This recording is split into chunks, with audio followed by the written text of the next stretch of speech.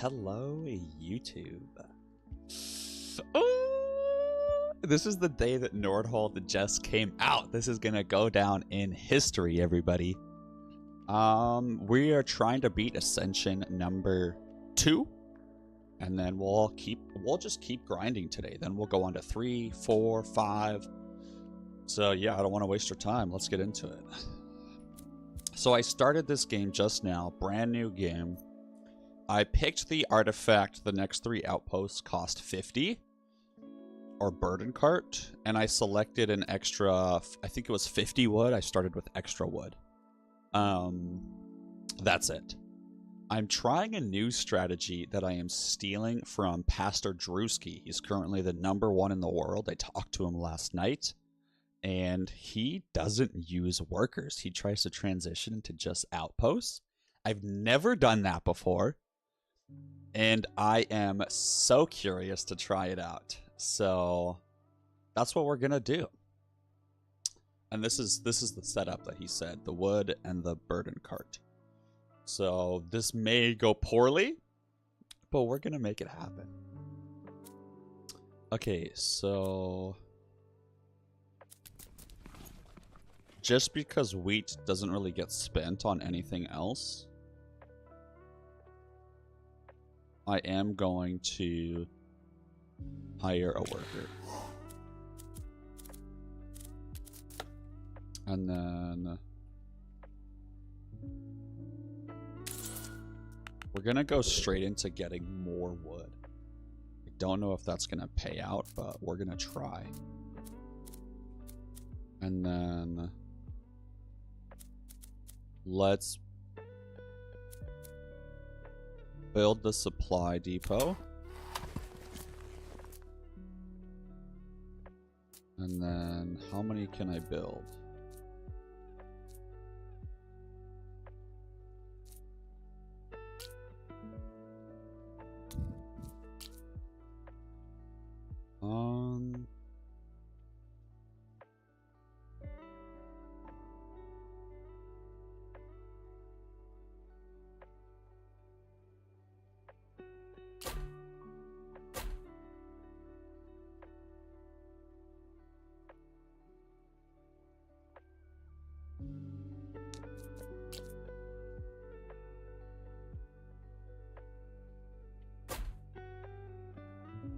Yeah, let's try that out.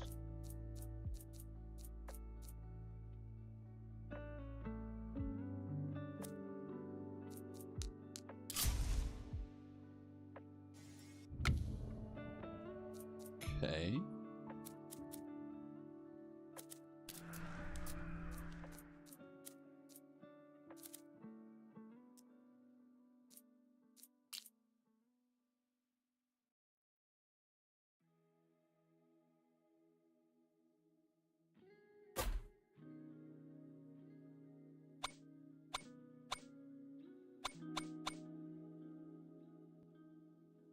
I don't know how I feel about this so far.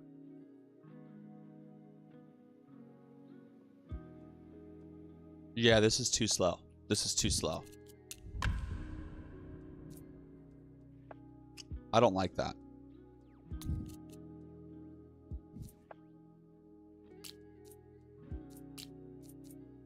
Oh, gain 50 stone. I want the rags.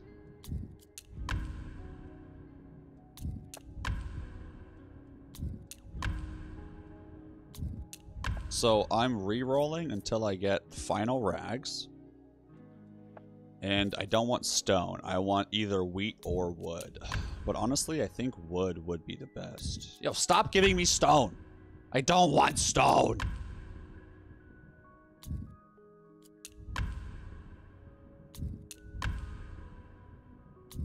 So I've never actually done re-rolls before, but Pastor Drewski introduced me to this idea last night. And it just makes sense. It just makes sense. Like, if you're playing the game for a more serious standpoint, or like expert standpoint or whatever, or not even expert, more like having a strategy that you want to employ, you know, and test out. So yeah, we're gonna go for this guy because it basically is start with an extra 20 gold, which is nuts. You can see the stats is allows spending up to minus 20 gold while in debt, lose 2 extra gold per wave. But that's fine. We're only gonna be in debt for 1 wave. And then 40 wood will help me build more stuff. Okay, so first thing, hire a worker, build the mine, put all my workers into the mine. Get the economy budget. We can actually do 2 times the economy budget. And then get 2 times that. And now, let's build our runestone tower that we prefer. Huh, and I have 30 extra wood. Yeah, let's go for the tavern.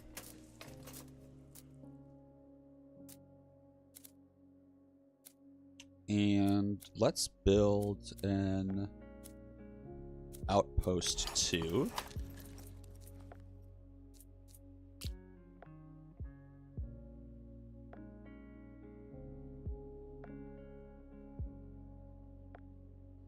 And I want to try to get as much wood as possible.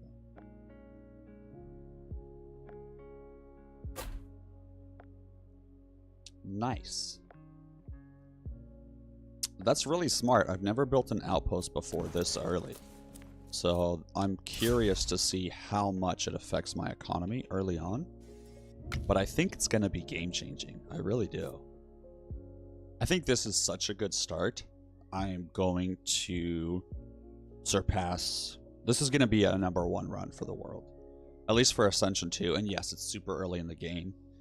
But it'll still be at top of the leaderboard for sure.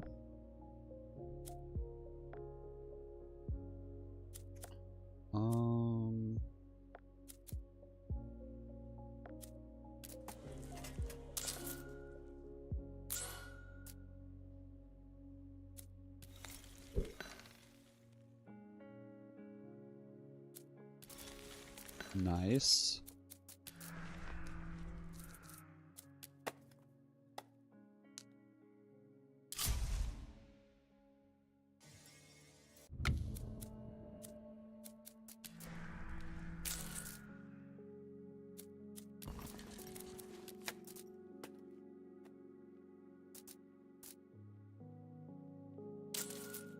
Nice.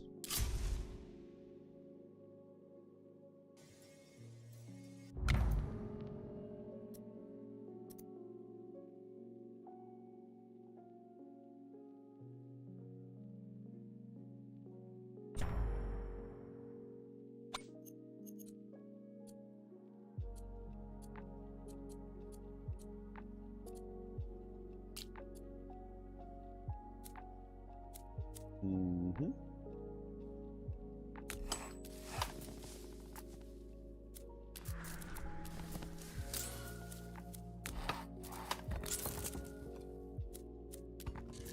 Holy crap, this is a good start.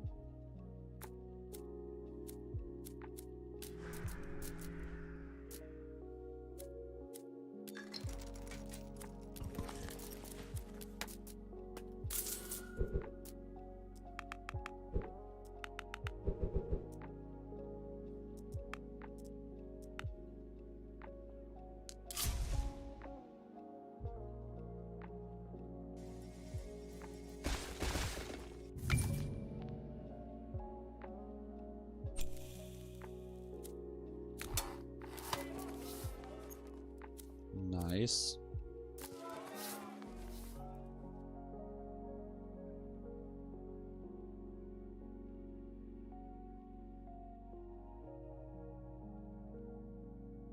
That's tough. Do I want the gold manager?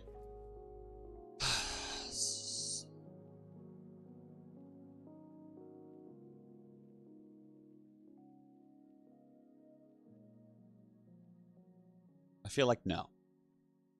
I feel like no.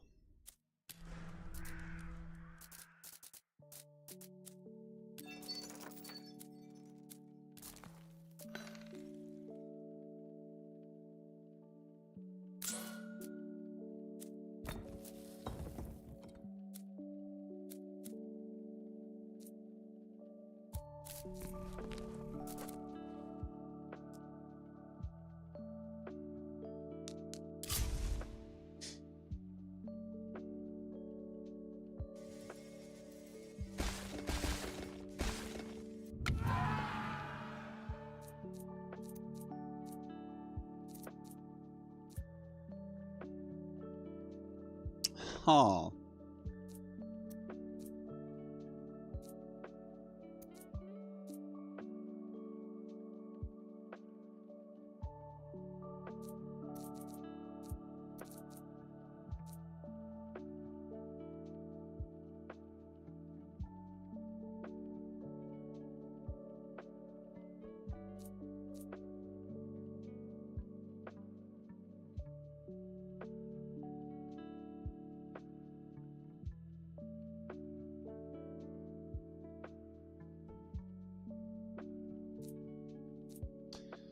So normally I really like getting a hero that has Arcane Explosion that boosts your spell damage by 1% every time you cast a spell. However, this guy has the Devastation, which is really good. But building upgrade cost permanently is crazy. And elite enemy chance is crazy. So his spells are worse. But I feel like these permanent attributes will be better for me than these temporary bonuses. Alongside, even though Devastation is such a good spell. The chance of getting more relics and more resources from the elite enemies, and at the same time, cheaper upgrades, like that's crazy. For the buildings though, right? Buildings. Not my towers. Let's do it.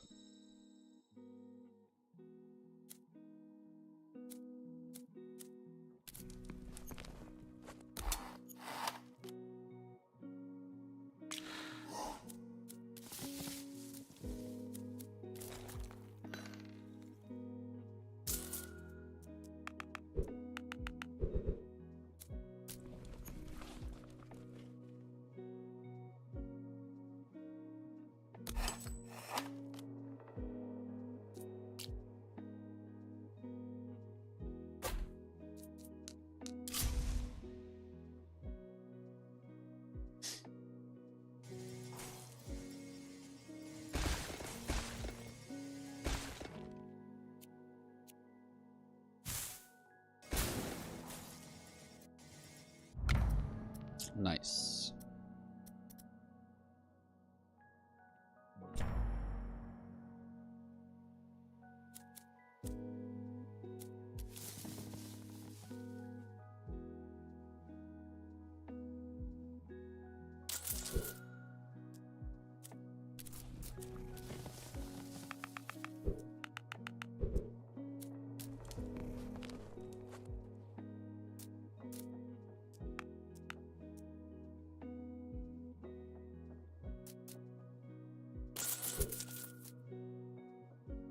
So hold on, 56 plus 70 is 126.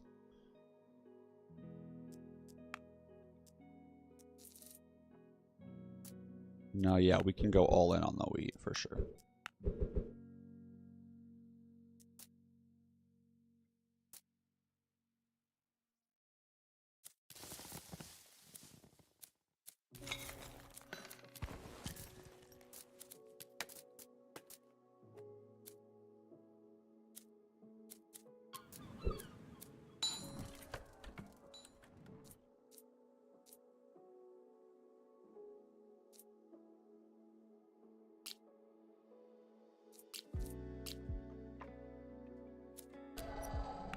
Oh yeah, I meant to sacrifice right away, but I forgot.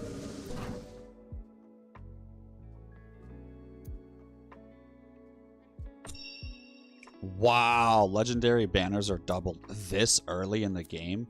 That's crazy.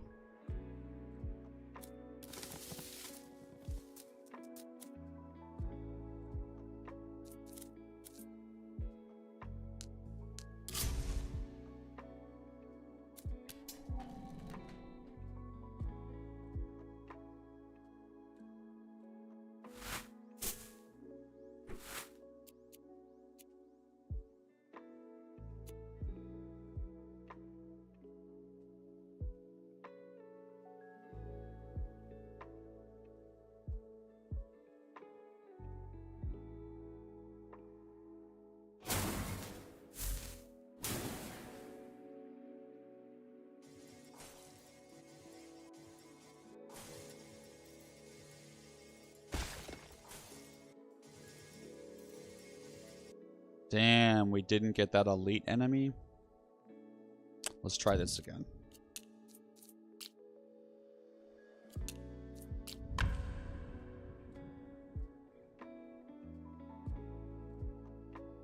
Yeah, I really care about getting that elite.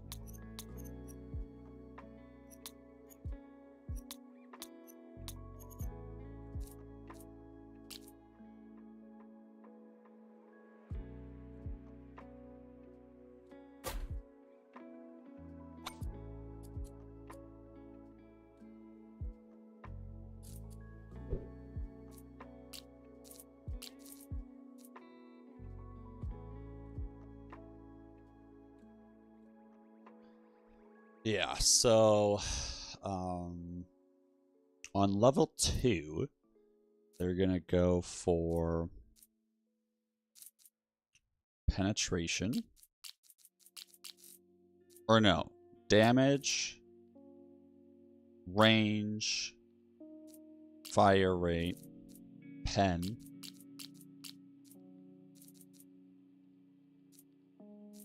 And then we're gonna go accuracy, and then crit chance, crit damage, crit chance, crit damage.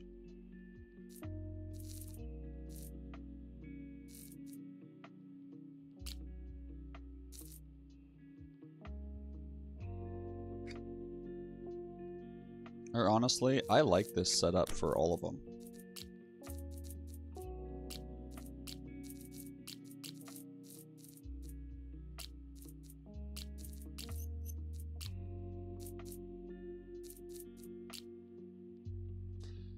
Robert Valiant! What's up, dude?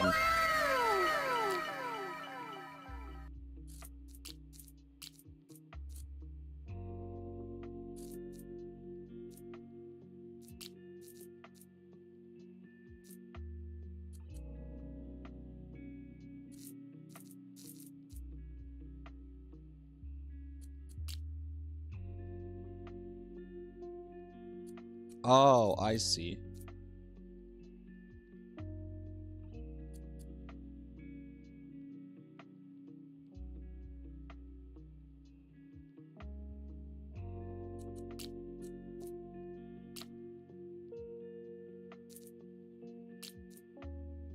I don't understand.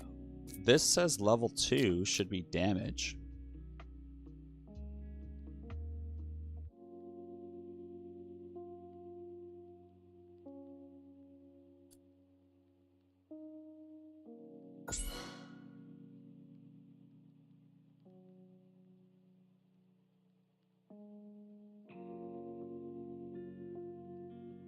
What was the first thing that I leveled up? I don't get it. Oh, because it got... Oh, so I just messed it all up. That's okay. This guy didn't even need the range upgrade. Cool.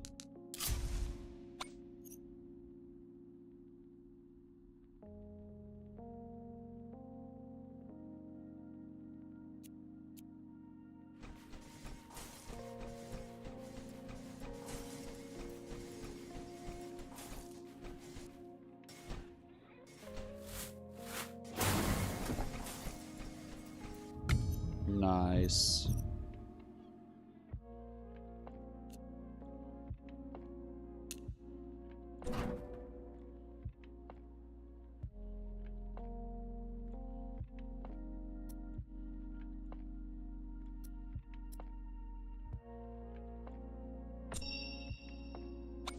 Oh, I should have done elite enemy chance.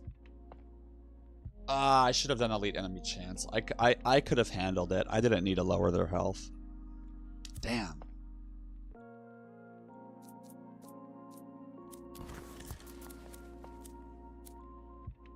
That is okay, guys.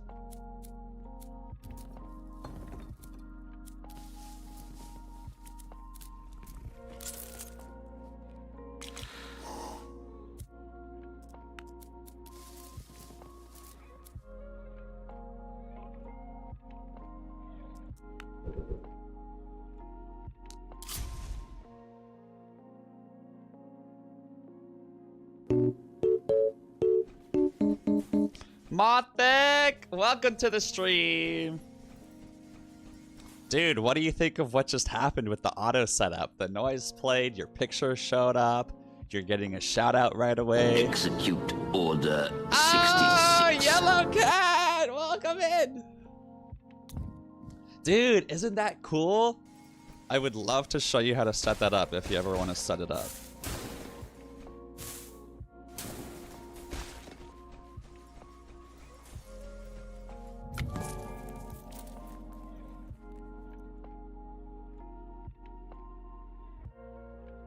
These are ass relics.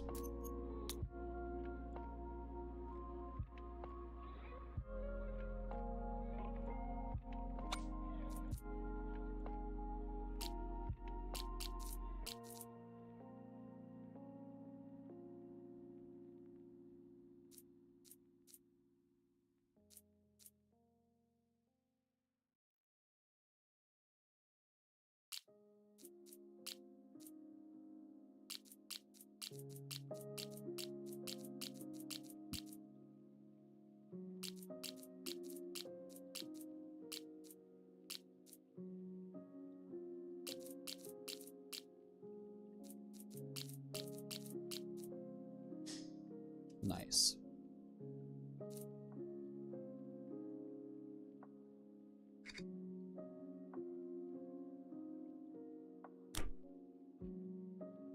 It works really well. Thank you.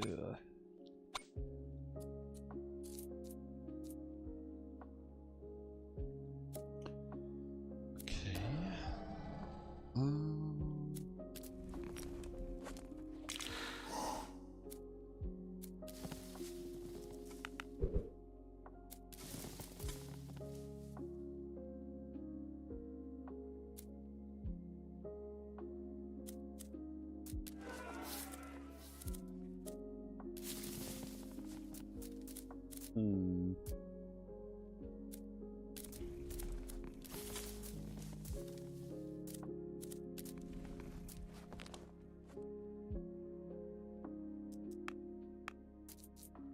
112 plus 126 is 238.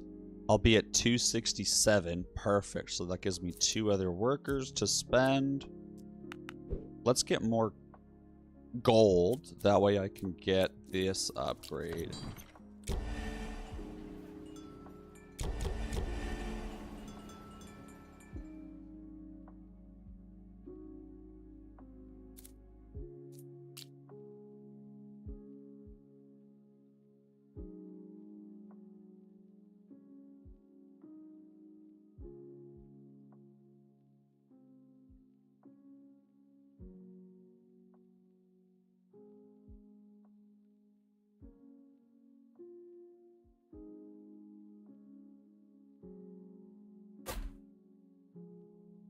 Yeah, Mothic, it's going well, man. It's going very well.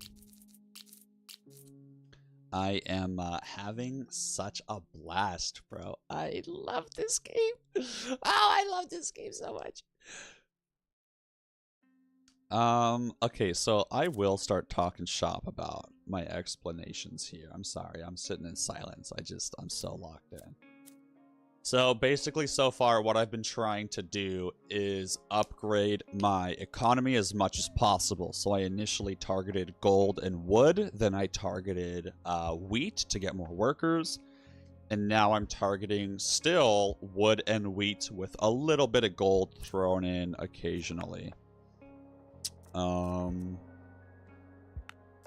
Yeah. So let's keep the party going. Ooh, the feast is available.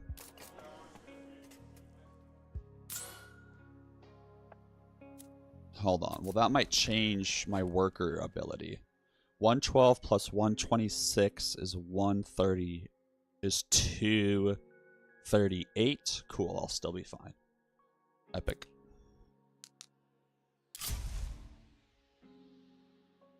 Oh god, I might die. Oh no, I built this tower. I'm fine.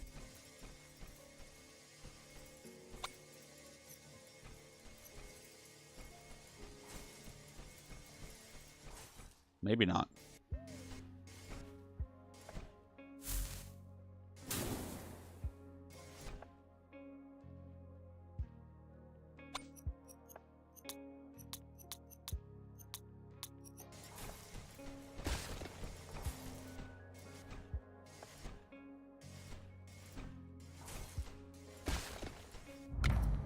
Whoo!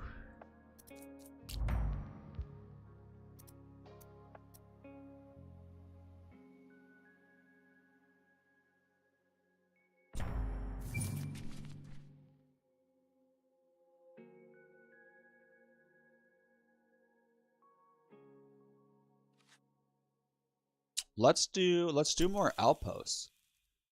Yeah. Okay, thank you, Mathik. Yes, I will be better about explaining my thought process.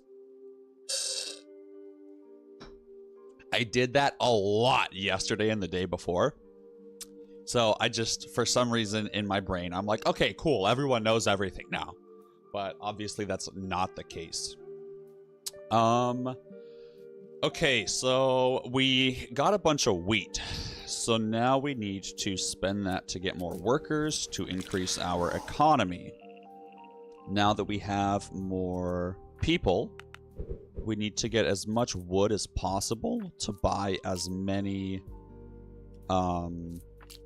outposts as possible to boost us up while we have that oracle bonus. Because right now the oracle bonus is giving us more resources from our outposts. I did just buff the boss's health by 30% right as we're doing the boss wave, and I only have 1 life. So I might be dead. But let's just try it and see what happens. Boss kills 1 worker permanently? F me.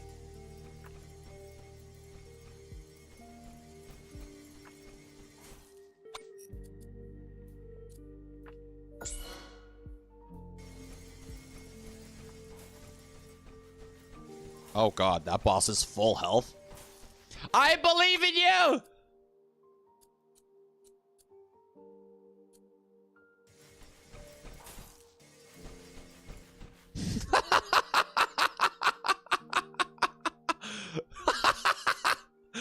Absolutely no shot.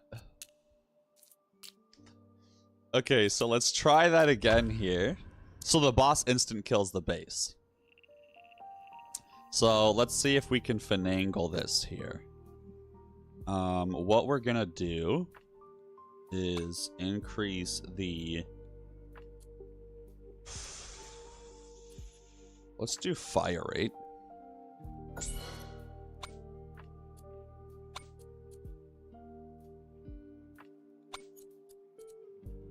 And then for this guy, we'll do range. And then this guy, we'll do fire rate. And then... if I need to, I do have my treasury to call on. Oh, I can get some spells. Increase spell damage by 15. That could be useful. Other things I could spend my gold on to boost my damage. Anything?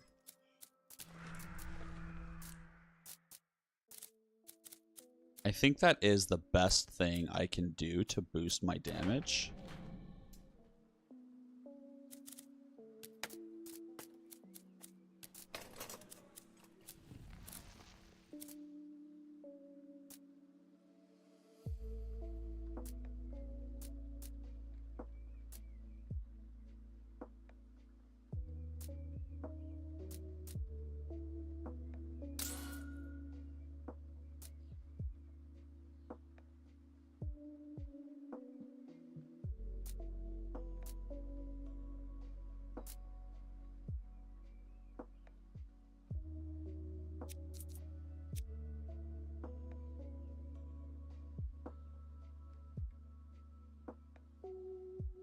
Let's try it out.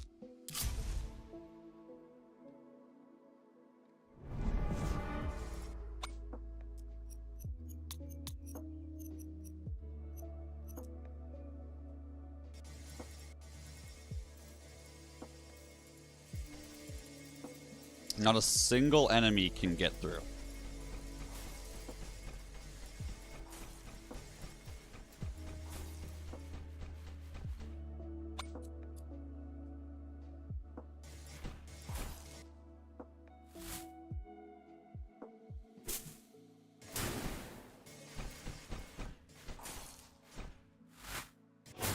Ah!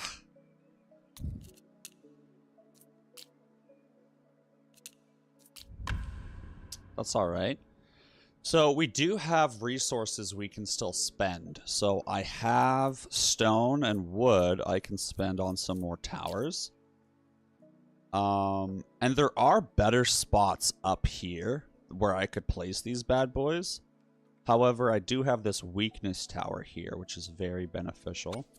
But honestly, right now it's only a 10% debuff. So personally, I think a better range positioning is gonna pay off more in the long run. So we'll just pop in. Yeah, we'll pop in an arc tower. And hopefully that is enough. Let's see what happens.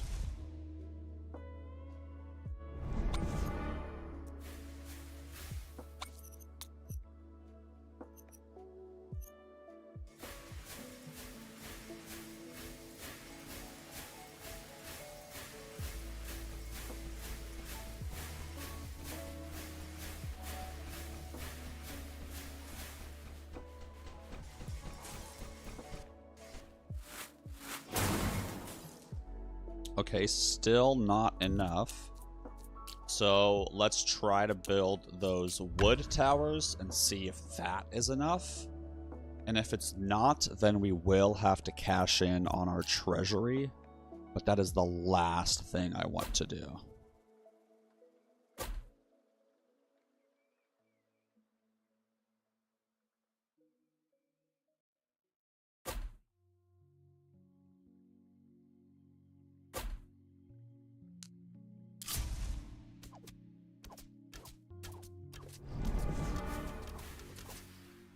Oh yeah, and then we know that we could kill every enemy without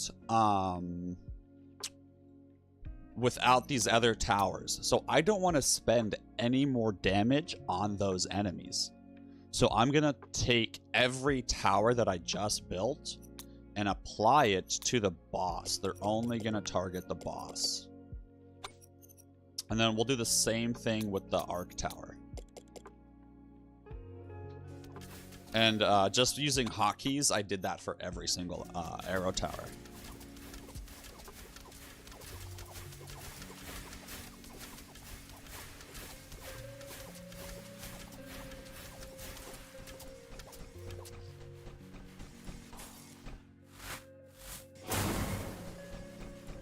Oh, we're so close.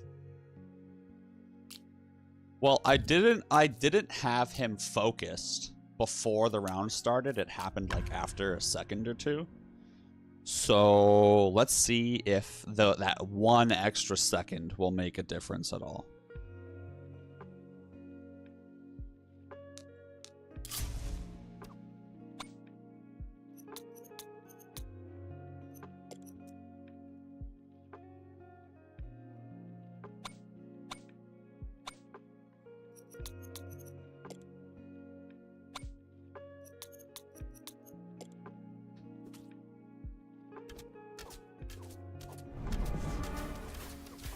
And then I changed my runestone tower to the boss as well, which may fuck me.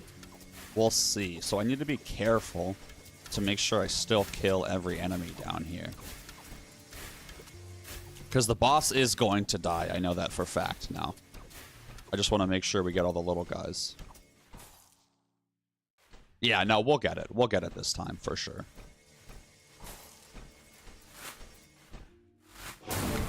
Boom. So before I open these, I'm now going to go in and sell every tower that I just built. And the reason for that is because you can only get banners, or think of these banners as tower upgrades. you can only get banners for towers you have built on the map. And so by deleting every tower before I open those crates that could have banners in them, I make sure that my upgrades are for the 2 main towers I'm playing with, which are Frost and Runestone. And then, before I open them, I'm also going to buy the trading post and get this upgrade. Increase resource yield from chests by 20%. That way, if one of these chests has resources, I get a little bit more out of it. Okay, so now let's take a little peek-see at our... So see, I had all my workers in wheat right now, and that was a big mistake. I should have had them in wood first, but it's not that big of a deal. The reason that that was a mistake is because I got a bunch of wheat, but I can't actually spend it because all my worker slots are full. I should have gotten wood so that I could build another house before I get more workers. And then I am going to delete this shadow tower because I want to make sure that I get Frost Tower or Rune Tower. Oh, the freeze? Yes. I love a good freeze. Oh, Staff of Frost. This is so good. So it does damage to slowed enemies, is multiplicatively increased to 125, which means I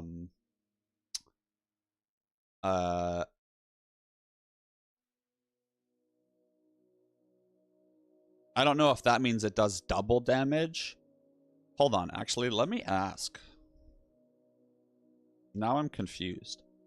I think that means that it's times a quarter, not double.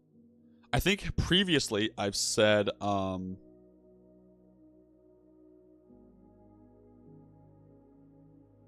what's it called?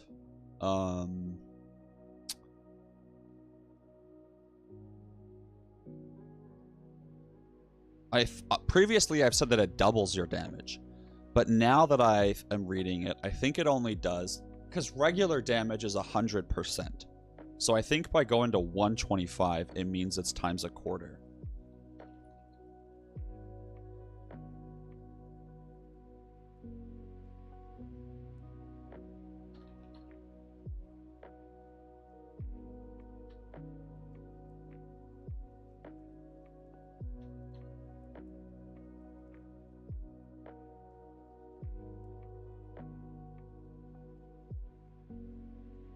So yeah, just to confirm, this does not make your damage more than double. I'm so bad with like percentages and understanding how they work in terms of like additive or affecting other things. Oh, man.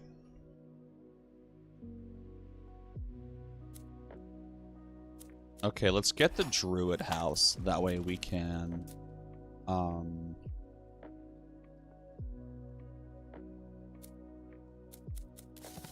boost the amount of resources down the exploration, and that's super important. I really should have prioritized this much sooner, actually. Yeah, I should have prioritized this much sooner. So for future rounds, and the reason for that is because I'm gonna transition to a outpost build as soon as I can.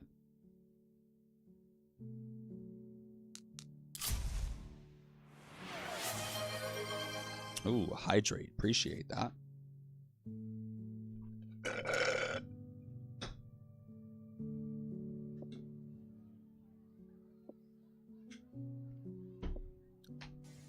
Mothic, what's going on with you today?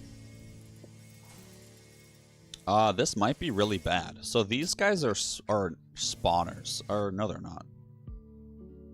Damn, really?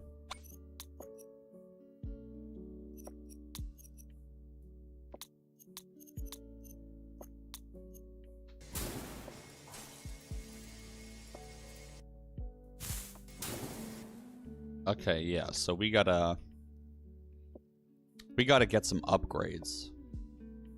We're just gonna try to survive this by investing wheat in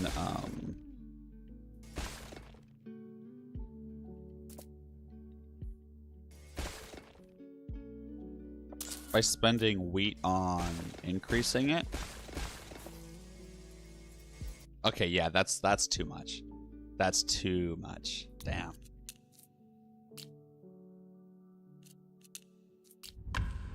You have work today, 10:30. Oh, I'm sorry, Yellow Cat. I have class today from roughly the same time, but I'm just not going. I'm having too much fun on this game.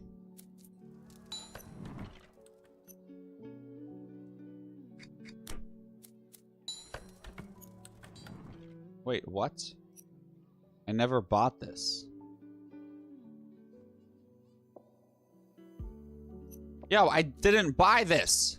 Stop! I never bought this. Look, see?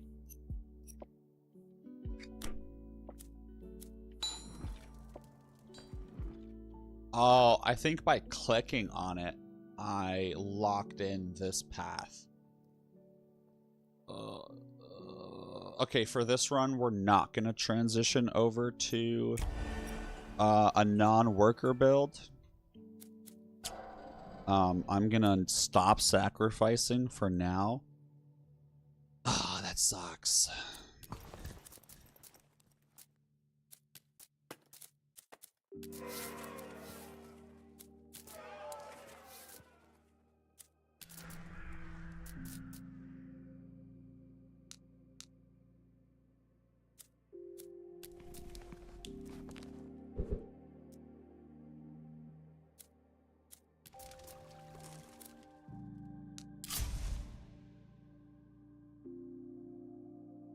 Oh, wait, I died. I need to build some towers.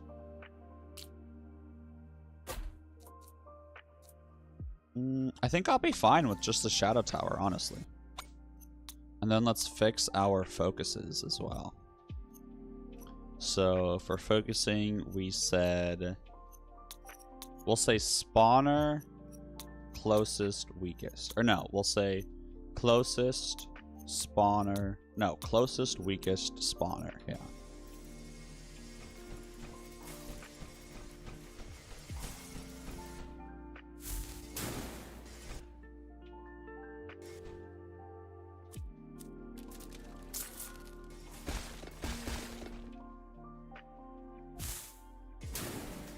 Ooh, so close. Ooh, so close, man.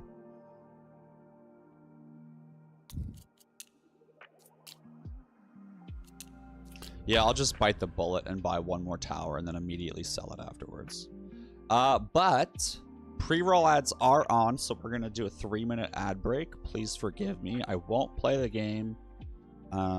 So yeah, I'll wait on you guys.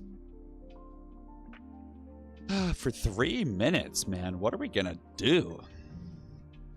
I guess I'll further explain the game for anyone that doesn't know.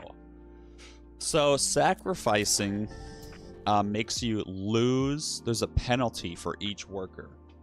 So like if you have 10 workers and you sacrifice one of them, sure, you get like a good bonus, right? Of some sort of banner or relic or whatever.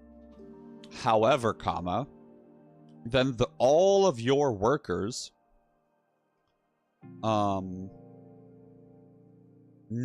lose a percentage of their productivity, which is not good. Lego, welcome to the stream.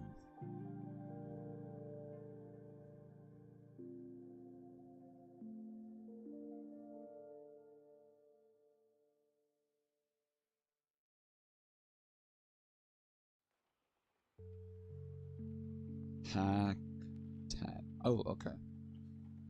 Hold on, I need to fix my streamer bot really quickly. I guess we can do that during the ad break. I want to change the welcome message to say welcome in user hack 10. And then, yeah, we'll also say hack 10 for this one. And that should change the emote when people show up. Okay, so yeah, I need a tower for this. So we're just gonna build an arc tower again. And I think that'll do the damage that I'm looking for. And we will make this the most health. Or no, we'll do the largest cluster. And then most health. And then spawners. And then this guy, we're going to do most health, focus until death.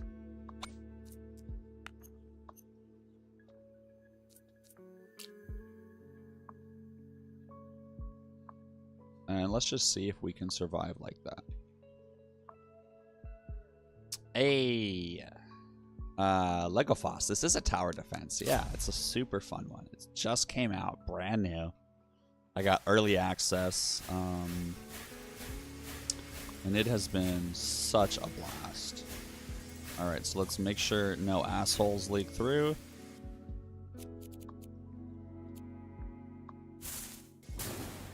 Oh, that's not good.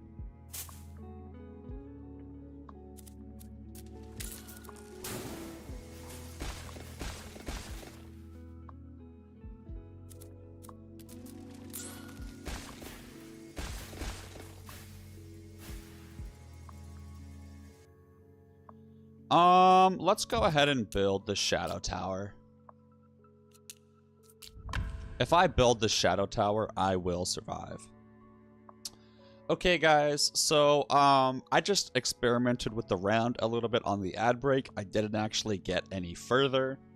I built this arc tower, and I changed up the focuses a little bit to be more optimized. And that's really all I did. Okay, so we're going to try to build this shadow tower in the hopes that it will save us. And then the frost tower doesn't actually do... No, yeah. We'll be fine. We got it. Now we got it, absolutely. I only have one life. How funny.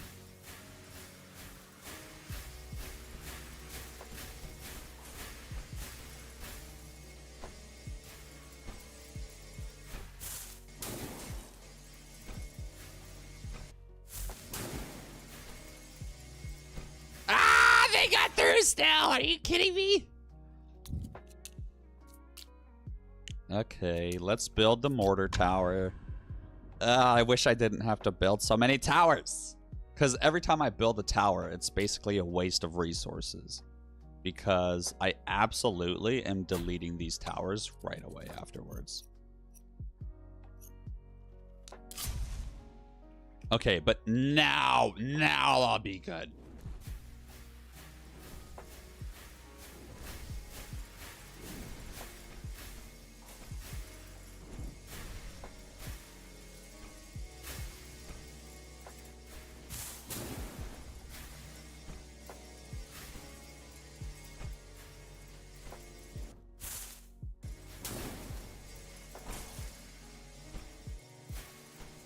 Oh!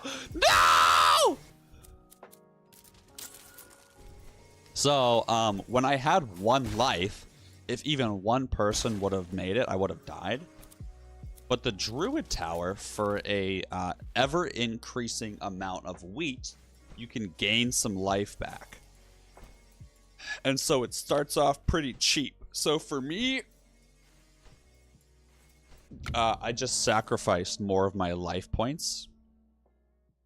Okay, so we have a banner choice coming up. I do want to leave these towers here until the end of the round. But the banner is going to show up once the round ends, which is like an upgrade, as you guys remember. And so to prevent the upgrade from having the option of upgrading towers I don't care about, I'm going to delete them all very shortly, right before the upgrade happens. And yeah, I'll have to rebuild them. Also, I forgot to get the university early, so that is tough. And then in terms of my economy, I think it does make sense to get more outposts sooner.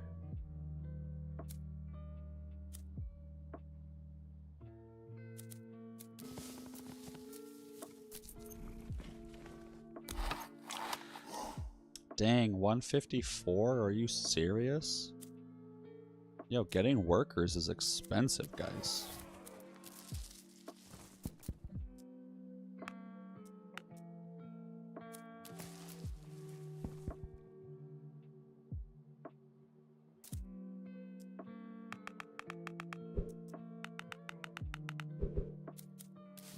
So to get 2 more workers, it's gonna cost me, you can see the cost is 154 plus 168.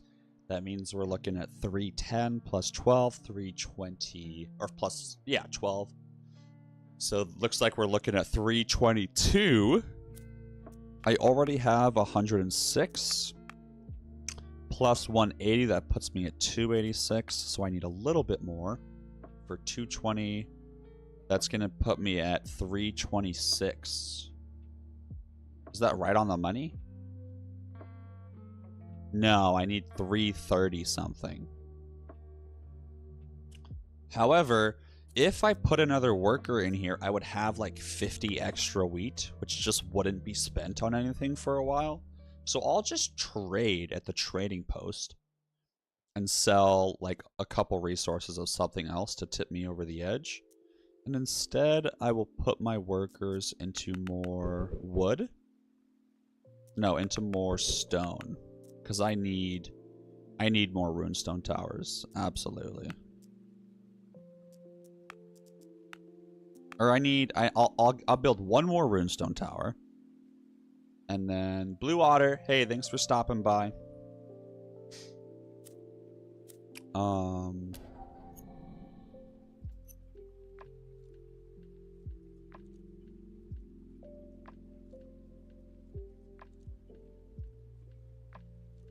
Actually, it's getting really costly to build more workers. And I don't even have the tavern or swift service. I think I'm gonna transition into just getting wood so that I can build more outposts.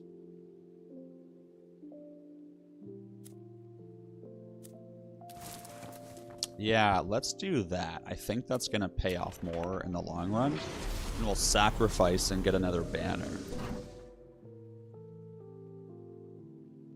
Oh, yes, please. So, getting a rare banner instead of a relic is really good because the banners will stack my people and they will increase my fusions. So, if you get more banners, if you get 3 of each in 2 different towers, you can sort of get a benefit that applies to both towers and like kind of synergizes them together. I'll explain that when it happens. So I have extra wheat that isn't really going to be spent on anything. I guess I could get swift service. Yeah, let's do that. It'll help me out just a little bit.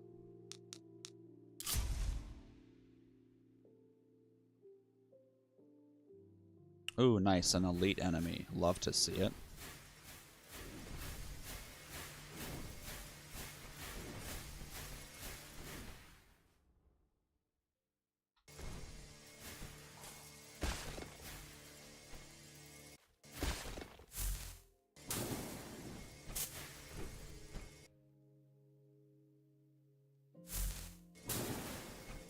Yeah, I absolutely need more towers. So, I mean, I made several different mistakes this run. One... Well, no. No. We're still fine. Well, honestly, no, I'm in a really bad position. I don't have any resources to build more towers, and they were really getting through. And I didn't start the university until way later. So I'm just gonna restart, guys. Yeah, I really fucked up this round. Unlucky.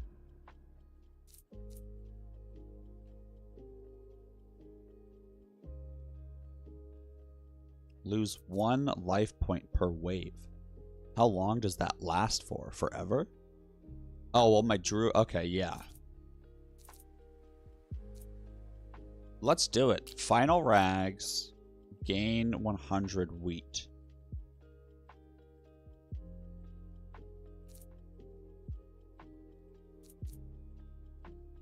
Should I do the burden cart?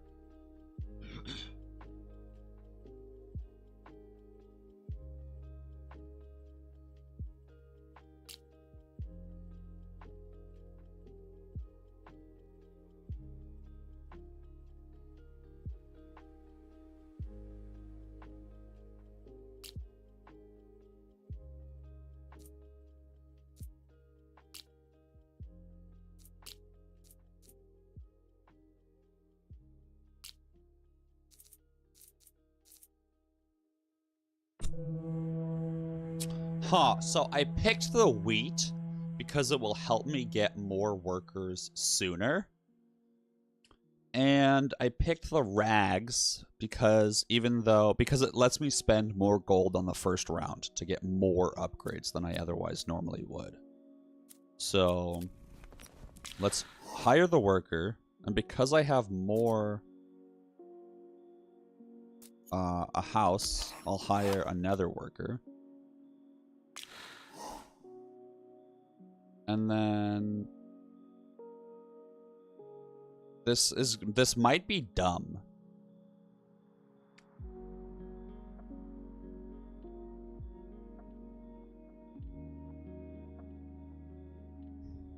Dang, I fucked up, guys. I messed up. But it's not that big of a deal. So in order to get this worker, what I'm gonna do is get the economy upgrade. And then I'm gonna get the other... I'm gonna get pro creative power. Now I can afford this worker. Gold mine. And then I can get this twice. Okay.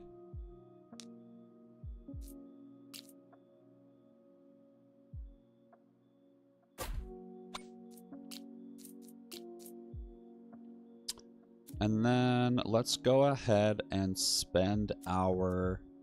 We have 13 more gold. So are there any upgrades I could buy for 13 gold that would benefit me right now and boost my economy in some way?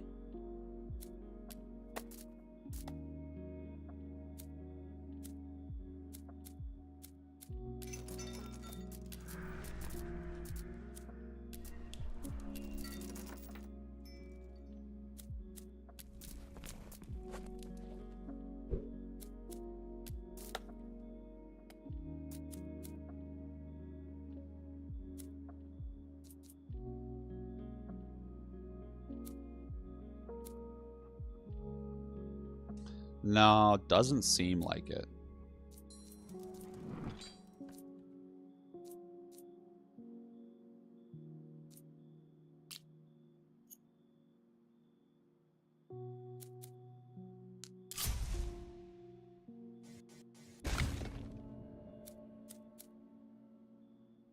Oh, actually?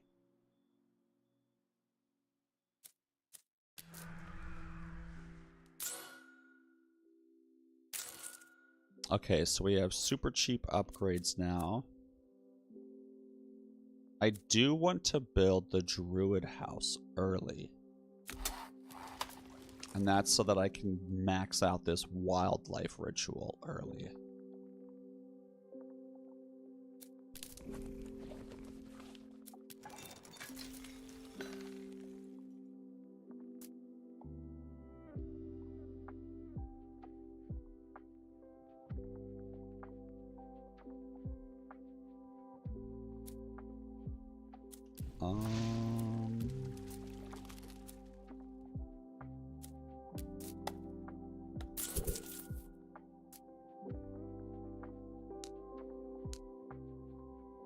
Okay, here we go.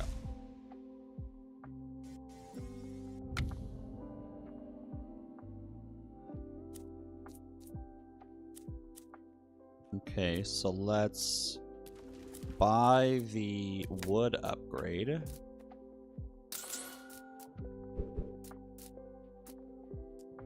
And now we're gonna put all of our workers into wood.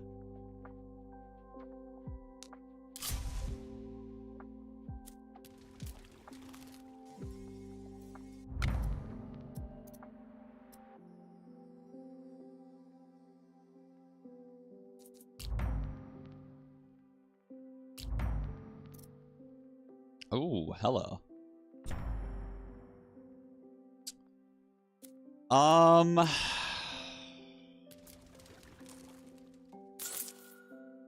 Yeah, so now we have way more resources showing up in the future exploration. And that really should boost my outposts and how good they're gonna be in the late game. Because I'll have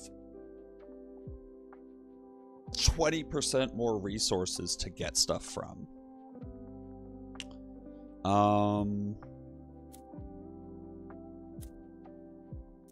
So now let's transition back over to gold.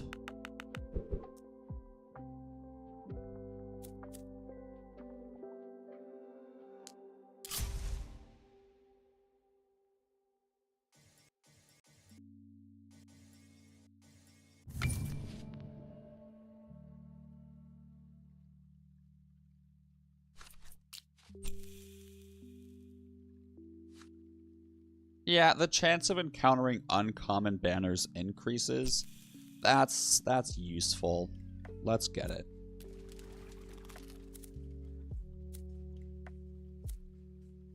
Okay, and then there's my 28 gold.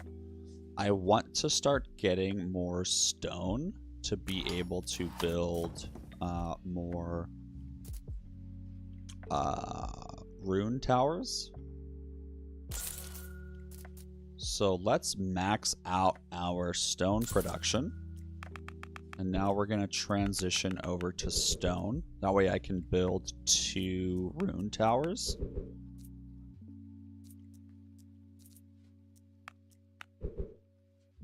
And hopefully that will enable me to get those bad boys upgrading sooner and also survive these waves better.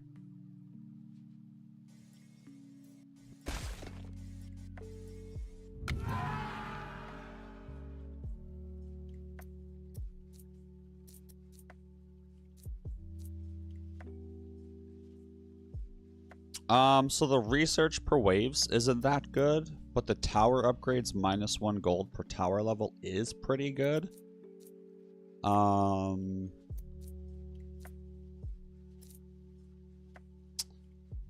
Yeah, we're gonna go for this guy.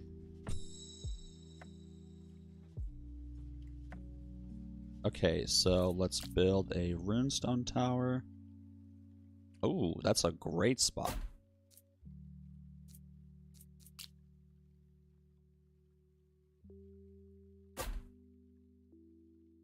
Perfect. Runestone and frost. What a good combo.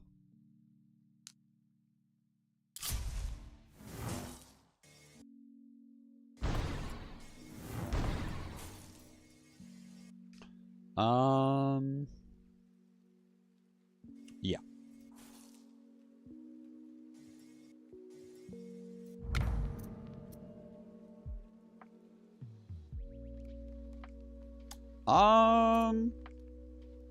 Yeah, why not? So that Nova upgrade that I just got grants +1 energy per Frost Nova. And so, but it has a 15-second global cooldown. And so I'm hoping that that will boost the amount of energy that I get, which will let me cast Arcane Explosion more, which increases my spell damage, which I have arc or magical charge, which boosts the damage of my runestone towers based off of the spell damage bonus. And so essentially that banner that I just got is indirectly boosting my runestone tower damage through through a double chain. So that's interesting. And then I'm gonna explore first before I place this tower. Do towers get the gold upgrade?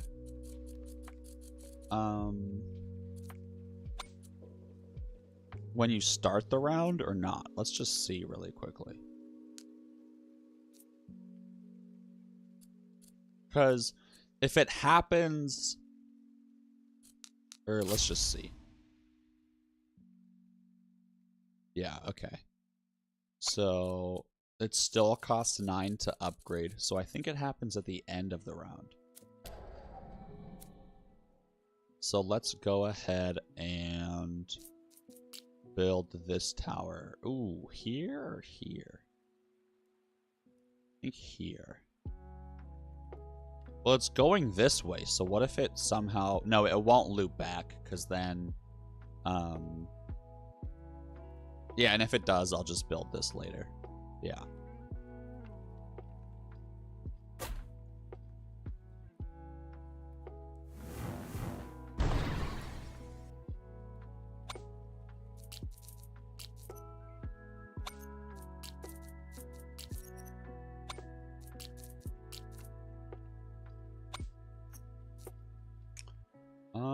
Okay.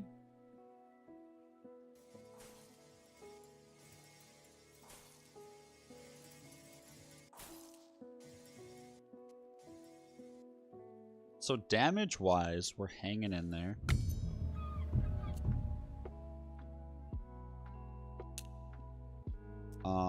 Let's go ahead and transition over to more wood.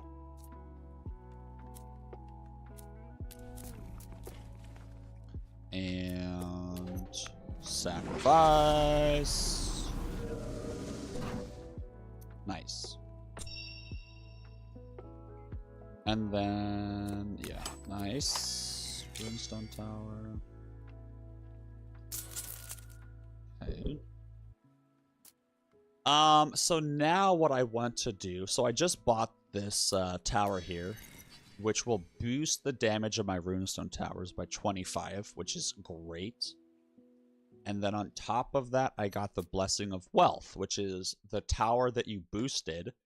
It has a 4% chance to spawn 1 gold when you kill someone. And because they're basically killing everything, this hopefully will provide me plenty of gold.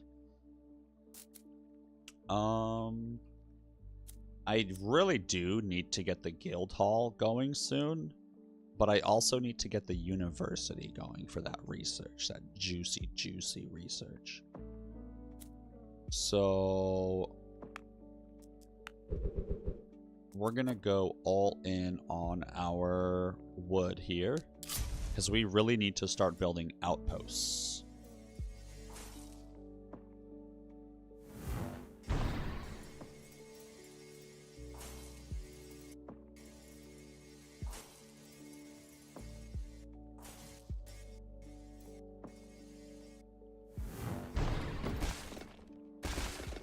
Nice, we got the elite. That's good. Ah, crap. These would have been great.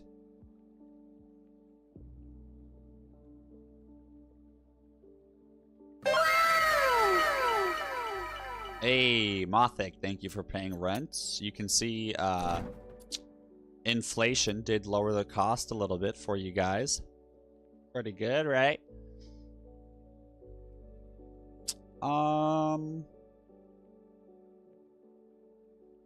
Let's go ahead and buy... Should I get stone or gold? I think I'm gonna get gold.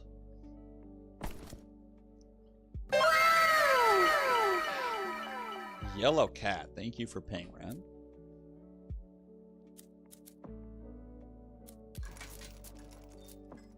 Oh, I should have bought Trader's Gift before the market choice. Oh, so Trader's Gift makes it to where the next common relic you buy is free. And it's only 6 gold. It's super cheap. So I would have been able to get one of those relics for free had I remembered. Oh, that sucks. So I really need to start spending this wood to get more wood.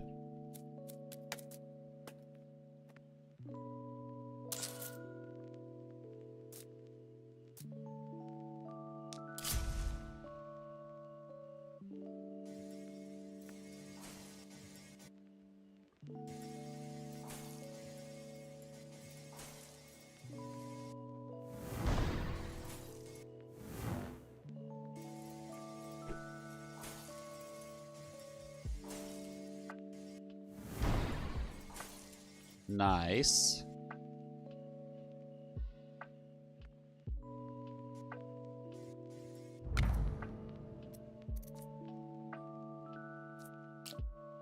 So banish makes sure that banners will never show up again.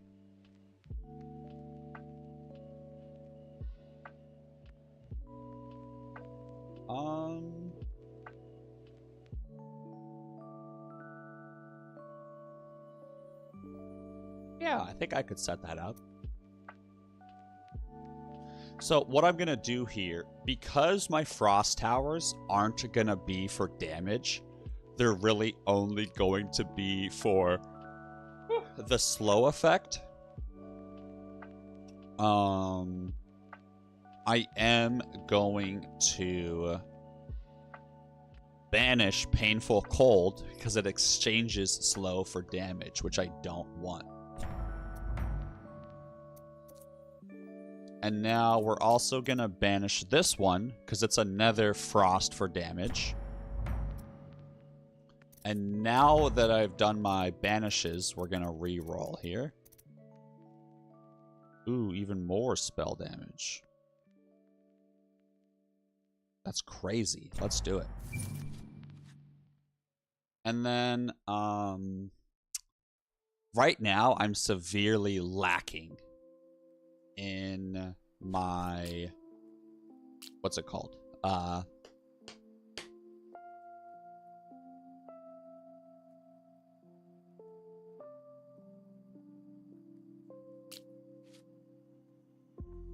In my damage, my DPS. I've been really focusing on my economy. I'm probably gonna die to this boss. So what I want to do is make sure that no elite enemies spawn alongside the boss. Just to make sure the round is easier. So for the next 5 waves, no elite enemies will appear. I'm tempted to get this to help me survive.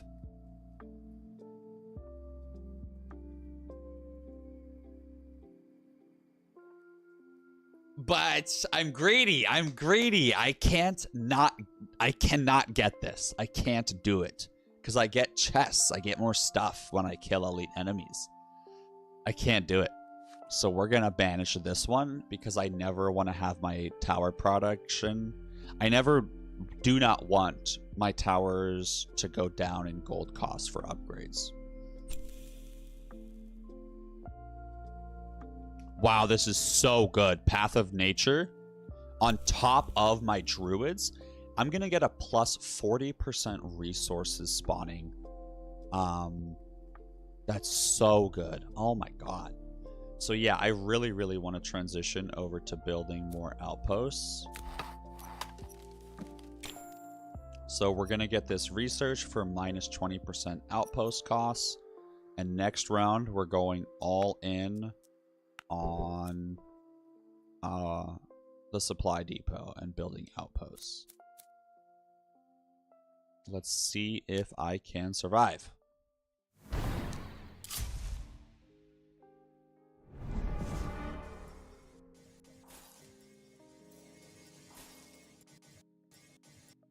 Hey, Zazuno, welcome back. Okay, and you see I tried to make my emote show up with hack 10, but it doesn't work. So let's just change that really quickly.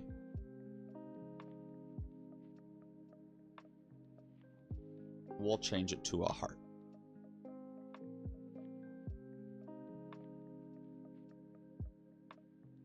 Okay, yeah, this is Ascension 2, Zazuno. And so you can see I have 3 energy. Where did that 3rd energy come from? It came from my Frost Tower banner chance, where I have a chance to get more energy.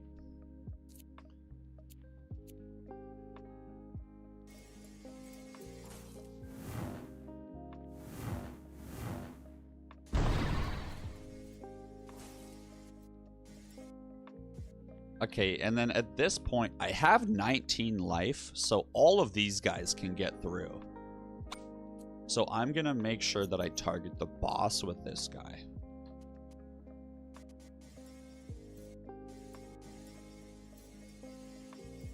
Okay, yeah, no shot. So... yeah. Oh, it's not that bad.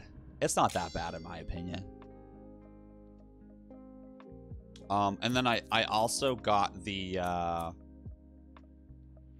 next boss gets 30% HP, but you get more resources. I think I bought that at one point.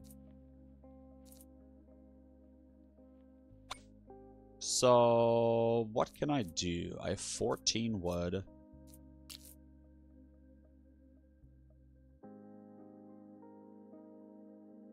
So let's build here. So now we have a weakness tower, which will apply weakness before they reach this shit. And then we're going to try to make this area as juicy as possible. So that when they have weakness, they are doing the most. So then we're going to do boss. Or here, we'll do weakness.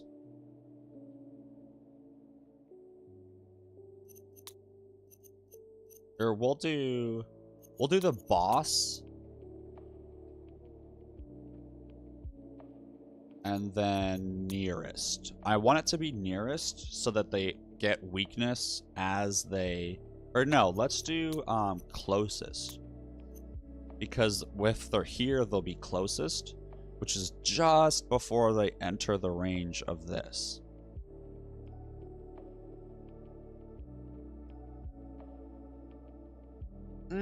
No. Let's do nearest. Because it only lasts for 5 seconds. Ooh, Zazuno. Fun. Yeah, I'm excited to see them. I'm trying to go through all the Ascensions. And let's also take a look-see at...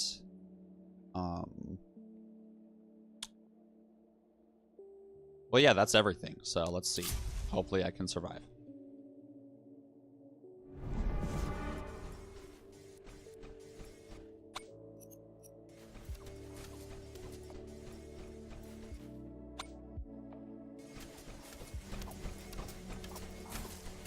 Oh, yeah, I'll be fine.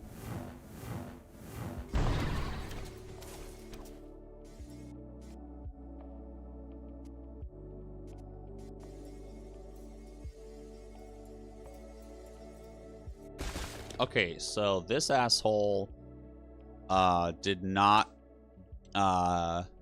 take enough damage, but I know why. There was a small period of time in which that last tower could have targeted the boss, but wasn't. And the reason for that is because even though I have him set to prioritizing the boss, he was targeting some other enemy before the boss entered into his range. And I have focus until death on. So I'm going to turn that off. That way, even if he's shooting this guy first and the boss shows up, he won't continue to shoot this guy and try to kill him. He'll immediately stop and target the boss. And that will give me enough DPS to kill the boss. Yeah, Zazuno, it should.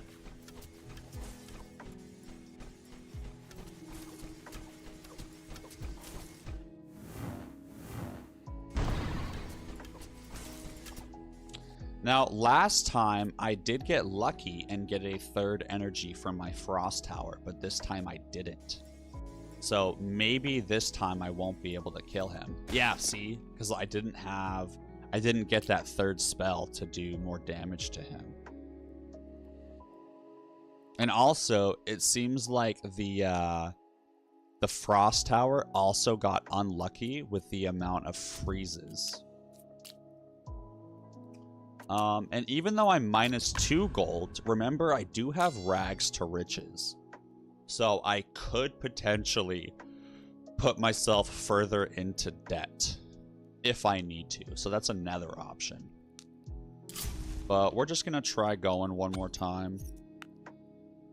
And we're going to turn off focus until death on every tower. Yeah, cool. And hopefully that makes enough of a difference. And then if this still doesn't make enough of a difference, instead of using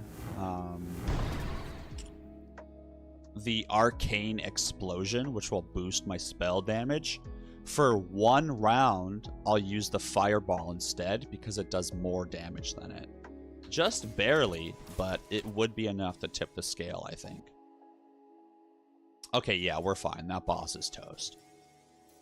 So see, just by doing a little bit of optimization, you can definitely get more DPS on the targets that you want to.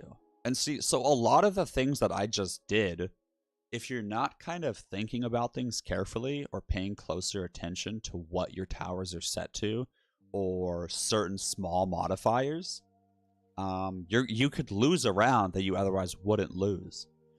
And so that's why when we get to the later rounds and we repeatedly lose and try again, it's because there are different strategies which are so much more effective than others.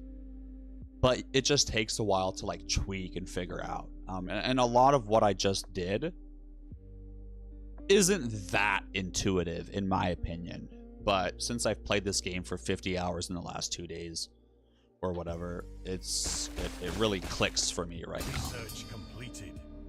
Okay, so then before I open these, remember, I don't want to get upgrades for towers that I don't care about. So we are going to demolish all of that so that it's just frost towers and rune towers. And then I want to make sure...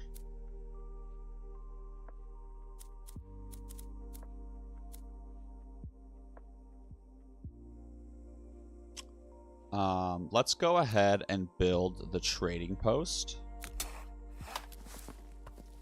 Or yeah, Mothik, you know what I'm saying. I played a bunch. And I want to increase my resource yield by 20% from chests. Just because I'm most likely going to get some resources from one of these chests. And especially with it being a legendary chest, a 20% increase would be fairly dramatic. And it also allows me to... get trading ships to help me get more gold as well. Oh.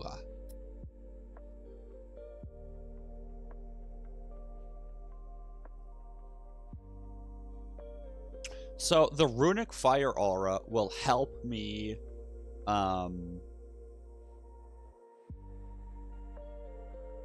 stack runestone towers in one location.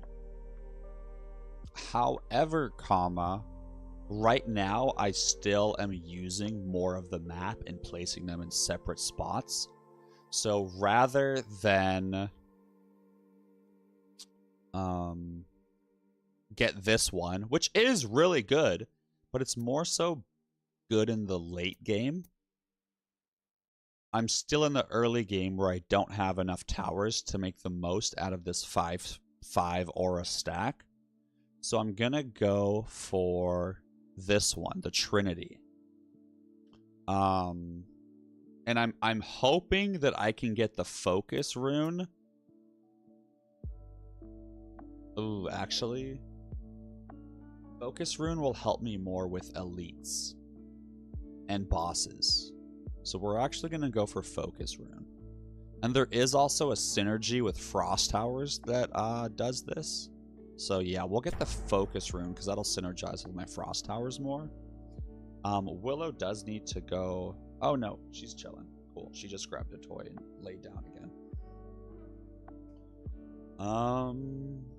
And then, yeah, it's wave 11. Oh, just kidding. It's wave 10 only. Duh. Let's see what else we get.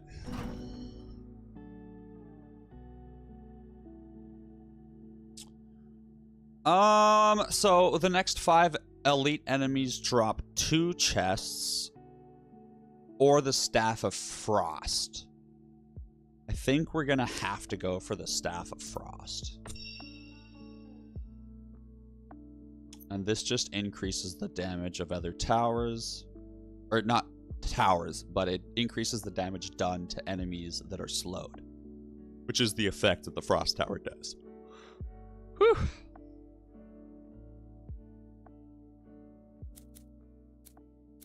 Okay, and now we are really going to be trying to get more wood. Oh.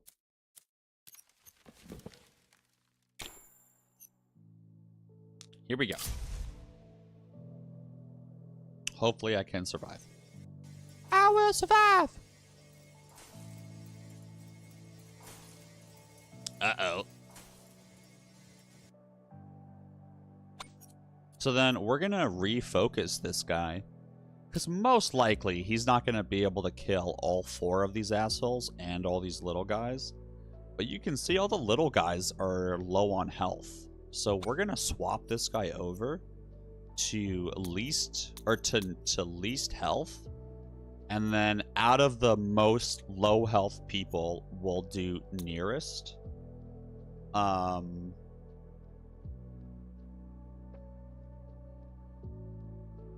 then on top of that, we'll focus elites, just in case it's a choice between an elite and a regular. Because elites do 3 HP damage, whereas regular just do 1.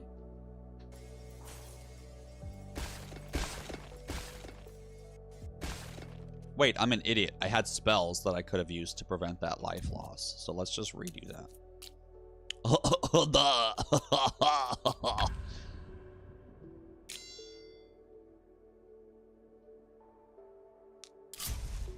But I do wanna make that change, regardless of if I need it this round or not. And then I feel like this is the best like loop around that makes the most usage of the radius.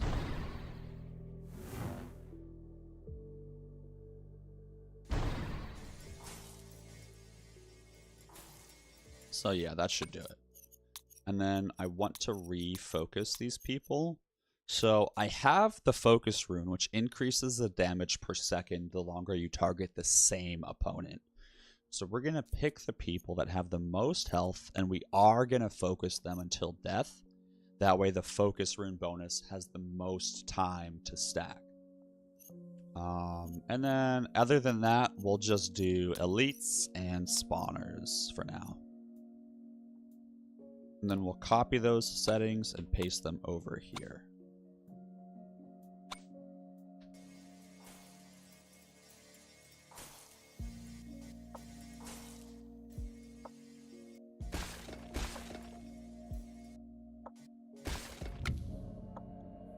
Huh.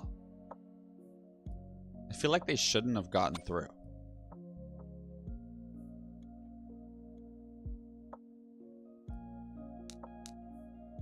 That was weird. Whatever.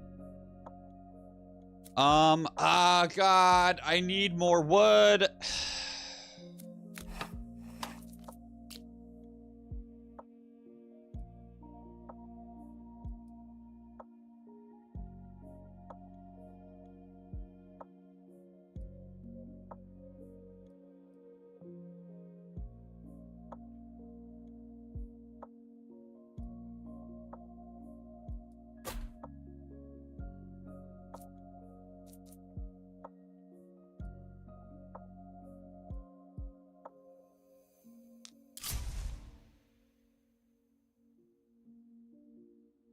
So I spent a lot of my gold trying to, what's it called?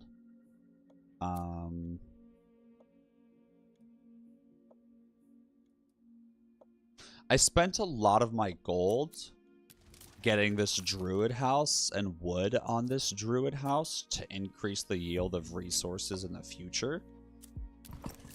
And then I also spent 40 wood on the supply depot. And then I also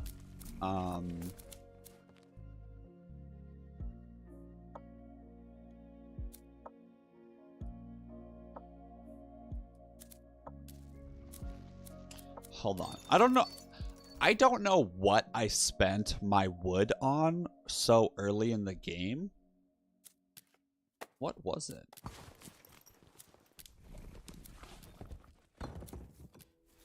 I don't know, but I tried a little bit of a different strategy with sacrificing workers super early and at the same time trying to level my outposts sooner and try to increase the amount of resources on the map sooner than later.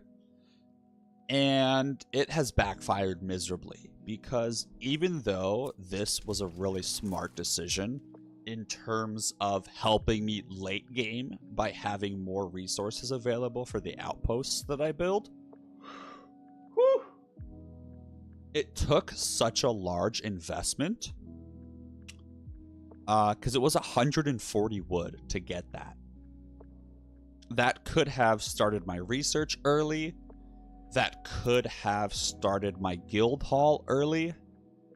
That could have gotten me the tavern and boosted the productivity of my workers and probably also bought a house and another worker. And so I definitely went about trying to build... I went about trying to help my outposts correctly, but the late game benefits are in no way, shape, or form even close to the benefits that I would receive by getting the rest of my economy up sooner. So for that reason, I'm out. So we're just going to lose this round, and we'll restart. And that's what I really enjoy about roguelites, is you can experiment, try different things, and it's not a big deal if you fail miserably. Because in other games, I'd be upset if I kept dying this early. But, yeah, I'm not stressed about making the wrong decisions anymore. Because I was #1 in the world. I was already on the leaderboard. I already lost my spot. I was #1 for like 10 hours. But I got a bunch of screenshots of it, so that's all that matters.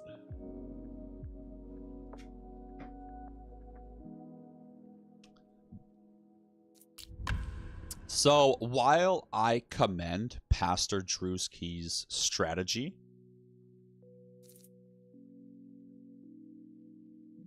I don't like it. Okay, so for the first 10 waves, plus 20% elite enemy chance, and they get 60% HP. That is fucking nasty. However, elite enemies' HP will be reduced to 80.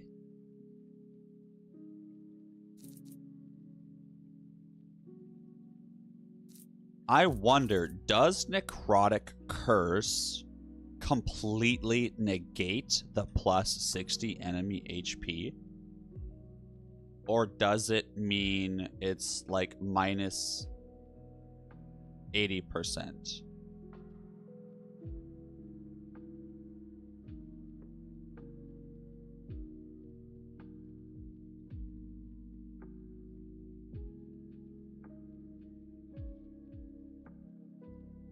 Does the Necrotic Curse does the Necrotic Curse cancel out the elite enemy HP? Or does it just lower it by 80%. It says reduced to, not reduced by. Because if Necrotic Curse just immediately cancels out the enemy HP, this is a super lucky RNG, because getting 2 chests at the start of the game is an insane amount of resources.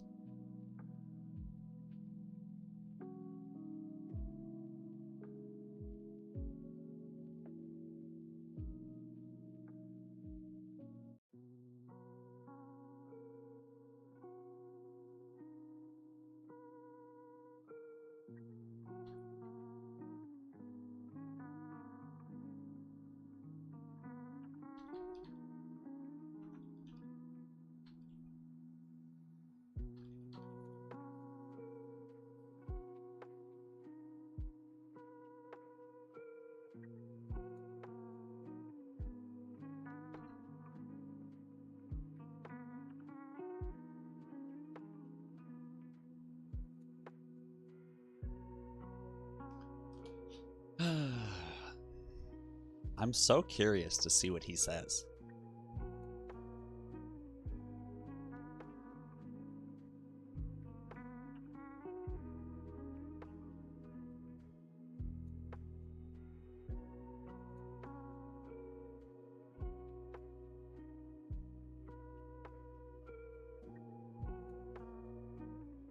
Because per the wording, my interpretation is the one that benefits me more, where their HP would go up to 160%, but Necrotic Curse would take place and set it to 80%. Or does Necrotic Curse happen first?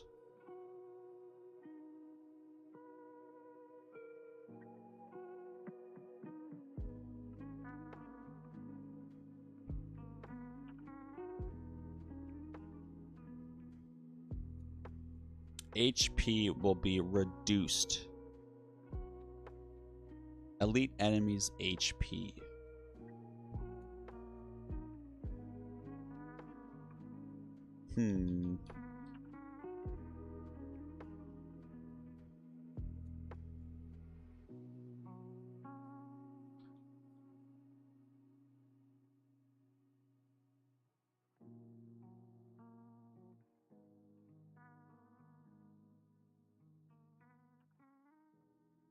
Epic. We're gonna risk it.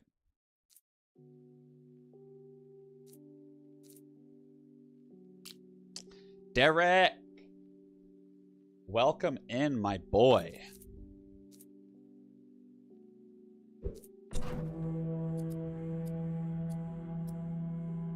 So we're gonna go for gold.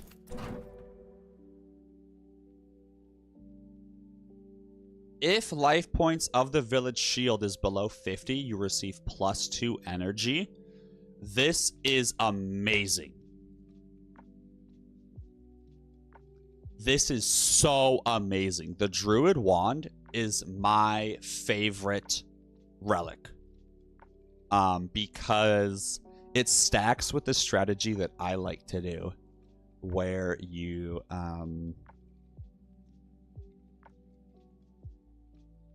do the whole spell damage bonus thing. And then funny side note, yesterday someone thought Lil Hack was not a bot. They thought it was a real person, and they responded and was like, "Oh, thanks for welcoming me in." And so I'm actually going to, for the welcome message, I am going to add a delay.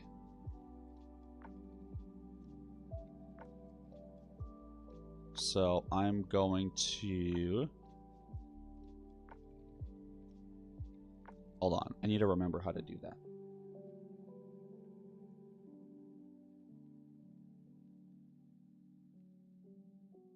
Core. Actions. Or no, core.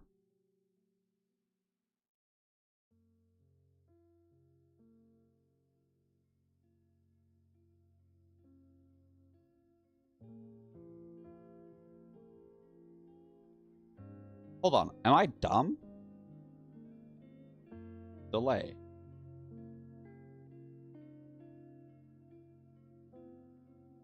Oh, it's okay. It's a sub action. So we're going to copy this. I don't even remember how to make this sub action. Derek, I did make it cheaper. It's $2.50.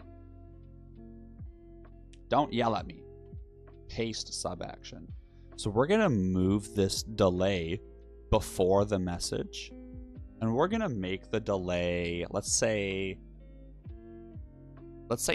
20 seconds. And I think that will be enough time for them to think that it's a real person. They'll be like, oh, he saw me and they said welcome, like it's a moderator. Oh, we're playing mind games, baby.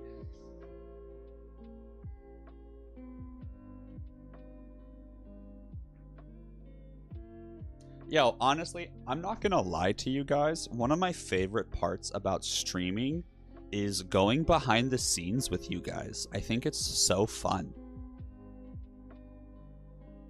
Okay, so we have a lot more wood and a lot more gold.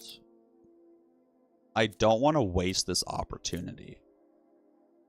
So, first things first.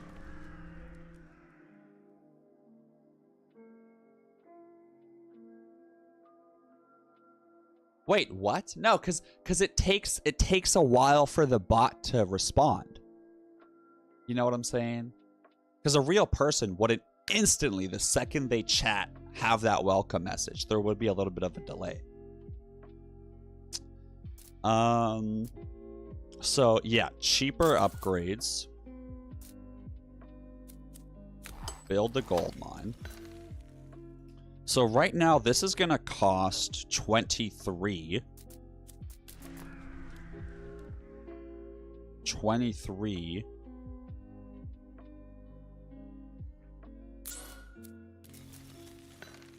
Nice.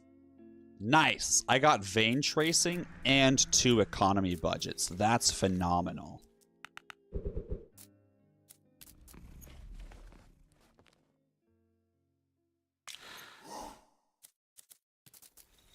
We got another worker. And then I'm going to go ahead and build the tavern to get this swift service.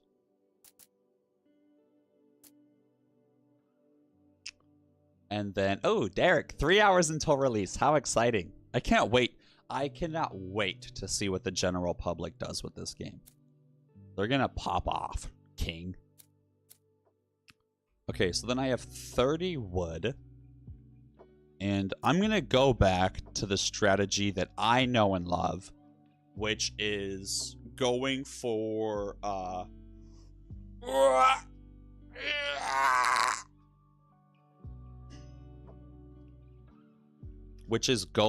more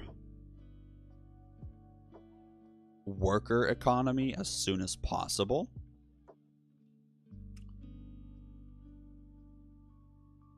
So I'm gonna go for more wood production early on, and I'm not gonna go for another worker because I already have 4, so getting more would be a worse investment than getting things that stack.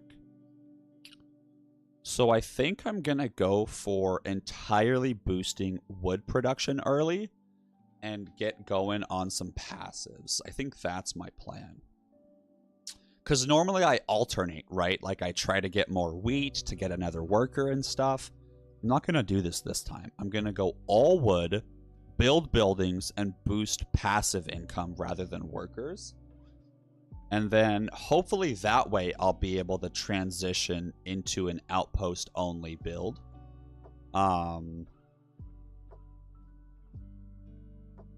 It'll be like a delayed outpost only build as compared to our boy Pastor Drewski that does an instant go for outposts.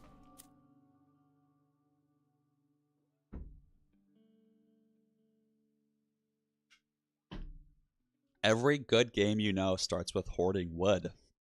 Interesting. Interesting. Oh, 1 second, guys. I do want to text my wife good morning. And pre-roll ads did just turn on. So let's do a 3-minute ad break while I text my wife for a moment.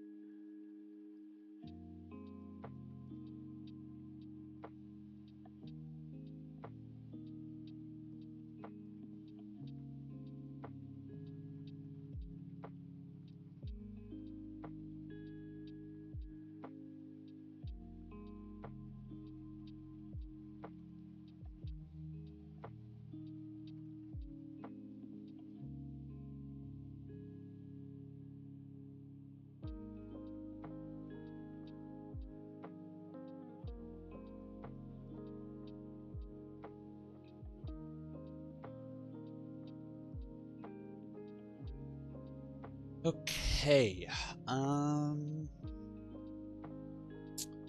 Let's see here. Yo, what do you guys think of the Stone Simulator? What do you guys think? I'm so curious on your thoughts. I made a lot. I was really getting into idle games and having things going on in the background of the stream for like when I am gone. And something was lacking from them. It felt a little shallow because you guys didn't really know what was going on in the idle games. You didn't really care about the progression. You know, it's just big numbers. But with Stone Simulator, it just hits different. It really does, in my opinion.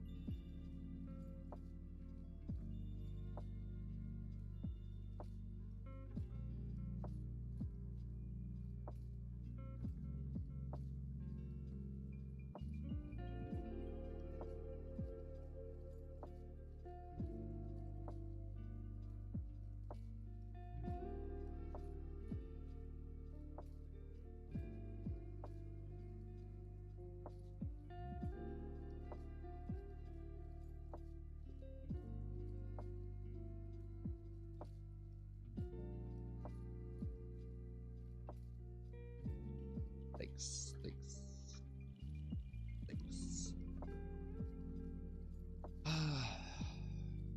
Just give me a little bit longer, guys. She is currently out in the town in Chicago on a trip. So I just want to make sure I'm keeping in touch with her.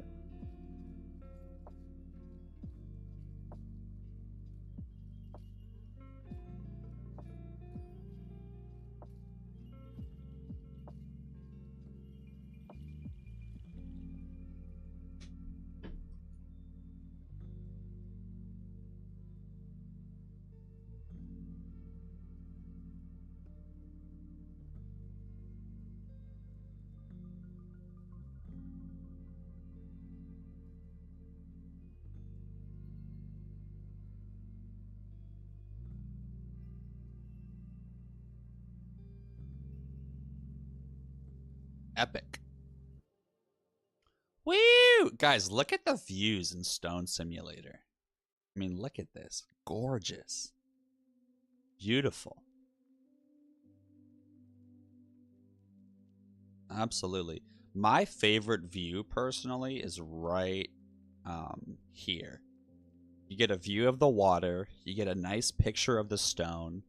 You have the skyline and two different mountain ranges. One that's a little bit more smooth and flat on the left, and then, you know, your classic snowy Everest type on the right. A really good amount of foliage and also good diversity. You got the blue flowers on the left, a little bit of subtle red on the right, and also outlining the pond. Yeah, just a beautiful view, guys. I love it. But alas, let's get back to the grind. Oh, Wally Comics in the chat. What is going on, man? He is over on the YouTube side of things. So Twitch, I'm sorry, you won't see his chat pop up on screen or anything. How are you today, Awali? He said, yo, Hacksar, good to see you. I feel like we did a lot for wave 1. I feel like this is gonna be a great run, guys.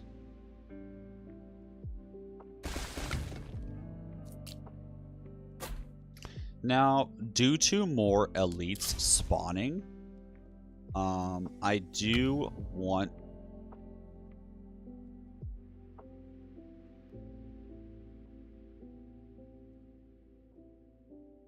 I just accidentally went through an entire wave without spending any of my gold, which could have been super helpful because I could have gotten 10 more gold from these assholes.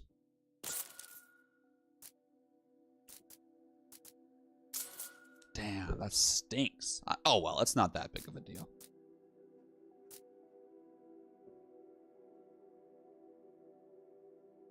Oh, dude, so much. Been super busy. Taking a break and watching your stream for the chilled times. Hell yeah, dude. Welcome aboard. And hey, if you've been super busy, you know what? Tell you what. Let's just take a quick moment.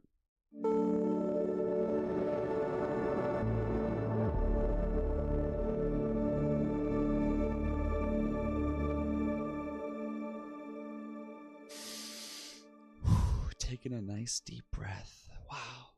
Beautiful. Okay, let's continue along, guys.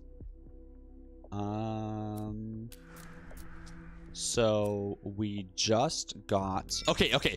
Just to make sure that I don't forget, someone, please, anyone, before wave 8 hits, remind me to get Trader's Gift. Just put it in chat, mark it, or Trader's Gift, or something, please. I'm gonna try to remember myself, but please help me out. So we just maxed out our gold production for now, which is phenomenal. And we have perfectly enough gold to also get Endless Woods. Wow, what a start.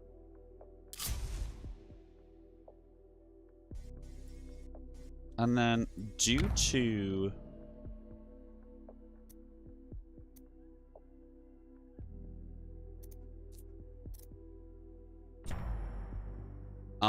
due to my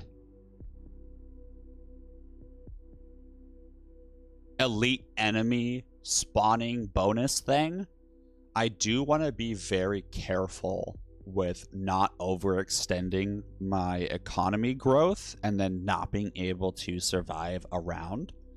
So I'm going to explore first, see how it goes.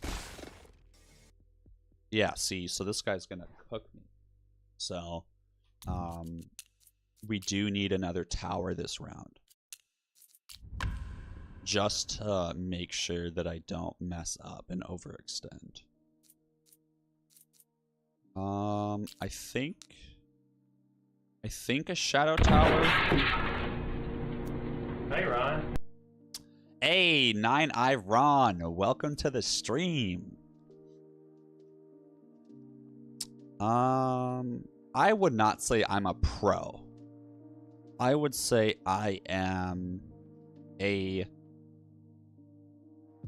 consultant.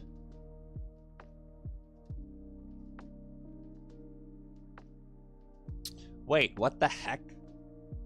My bot didn't work. So I want to go in and let's fix this. They last streamed. Yeah, let's get rid of this. And instead we'll add in like a camera emoji. And then I want to move my walk-ons images that pop up so that they are behind chat. And then the streamer message, I want to copy this delay and we're gonna paste it. We're gonna have 2 delays. We're gonna have one message that takes, we'll say 12 seconds to pop up that welcomes in people. And then we're gonna have a second delay of, let's say, 17 seconds before it posts their Twitch link and gives them a shout out. So once again, right, it's gonna seem a little bit more natural. And also it'll be less of a big wall of text that pops up in chat. Oh, and then in OBS, where my sources are, so right now the walk-on images are at the very front of the list. I want to move them so that they're below chat. That way, if there's like a big message on screen or chat's popping off, their image won't work it. Yeah, Sniper, I am working more with StreamerBot. I am so glad that you helped me out with that template. That was legitimately life-changing. Oh, a little hack. Honestly, that felt a little fast still. So we're gonna make it a 22-second delay.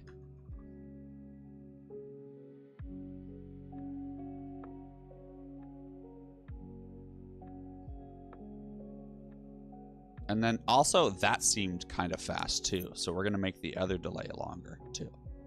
We'll make it 27 seconds.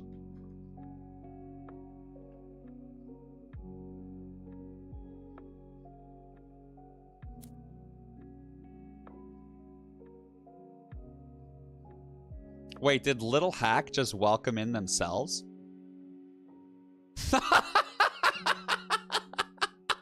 Little Hack just welcomed in Little Hack. Oh, that's hilarious, guys. So if you're on YouTube in the Twitch chat, that's what just happened. That is hilarious.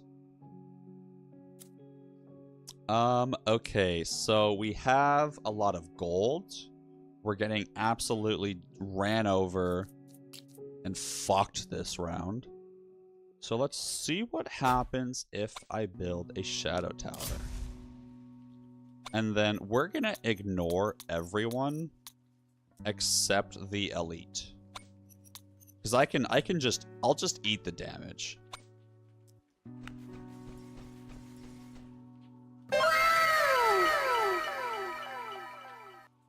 Dude, Sniper, you're so sweet. Thank you for paying rent.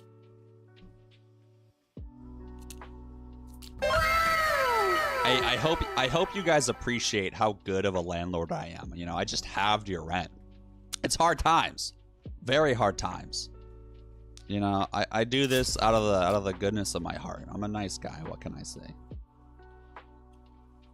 So we're gonna try to build more wood towers. Because that's the only thing that I can afford. And if this doesn't kill him, I am fucked. Gotta feed the girls, that's so funny.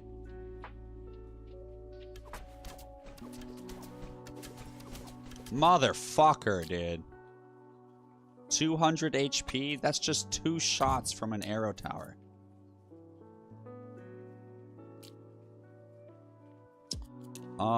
So I think what I'll do is spend some gold to upgrade my runestone tower. And hopefully that will be enough.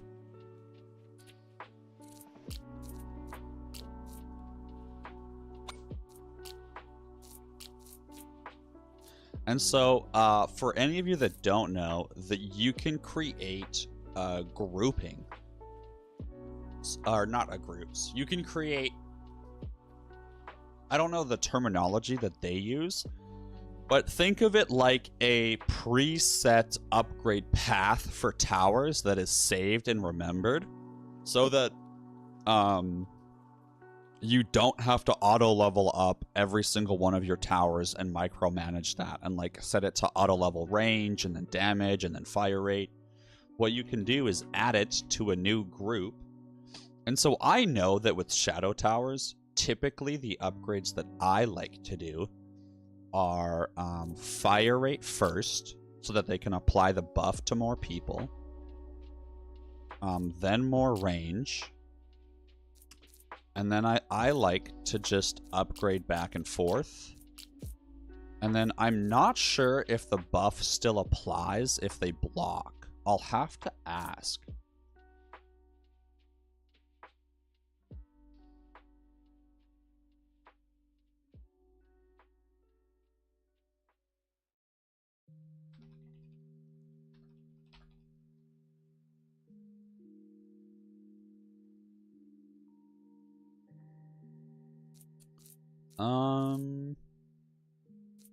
And then, yeah, we're just going to alternate. Actually, no. I feel like their range is going to be good enough initially. We're just going to go crazy on the fire rate.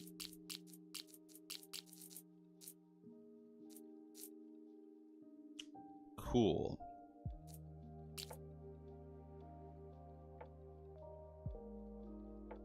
So if I put this 3 tower here, it does 1, 2, 3, 4, 5, 6, 7, 8, 9, 10 tiles. But if I put it over here, even though it's a smaller amount, because of the curve, it might actually do more tiles.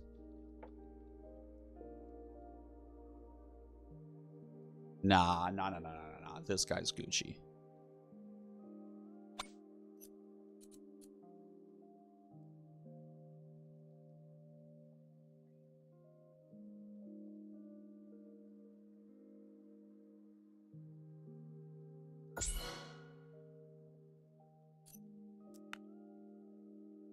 Honestly, I think that'll be enough to kill it.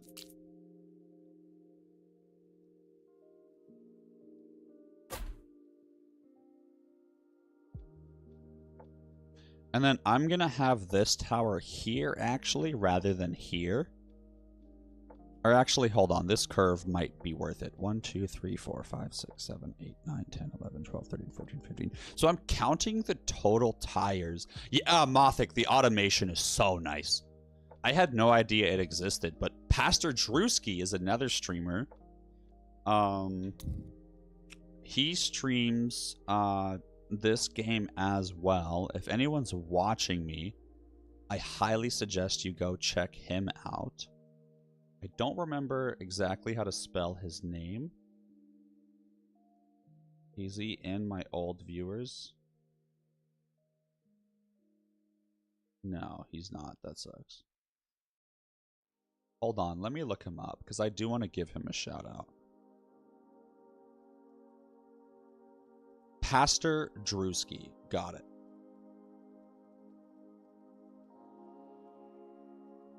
So if you like this game, definitely follow that man. Okay, so we have the runestone tower. Oh, and that guy's #1 in the world right now, on top of the leaderboard. So let's see if this plays out.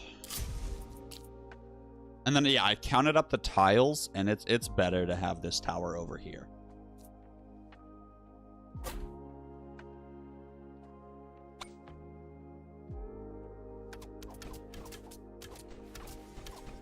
Nice.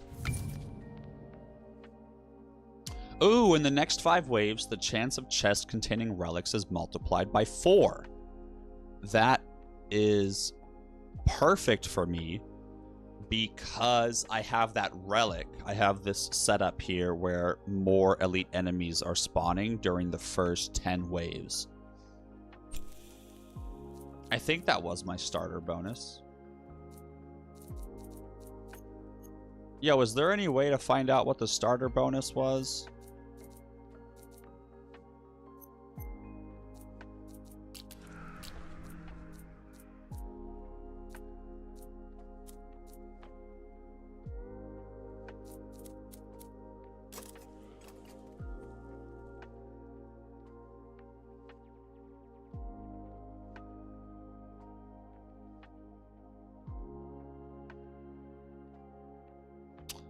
Ah, fuck! No! I didn't spend my gold from last round to boost my resource production.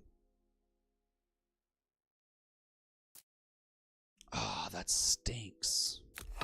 No, I just built the wrong building too. I meant to build the lumberjack camp. Or I meant to click on the lumberjack camp and upgrade it. I just did 2 things that they seem small.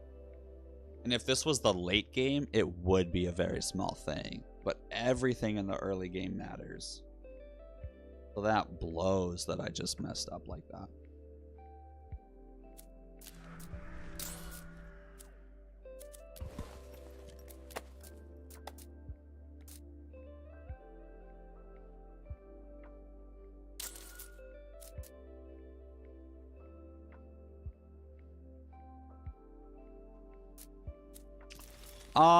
Restart?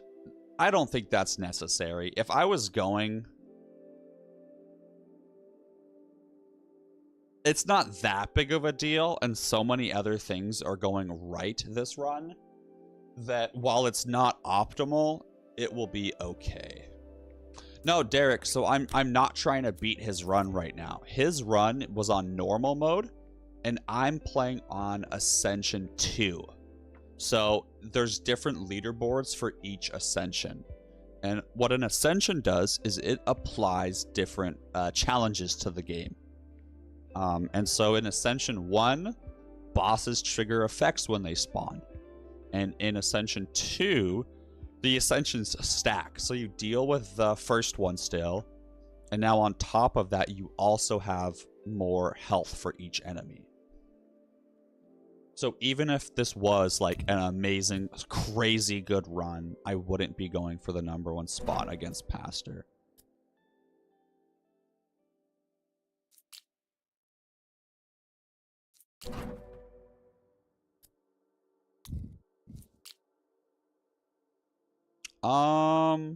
Yeah, we're just gonna get more wood. Well, no, hold on. Yeah, we're gonna get more wood. Well, since I bought the supply depot, I might as well make the most of it and build a outpost.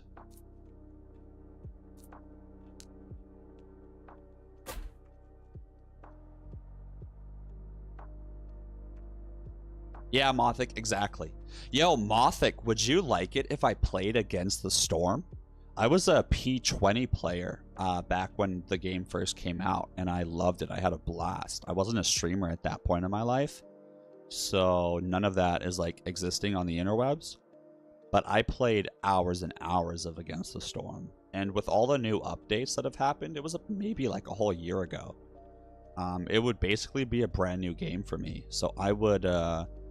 I think when I eventually get bored of Nordhold, that will be the next game I play. Yeah, Mothic. So the #1 spot on Ascension 1 let's just check out the leaderboards, guys. Let's just check them out. So for Ascension 1... Wait, what? There he is. Normal mode, you can see Drewski's on the top. Ascension 1, I have it, barely. And then Ascension 2... What the heck?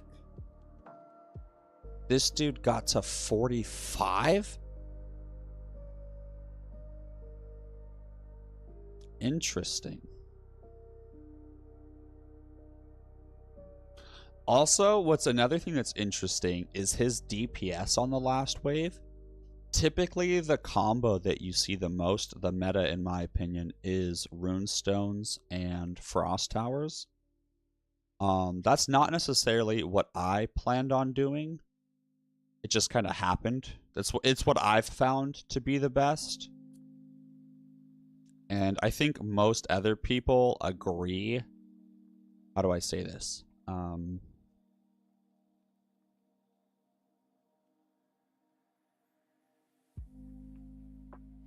Right now, it is the most well-known and most intuitive, like easy to understand meta. But I'm very confident that there are other effective strategies that are not Frost Tower Runestone that can contend for #1 spots on the leaderboard. I'm just not sure what they are. And right now, with me trying to beat the Ascensions, I'm sticking with what I know. Once I've gone through all the Ascensions, I think I will branch out and try things besides Runestone Towers and Frost Towers.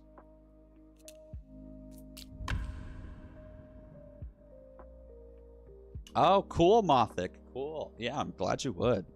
I'm not sure what sort of following is on that game or if anyone else would watch it, but yeah, I think it could be fun for me to stream it.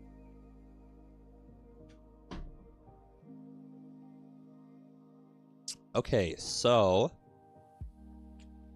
we have Derek. You're so funny. It doesn't matter. I don't care about the leaderboard. It was just like a funny thing, okay? I genuinely could not give less of a shit about it. Now, if the game was out and had been out for several years, that would be like the proudest accomplishment in my life. But since it's a new game, I know that it's going to be beat immediately. People are fucking crazy, dude. There was this one game called Catanaut, an indie game that I was into, that was a 2D side-scroller. Really good. It's a sci-fi one. You should check it out if you like scrollers. Also a roguelite. The dev that made it was like, hey guys, thanks for beta testing. Whoever does the fastest speed run in the beta test will get a in-game character named after them and customized after them, and it would be like a really cool thing. And so I was like, oh, that's fun. Yeah, I'll do a speed run. I'll try to get the fastest time. And my time was like, I don't know, 10 or 15 minutes. And I was like, oh, yeah, fuck yeah. That was such a good run. Let me go see the leaderboard now. And the top of the leaderboard was like 1.5 minutes or something.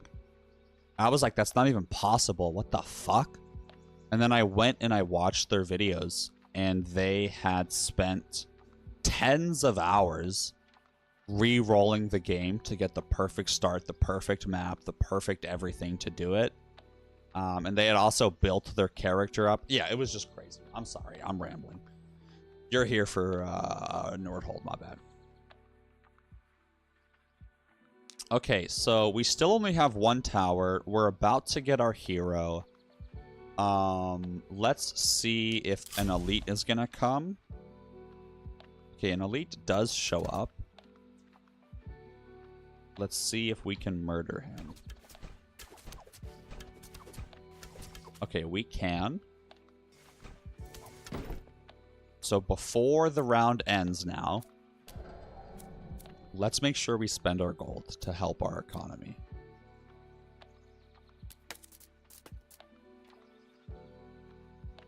So I'm gonna go for boosting my wood production, and then I'll move all my workers over to that.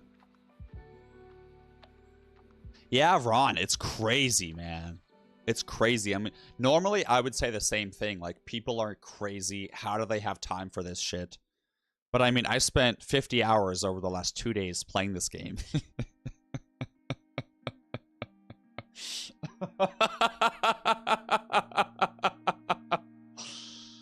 Whew. That's good. That's real good. So I do have 27 gold. I want to see if there's anything else I could spend that on. Because I am... Oh, yeah. Absolutely Swift service. That'll be huge.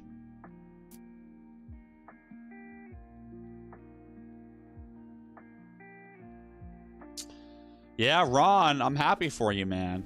Very happy for you.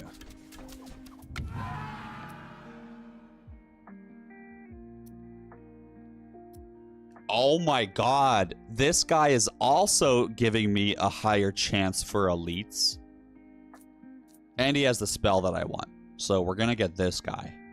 Unfortunately, he just brings one chest, which could be good in certain circumstances. But not really for me right now. Before I do that,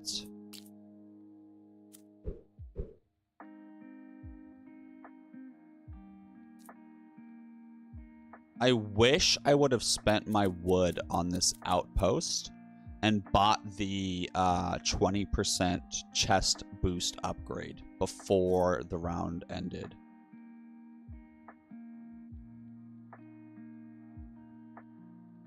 But I'm pretty sure if I were to quit now... No, wait, they have to let me choose a hero, right? There's no way. The rounds... No, it says economy phase now. I'm not in the defense phase anymore. So this chest would just vanish, I'm pretty sure. So I don't want to risk that.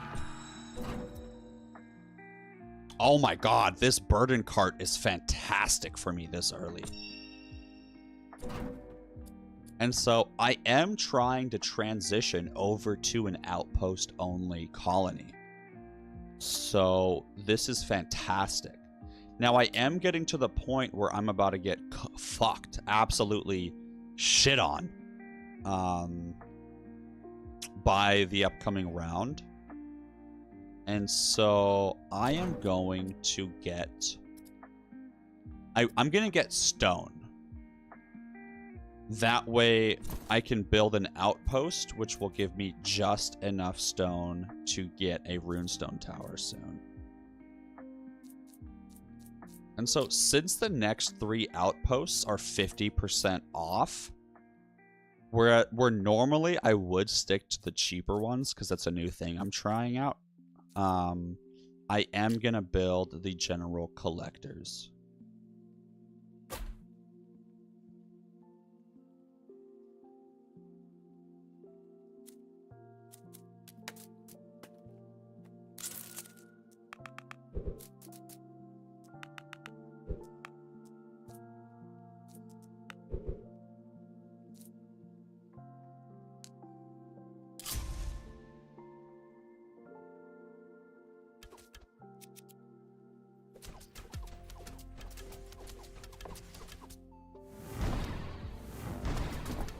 Ooh, that was close.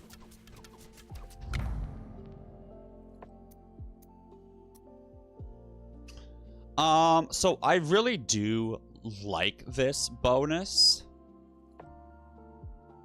Yeah, Ron. Yeah, man. Good. I'm glad. Personally, if I wasn't a streamer, I would be frustrated with how much I game. I would not be happy with it. It would be something I tried to change. I'm not gonna lie. But thankfully, I picked up this as like a little hobby, and it's really made streaming so much more, or gaming so much more fun.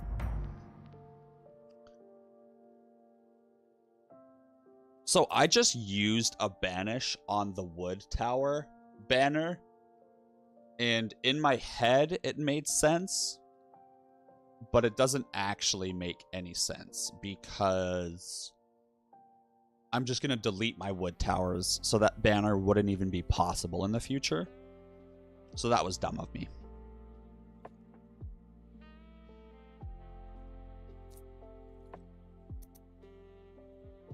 And I don't want to risk a reroll because I forgot to delete my towers. So that's why these banners showed up. So I actually got really lucky that a rare runestone tower banner showed up, even though I didn't delete my other towers. Yeah, that was very, very lucky. Wow.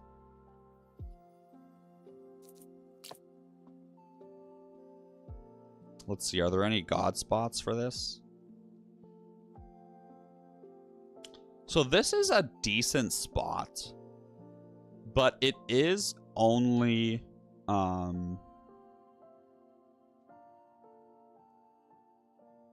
yeah, that's worth it. The +4 is worth it. I do want to see what this round entails though. Oh. Oh, each boss kill grants a banner reroll. That is really good, especially considering yeah, that's really good. So gaining +40 spell damage, even though that relic was rare and it was like seemingly better because it was rare instead of common, I don't really give a shit about gaining 40 spell damage because later on that would be basically just one round of casting my spells. So even though things might seem better due to how they're labeled, always play according to your game. So now we're gonna get the university. And we're gonna lower the outpost cost. And then once this is done, I will build my general collectors. And actually, I'm even gonna get this before I build more general collectors.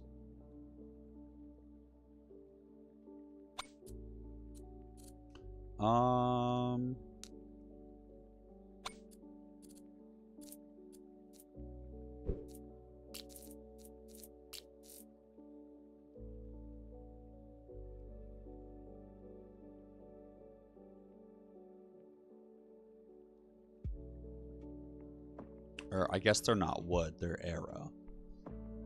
For arrow towers, we're gonna do... because these do a decent bit of damage with each shot. So if they were to get blocked, it would be pretty bad. So I'm gonna do something unconventional here. And after we do range, damage, fire rate, we're gonna do all accuracy. And then we'll do pen. And then we'll just do more, I don't know, range, damage, fire rate, whatever.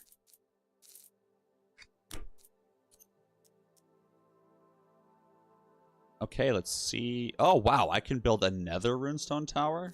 Oh, no, that's just if I care to. That's just if I need to.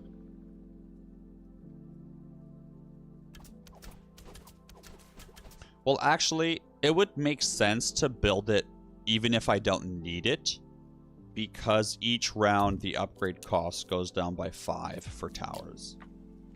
So I am gonna grab that.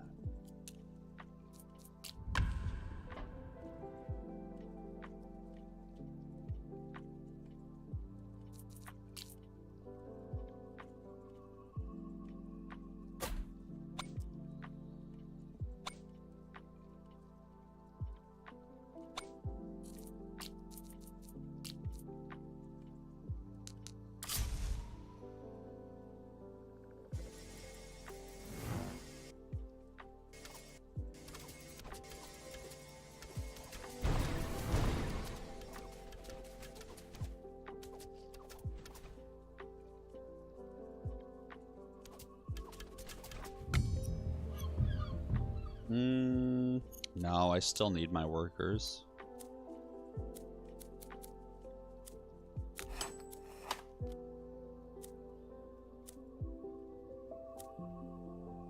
And then, honestly, my economy...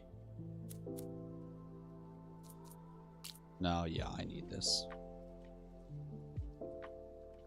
Or do I? Honestly...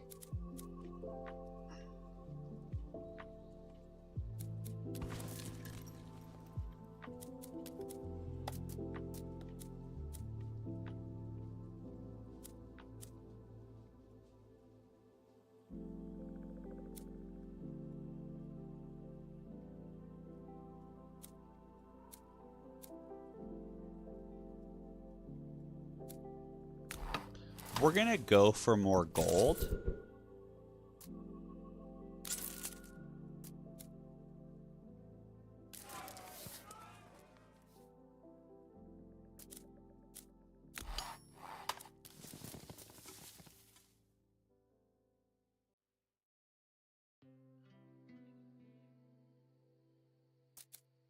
And then we'll get some passive wheat and stone production going.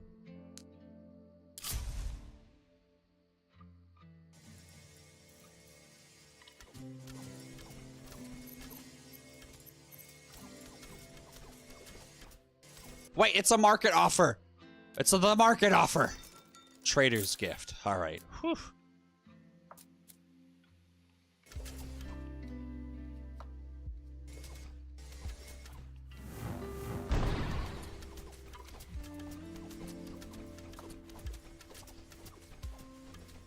Oh, crap. There was an elite this round. I didn't even notice that.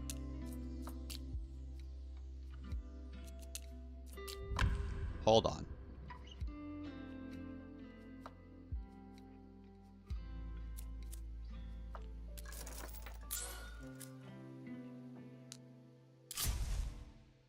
Yeah, I can eat the damage from the little ones. I don't mind.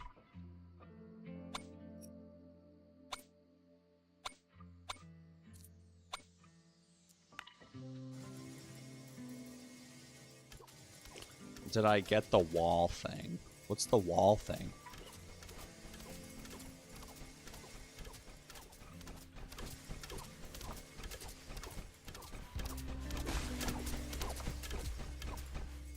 I did just buy the thing that I said I would buy.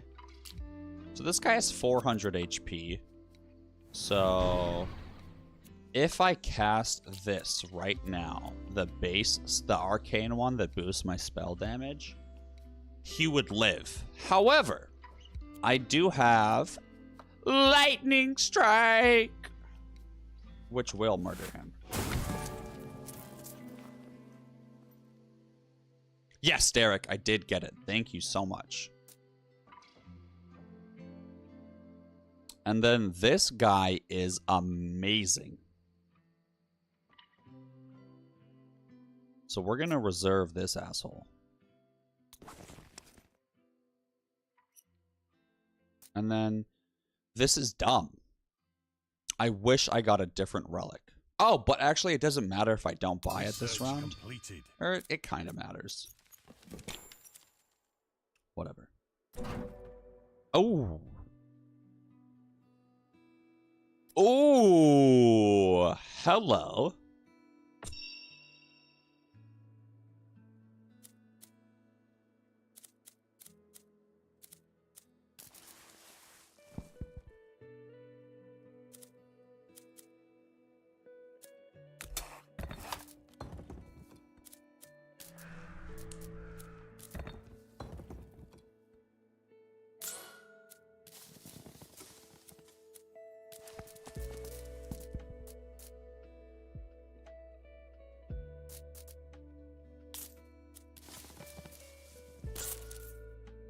So yeah, I just sold a little bit of wood to help me with that.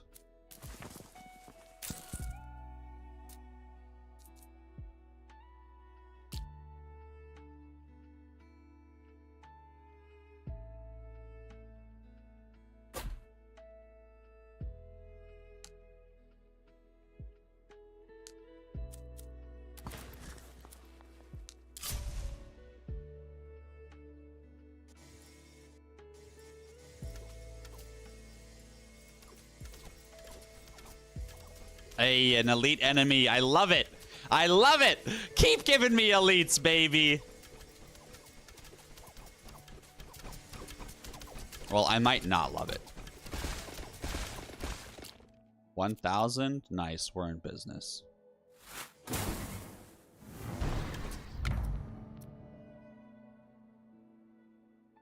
Okay, I did forget to sell my non-runestone towers.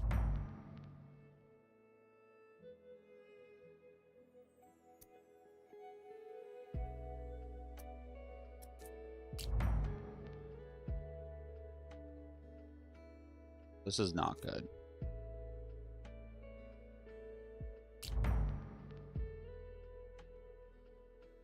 Even though it's common, I think I'm gonna get it just to make sure that I get something that's for a runestone tower. Or should I risk it? Should I risk it for the biscuit? What do you guys think? What do you guys think? Chat! Or let's flip a coin.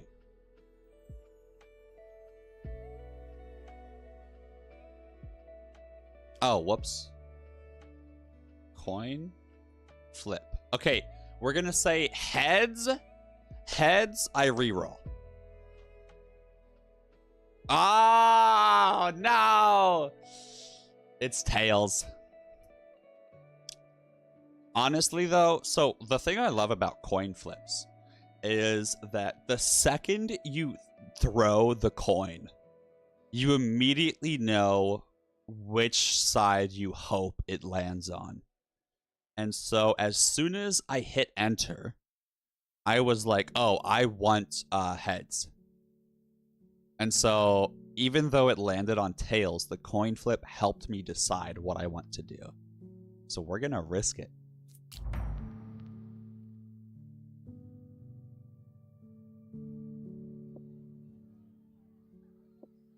Wow, that is really good.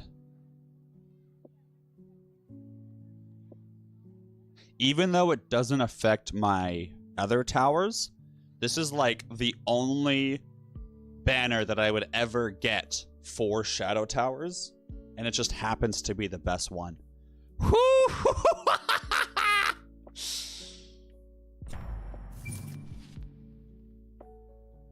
Ooh, perfect. Yes, Path of Nature. That is what I want.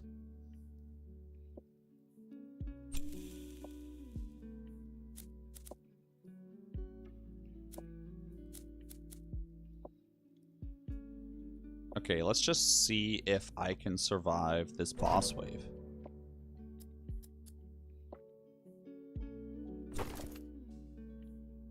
Let's just see. Let's just see. I don't think that's gonna be the case, but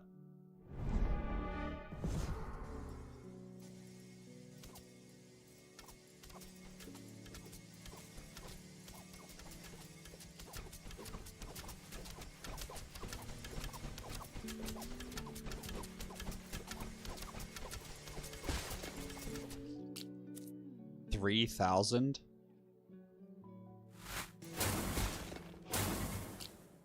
Damn, almost. That's all right. Yeah, we probably just need to build one more runestone tower then. Ooh, oh my god. Oh my god, this is gonna be mega tower right here. Holy fuck. This is such a good spot. Look at this. This is gonna cover, once I get its range upgraded, this is gonna cover so much of the map. Oh my god.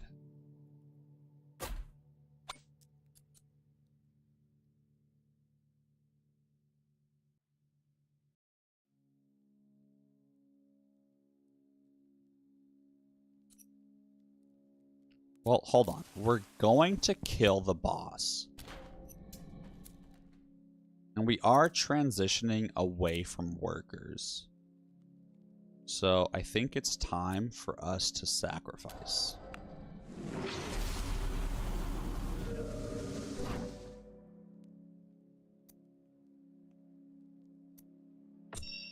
Oh yeah, we'll kill him now for sure.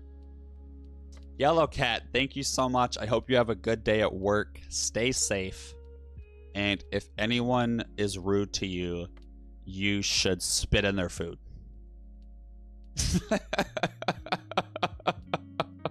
No, God! Okay, so that boss is cooked for sure. So we can spend our resources how we want to. I think we're going to sell some wheat. And then we're going to buy some wood.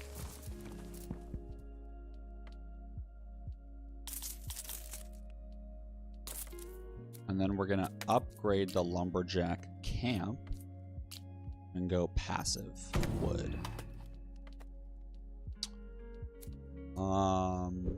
And then we're going to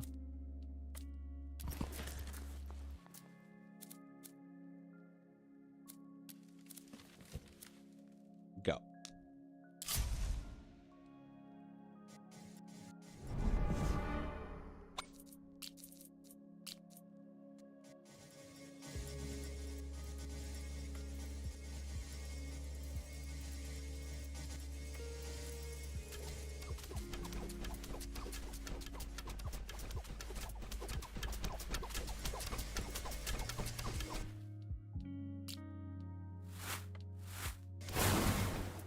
What?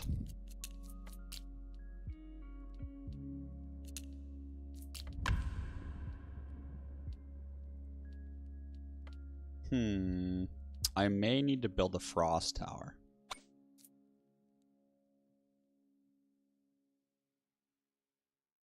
Yeah, let's do that.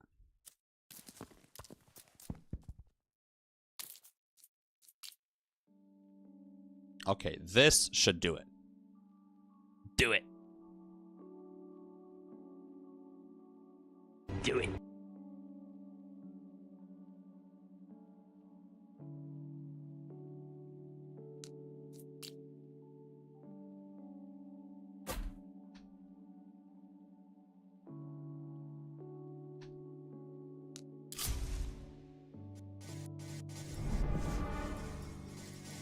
Hold on, putting it there?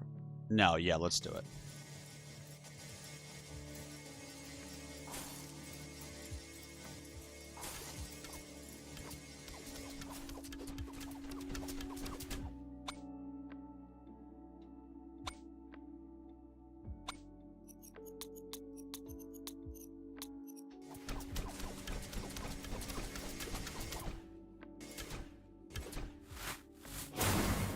Dude, 240 HP, suck my ass.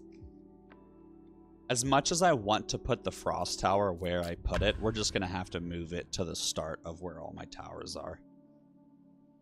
Makes me sad, but that's the price we pay for greatness, guys. Oh, hold on. Let me do the trading before the active wave. That way it goes down by one. At least I think that's how it works.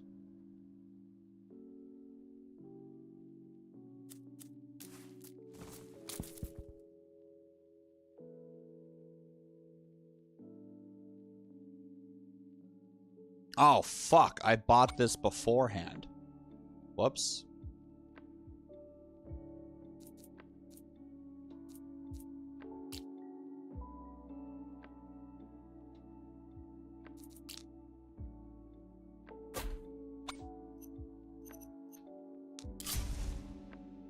Okay, this should work now.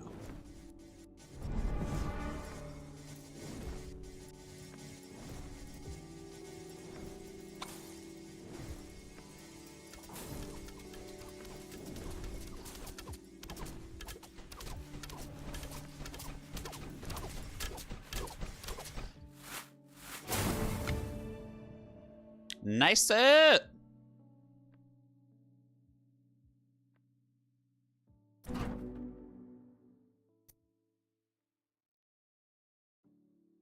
Ah, fuck. I forgot to sell the towers. At least one of them's for frost, so we'll be all right.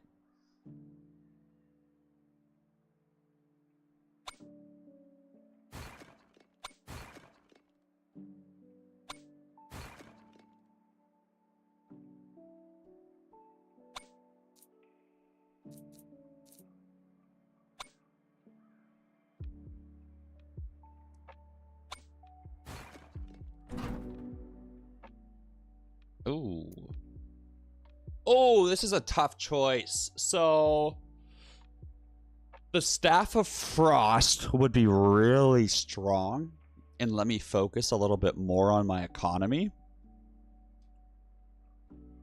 But I think I'll be okay damage-wise. And I would rather permanently increase my chance of more banners.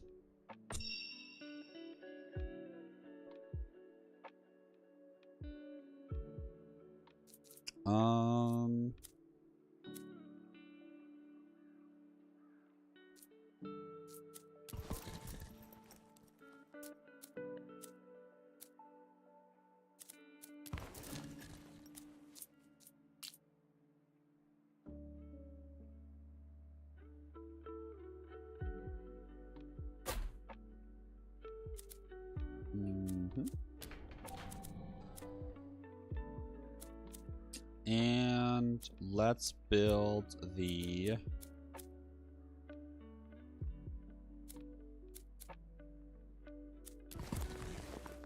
Druid House and go for more resources spawning. And then, yeah, we have another banner choice this round. Cool. I might have just killed myself, though.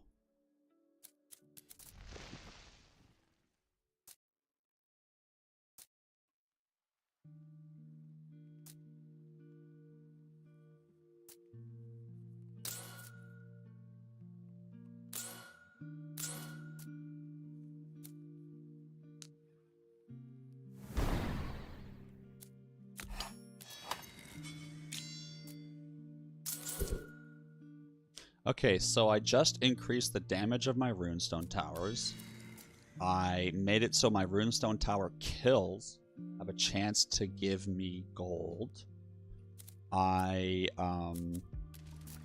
made it so that whenever I explore from now on, it has a higher chance of dropping resources by 20%. On top of that, my Oracle choice is also giving me more resources when I explore. So I'm gonna continually try to get Path of Nature as my Oracle buff until I'm fully explored. Okay, here we go. And then, yeah, just more wood, yeah.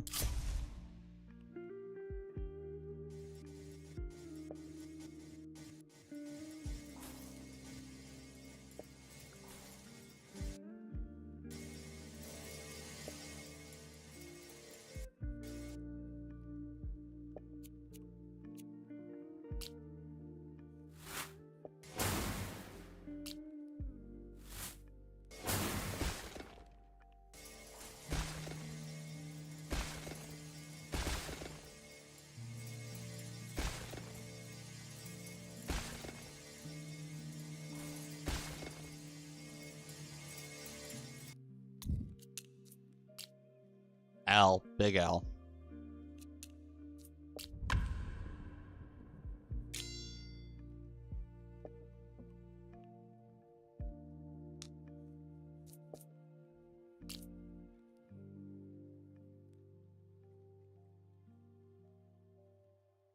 This is not good.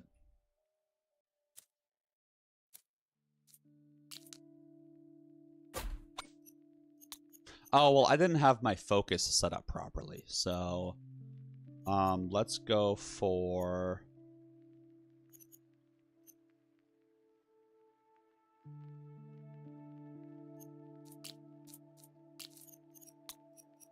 let's focus on the enemy with the lowest block and the most health.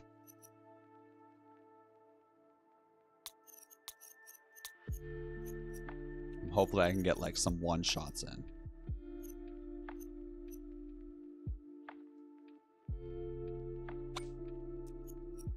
And then you, good sir, are going to do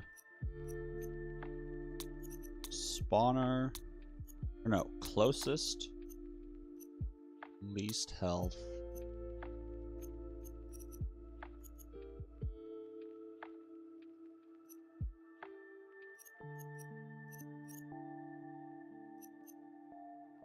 least armor.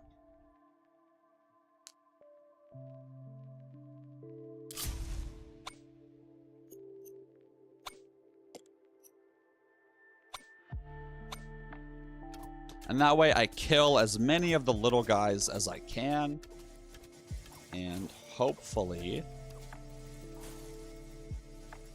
only the big guys get through.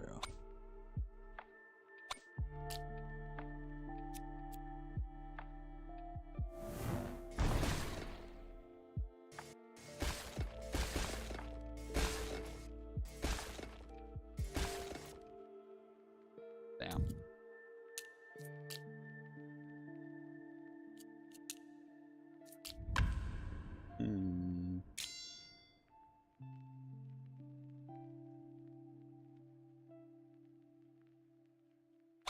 So if I sell back this frost tower,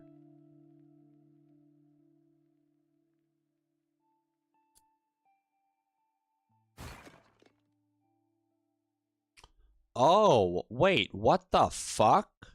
The cost of towers doesn't go down after you've demolished it. So every time you demolish a tower and rebuild it, that cost is going up and up and up. I thought that when you demolished towers, the price would drop back down and then you could build it somewhere else. Wow. So deleting all my towers constantly is not the play. But it did give me enough stone to be able to make 2 of these fuckers, which I think will be enough.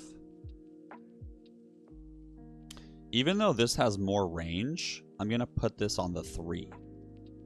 The reason for that is because when I upgrade this range, it'll be in position to help this main tower spot the whole way around.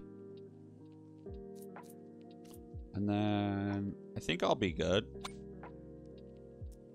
So let's just see what happens now.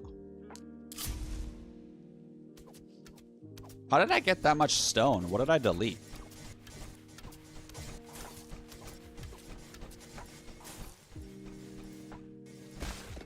Oh, wait, hold on. I accidentally sold my runestone tower. Not my frost tower.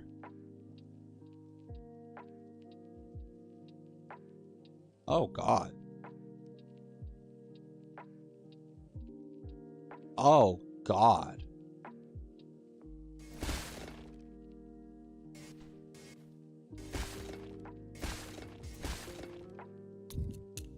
And I did it during the economy phase, so it's saved. Oh, I fucked up.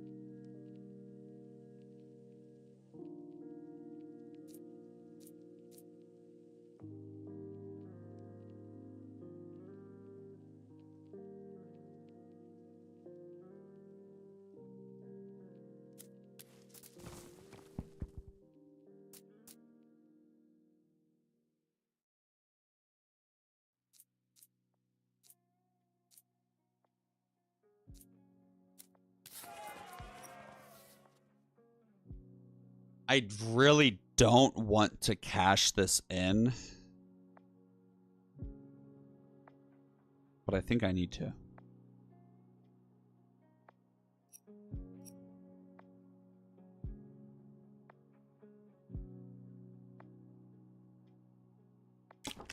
Ooh. So what I'm gonna do is this tower can transfer its energy to another tower that is in range. It'll transfer 70% of its power. And right now, its range is fucking dog shit. So I'm gonna build another runestone tower that is in range of it.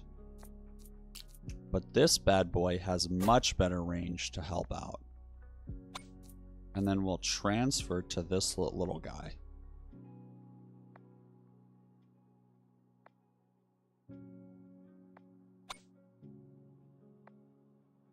And let's just see what happens before I do anything else.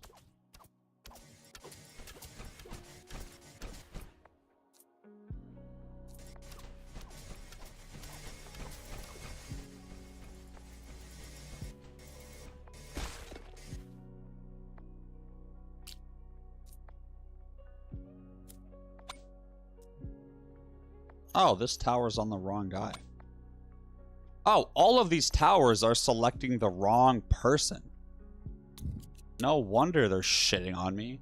So when I reset all of their focuses after the boss round, I accidentally set their focuses incorrectly. So they should be set to least health, least health, least block, lowest armor, or least health, furthest, least block. How funny. So before we see this new round go super well with my focusing, we're gonna do a little 3-minute ad break while I take my dogs outside.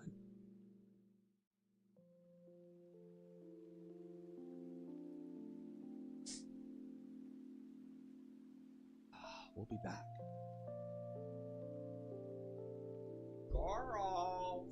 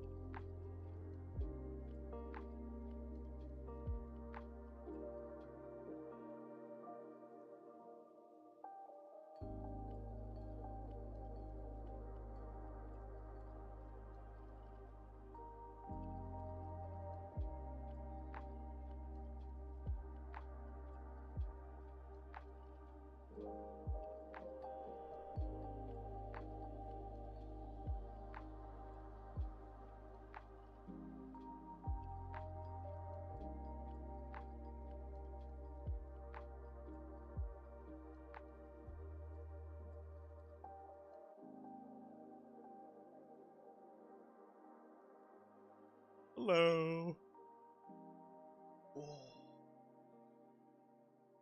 Last thing.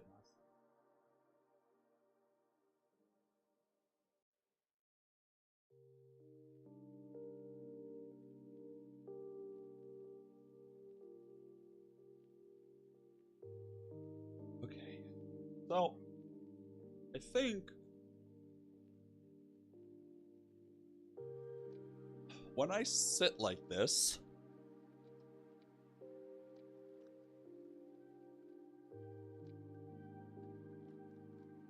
the back of my neck is really starting to hurt.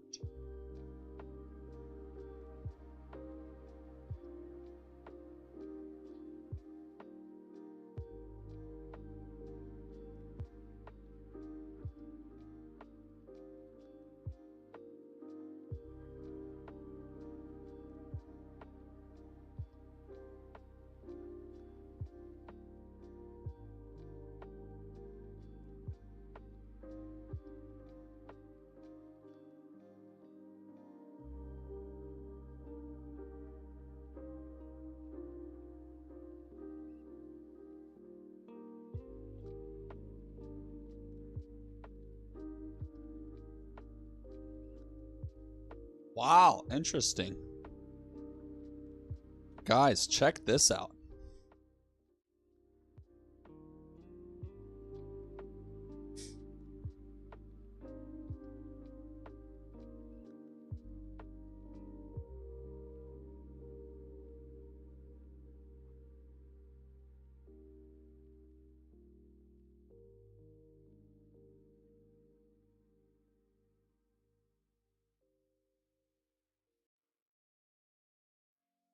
So, I need to move this chair back, or I'm leaning more.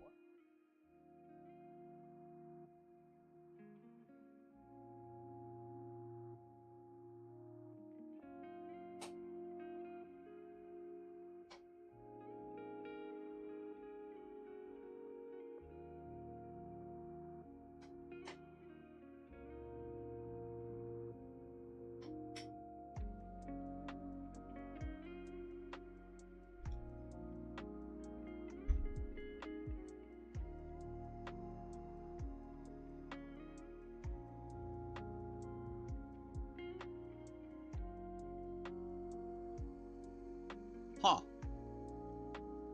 Interesting. Wow.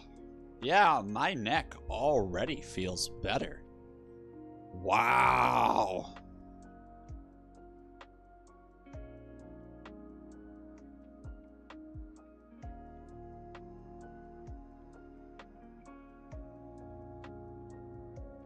Crazy.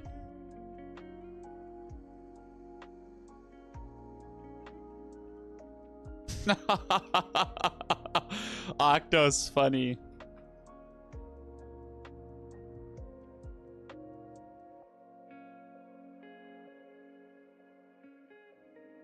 YouTube. That's insane, dude.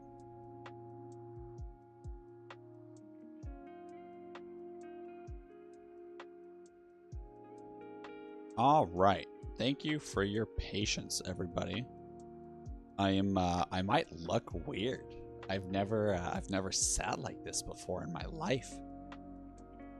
This is so interesting.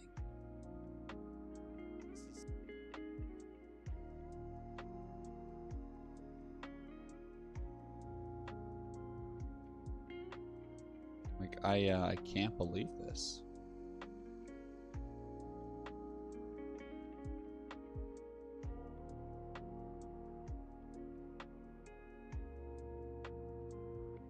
Also, I just want to validate that I'm still live on YouTube really quickly.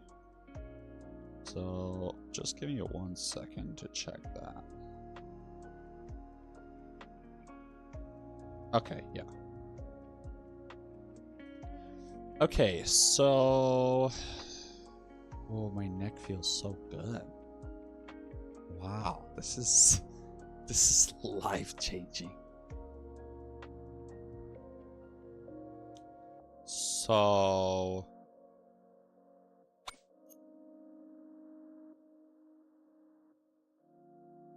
I keep losing. Well, let's just, hold on. What is happening right now? Oh yeah, this is my first time changing the focus, isn't it? Yeah. So let's see what happens.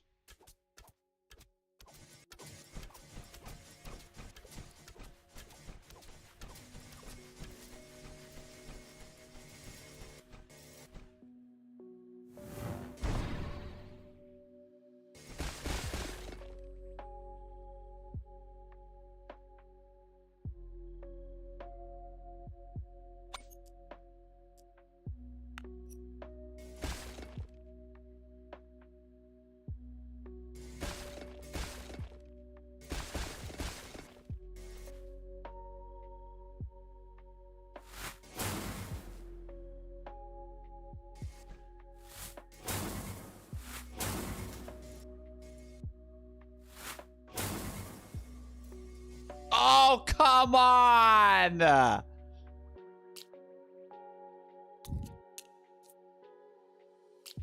So I think if I use the lightning thingamabob earlier, it could work out. So I'm gonna try to use the first spell early.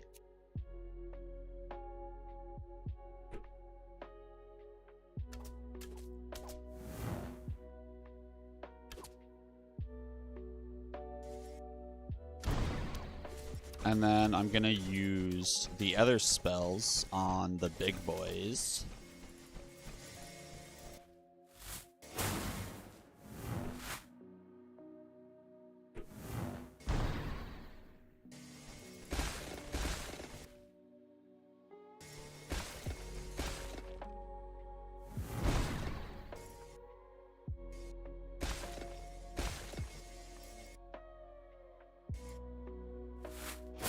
No, it didn't jump to him.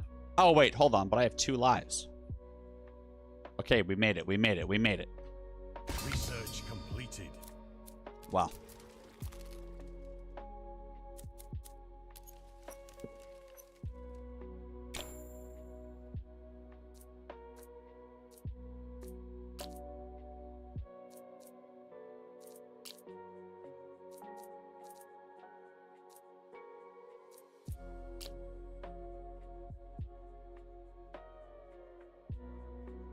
Oh, hello.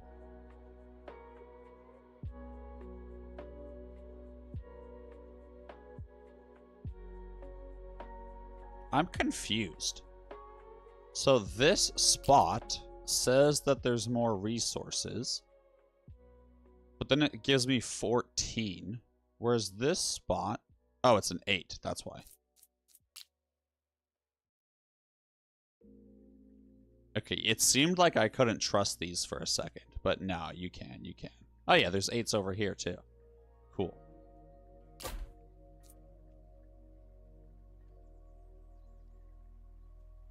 So then, what do I need to level up my quarry? 500 wood?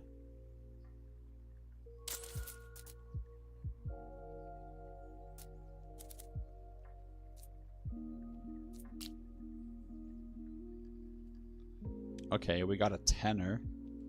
Ooh, 15? Holy fuck.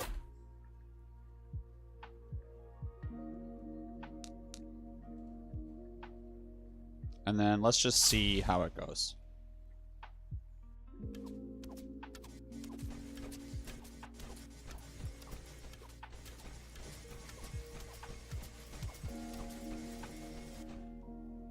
Okay, yeah, I really need to build more defenses right now. This is not good.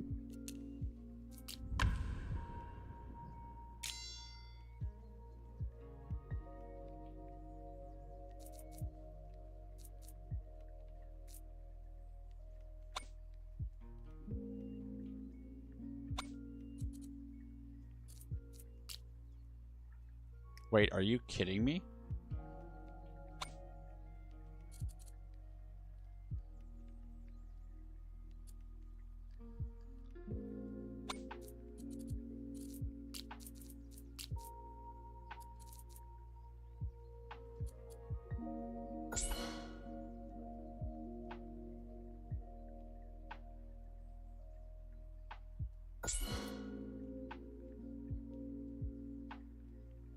Let's hope.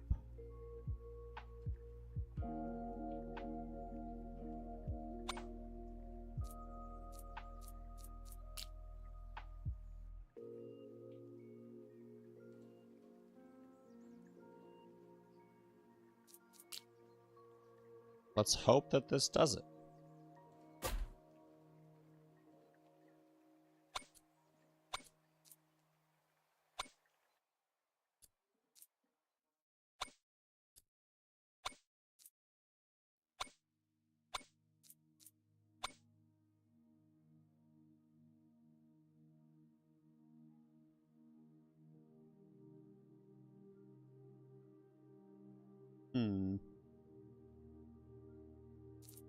Hopefully that's good.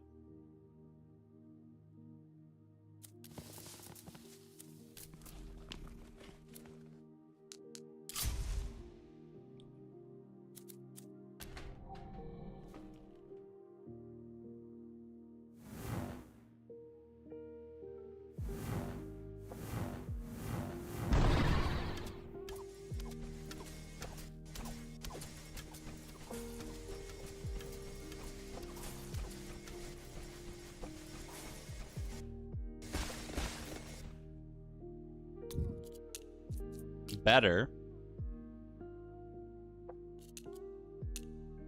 Huh. Oh my god, my neck just feels so good. I think I need to keep this chair. I think I'm gonna have to order my wife her own chair. Let me text her really quickly.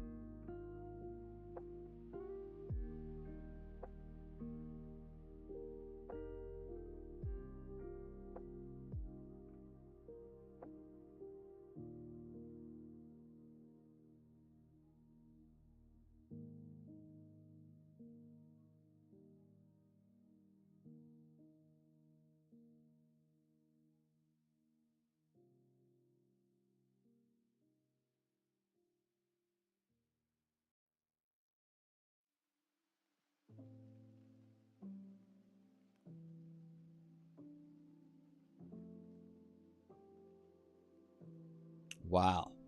Holy fuck. Okay. Sorry guys, I'm just, my god. This is revolutionary, guys.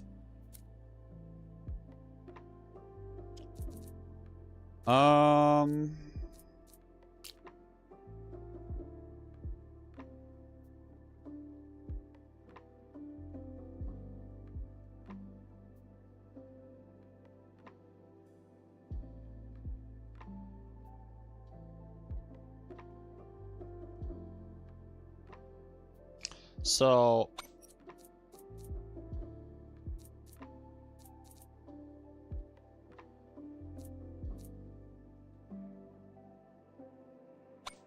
have I changed anything? Oh yeah, I upgraded the range, didn't I? No, I just got wiped.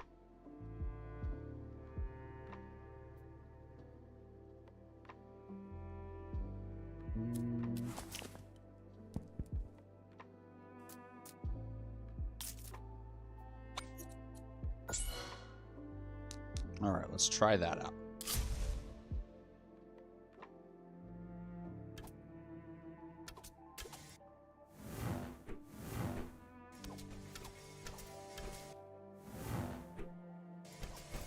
And then I'm gonna use my spell when they have weakness applied.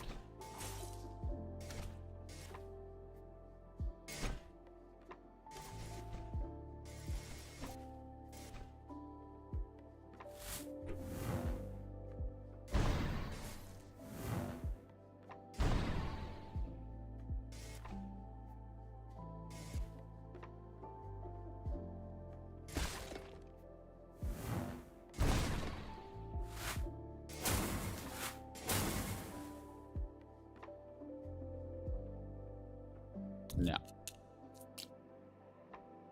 I don't want to spend gold, but I think I'm gonna have to. Or cash in my bank is what I'm saying.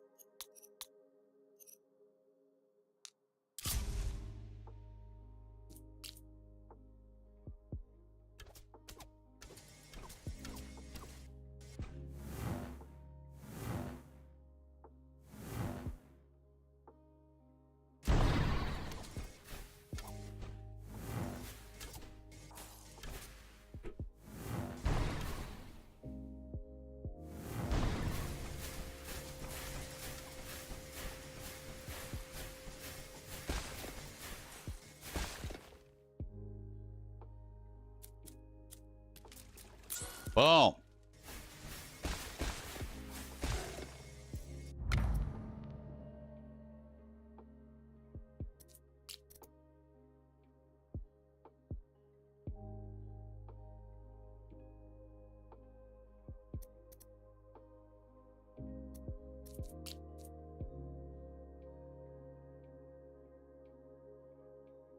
Do I risk it?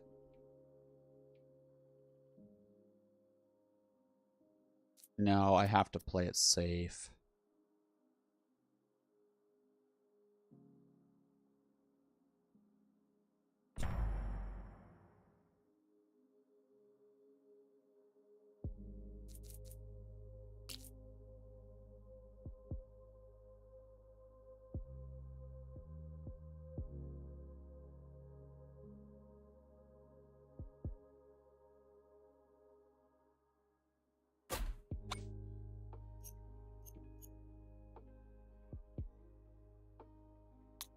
We should start getting barriers. So let's transition to my typical go-to.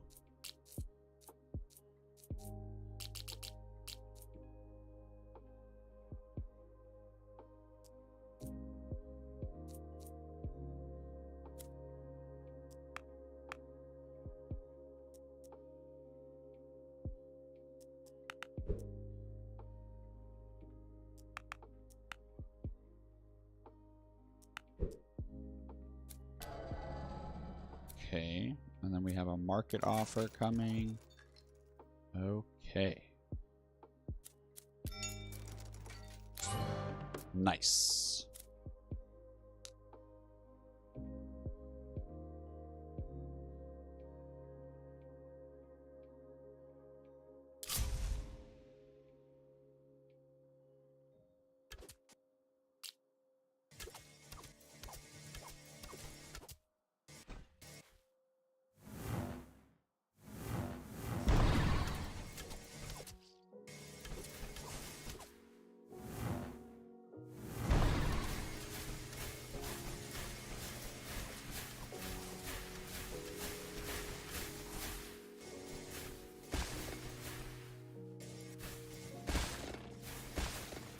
Damn. Barely. Okay.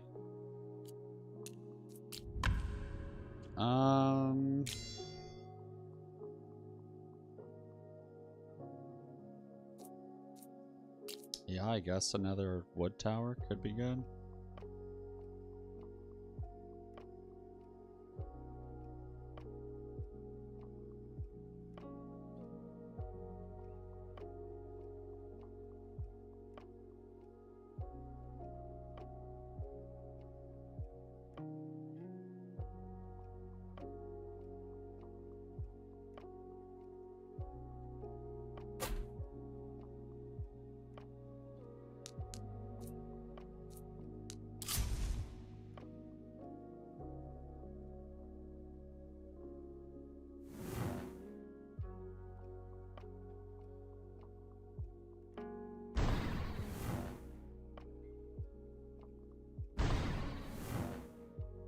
Yeah, I mean, this is a really good spot to use this because I think this is where they're the most grouped up.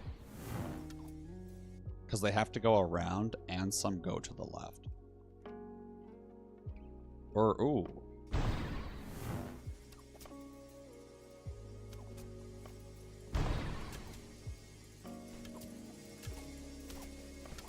I think we're fine now.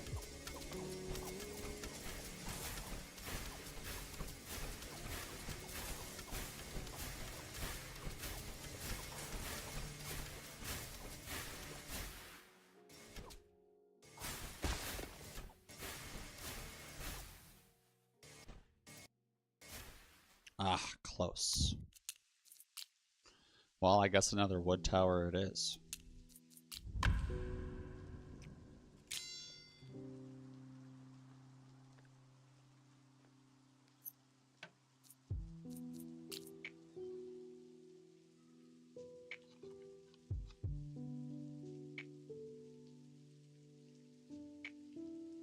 Oh, that's kind of good.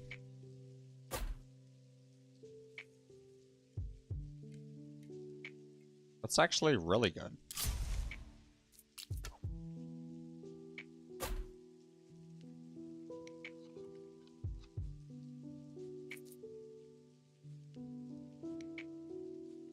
Oh, but now I'm not going to have enough wood to get the upgrade that I wanted. So let me only build that first tower.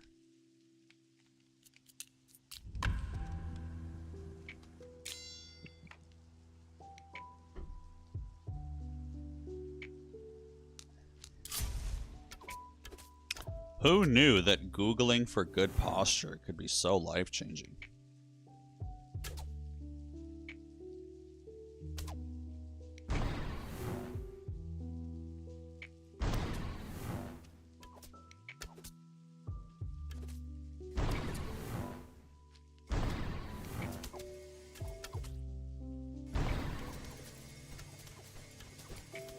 This has to be it.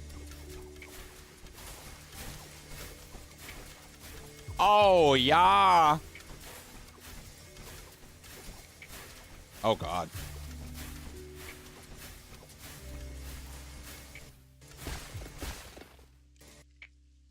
Damn, that last little horde.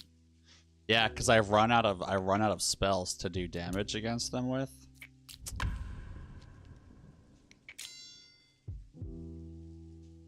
Well, hold on.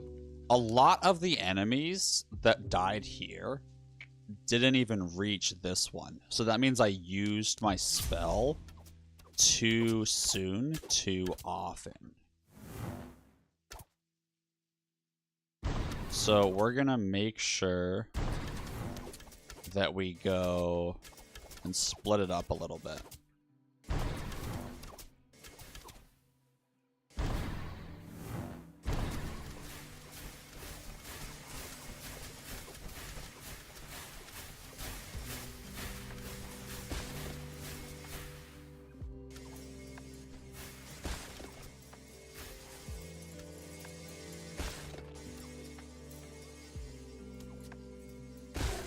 Oh, fuck! No! I miscounted! I miscounted who was there! Oh, God. What a disaster.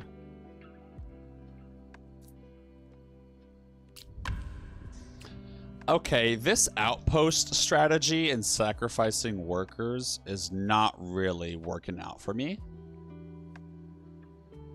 Choose 2 relics. Ew. Oh, yeah. Yeah.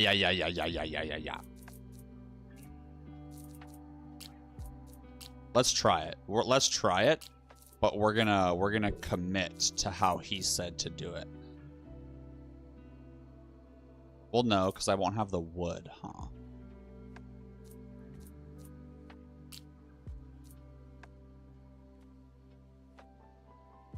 Ooh, the lighthouse mission? Bring me a banner back? And some resources, right? That's also good.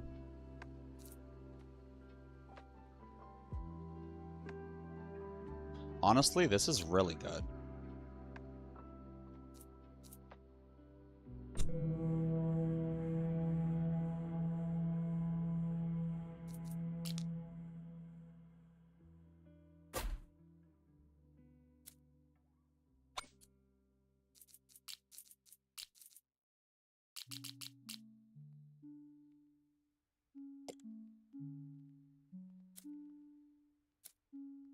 Okay, so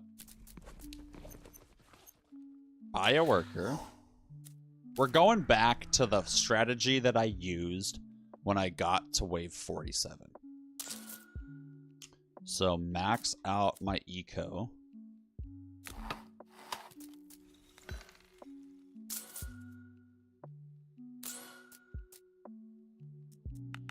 So max out the economy.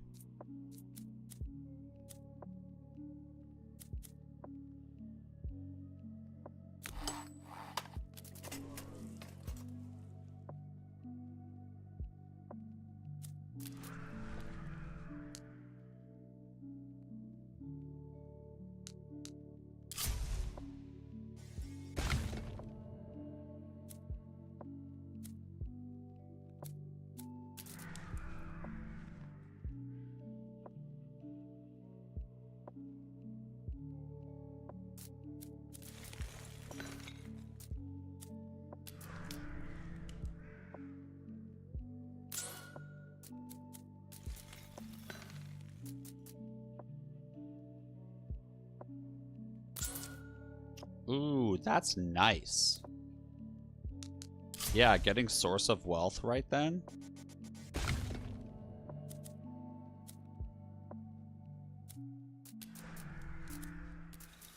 Ooh, wow.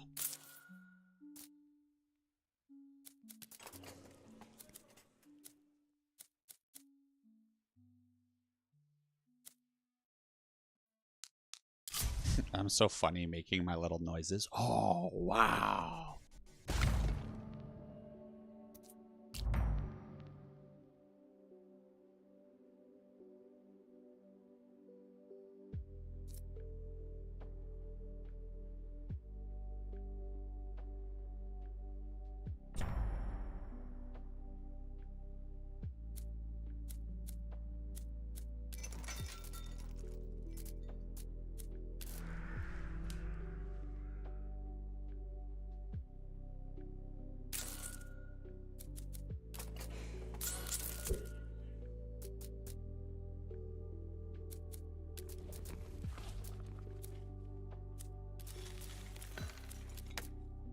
Ooh, 18 off. Dang.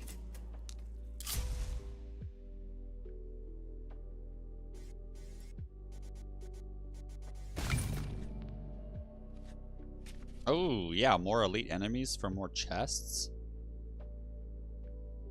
But honestly, yeah.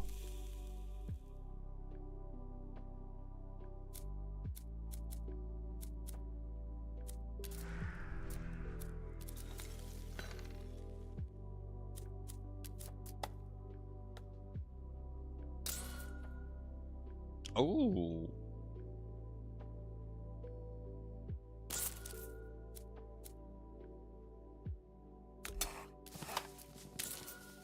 Ooh.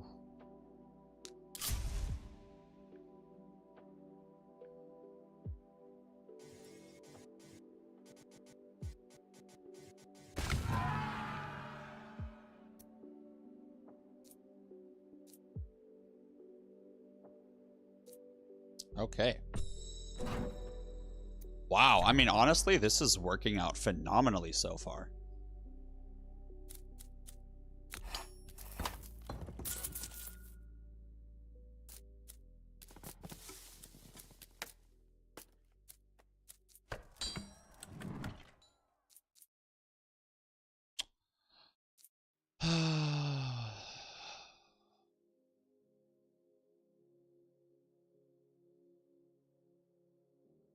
This is a tough choice, man.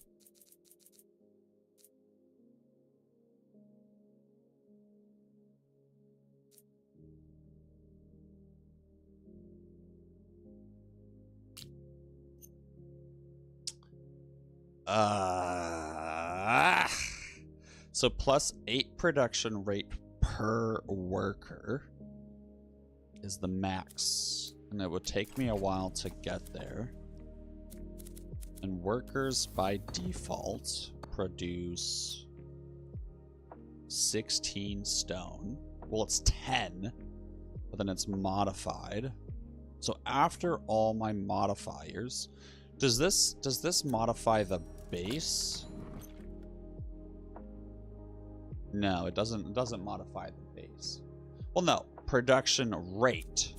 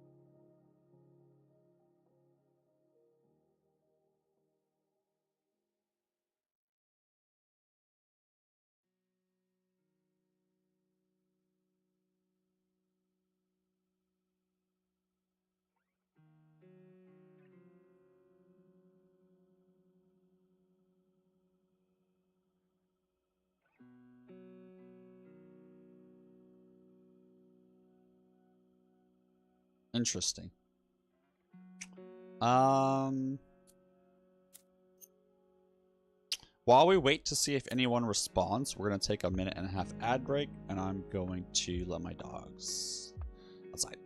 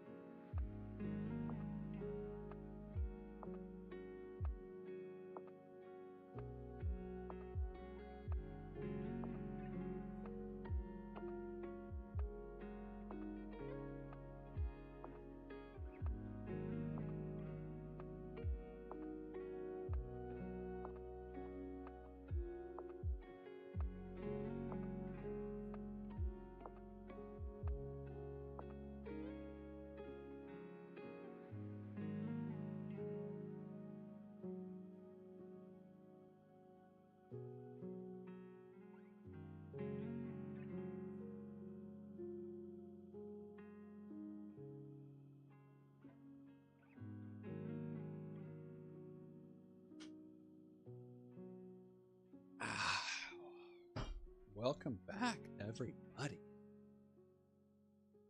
Man, how exciting. We are on the grind today. What a blast. Okay, so. I want to make sure my neck is not. Ooh. Ooh. Derek, are you going to be playing right away? Also, I look so funny. I can't do it. I can't do it.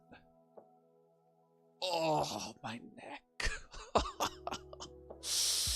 Maybe I'll have to wear a different hoodie, honestly. Oh. No, this is fine. So I can't decide. Let's see what they said in the Discord, if anything. Damn, nothing. I think for now we'll hold off on that then. And we'll spend our gold. Yeah, we're gonna get the market one before we forget. And this is so cheap, it's worth it.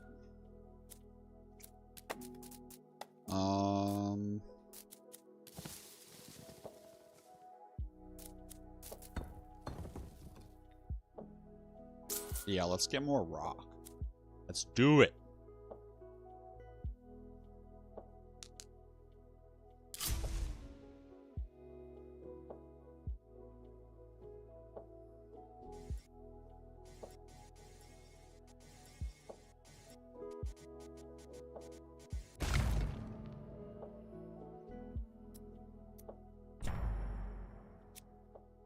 Ah, crap. I didn't use my spells. Oh, whatever. It's 2%.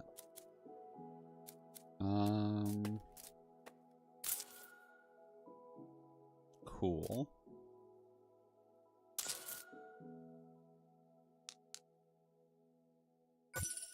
Oh.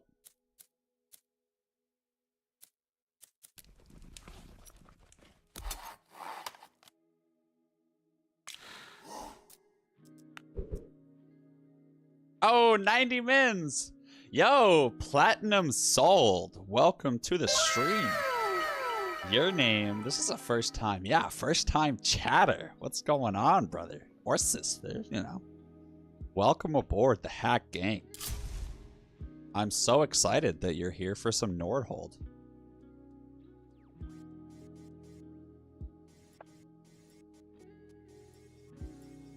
Yeah, I have been playing this non-stop. It is literally the single most enjoyable game on the planet.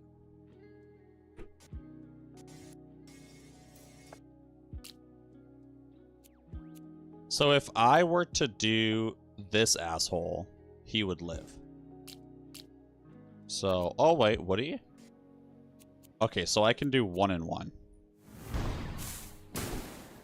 Nice. Wait, fresh on the boat. What does that mean? Fresh on the boat. I've never heard that before. Is that a saying? Oh, I am actually not a beta player. I am not.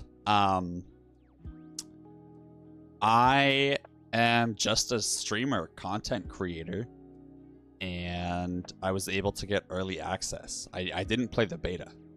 Yeah, I got it literally 2 days ago. I guess that counts. I don't know. Whatever. You know what I'm trying to say. Check on the top left side of the map. Oh, dude! He's swimming! Oh my god! Yo, that's gonna be my thumbnail, dude.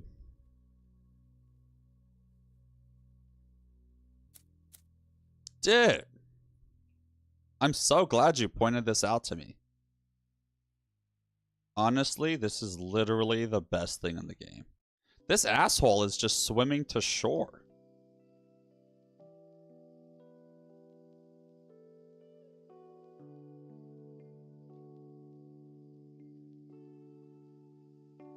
Wait, hold on. Is he gonna show up? Wait, hold on. What? Wait. When you buy a worker... Oh, okay. I thought it was like you buy a worker and he swims from the boat to show up. That would have been such a cool small detail.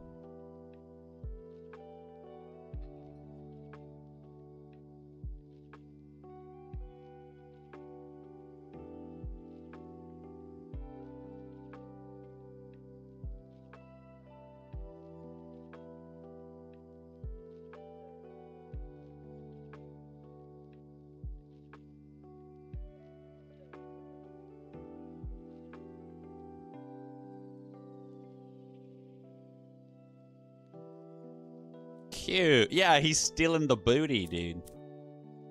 As long as it's not my booty.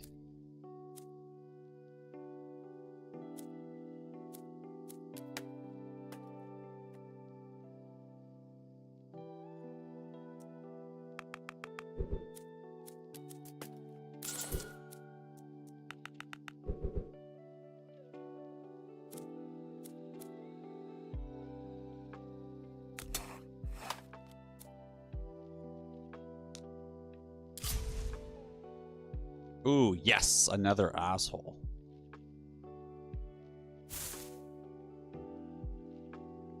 Hold on, I want to make sure I target him and not someone else. So normally this tower would not be this good.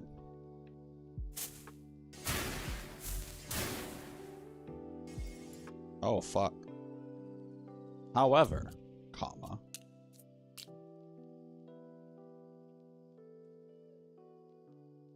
Oh, cool.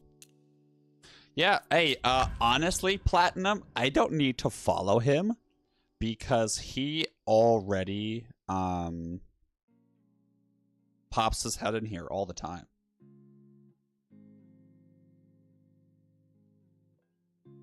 I will find his Twitch, though, because I'm pretty sure he has been pulling up. I will find his Twitch, though. Hey, stop that. I'm pretty sure he has been pulling up. I will find his... Nice. So now that he's followed, I'll definitely be checking his stuff out. And when he shows up, he'll get a shout out, too. But yeah, he's been poking his head in here all the time, giving me advice. He's a really nice guy. I like him a lot. Yeah, we'll just get another rune tower and we'll be fine.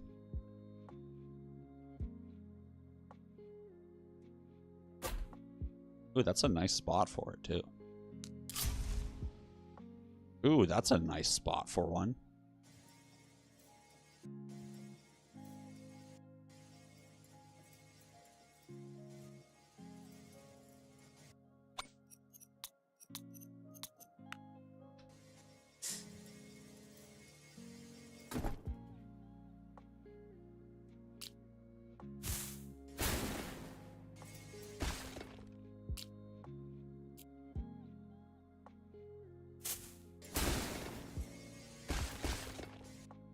Barely.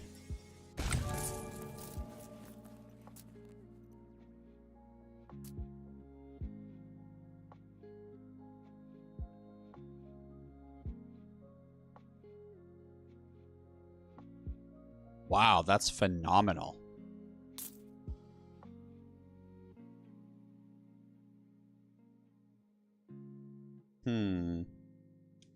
So I would get 40 gold if I bought this right now, which would set this back by 2, which would make me lose 20 gold. Wait, nullify? What is nullifying the game? And what is NRHD? I'm so sorry. Platinum, you are using some terms. Oh, no-lifing the game. Yeah, dude. Absolutely. My ADHD evolved into Nordhold? Attention deficit disorder? I don't get it. Nordhold retention disorder? Dude, you're so funny. I love that.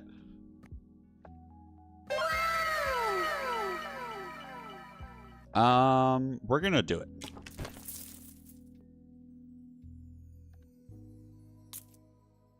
And then we do have a boss next round.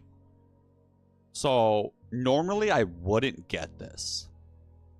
However, comma. Wait, I have, oh my gosh. I had enough gold. I didn't even need to, I'm an idiot. I didn't even need to claim my guild hall.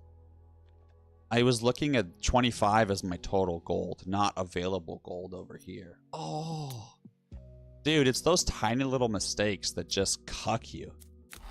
And then before I open this, we're gonna get resource deals.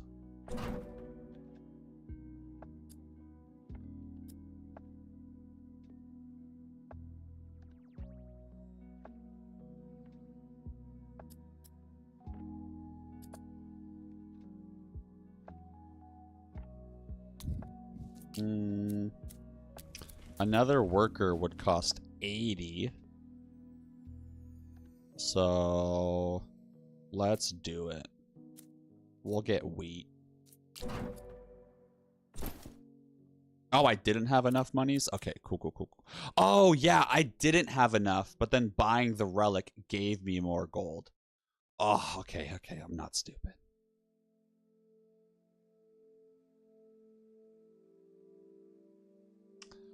I do like getting the university early. However, I have found that pushing for it early isn't worth it. It's not worth it in my opinion. Because it takes away too much from your economy for what it gives you.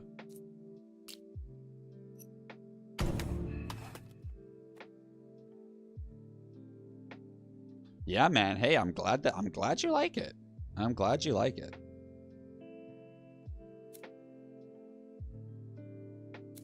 And you complete the luck line. Well, what is... Hold on. I've never actually paid attention to the luck line. When I buy it, I'll take a look at it. Because you might be onto something.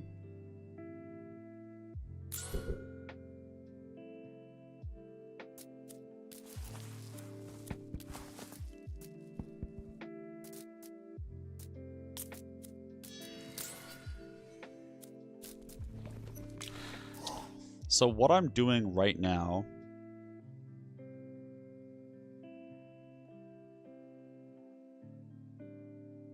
Yeah, no, Platinum, I'm not disagreeing with you. I think that's a really good strategy.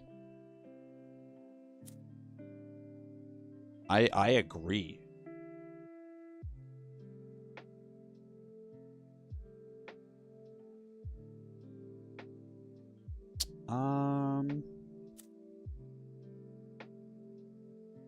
Wait, hold on. I don't think I ever responded to my wife.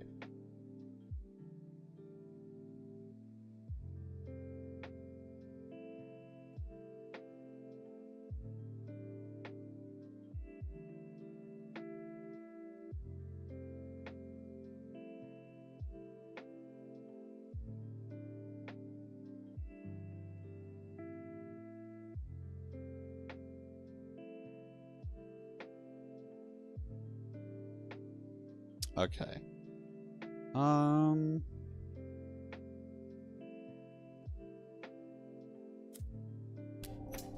It might be time to start sacrificing. No, it's not. It's not. It's not.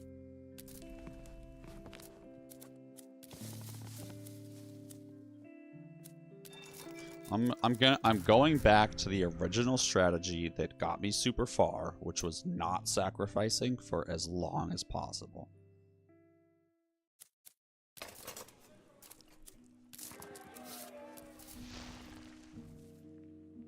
And then there's literally nothing else I can do this round, so let's go.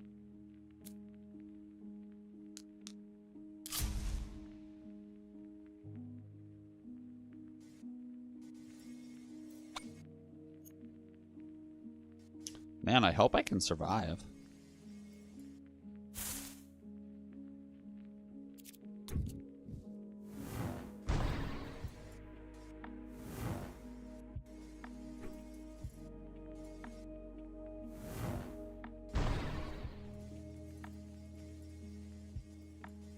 We got it.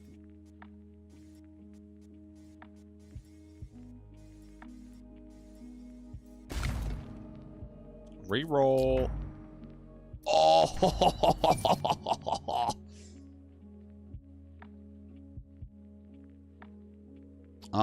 Let's go for more elites. I think I can handle it. That may end up biting me in the asshole, but I have faith.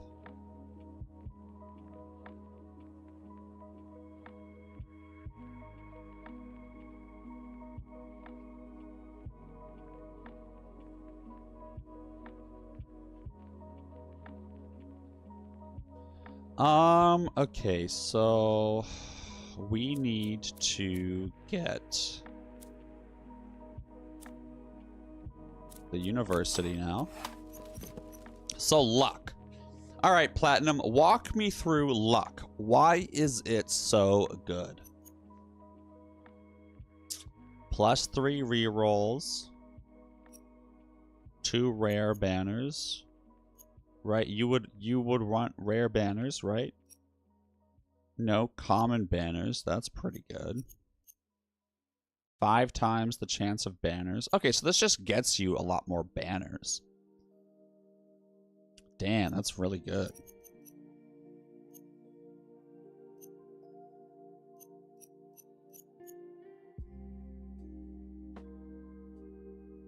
Ooh.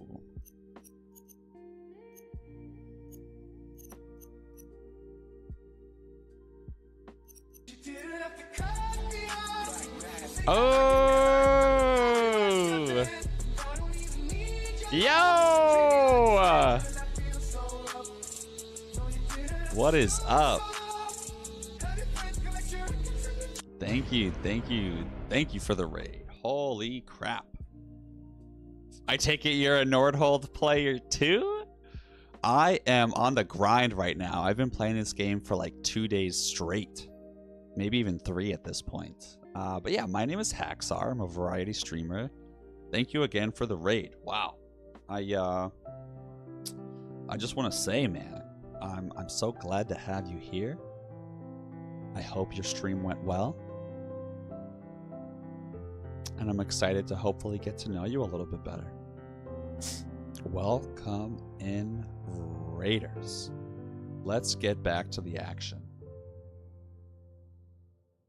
You like to support the children? You think I'm a child? How old do you think I am? Ooh, let's play the game. How old do you think I am? Hee.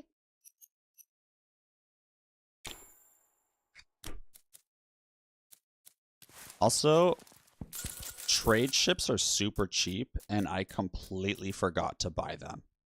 I could have had so much gold by now, but I forgot to buy them. Oh, what a mistake.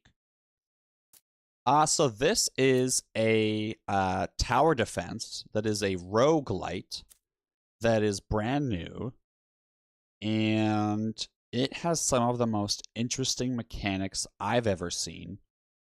And it's just a really, really good game. Oh, you stream Steel Hunters. Dude, how is Steel Hunters? When I first saw ads for it, I was convinced I would buy it. Or play it.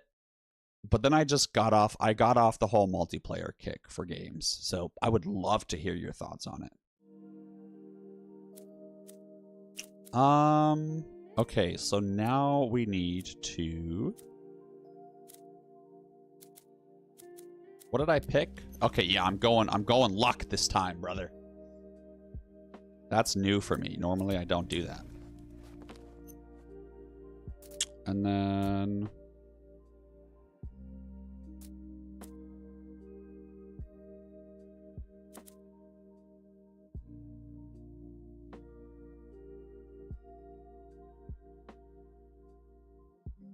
How much does an outpost cost? Ooh, nice. 15? Yeah, let's go.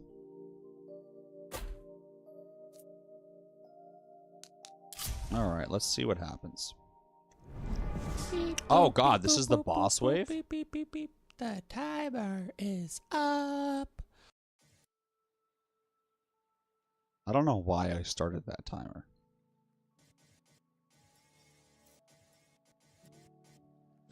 This is not a woolen seat cover, actually. I will happily show off my chair really quickly. I would love to do that for you.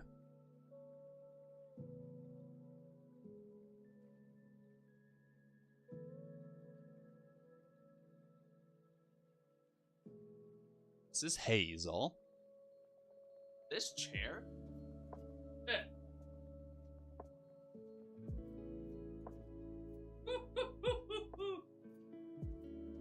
My wife picked out this chair. It's actually her chair, but she is gone. On a trip, so I stole it from her room. Oh, Willow's so cute. Oh,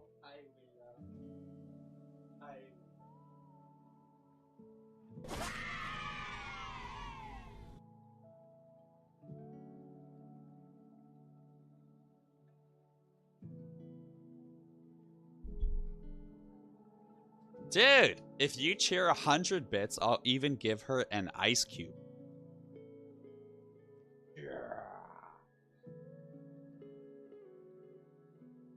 I mean, they get them all the time, but I'll give them an extra one.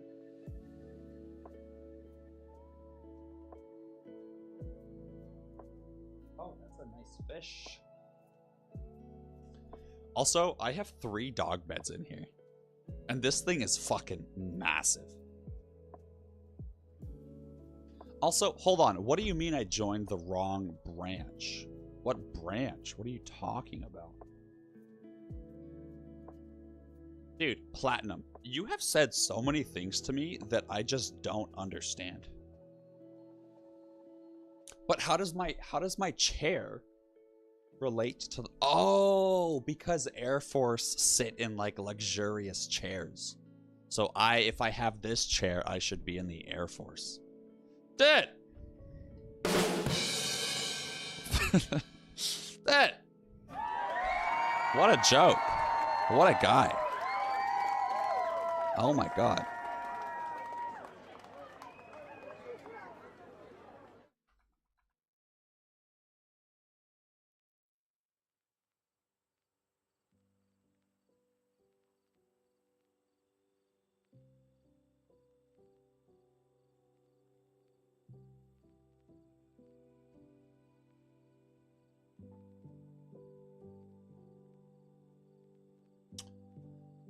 Platinum. I was stationed in Washington State, and the year-long deployment that I went on, that is correct, year-long, it was 348 days.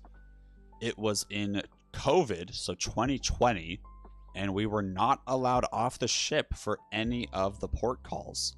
They would let us off onto the port or pier that we pulled into, and they surrounded it in shipping containers to make sure none of us could leave because of COVID. They didn't want us to get infected. So yeah, to sum that up, that was basically my experience, you know? They ask you how you are, you just have to say that you're fine when you're not really fine, but you just can't get into it because they would never understand. No, I'm actually out of the Navy now, so thank God for that.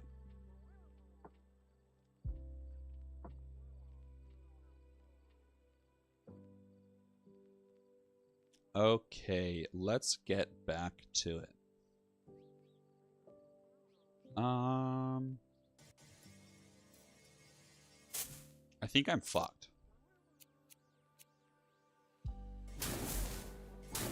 Oh, I am absolutely fucked. Or maybe not.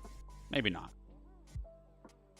Here, don't target anyone except the boss. Yeah.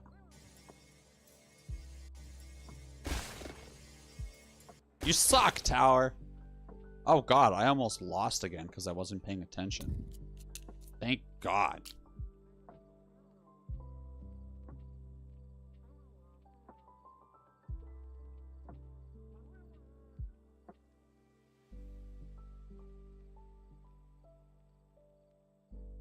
Okay, let's try this again.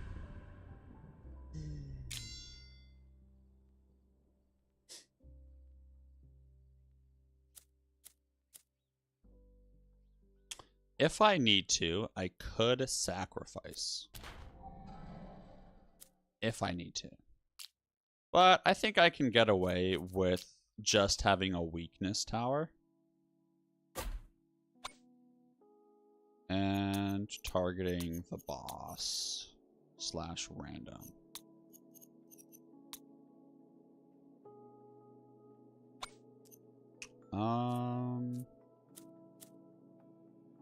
Yeah, I think I'll be okay.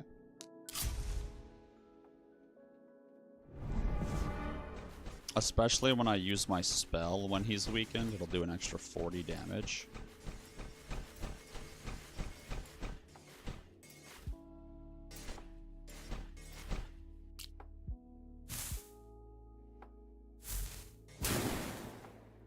Oh yeah, we got it.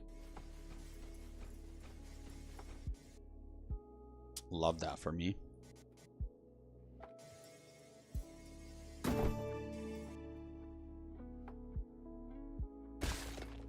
Research completed.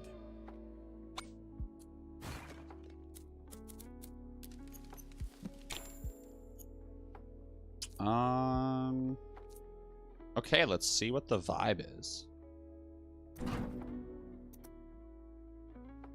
Oh. Oh. Oh.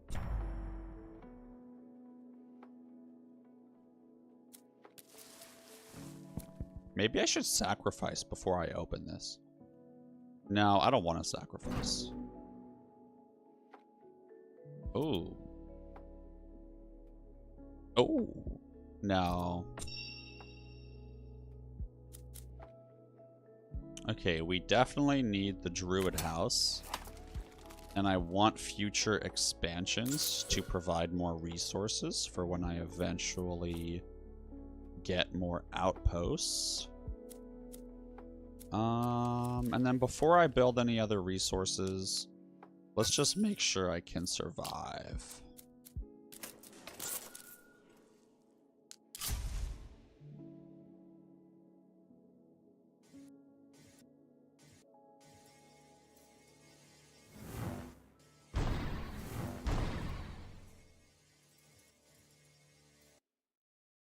Oh, nope. So we do need to build another tower.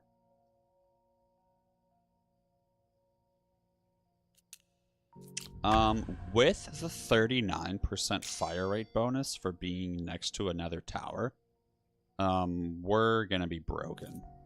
Or 29. Because this one will boost this one.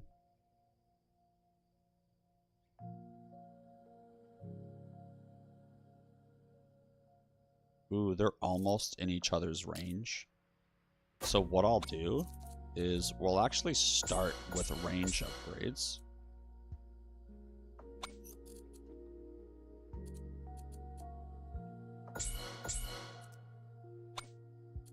So yes, that costed quite a bit of gold. But now I shouldn't have to build any other towers. And I should be set up for quite some time. At least another round or two. Hopefully.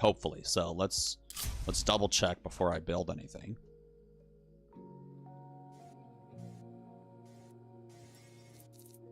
And then, you know what? I will actually build this asshole. Oh, it doesn't reach this guy. Damn. That would have been so good. Or does it? It might. I mean, it's half over the tile. Well, here, let's see. The damage is 48. So if I place this here...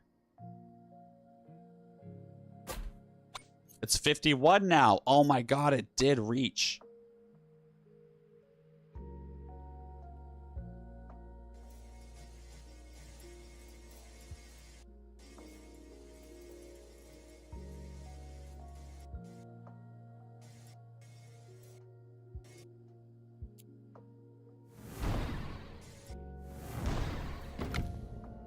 Wow, that was close.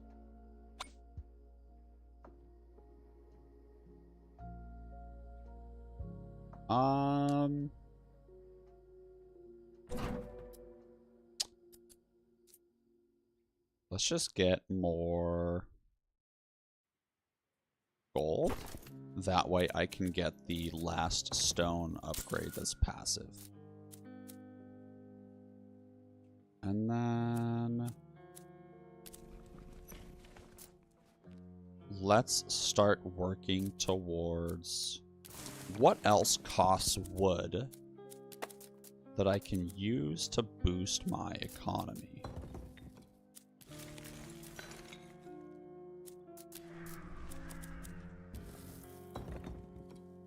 The quarry. Yeah, plus 80 stone around this early. That would be nuts. Or the outpost could be good. No. Getting that much stone that early is going to be fantastic.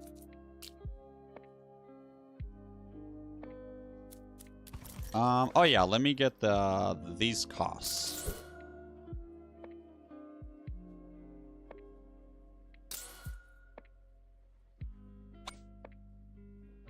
%16 buff. That's pretty good. It's not the best area. Well, actually, this is kind of a good area. What an interesting setup. I did not expect this.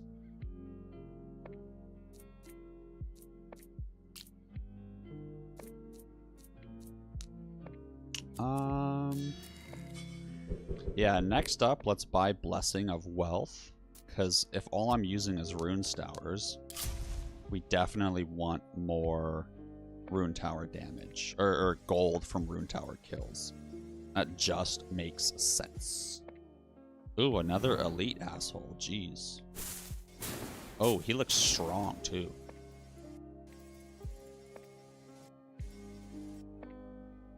Oh, that's not good. Okay, so we do need to build a couple more towers.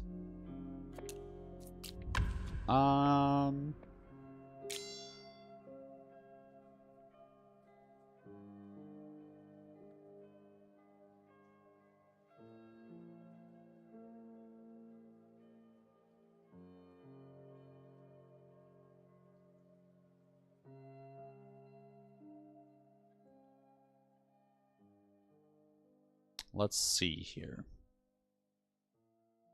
Weakness could also be an option. So let's do that. Let's get some weakness going. It will also have its fire rate boosted by this asshole. And I kind of regret building this here, actually. Because if I had built it here, it would have been boosted by both. But let's just see if I survive. I don't want to demolish it. Because I'll just build the next one over there. And then let's have these guys target the elite, preferably.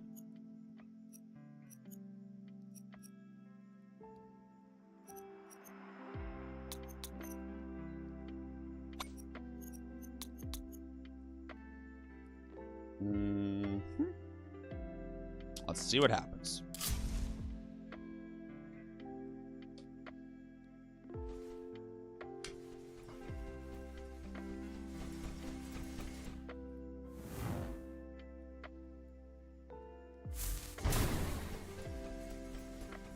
I think we got it. Whoa, whoa, whoa, whoa, whoa, whoa. How did he get so far?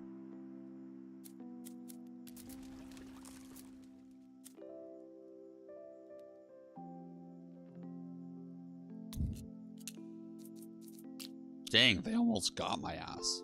I was so close to losing. Oh, I would have been so sad if that happened. Guys, now that I've adjusted my posture, my neck just feels so good.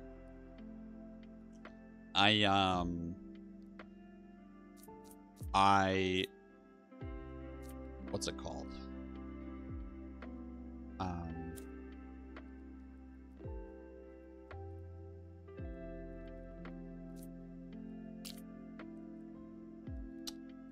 I also feel so, like, at peace and well rested. Due to how I'm sitting, I think. Honestly, let's just try doing one tower only. And we'll have him target the most health to hopefully do a little bit more damage. And then I also used Arcane Explosion. Instead, I'm gonna use Chain Lightning.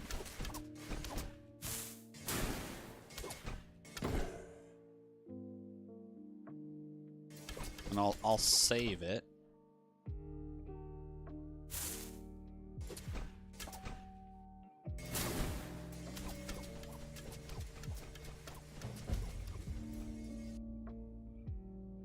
Hey, Platinum sold! Yo, thank you for the follow, dude. Hell yeah. Wait, hold on. What does that mean? What's happening?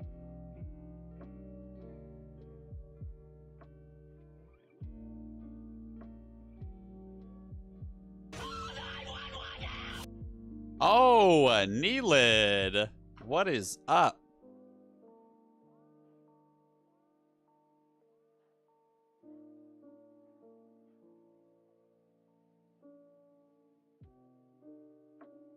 You're only 229. Oh, you poor baby. He's only 1, right? Yeah. Oof, risky business, guys.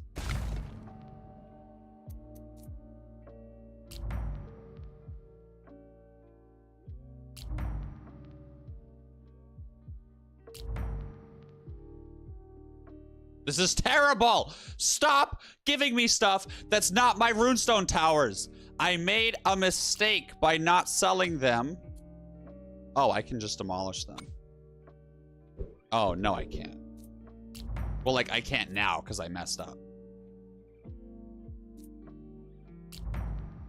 Stop! Research completed.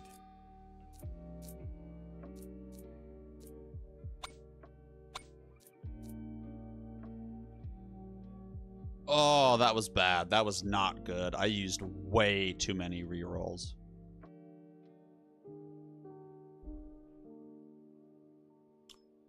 That's okay. That's okay. Everything's fine. Okay, we need 46 more wood. Or 48. To be able to get this quarry upgrade, which will give me plus 80 wood around. So I am just going to buy it.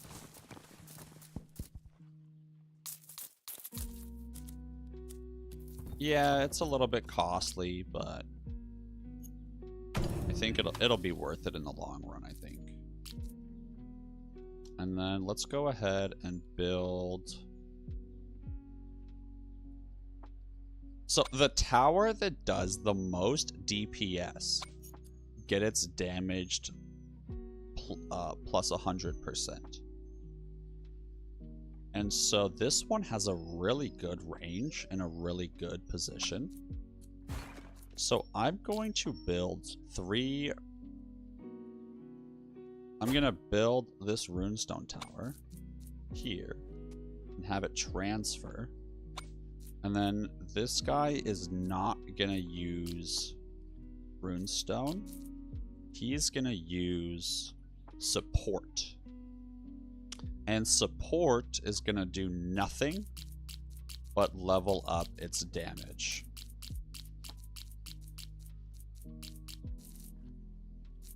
Because I don't plan or intend on this tower ever doing anything besides boosting this asshole.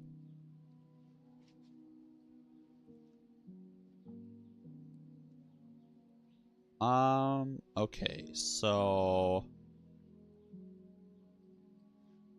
damage-wise, I should be fine. Now that I have transfer and the fire rate bonus as well. And this little spearhead bad boy. So yeah, we're just gonna stay on wood.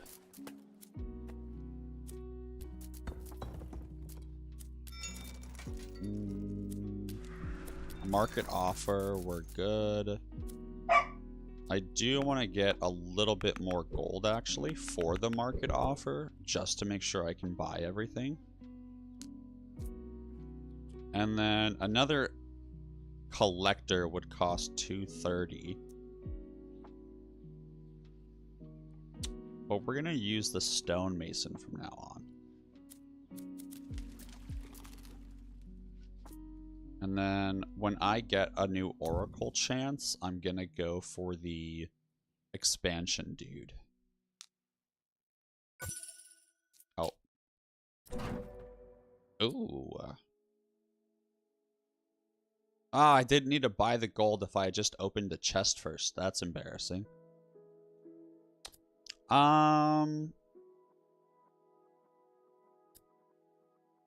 I have such a good wood increasing, but honestly, I just need more wood. Yeah, fuck it. Oh, and now I can get a stone miner. Super cute. Okay, we got a 7. 6, 7. Damn, that stinks.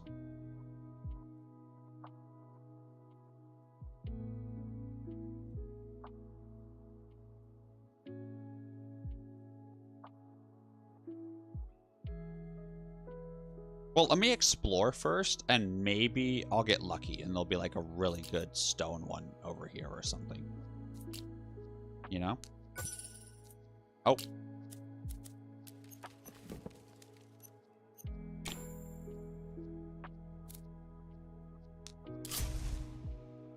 Ooh, ooh, look at that. Look at that. Look at that.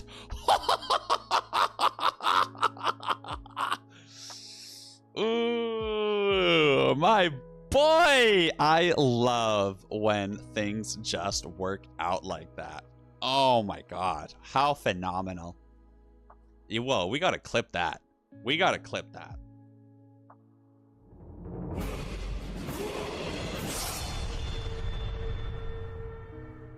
Yeah. Follow me for more content like this. I'm talking to you. Like and subscribe.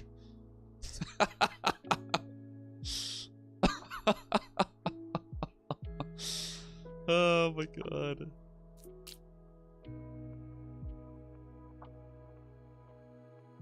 Ooh, and this one gets +2 gold?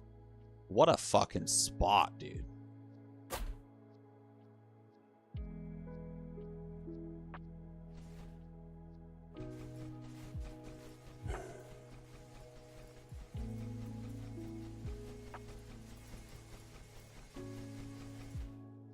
Oh my god, another elite asshole, dude.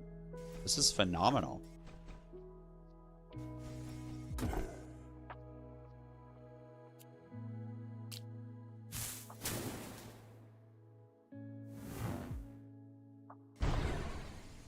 Ooh.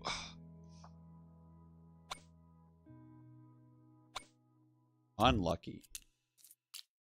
So the elite died at that first tower. So I think I may be able to have this dude target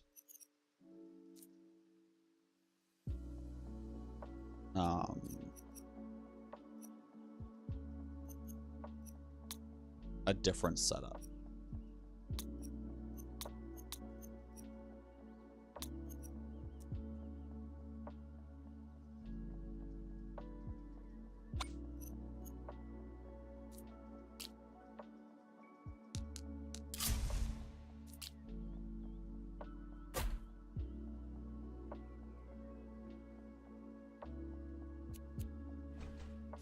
And then I'll use chain lightning while the guy is still grouped up. And I'll also use it when weakness is being applied.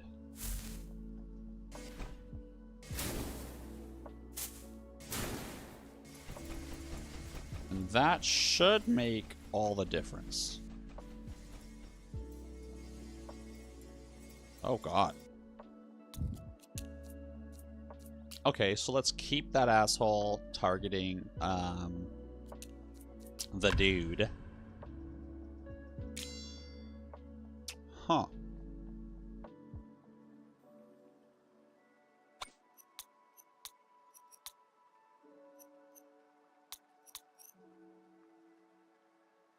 And then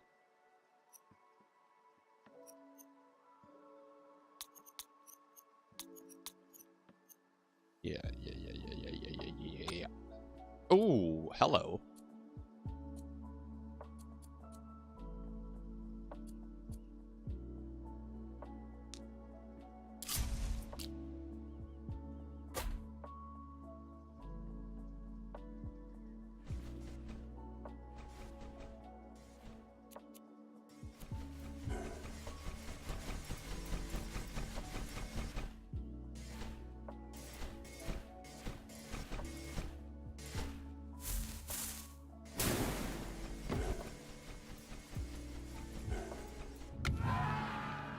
Boom, that's the power of proper focus and spell usage.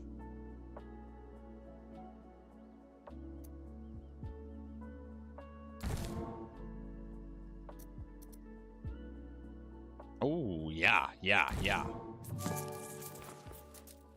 Hello. Hello. Hello. How fortunate. I am truly blessed. So, because I got that beer supply thingamabob, I do need to get the tavern now. And then we are going to get wood and wheat now.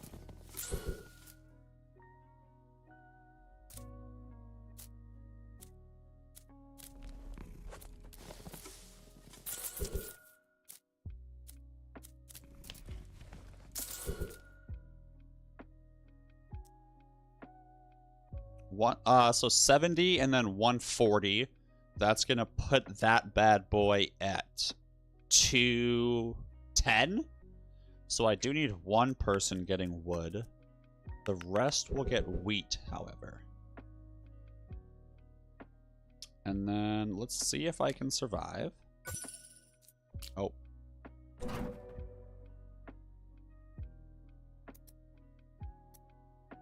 Plus 10% return when demolishing a tower. That would put me at a 90% return. Is it worth 5 gold a turn? Yeah, the salvage box is worth way more than just 5 gold a turn. Because in the late game, this will pay dividends. And then this 4 elite enemies chests only contain banners, but elite enemies now have significantly more health. Do you think the benefit of getting 4 banners would be worth the elite enemies having significantly more health? What does that mean? 300%? 200? I wish I knew. Does anyone know?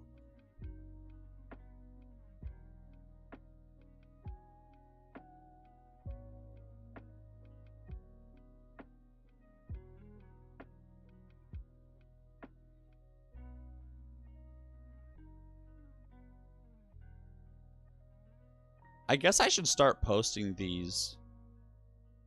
Oh, someone said ×3? Yeah, fuck that. In the late game, when they have millions of health, absolutely not.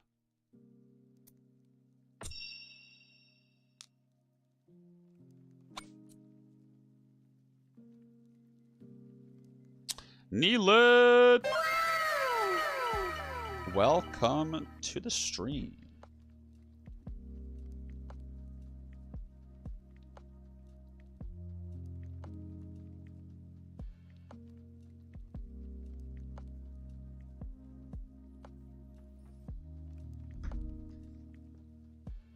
Okay, let's see here.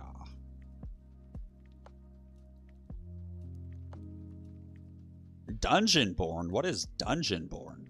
I've never heard of that.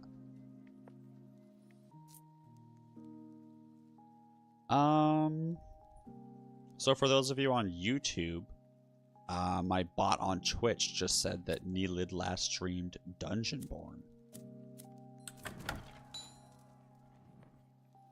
I forgot about this.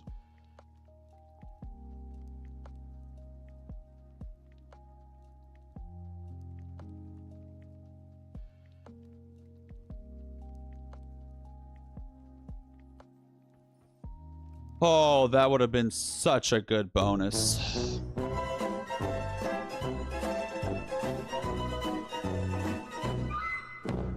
Oh my god. That blows. Okay, so...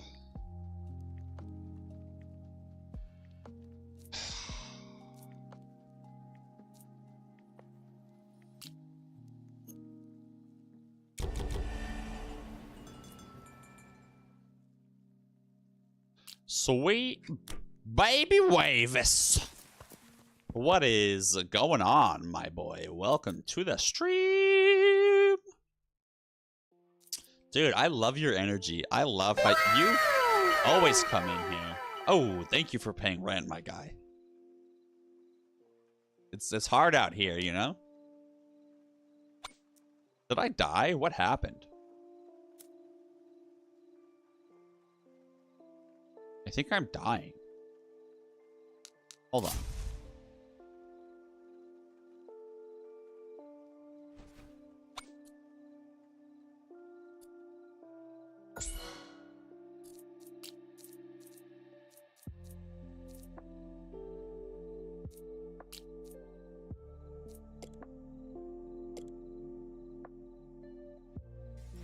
Yeah, hard-working man. That's me.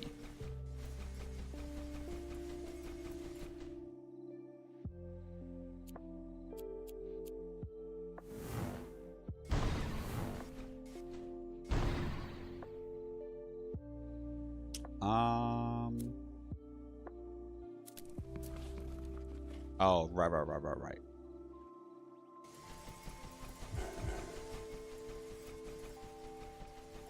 Epic!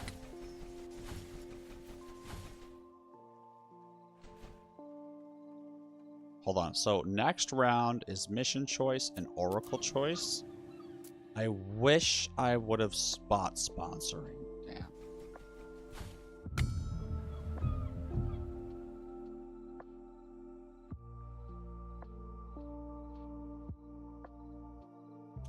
Damn, I'm not gonna have any workers for 5 rounds? Damn it.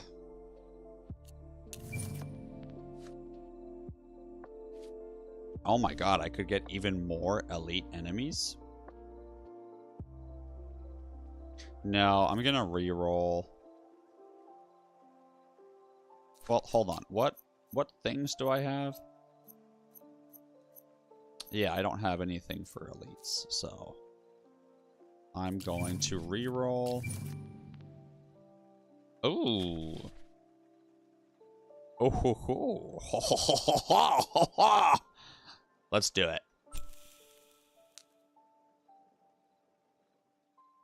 Do it.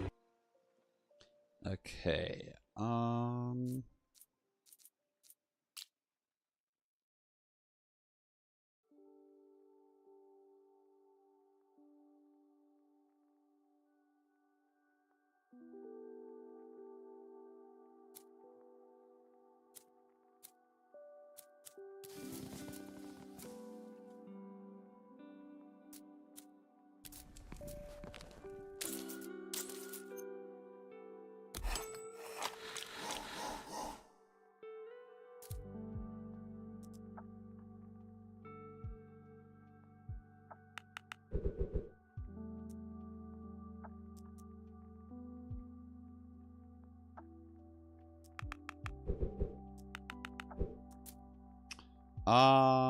140.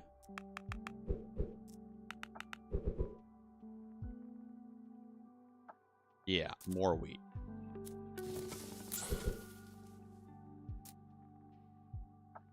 And then let's just let's see how this goes.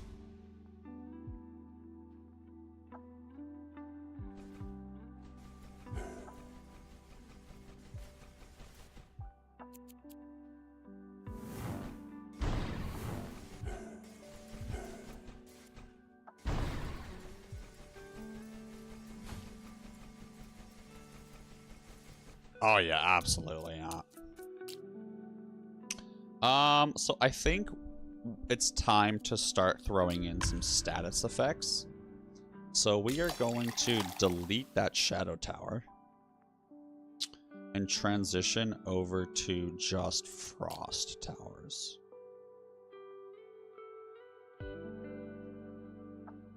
Dang, this range is ass though. If I do this and this, it does cover it mostly.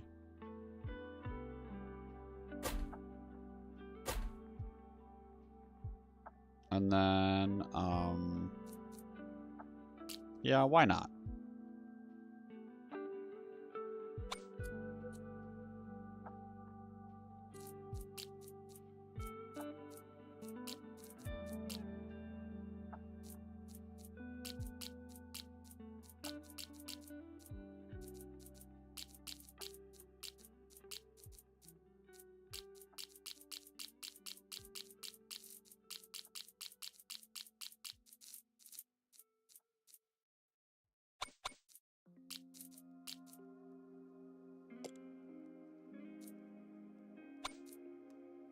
Okay.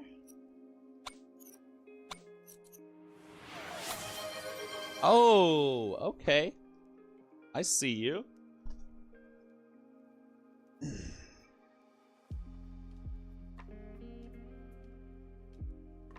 Dude, I can't see shit. These are so fogged up. That's alright. That's alright. Are you happy now? This is so stupid. Okay, alright, alright. Just don't make me wear sunglasses at the same time. So our frost towers should be Gucci gang.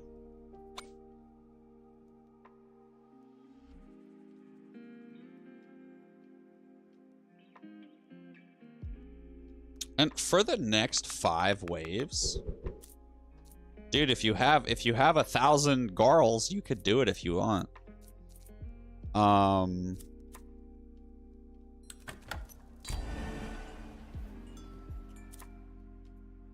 How do I say this? Due to this oracle effect of for the next 5 waves, outposts are better.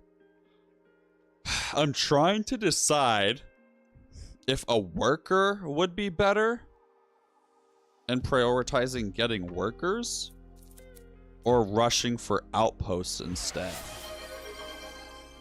Oh, a bucket hat.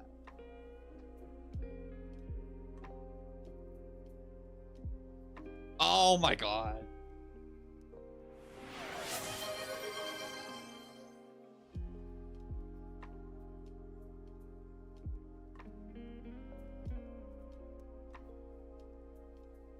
What the fuck?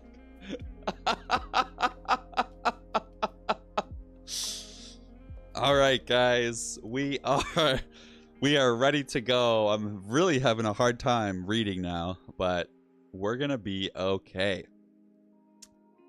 Let's see here. So, with the addition of the frost towers, I think I'll be okay. Oh yeah, so what I was talking about was dude, I think this is actually kind of a vibe. This is kind of a vibe. Do I go for more workers? Here, let's do this. Let's get 200 wheat because I already spent wood to get the house. So this will put me at 1. I need to have 238 wheat. I'll be at 230, so then I'll trade for the last little bit. And then the rest will go into wood so that I can build more outposts. Okay, let's see how this goes.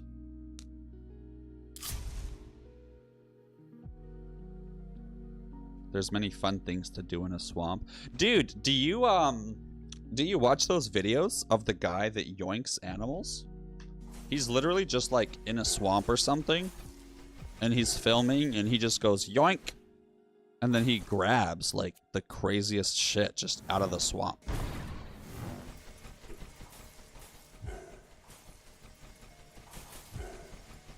Yeah, that guy is crazy.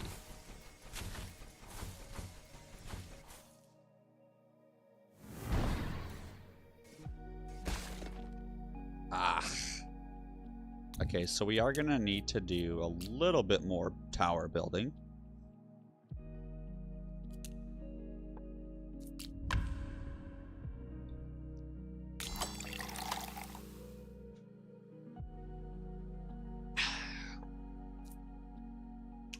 I just need a little bit more gold for another runestone tower.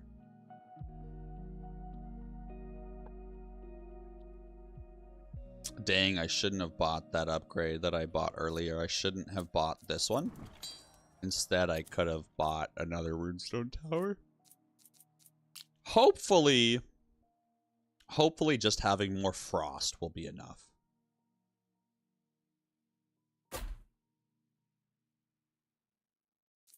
I don't think it's going to be. We can also change up our targeting, and we'll go straight for the people that spawn minions. And hopefully that will allow this tower to put in more work on the minion people. And then after that, least health and most forward.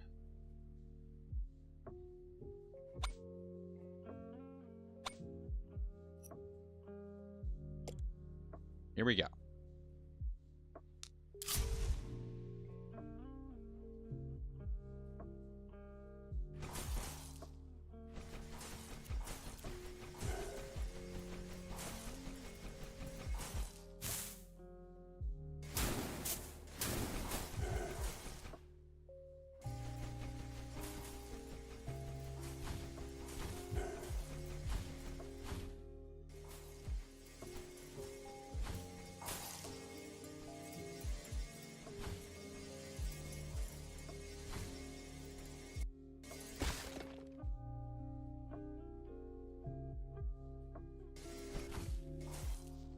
Ooh, I just barely don't have it because of this fucker. How much health does he have? 94?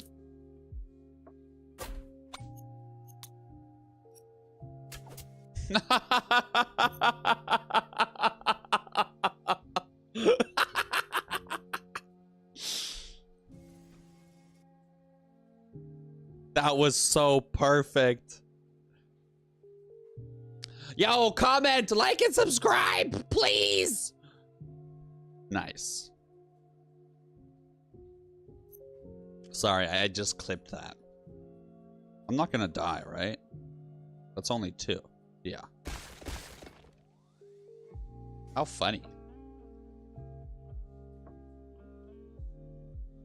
Oh, he yoinks invasive species. That's so interesting. Oh, fuck, I forgot about this.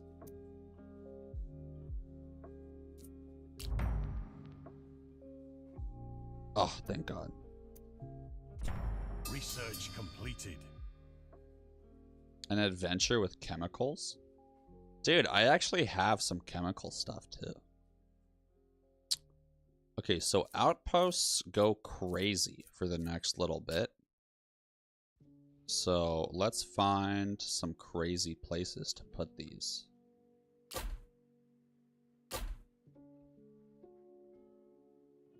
Yeah, all I see is a tenor.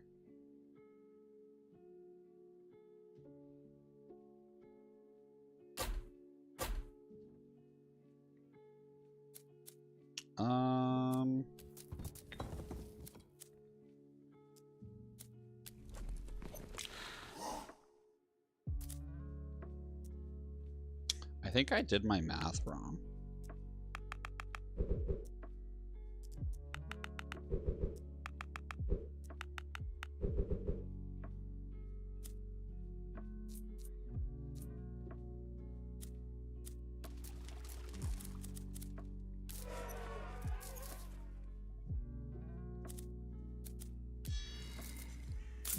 Yo, will you guys help me remember? In 2 rounds, I need to buy due diligence. That sounded ominous. You're so funny.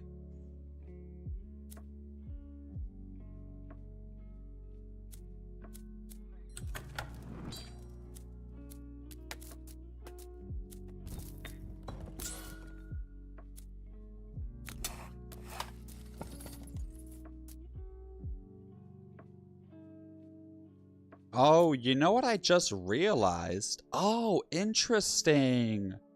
Ooh. So, with the workshop, it makes upgrades 5, 10, and 15 gold cheaper. And in the... How do I say this?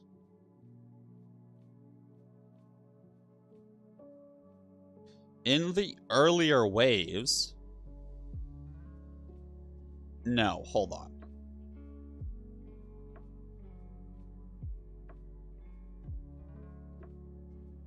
Yeah. So the sooner that tower upgrades are cheaper, that means the sooner that the auto upgrades will occur. So by ignoring this, I've really been messing up. So I actually need to get gold.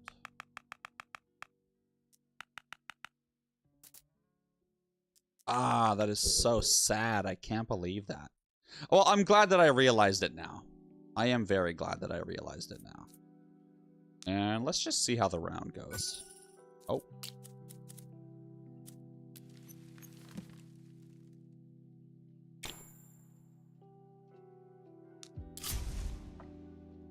And then we do have the little boss-a-roni coming up. Okay, so now we're getting people with banners, or people with barriers.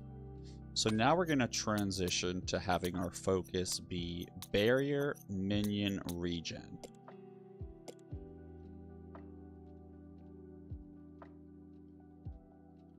Wow, I'm so glad I realized that thing about the workshop. That's legitimately going to change my game. Because all of my towers are going to be upgraded so much sooner. How shocking. Hey, stop that. Stop that! Get him! This shitty, stupid little tower. Have tips for beginners. Derek, yeah, I would love to give you some tips. How... I don't want to ruin the game for you. So, will you please tell me what level of tips you would like? Would you like for me to show you, like, the best possible starting setup, in my opinion? Would you like just kind of general, like, oh, hey, you probably won't realize this, and it'll take you some time to learn it? Or do you want more so advice on, like, understanding general game mechanics? Those are your three options. Or I can do all of them, whatever you want. Okay, you said yeah, and I gave you three options. Derek. Derek.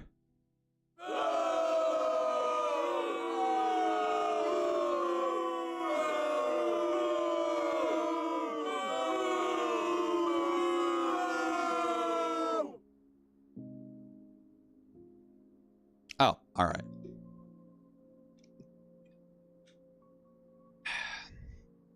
Okay, yeah, let me walk you through it. I'm not gonna lie to you. If you go and watch my video that has the word tutorial in it, you will probably receive a much longer version of this, but you'll actually see me play through it, okay? But I know that that's like fucking, what, 4 hours? So, a condensed version. I'm actually gonna record this, so let me start my recording, and I'm gonna do a quick breakdown of everything you should know when starting the game. Ooh, this is gonna be fun, guys. Okay, here we go.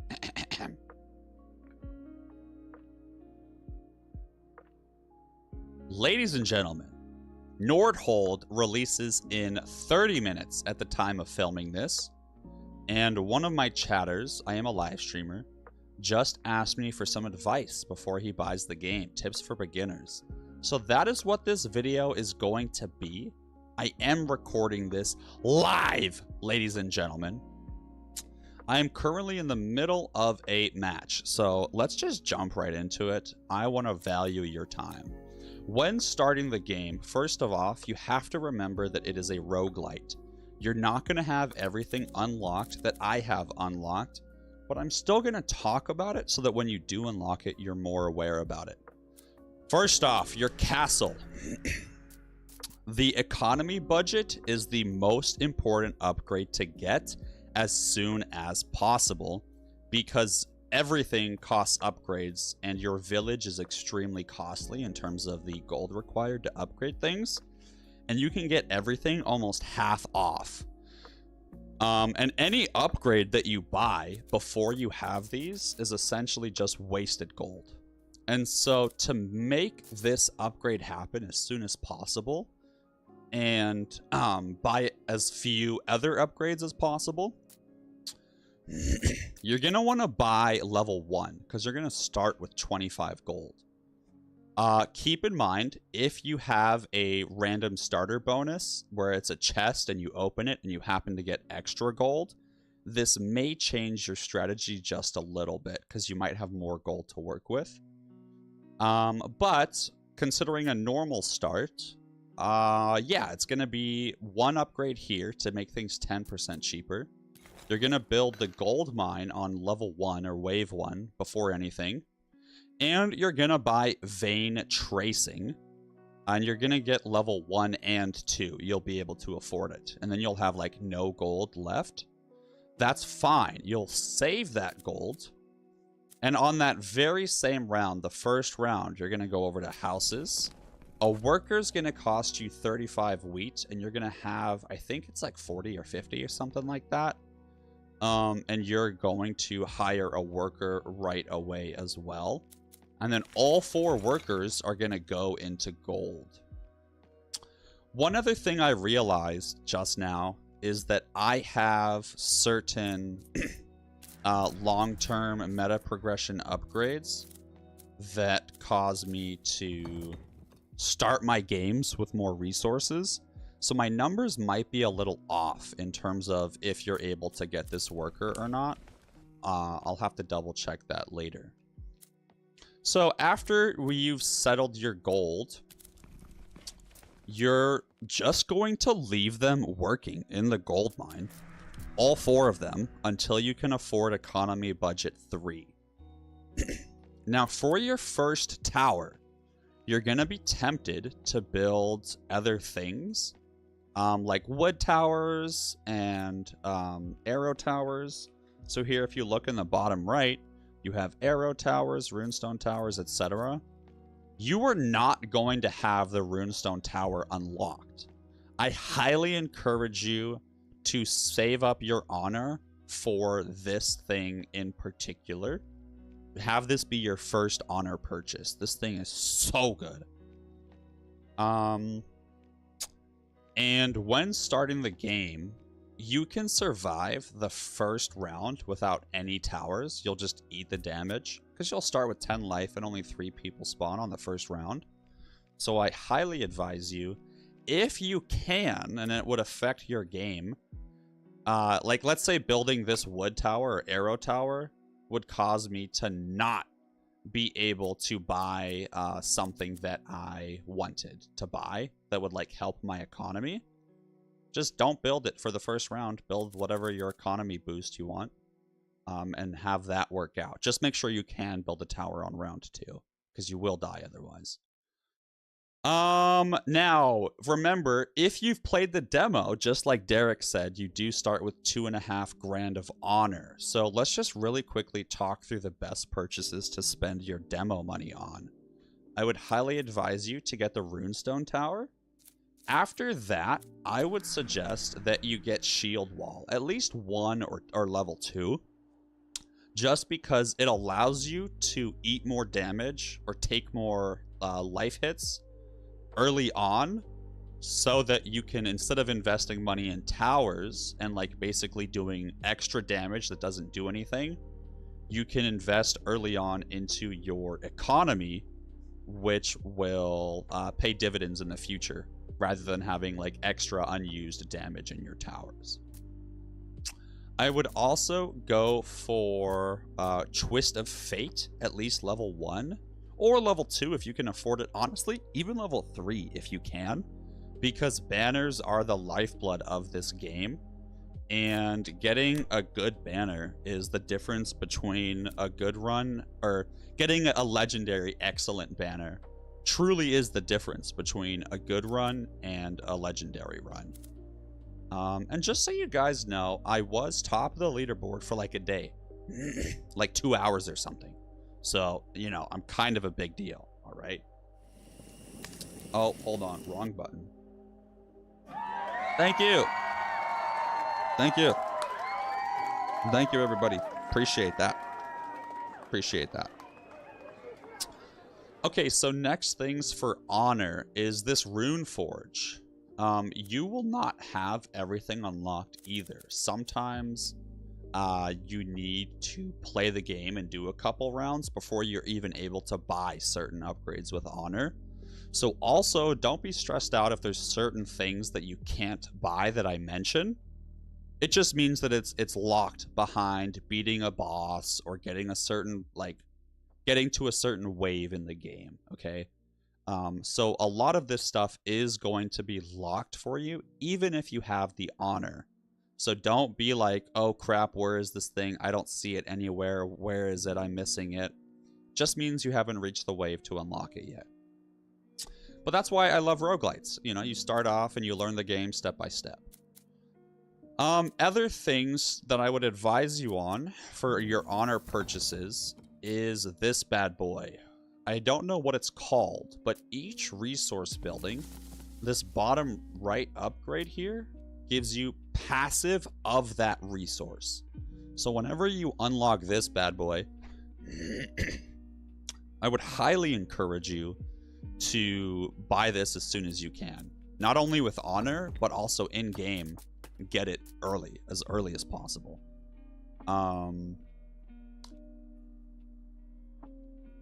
Yeah. And then the trading post. So when you unlock the trading post, it might actually be there at level 1. There is a hero. So you first get to select a hero at wave 5, I believe. Now, your heroes have different bonuses. Not all of them are the same.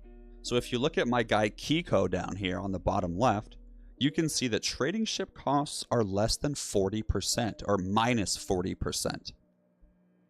What's super spicy about that is you can upgrade trading ships to generate more gold a wave. So here you can see for each upgrade that I buy, there's a total of 5. It's 7, 12, 18, 25, and 35 passive gold, which does not require workers a wave, which is so good. This shit is extremely expensive. The last upgrade costs 120 wood, which early on is quite a lot. Late game, not really, right? But early on, when you're trying to grow your economy, getting that early gold to get more upgrades is so crucial. And so, if you do plan on going for the trading post, I highly, highly encourage you to not get any of the trading ship upgrades until after you've selected your hero and you pick the hero that gives you trading ship costs minus 40%.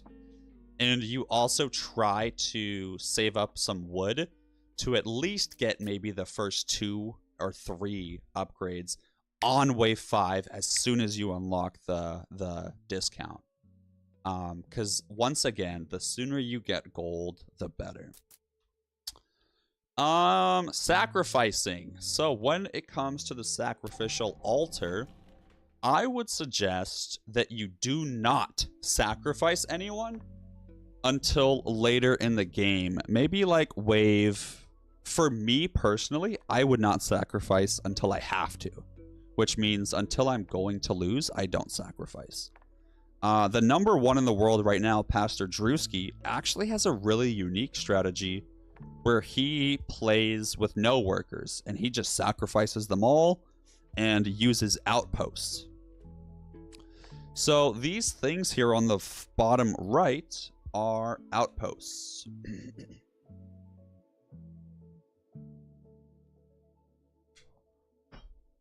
Yeah, number 1 for now, for sure. So on the bottom right here, you can see outposts. In the beginning of the game, you're going to be like, oh, wow, I can use the resources to get more resources. That sounds great. So if you look on the map, you got your beautiful little stones and trees and rocks. If you could look really closely, you can see a chicken underneath this tree here. And so when it comes to these outposts, you are going to want them. but it's gonna tell you that you need the supply depot before you can build outposts. Do not be like me and be like, what the heck? Where is this thing? Where do I build the supply depot? I can't find it. Is it somewhere over here? I don't understand. It's a roguelite. Play the game, get to a certain wave, and then you will unlock the ability to buy the supply depot.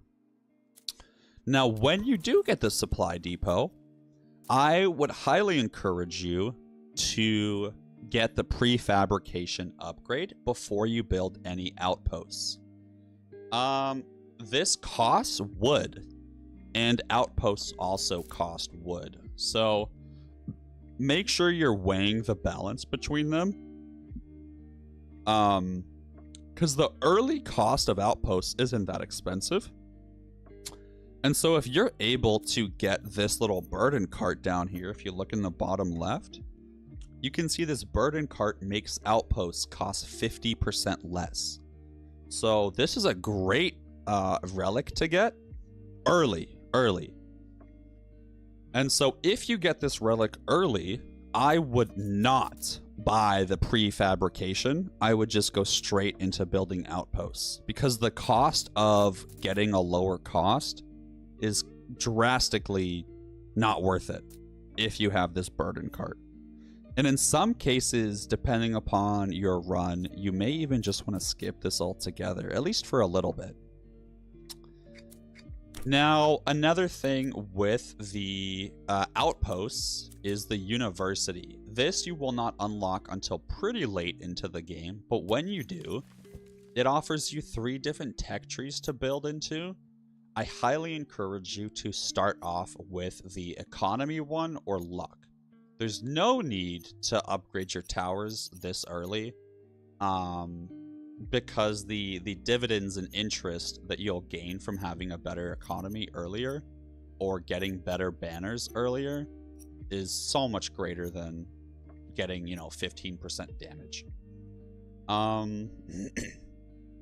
If you do go for economy, I would highly encourage you to... can we get a counter for how many times I've said highly encourage? That's hilarious. I just realized I've said that like 30 times already.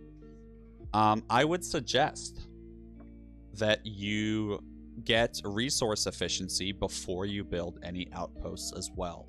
So typically when you buy the university, this is going to be the first thing you get. Something I never considered until just this moment. I don't know. Can you research different trees, or are you locked into one tree once you start researching? Because I just realized I would love this upgrade. Anyways, other beginner tips. So the workshop, advanced towers. Okay, when it comes to these bad boys, tower upgrades become 5, 10, or 15 gold cheaper. So that means that when I want to upgrade this bad boy, this upgrade cost here is cheaper. And you might think to yourself, like, okay, duh, like, whatever. But something you have to realize is that there are 20 levels to a tower, and the cost goes up exponentially. And so, level 2 costs 5, 3, 10, 4, 15, 5, 50, or 20, and then it just gets worse and worse and worse.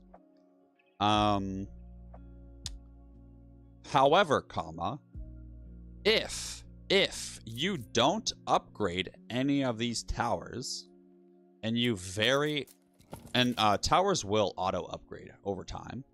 Every round they basically earn 5 gold towards their upgrade, which is nice. And so if I buy a tower round 1, over the course, let's say I get to wave 4, wave 1, the upgrade cost would go down to 25. Wave 2, it would go down to 20. 3, 15.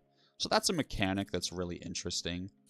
Obviously, wave 1, the upgrade cost isn't going to cost 30. That was a shitty analogy. Now, with this workshop, the reason this is so good is because every upgrade, every level, it's 15 cheaper. And so that means you're not just saving 5 gold at level 3. You're saving 5 gold throughout every level, which equals, you know, 100 gold. But if you have it up to level 3, that's 15 gold a level. 15 times 20, quick math, I think that's 300. So that's a pretty decent amount of gold over the course of the game. Other things to consider. Let's look at the tavern. So when you unlock the tavern, this bad boy is phenomenal. Okay. Something that is, in my opinion, not that intuitive is the tavern provides a productivity bonus regardless of whether you supply it with beer or not. And so do not be like me, because when I first unlocked the tavern and brewery, I was like, this thing's useless. I don't have the money to buy the tavern and buy the brewery and then pay wheat to brew beer just to get a tiny little production bonus. But something you need to realize is this last sentence right here. The supply of beer further increases the productivity bonus.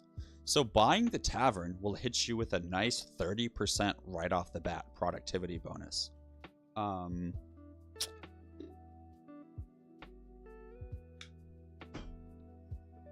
Now, when looking to decide, hey, should I go for a worker or should I go for the tavern? Because workers cost wood for houses and wheat for the worker. You can do a very basic calculation in your head of, okay, hey, I have 3 workers. They all make 10 gold as a base, or that they all make, how do I say this?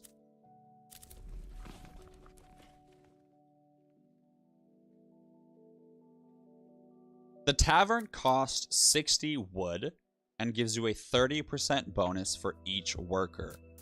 And so if I have, let's say, 5 workers and they all get a 30% bonus, that is equal to, that is more of a percentage increase than getting a 6th worker. Because if I get a 6th worker, it increases, you know, my total workness by 1/5, right? Which quick math comes out to 20% increase in total work. Whereas if I get the tavern and I also just have 5, it's a better increase. Now, if for some reason you haven't bought the tavern and you're later into the game where you have 8 or 7 workers, definitely do not get more workers. Instead, buy the tavern. Another thing to consider is the Scandinavian style. A little tricky, but it's fairly easy to spot. The 4th house costs 140 wood and gives you hold on.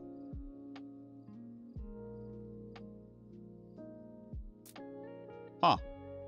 I thought houses only gave you 2 workers, but I think the last house actually gives you 3, so never mind. Interesting. But when you have 3 houses built, this will cost you 140 for 3 workers. But Scandinavian style only costs, I think it's 100 or 120. And it gives you 1 per house, which is 3. So it's the same, but just a little cheaper. So that's nice. And then lastly, pro creative power. Once you buy the first worker, so you can see the wheat cost, it goes up every time you buy an additional worker. And so once you buy the first, in certain cases, you may even buy the second one, but definitely do not buy the 6th worker unless you've gotten the pro creative power to reduce the wheat cost. Because otherwise, you're just spending so much wheat and so much time and energy getting that wheat that it could have been better spent getting other things. And it's all about min-maxing your economy early on. Now, let's take a look at the early game start that I was talking about, okay? So going back to... Oh, hold on. Just before I forget, let's finish going through each building and kind of some general thoughts about it, okay? So the market, when you unlock this bad boy, there's the option for Trader's Gift. And it makes a common relic free whenever you buy it. Please buy this. Please buy it as soon as you can. Or not as soon as you can. If you buy this right away, let's say it like, let's just say wave 3 or something. It costs 6 gold, but it doesn't actually give you any sort of bonus until wave 8 when the market pops up for the first time. And so you should keep that 6 gold and spend it on something else to further boost your economy. That way it like pays dividends in the long run, rather than spending 6 gold on this early and then not getting any benefit from it until later in the game. However, if you are like me, and whenever wave 8 comes around, you forget to buy this until it's too late, just buy it early. Just buy it early.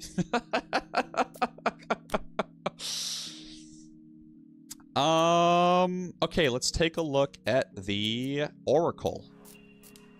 Personally, the Oracle is a little hard to understand. At least it was for me when I first started playing. So the Oracle is in no way, shape, or form a permanent upgrade. So I think it's around wave 4. Or I don't know when the first choice is. But oh yeah, the first selection occurs at wave 4. It says it right there. It gives you a modifier, but that modifier only lasts for 5 waves. And then you'll get a new oracle or a new like prophecy that you get to pick that gives you a different bonus. And if you really like your bonus, you can do what's called a re-roll. And what re-rolls do is it just resets your options for that thing and lets you pick new ones. Game is out. Wow. As we record this, the game just came out. I'm excited to post this then. I'll have to post it right away. So taking a look at the Destiny's Mulligan, your reroll, this would be something good to consider because certain Oracle prophecies are ass. And so you want to make sure you get good ones. Now, this is a repeatable upgrade up here. Second Sight, giving you rerolls. Once your economy is in a stable spot, I really think it's a good idea to just drop like 50 or 60 gold on getting a bunch of rerolls. And that way, every Oracle chance, you're able to just reroll as much as you want until you get the exact prophecy that you would like. So me, up here in the top left corner, you can see kind of information about your stuff. And one of those is the Oracle buff. And so this is where you can find what your Oracle or prophecy is currently doing. For the longest time, I would pick an Oracle, and then 2 waves later, I would be like, wait, what did I pick? What bonus am I getting? What should I try to focus on? So it's up here in the top left. Okay. Okay. Now, the lighthouse also exists. So at different waves, the first one happens on wave 7, you're able to send out your villagers on missions to come back with loot. I don't like the lighthouse. I almost never use it. I use it when I have a bunch of workers. But early on, you typically will only have 5, 6, maybe 7 workers by the time you get to the first lighthouse mission. And losing a third or more of your workers to get a common banner in 2 days, or a rare banner in 3, or a legendary in 5, that is potentially 5 days where you are missing out on those workers doing stuff for you.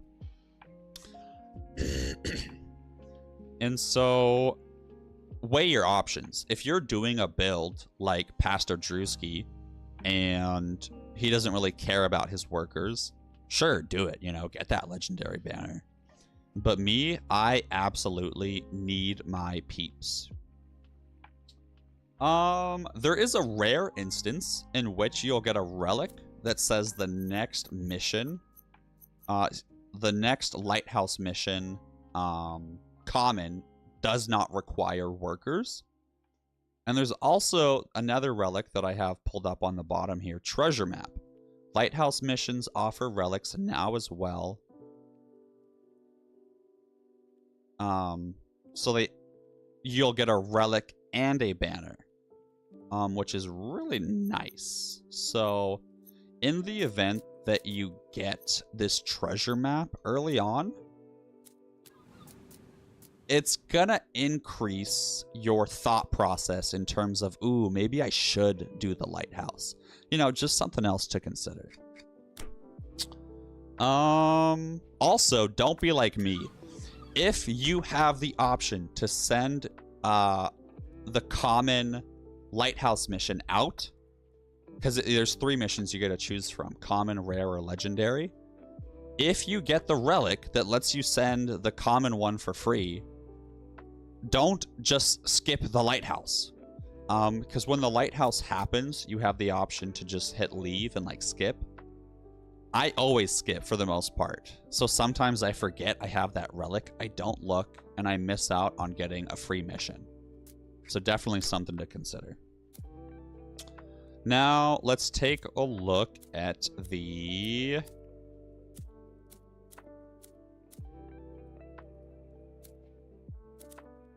let's talk about the quarry really quickly. So...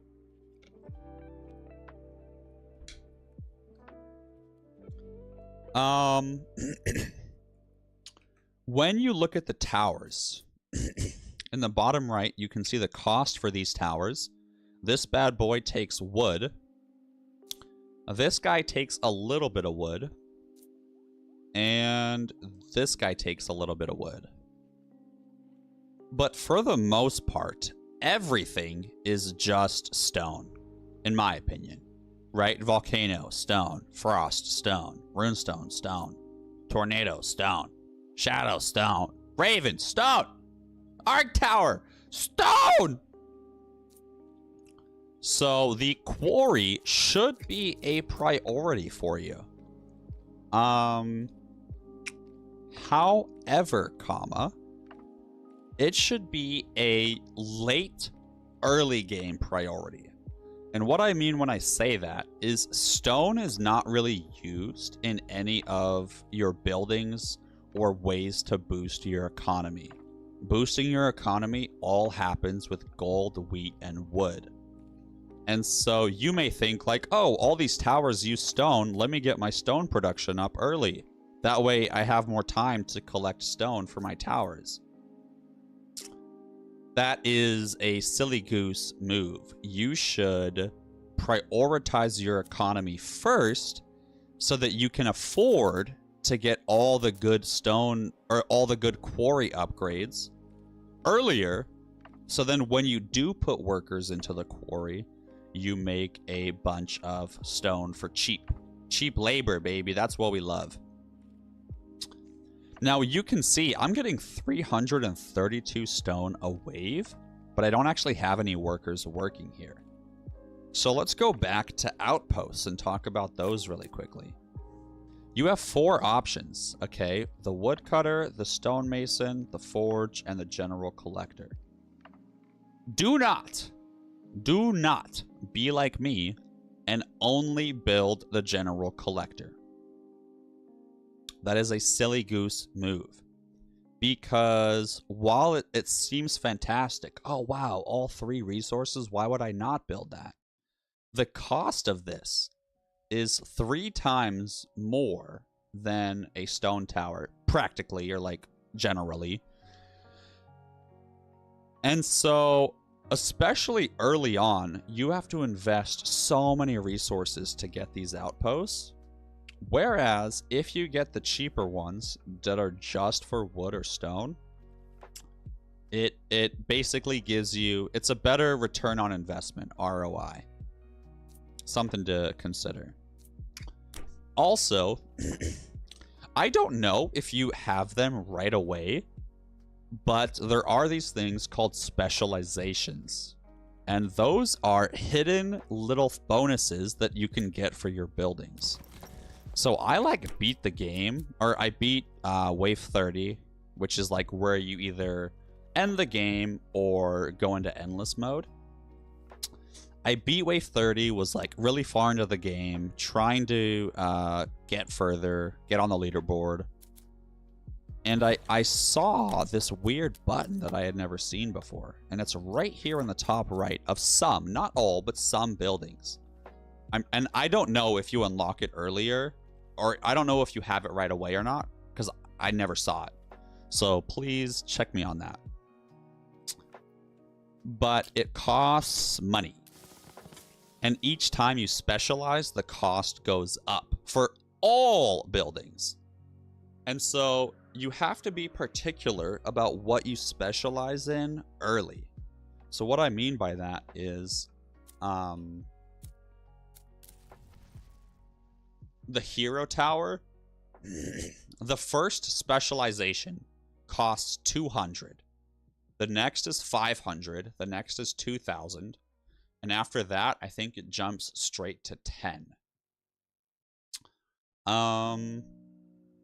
So I could get the hero tower upgrade for 200 stone. But then if I wanted to upgrade the lumberjack, it would cost me 500 wood. And then if I wanted to upgrade the mill, it would cost me 2,000 wood. And it also changes what resources are required, but that's just based on the building, not based on the order in which you buy them. So like the wood will always cost wood.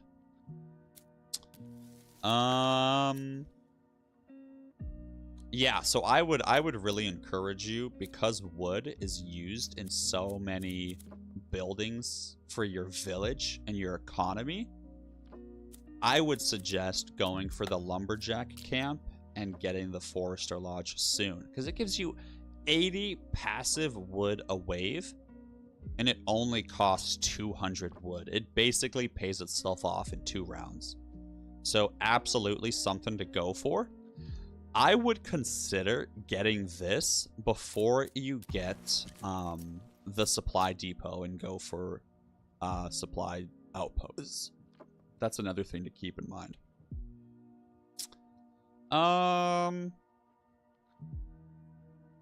When it comes to the outpost, one other thing. You'll eventually unlock this bad boy, protection money.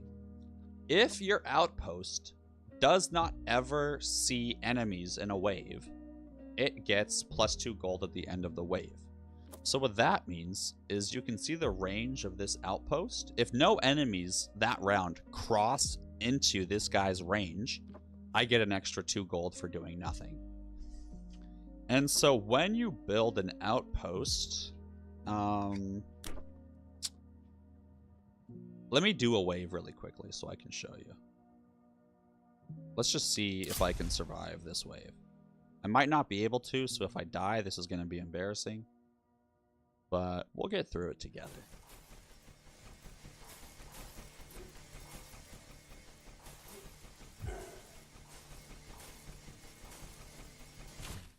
Oh, God.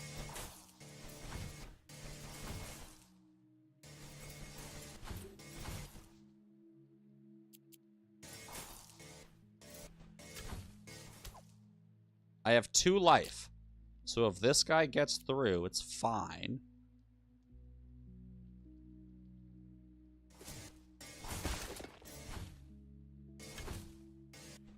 Okay, but I have 2 spell energy. So let's hit him with the chain lightning, baby. And yeah, there's no way I'm surviving this. So one other aspect about this tower defense that I love, and this is a great point to bring up now that we're here, is you don't have to lose and restart. instead of restarting the entire game every time you make a silly mistake like that, and it's well accepted amongst the community as well, so don't think you're like an evil person or safe scumming. And even if it wasn't accepted amongst the community, it's a single player game. Play your way, you know what I'm saying? Just press escape. Do not hit restart. Do not. That is the entire match or game. You're gonna exit. And then you're gonna continue. And now it resets you in the economy phase. So just to make sure you guys know, there's the economy phase and there's the defense phase. Anything that you do in the economy phase, regardless of if you quit and load back in or not, is permanent. If you do something during the economy phase, it is permanent. I cannot say that enough. And so let's say in this example here, yes, I will explain the transfer mechanic. I got you. In this example here, I am losing right now. That is bad. I only have so many resources to spend and so many different ideas of, okay, how can I fix this? What could I build to stop myself from losing? And like selling stuff only gives you 80% back normally. So you can see here, demolish, it gives you 90 back in my case because I have an upgrade. Now, pay attention. This is important. When it comes to defense phase versus economy phase, anything that I do during the defense phase is not saved. So if I quit and continue, I can try out a different thing. So in this example, volcano towers cost 12 stone. Boom, I just built a bunch of volcano towers. Let's see if I can survive this wave.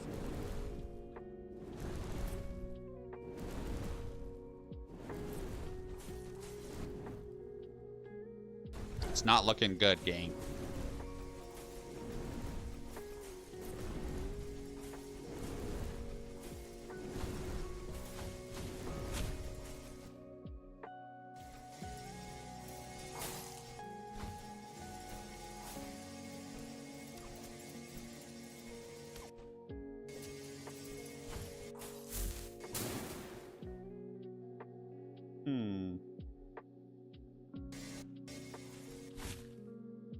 So this guy has 400 HP, and this spell will kill him.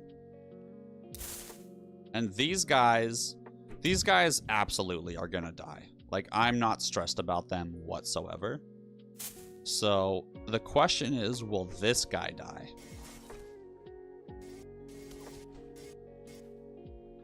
So this guy's gonna die because I have this tower that will kill him. Let me cast my spell to kill these two.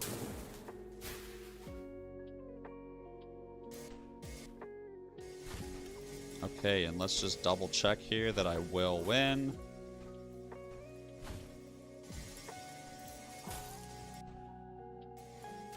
Oh yeah, absolutely, right? These three dudes have to go through here.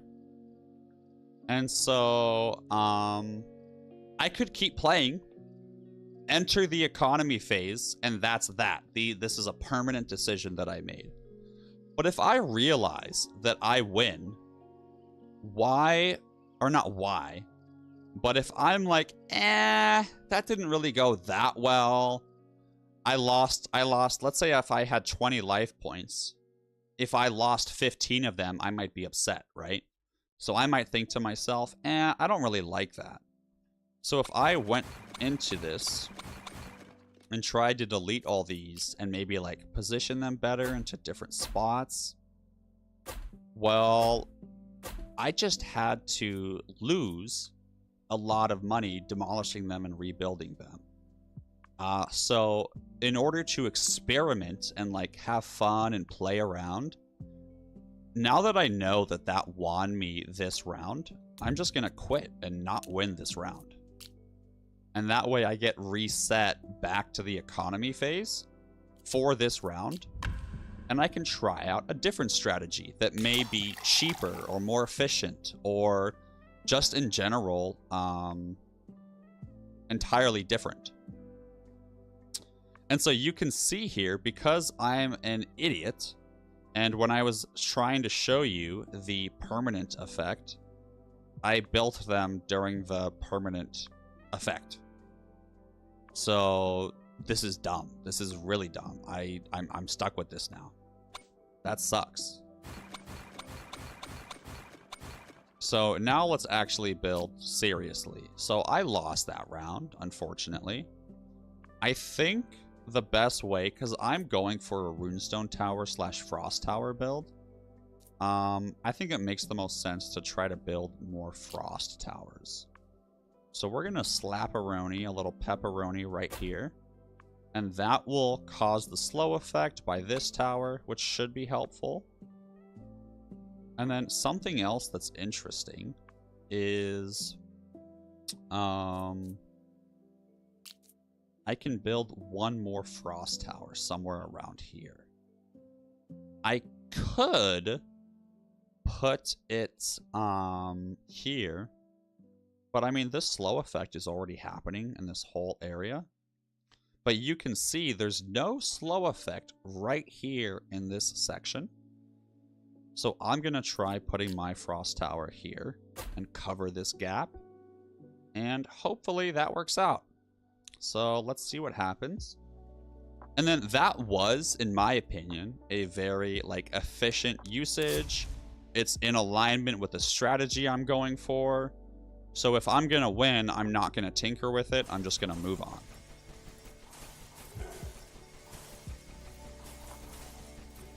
And we're looking good. We're looking good so far.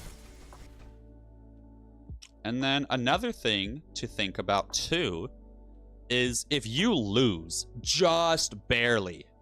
So like in this example here, right? Remember when this guy was going to get through and I spelled him? Well, if I didn't have a spell, I would have lost. But he had so little health. Like it was so close, right? So things to consider. Maybe you don't need to change your towers at all. Maybe you just need to cast your spells better, or cast them at a different time, or cast it in a different location where the radius would play out better. Another thing to think about as well is which spell did you use? Maybe I used a spell that was weaker and had a larger radius, so it looked better. But then if you look at the numbers, it was only on 2 enemies and they had more health than this spell would have killed. So let's say they had, 500 health. Well, I only would have done 300 damage and he would have stayed alive and I would have lost. But if I instead were to use this spell, it would do 700 and I would have killed him. So just be a little bit mindful of your spell damage. Now, also, there is this thing called a shadow tower. So the shadow tower, if you look near the top here, it applies a weakness debuff, which means that the damage that they take is more damage. So if I were to do, let's say 100 damage normally, if they have the weakness debuff, they will take 110 damage instead. And you can see that it's applied to them through the purple circle or through the top left. So underneath everyone's name, each enemy's name, is their modifiers. And in the top right is any special effects that they have. So you can see this asshole here is going to spawn some minions. Other enemies may have effects like armor. So you won't see it up here, you'll see it down here, where attacks have a 20% chance to do nothing to them. Other effects that enemies could have could be like health regeneration or teleportation or things like that. So if you're ever like, holy crap, I keep dying, I don't understand what I'm doing wrong, how is this wave destroying me? Last wave, like certain times, you'll defeat a wave here, and like they won't even reach half of your towers, and you'll be like, oh wow, I'm so good at this game. And then the next round you immediately lose, even though you're like, what the heck, I only used half of my towers last round. Why did it get so much harder in one wave? It's because the abilities and passive effects of your mobs changed. So in this instance, these guys have started showing up that have magical barriers. So let's hover over this barrier asshole. You can see he will teleport. So when he first enters the radius of a tower, he'll teleport, which is sad, right? If I have every single one of my towers grouped together and localized like this, he'll enter range and just teleport past all of them. So you can get around that by building one tower, one shitty little tower that you don't care about, just like 10 or 15 tiles ahead of it to make sure that the teleport gets used up. Because it does only happen once. Now, going back to the asshole, the barrier carrier. Where's a barrier that protects him and other enemies within its radius from attacks? And so barriers are really, really tough. They're tough to manage. The only way to get around them is with the runestone tower, which completely ignores barriers, or upgrading your towers to have more barrier damage. There may be one or two other towers that ignore barriers, I forget, but that's something to keep in mind as well. So now that we've talked about enemies and their passive abilities, and don't worry, Neelid, I will get to you with your transfer mechanic, okay? I will get to it. Let's talk about focusing. So when it comes to focus, think of this as attack priority. Who do I want my tower to shoot at? And in what order do I want them to shoot at them? I am going to take my dogs out. Give me literally 2 minutes. I will give you a chance to read through this and try to make sense of it yourself. 1 moment, please. Girls!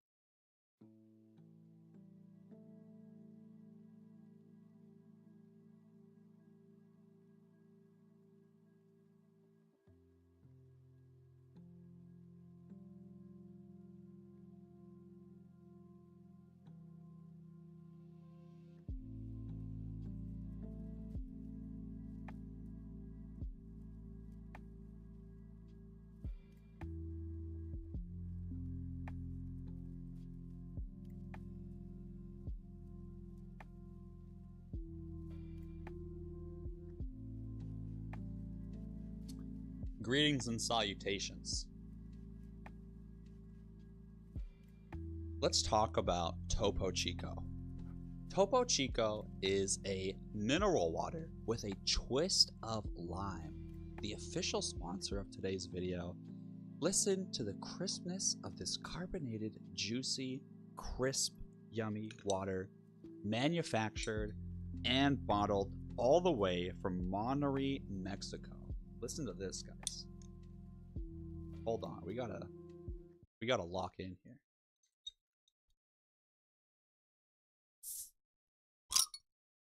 Ooh. Now, for legal reasons, that is entirely a joke. Okay, so when it comes to your focus, I need you to focus up here with me, okay? Let's take a look at the different options that are available. And the reason that we're talking about this now is because it relates to the abilities of the different mobs. So here you can see most health, most armor, least armor. Or sorry, I got that backwards. This is block, this is armor. Kind of basic. Nearest to the village, so farthest along the path or furthest back. Closest or furthest from your tower, fastest or slowest. Random, shooting around randomly. You may think, what in the world? When would I use that? That sounds dumb. Well, your shadow tower only applies a debuff to who it shoots. It's not like a range thing or whatever. So you want to make sure your shadow tower is not shooting the same person over and over and over. You want to spread the love, baby. So that is where I think random comes into play. There may be other niches or situations that I'm not aware of. And there may also be times in which you don't want this to happen. Where like maybe there's a really big boss you want to focus or something. Now,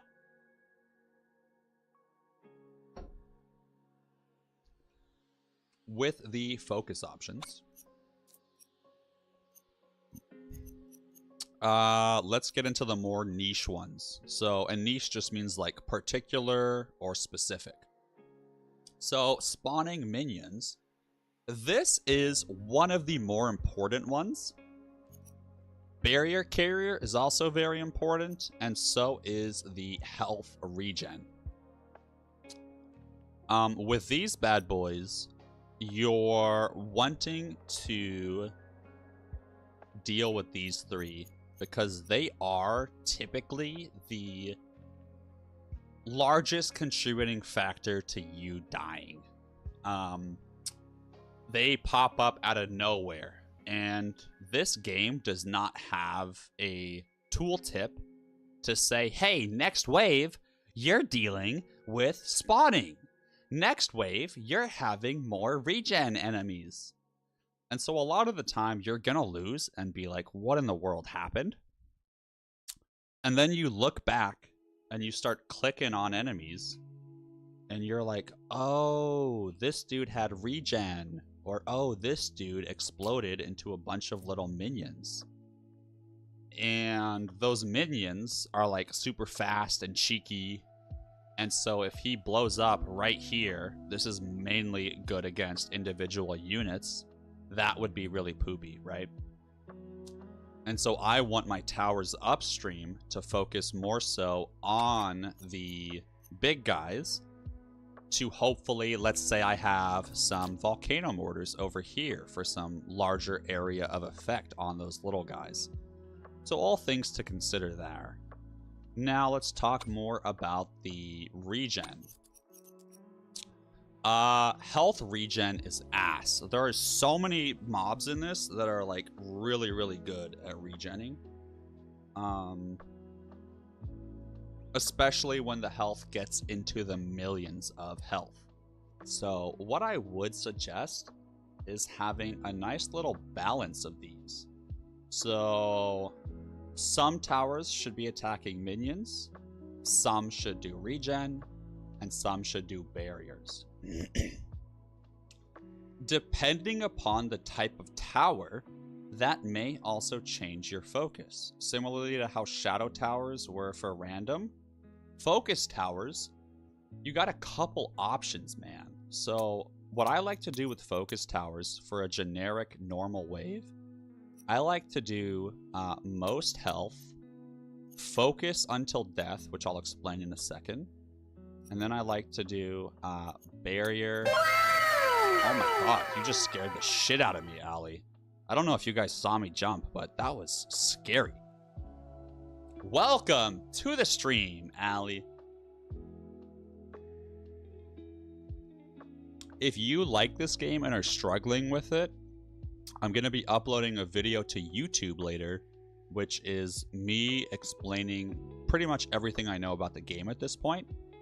And the last, I don't know, maybe 20 minutes, that's all I've been doing, is giving a very in-detailed tutorial of what to do. So even if you don't want to check out the YouTube video, you might just want to go back 20 minutes in this VOD, not gonna lie to you. Aw, Allie, you're so sweet. Little Hack does need that support. Little Hack does need some love sometimes, you know? Aww. Okay, so when it comes to your focusing, focus until death. So you have this function here, which means once my person starts to shoot, or once my tower starts to shoot at a mob, it will not shoot at any other mob until that mob is dead. Allie, I'm just a wizard. I'm just a wizard, Allie. So let's look at a quick example here. This guy doesn't have anyone in his range. He does have focus until death on. So, damn, you can't see shit. Don't worry. Let me clear this up for you guys a little bit.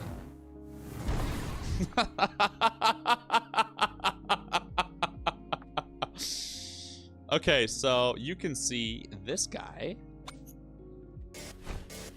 Hey, stop it.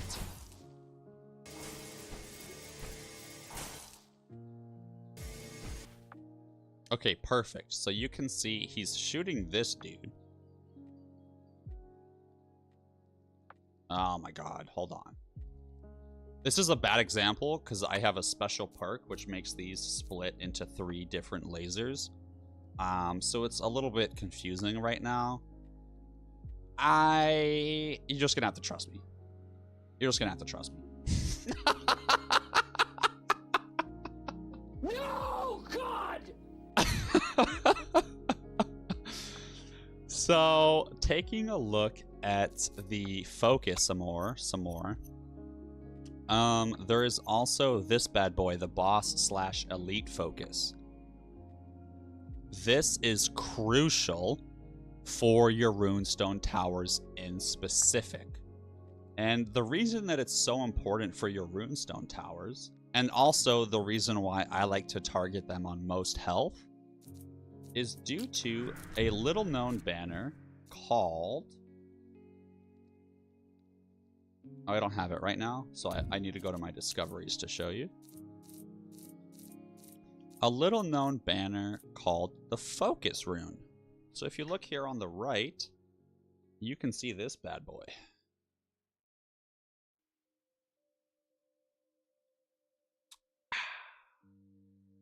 Wow. Topo Chico, Monterrey, Mexico, 16.9 fluid ounces, 0 calories, 500 milliliters, and it was established in 1895, a local home-brewed recipe crafted by my boy. You can also see here this beautiful barcode, 2136. That's right. The official sponsor of today's video. For legal reasons. That is a joke.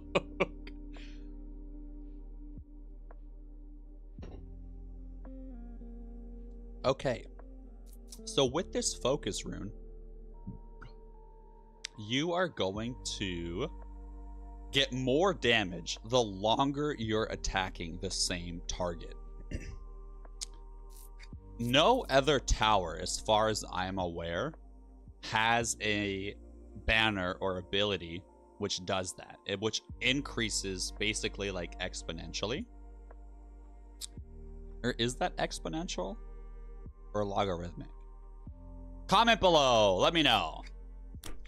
And so when it comes to that, bosses will sometimes have, 20 something health. Or not 20 something, 20 million something health. And no other tower is going to be able to output the necessary damage. So that's another thing to consider. Now, another one that's fun is the volcano mortar. So if we take a look-see at focus, and for those of you that don't know, the volcano mortar is an area of effect turret or tower. So it's gonna be the best, like splash damage basically. So it's gonna be the best if it hits large groups. Something that I think is so unique and fun about this game is there is a group focus. Focus on the largest cluster of enemies. Like, I'm telling you, the devs have thought of everything. I love this game. So follow me. Subscribe for more Nordhold content. Now, let's take a look at immunity. I don't think I've ever used immunity ever. If anyone knows when to use immunity, please let me know. Comment that. I would be so curious to find out. Bleed typically is going to be used similarly to the shadow tower. So your arrow towers have the ability when they shoot people.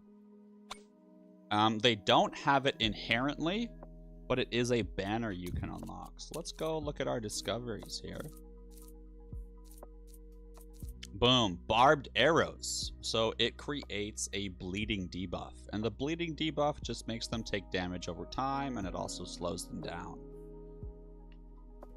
Similarly to... what's it called? The Shadow Tower and the randomness, you may want to consider using the focus for least amount of bleed. That way, if a mob is about to no longer have bleed applied to it, it would reapply that bleed. Random could also work technically, but it does run the risk of potentially shooting the same bleed person over and over.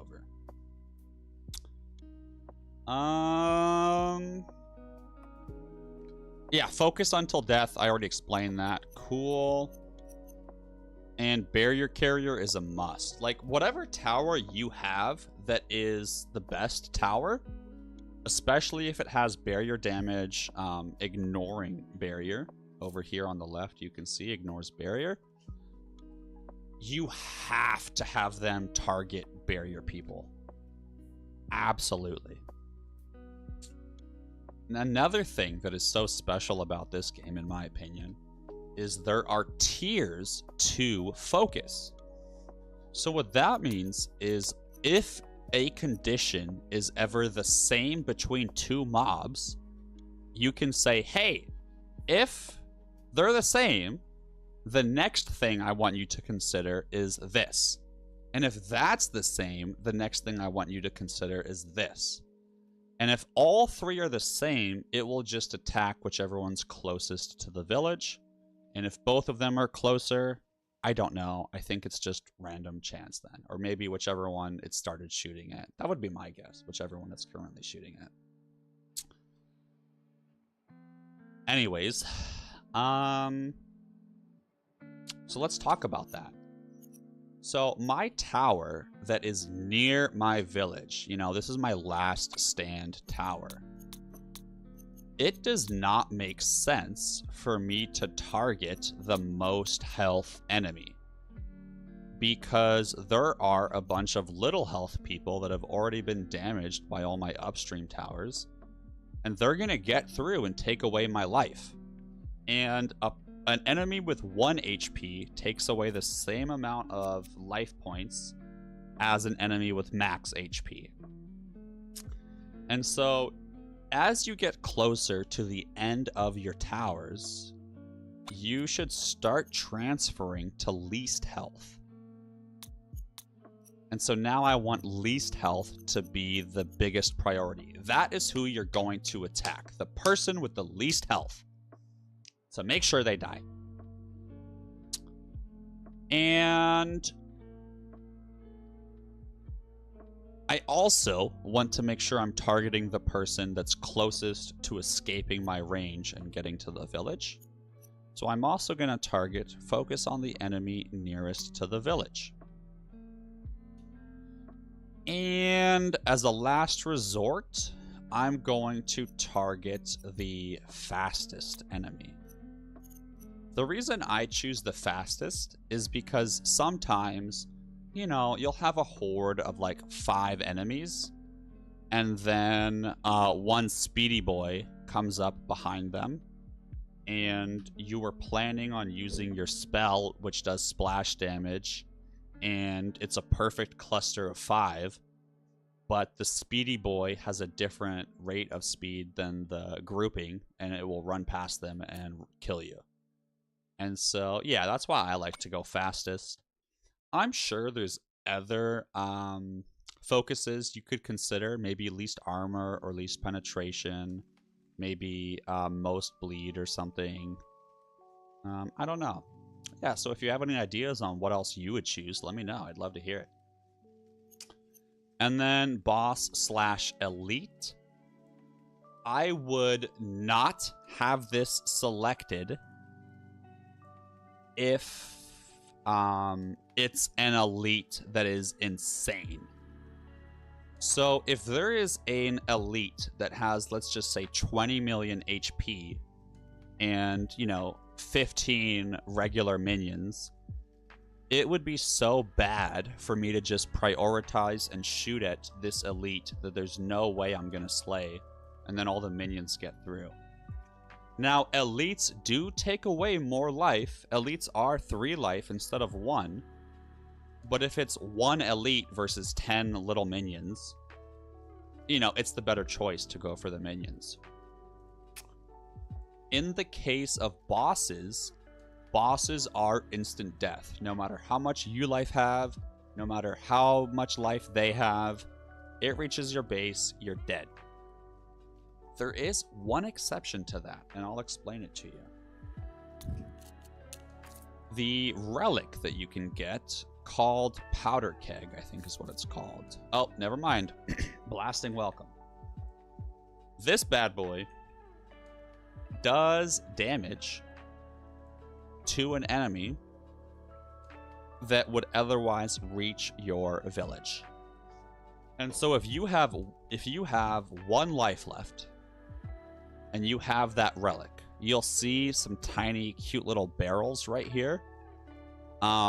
They will do damage. And if whatever is here has enough health to survive the barrel, it will get through. But obviously, if the barrel kills it, it kills it, and you're safe. So that's an interesting one. And in the case of bosses, it works the same way. There was an instance where I needed it to kill the boss, and it would, but I just wasn't sure if the boss might circumvent it for some reason. But it does work on bosses too. Okay, we've talked about focusing. We've talked about turrets and how the cost of leveling changes.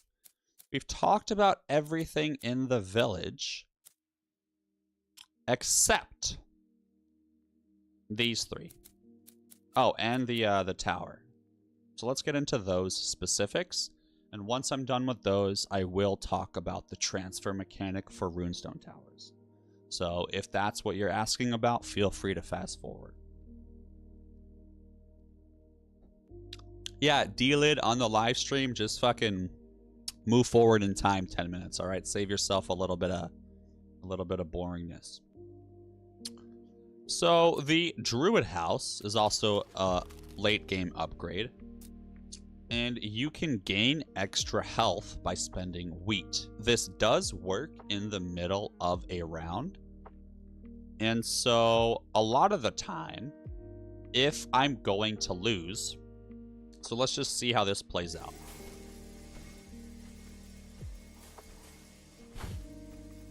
What a great example, me losing so much right now.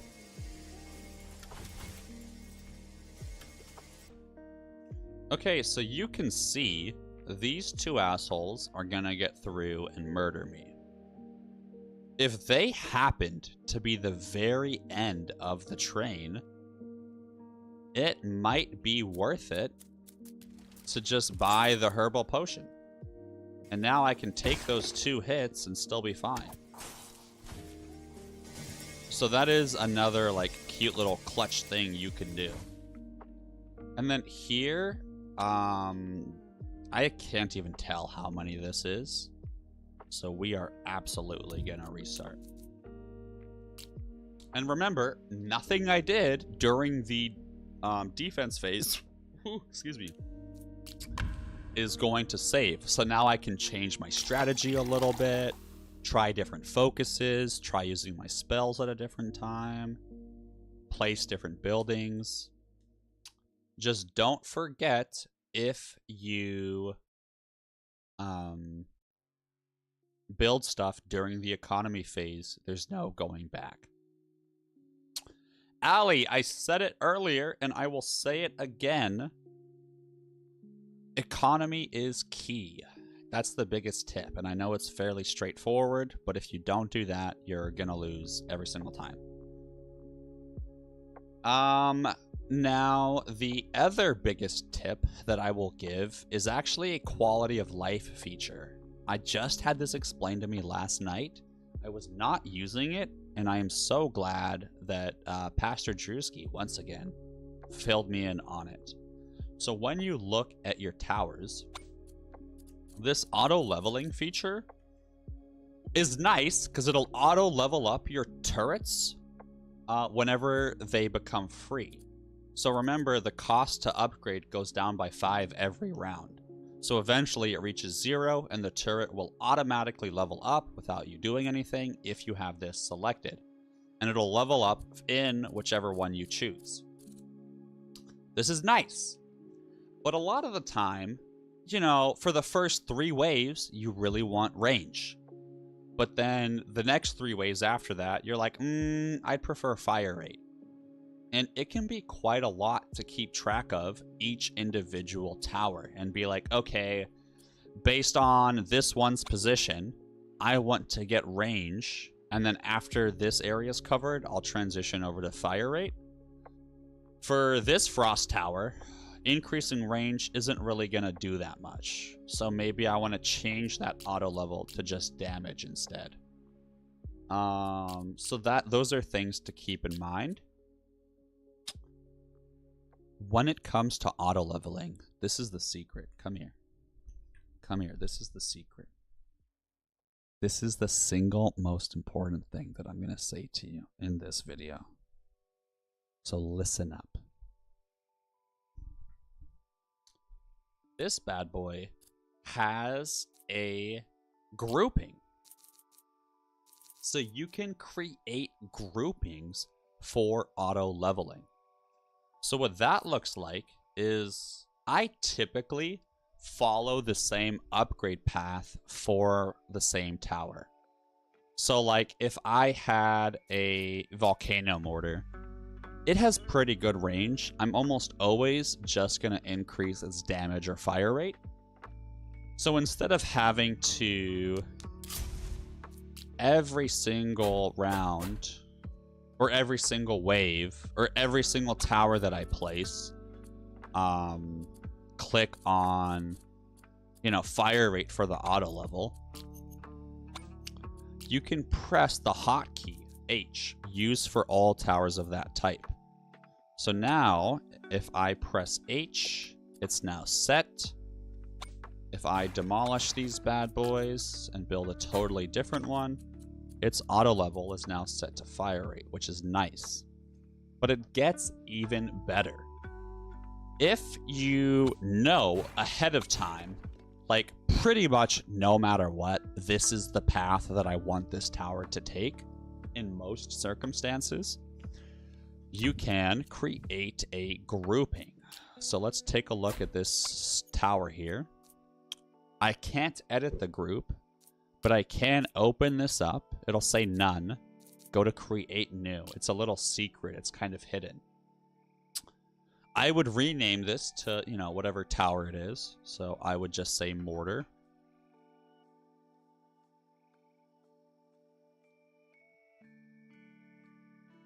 So now that we have that made, we can take a look at what we want to do with this tower. So this group specifically, because it's for a mortar tower, let's just do fire rate.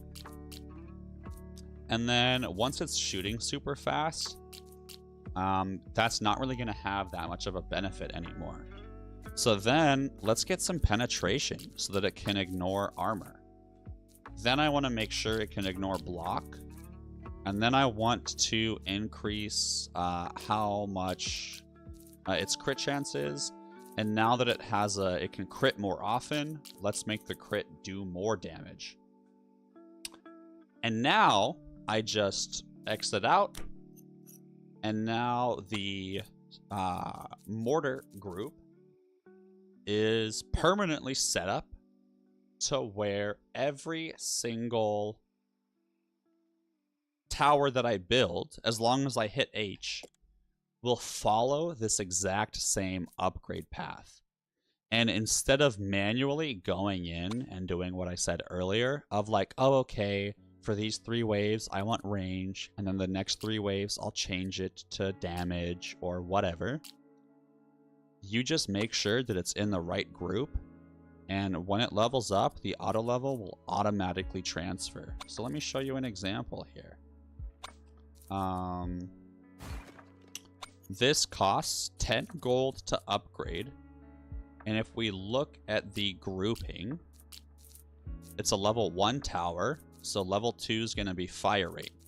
Let's change level 3 to be range, and let's see. As I buy fire rate, boom, the auto level automatically adjusted to my chart that I have set up. So once you create your grouping and you're happy with it, you're good to go. Now, in the event that you have a tower that is different from the rest of the game. So let's look at frost towers. Normally, I go all range and then all fire rate, because I want to boost their range because of that slow effect, and I want to extend it. Oh, Derek! Hey man, I'm happy that you got so far. Hell yeah.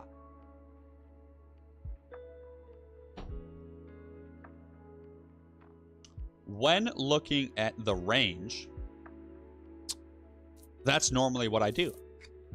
But this frost tower right here, for the most part, if I increase its range, it's not really going to do that much because it's already covering like this whole location that I like.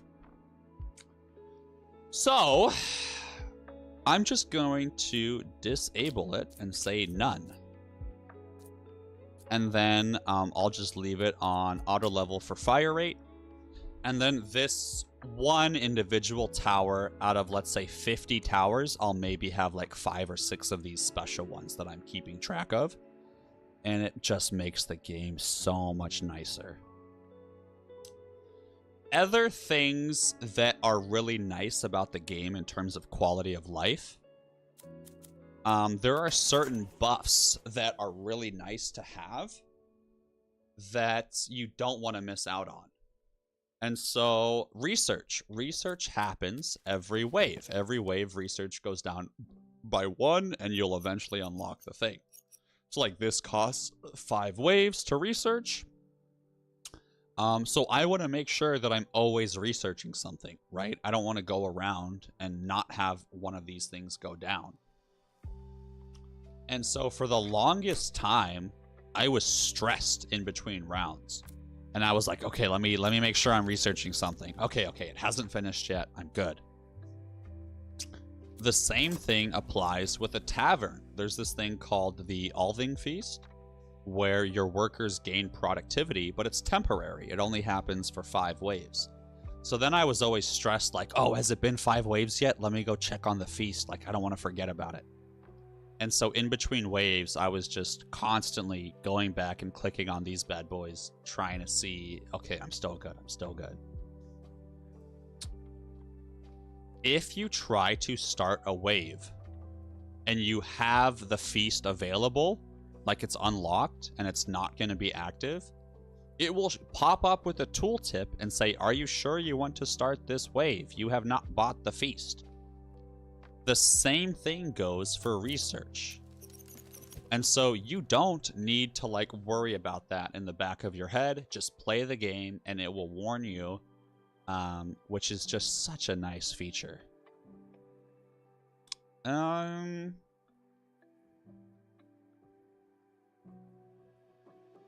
Okay, the guild. Man, we got into the weeds here. Let's see. I need to talk about the transferring mechanic. Okay, let's talk about the transferring mechanic.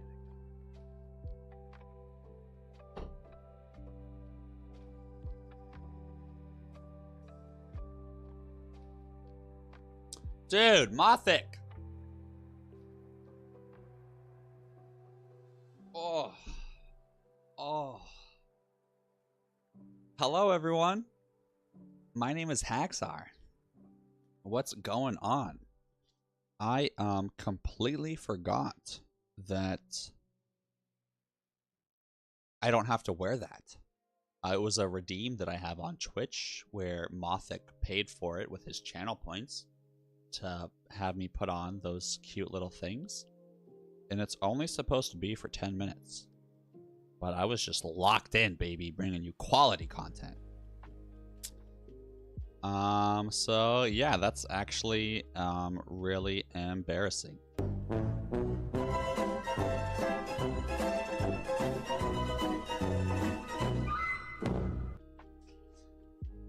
Okay, now when we take a look-see, a little peek-see at the transferability. So let's go into discovery here. Rune towers have a really unique ability called Prism. I'll just give you a second to read that while I take my dogs in.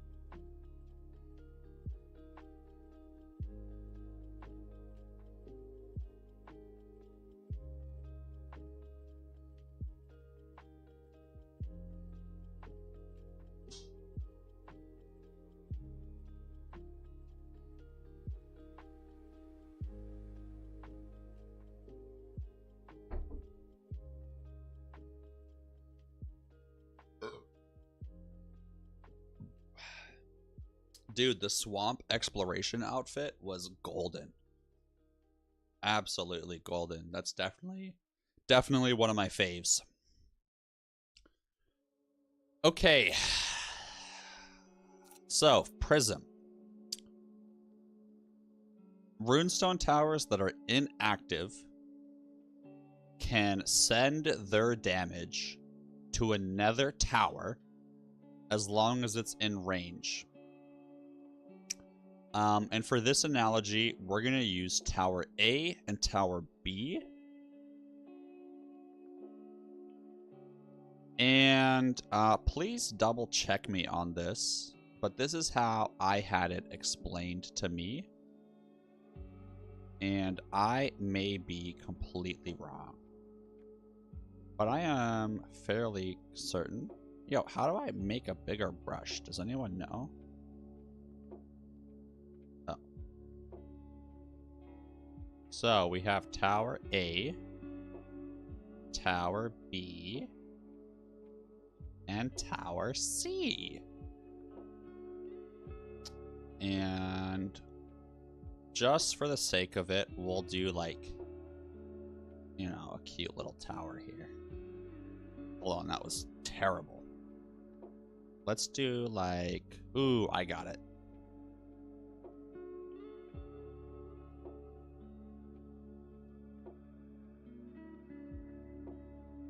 Yo, come on, give me props for that. That's great.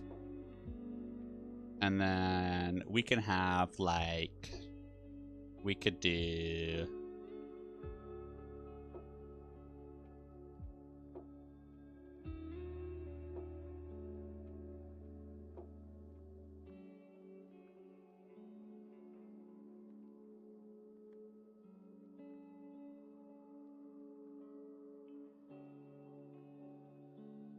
And then we could do...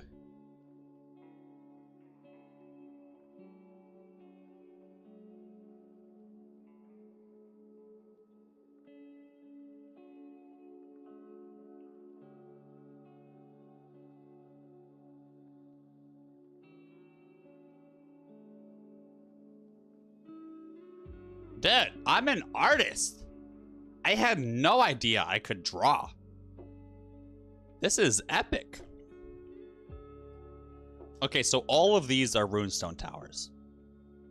So we have the transferring tower. What the heck?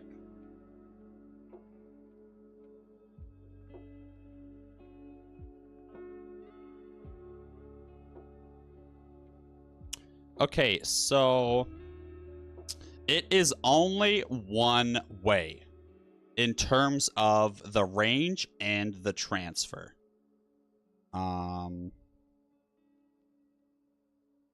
It is only one way. Oh, wow, that is a not bad face. Nice, Mothic, I see you. And so when I say that it's only one way, I mean, yo, wow, Lil Hack, thank you. I mean that if A, let's say, does 100 buckaronis. Oh, God.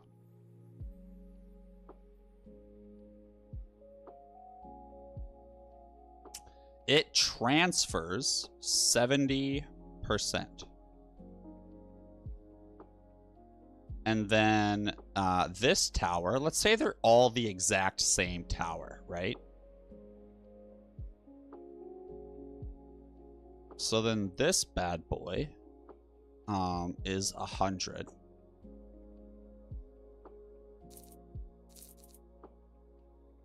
Oh, where is it?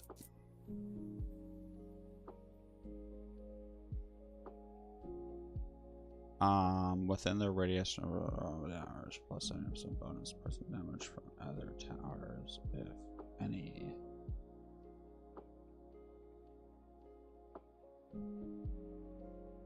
Ooh, nice. Yeah, so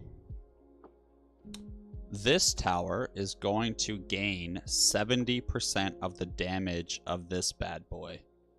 So this is going to become 170 damage. Now, if enemies are in range of this one, which I don't know what I'm doing. Let's say the enemies are the clouds, okay? If there are some clouds in range getting shot at, they do not receive a 70% damage bonus B to A. The transfer is only one way. And when you take a look at the map, you'll see it doesn't really look that way.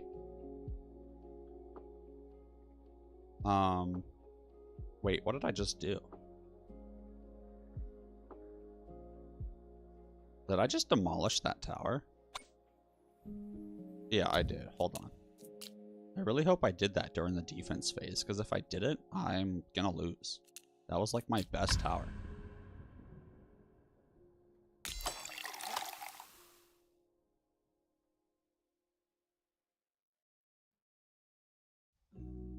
Oh, thank God.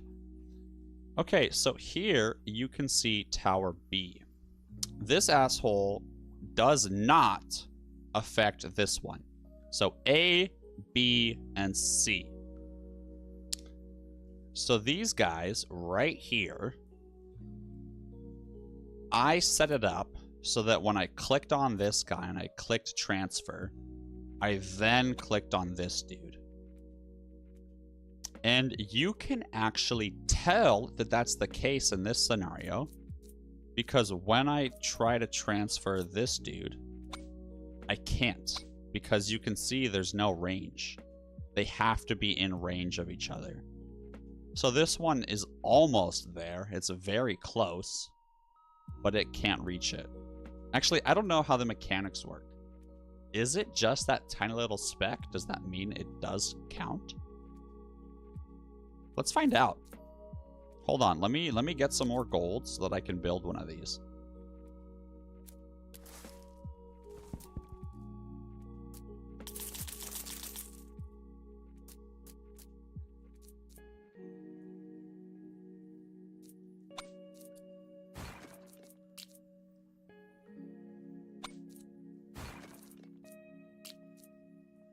Wait! No! No! We're not in the defense phase! Oh no, it's all permanent! Oh, the things that I do for you guys.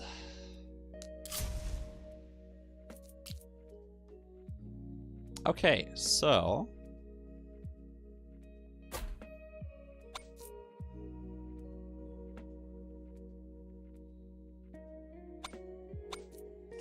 you can see here, this will not let me transfer. I cannot transfer. And that is because there is no turret in range that I'm able to transfer to. It's one way only, and this dude is already transferring to this dude. And so we confirmed that it does actually need to be in range. It can't just be close. So if we were to sell all of our stone and we upgrade this,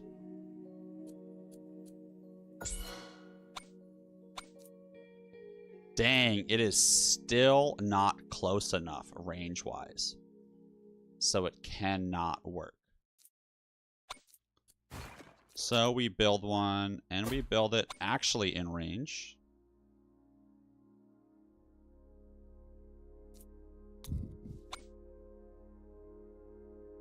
Am I being stupid right now?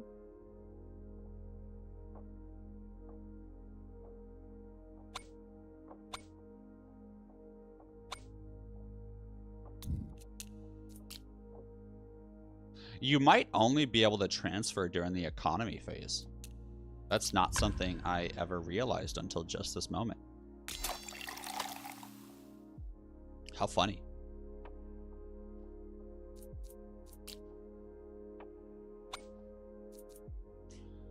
All right, in the name of science.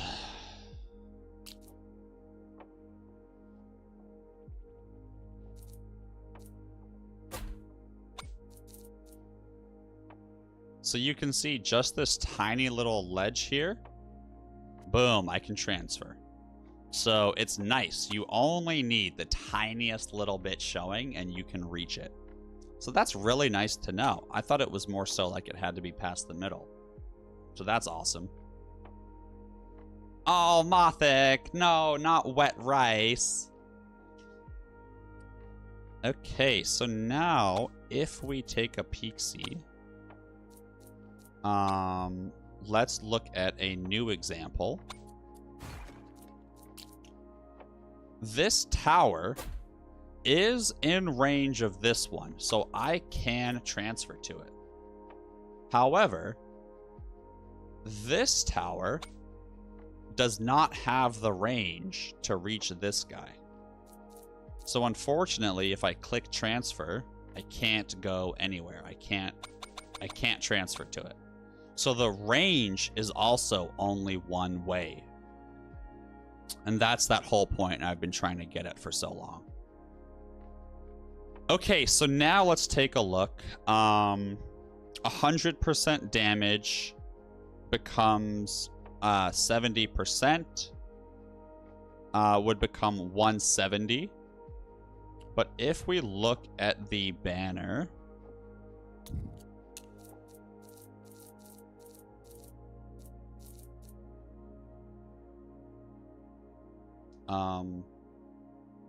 plus 70% bonus from prism damage from other towers, if any.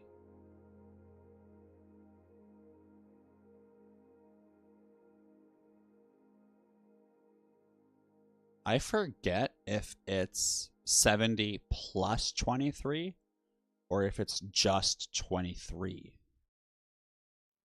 Oh, someone literally just told me that last night, and now I'm tweaking.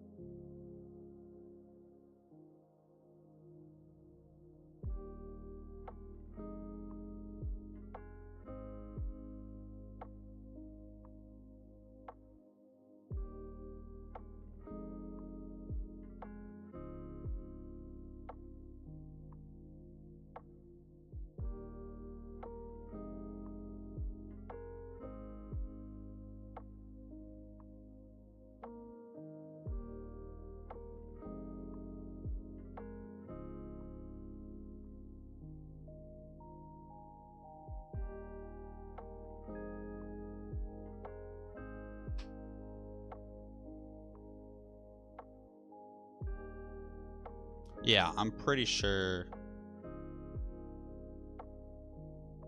Yeah, it's so frustrating.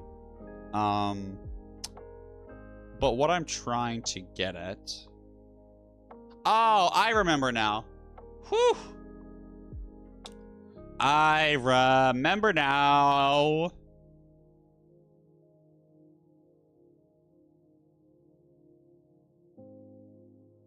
What that means, that little parentheses, means if you have a chain going. And so what that means is... Oh, thank God I remembered. So that 70 is not the case. That 70 is completely wrong. The 70 does not exist. It is what it says on the upgrade. So the damage transfer for the common banner is in fact 23%.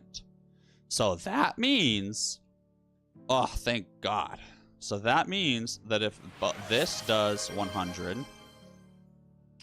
and we have a 23% ratio,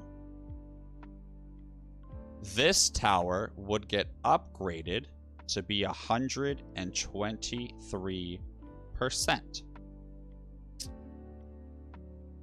Now, what you have to consider is B to C. So once again, we're at 100. Well, if we transfer 23%, what we end up doing is 23% of the base damage. So it's 23 again.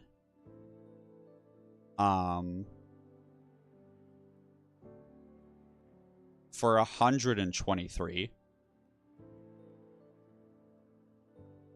And then it also transfers 70% of what the first one transferred. Let me double triple check.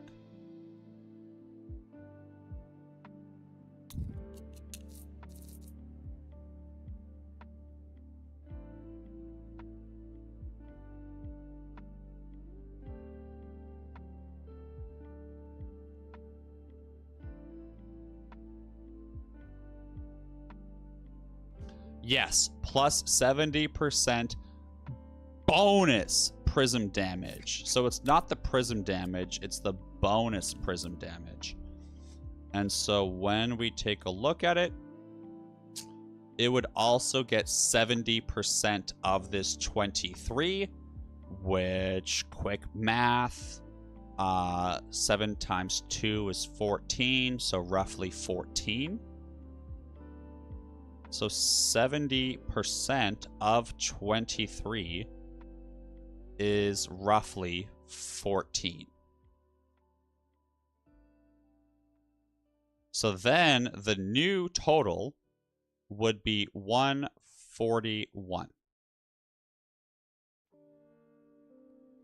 Oh, thank God I remembered that. So now let's clean this up and make it neater for you. Ew, yuck. I'm not using Excel.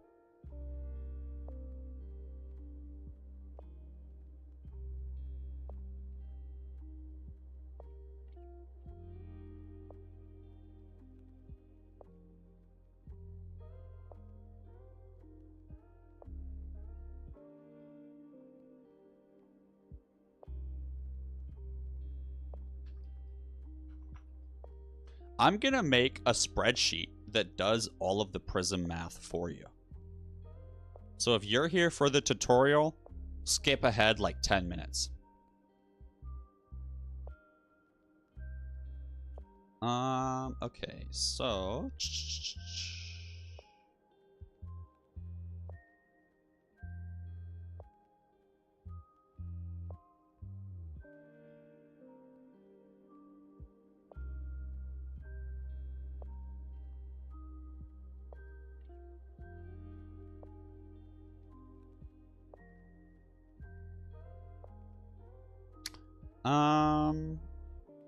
how would that work?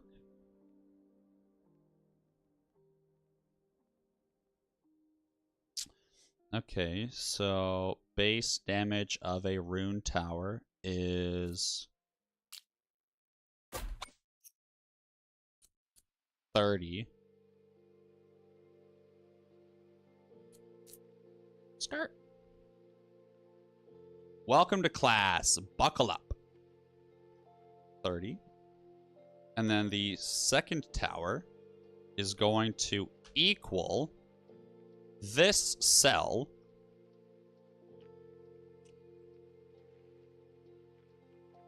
plus this cell times 0.23. Ooh, you know what? I have a better idea.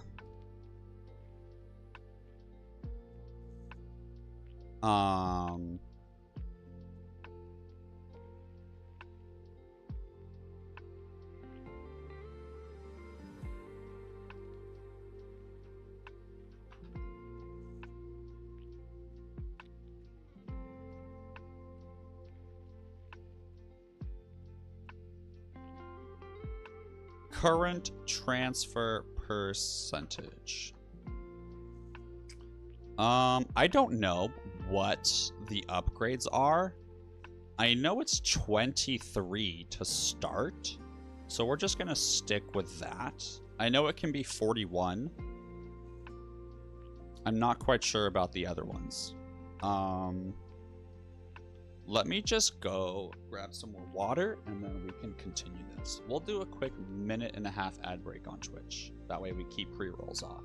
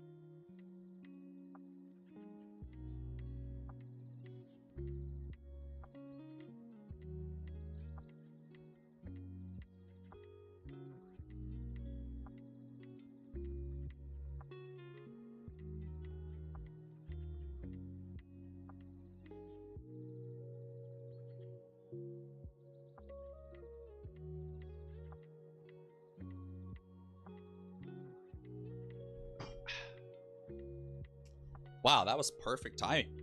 I'm good at this whole thing. Okay, so when it comes to the second tower, its base damage is also 30. 30, 30, 30. Or here, actually, let's make this so that it's editable. So what we'll do is we'll create a stat column for each tower. So we need to split these up, actually. So we're gonna make 2 cells. And we're gonna say, we're gonna combine these two.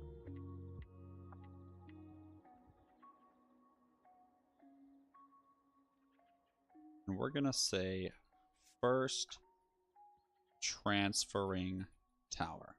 Or how do I say that? The tower that is transferring, tower sending damage.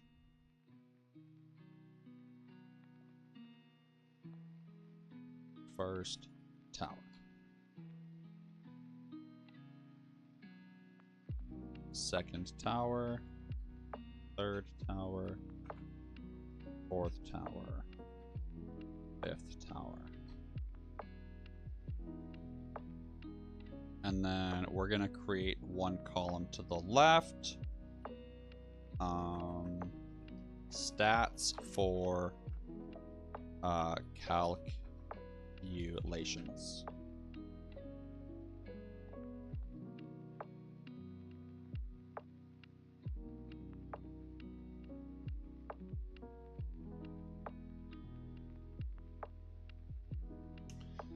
Okay, and I actually messed up by making those.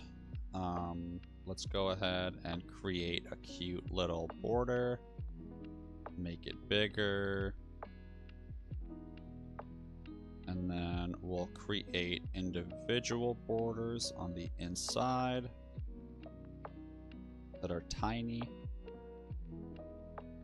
Okay, and then let's add in some alternating colors so that it's easy to see. Format, alternating colors.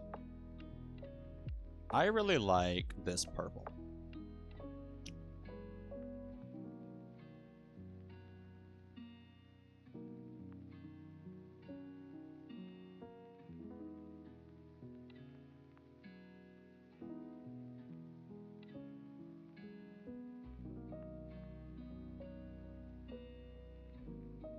Actually, I messed up. I don't want to do that.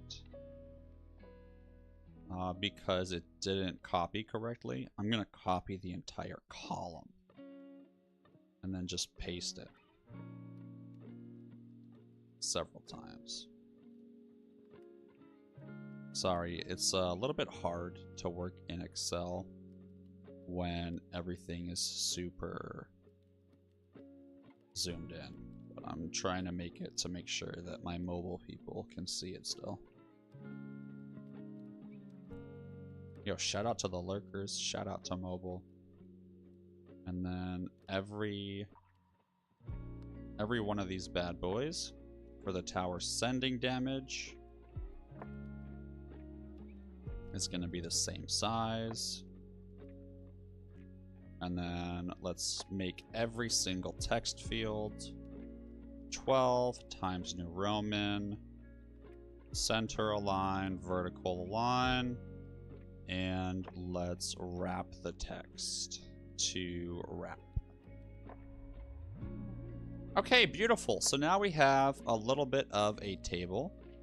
And what we can do now is change the alternating colors.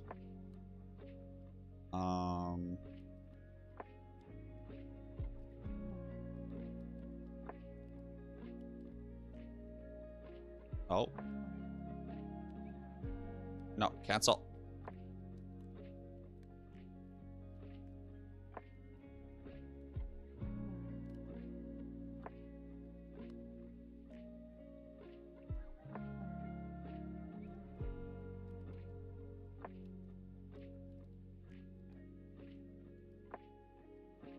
Are you fucking kidding me?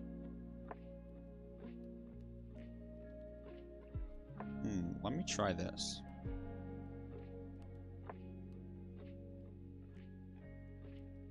Man, here I was thinking I was so special with Excel. Whatever. I know that they have their own way to create tables. I guess I could create like 6 different tables.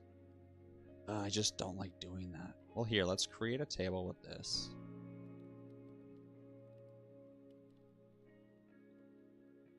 Convert to table. Oh, okay. Well, let me unmerge them. Create table. Oh my god. There's literally not any merged cells. Whatever. We're just gonna stick to what I wanted to do manually. Don't hate me.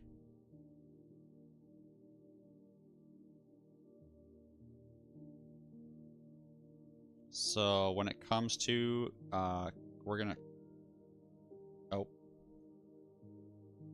sorry guys, alternating colors, remove alternating colors. Okay.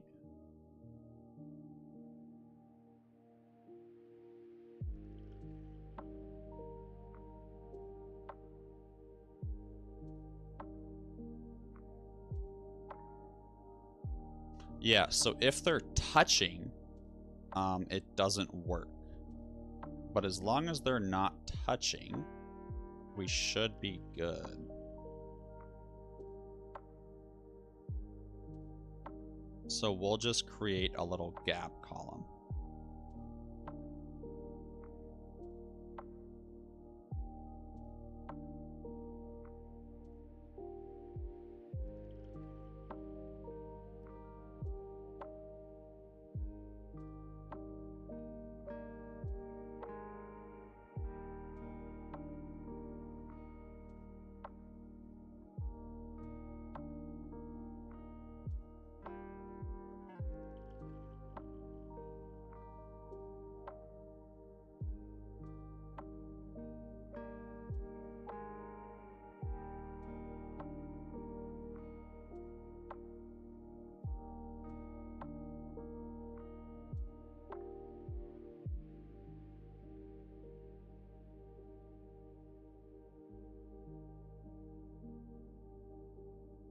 Ah, fuck. I see.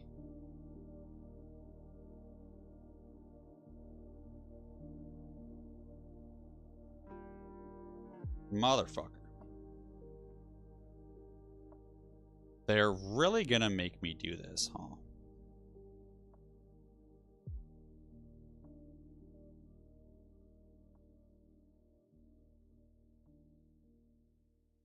And they just love making me do things manually.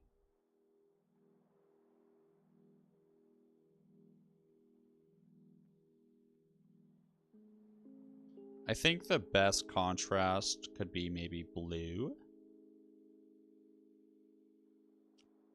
Okay, so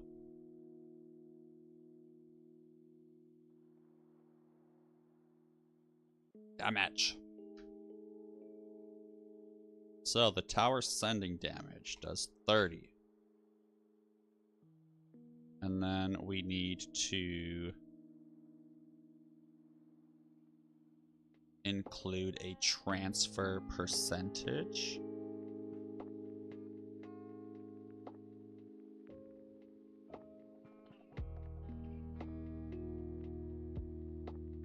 Hold on.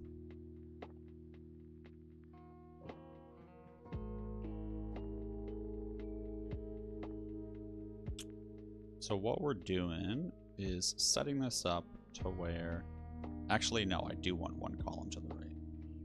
We're going to make it the same size as this one. Oh.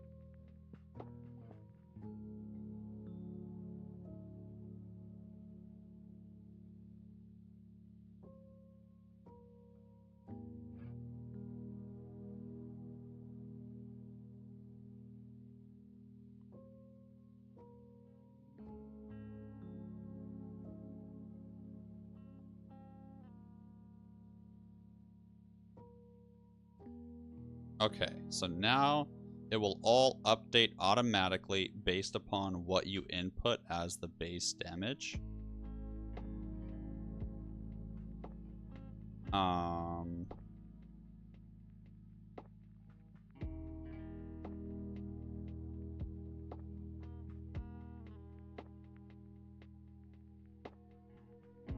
I see.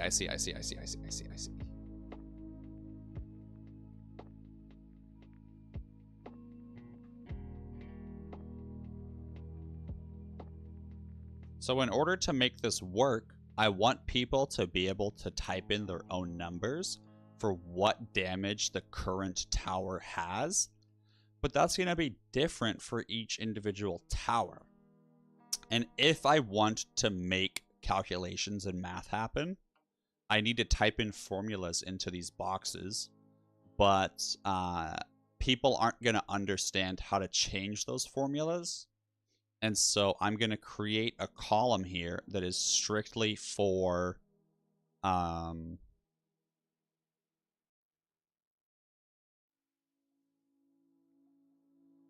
stats for people to input.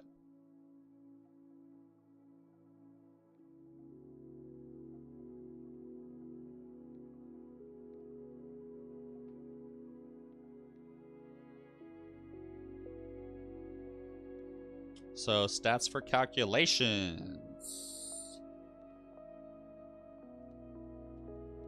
So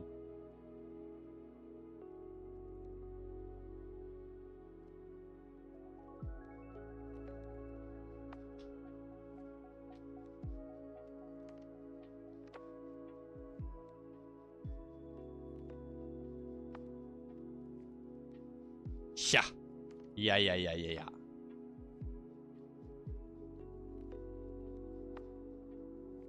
Transfer percentage.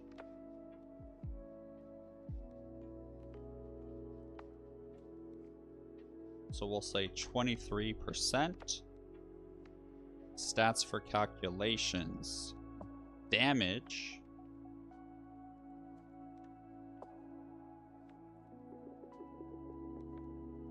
Or yeah. Damage. So then tower 1, tower 2, tower 3, tower 4, and tower 5. Okay, there we go. So for this instance, we're going to say they're all 30 to keep things simple. For now.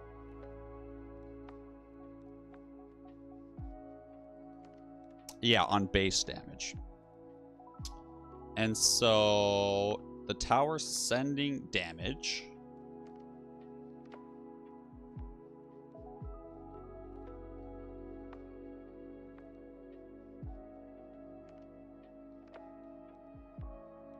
is or how do I say this?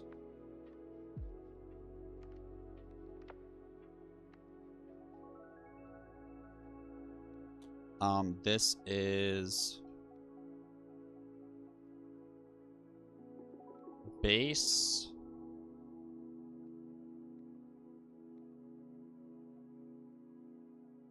what do I call it after it's been transferred?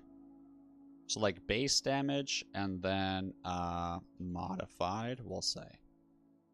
Yeah, let's do that.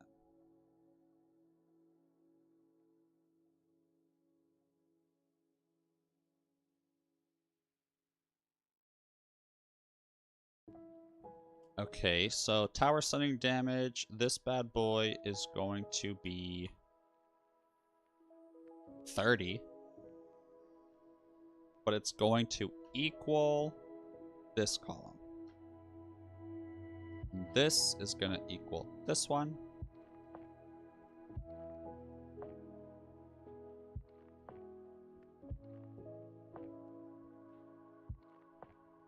And then I'm honestly not sure how 4 and...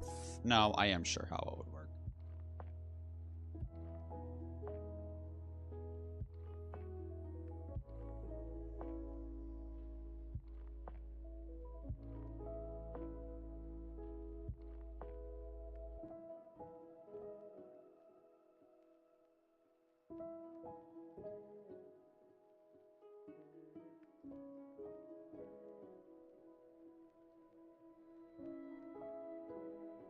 All right, cool. So this is gonna be 30, be 5, be 6.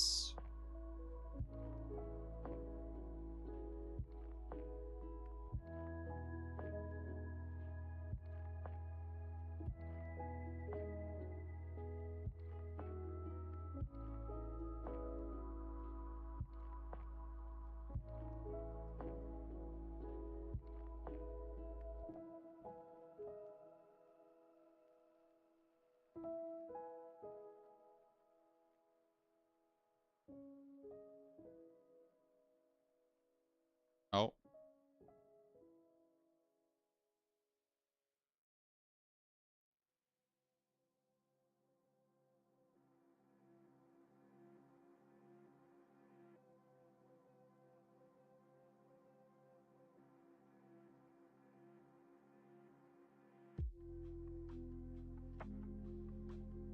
Oh.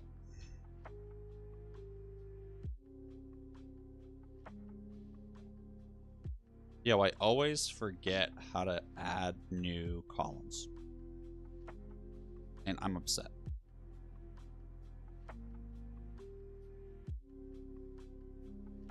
I want to add a column.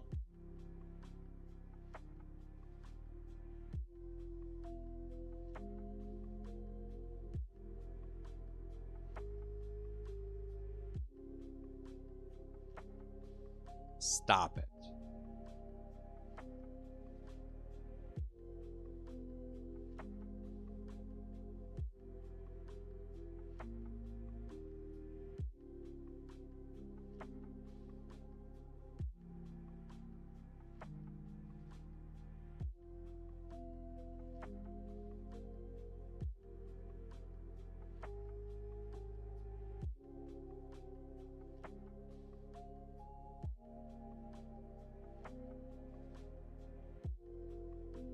Whew! Oh, we did it! Excel is so funny like that. 1, 2, 3, 4, 5. All right, cool.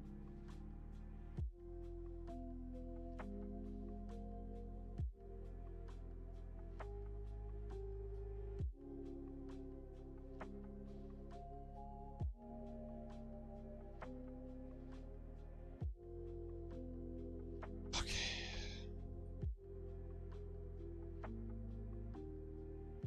Beautiful.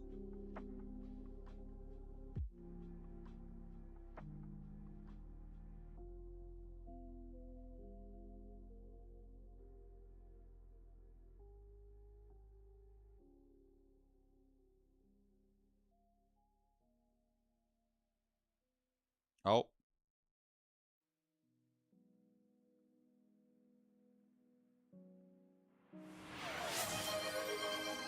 Oh, you want me to wear a cute apron? Okay. Okay.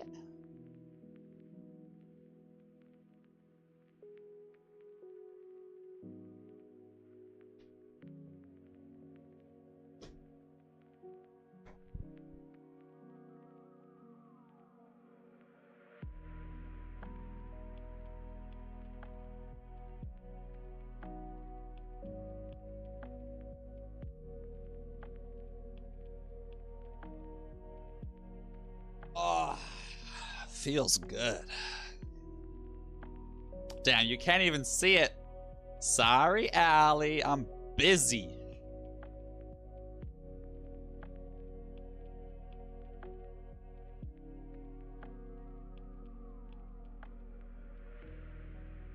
Okay, the hardest part is over. Thank God.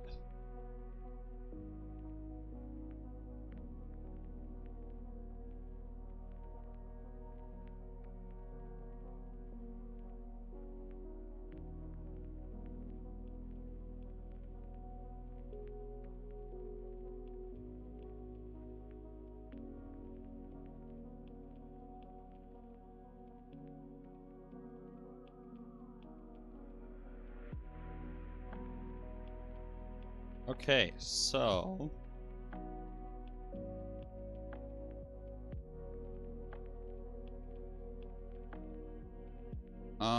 now...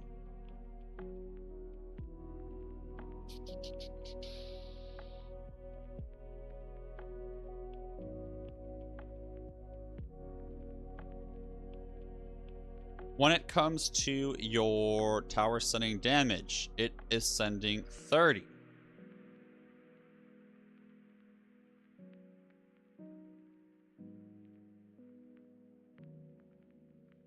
Okay, so modified, it is going to equal this cell plus this cell times the transfer percentage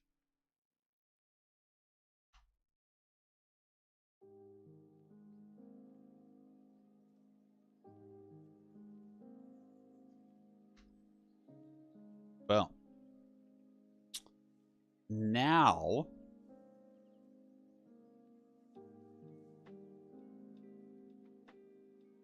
is it really 23? Is that what the rune is?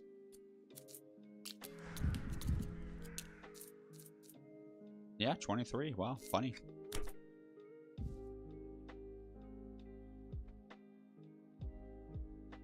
And so then if you were to transfer again, it is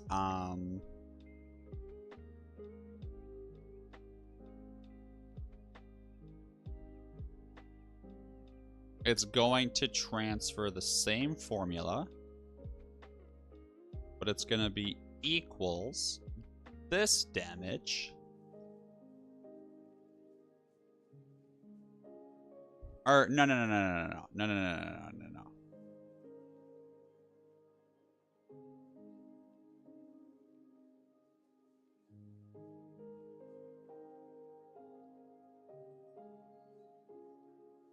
I did not get a haircut.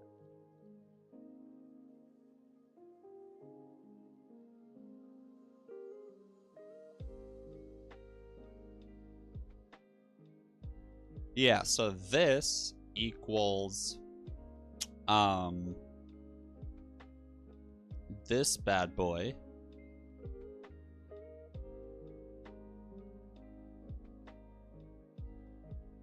plus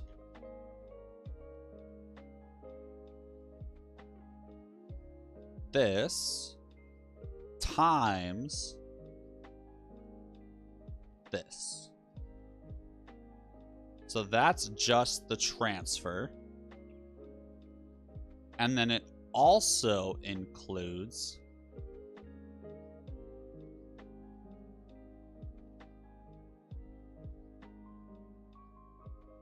plus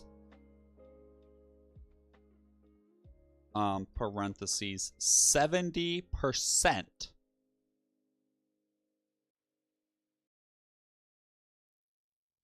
of the amount transferred.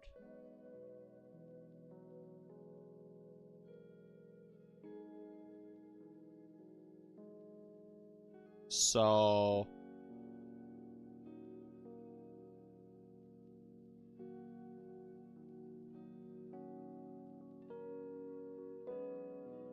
I need a third column.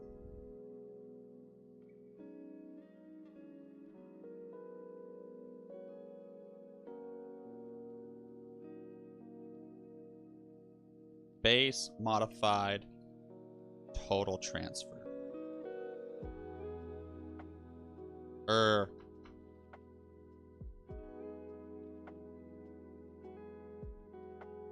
Damage transfer will equal this minus this.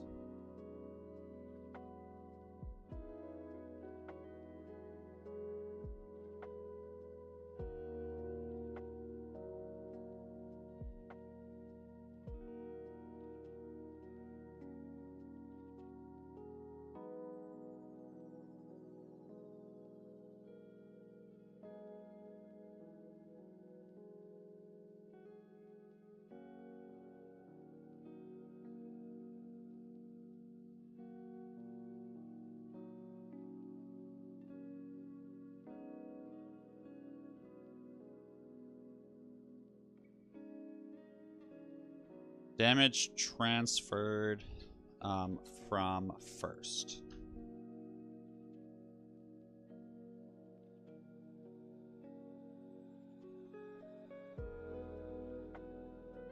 Okay, so now we need to copy this asshole. Oh, then I have to redo the colors!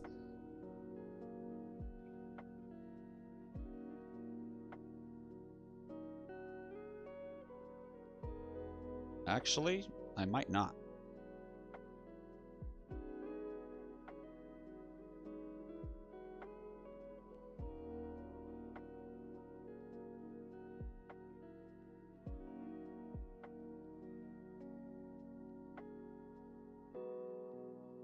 Yeah, because now the data stays the same.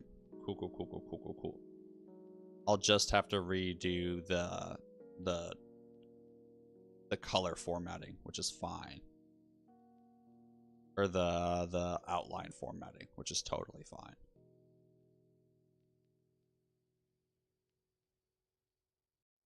Go at.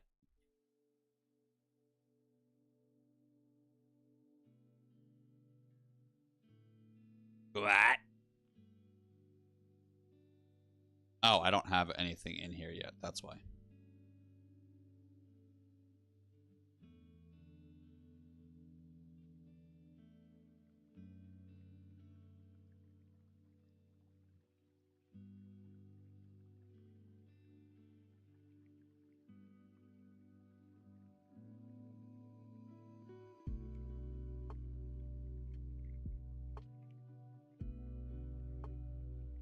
Okay, beautiful. So now we have the damage transferred from the second tower.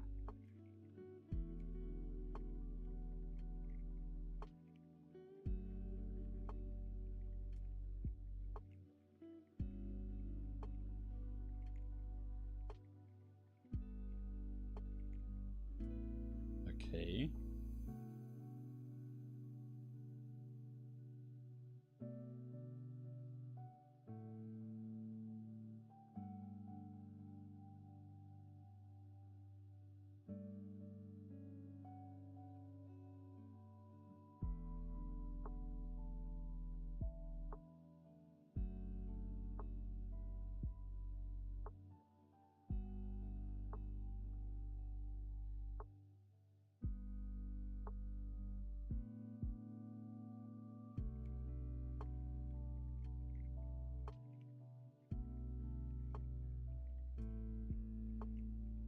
Okay. And now we can take a look at the equation. Yeah. So not only is it equals this minus this,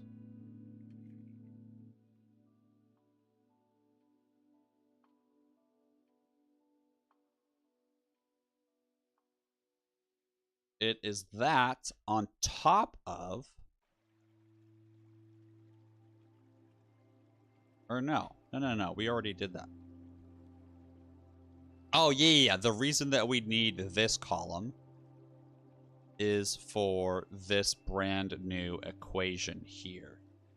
Because it's transferring this. So then we paste it. Go at.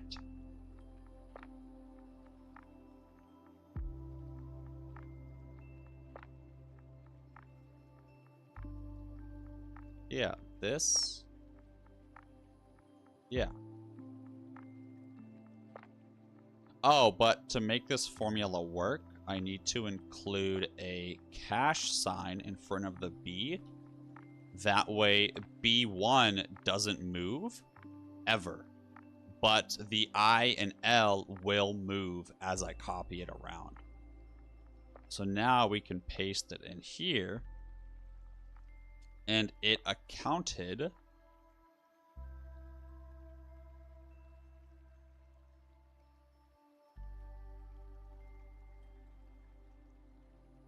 equals P3 plus that times that.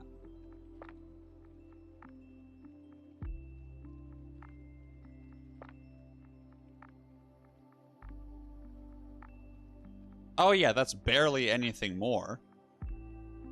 But then you also have to add in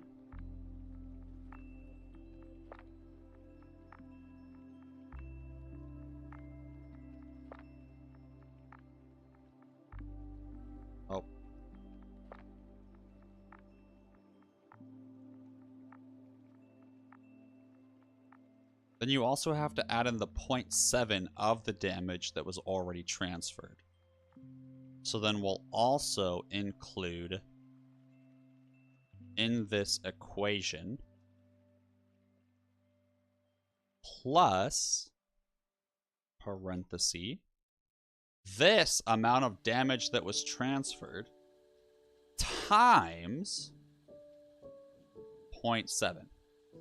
And then we'll cash sign the C to lock that in place.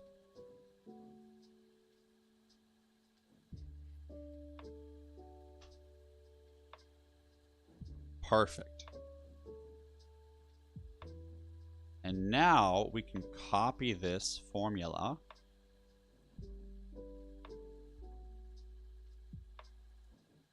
and paste it here and here. And now it works.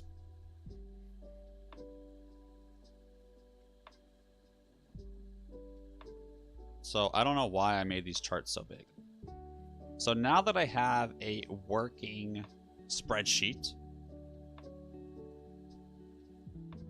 let's actually make it look nice.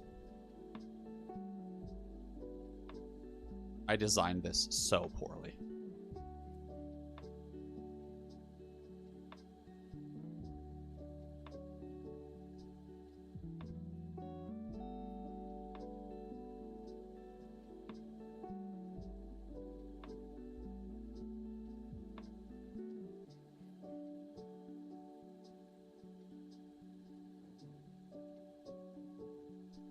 Hold on, there's a way to make this work.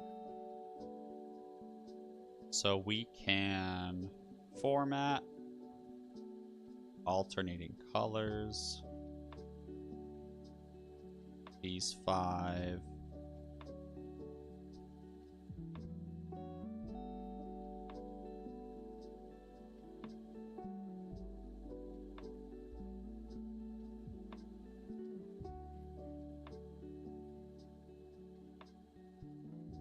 Hey, format. Alternating colors. Apply to range. This. Are you fucking kidding me?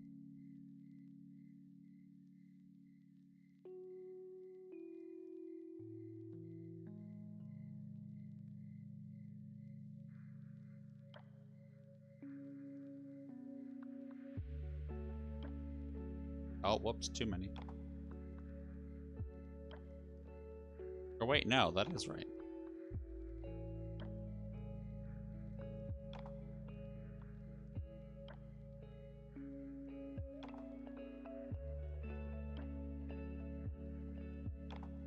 Mm-hmm.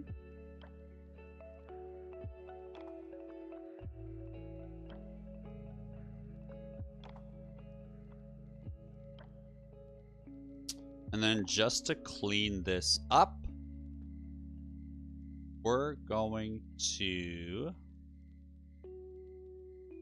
cut it.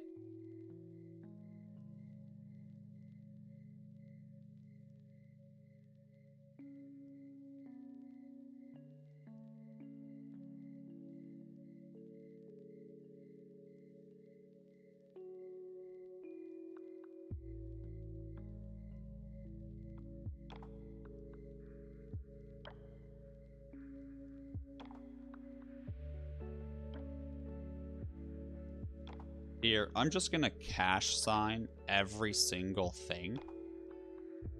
And then we can cut and paste.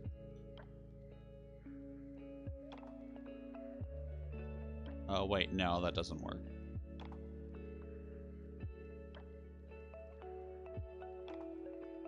Oh, it's so ugly. I hate it.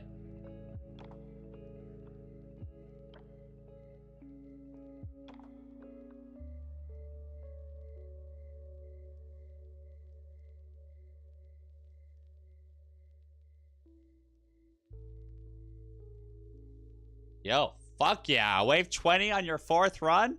Dude, I got to like wave 7 or something, so you're crushing it. Okay, so now that I have this working model, let's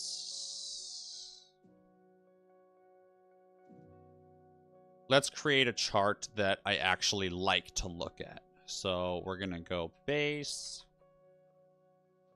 modified, total damage, total damage transferred.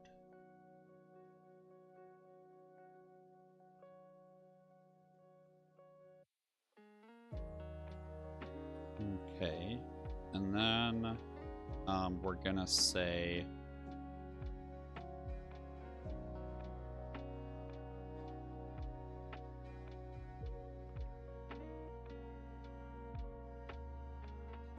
okay, and then we're gonna have a merge cells input table. Yeah, what great terminology you use, Mothic. I've never heard that term before, an input table. But I love it.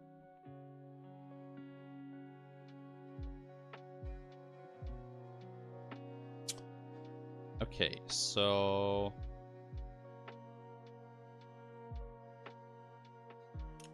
we're gonna make this for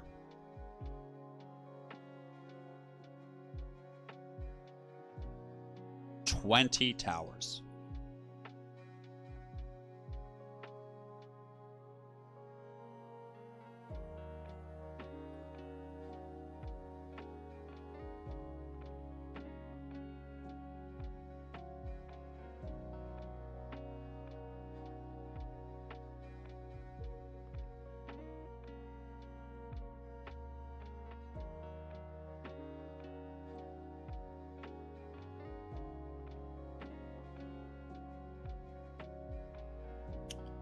So it's going to be tower, damage of tower,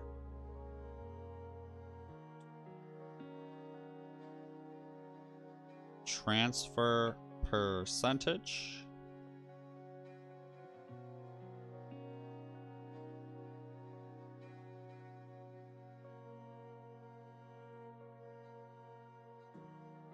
$23.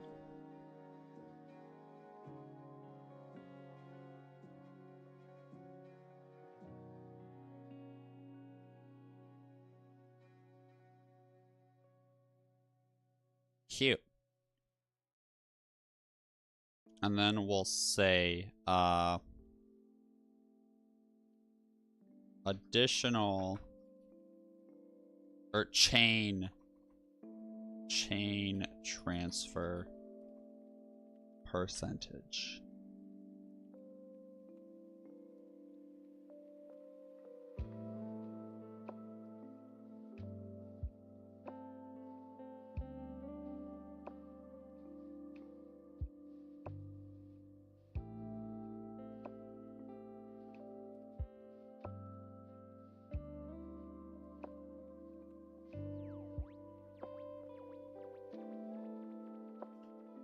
Okay. So now insert one row above, insert one row above.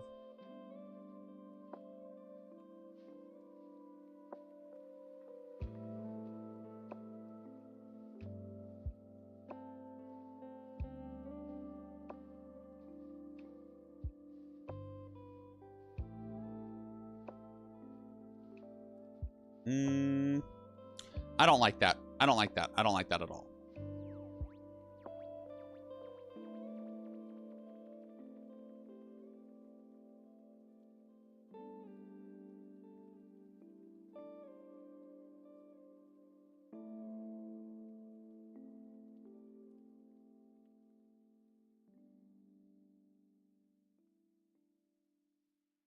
Don't yell at me.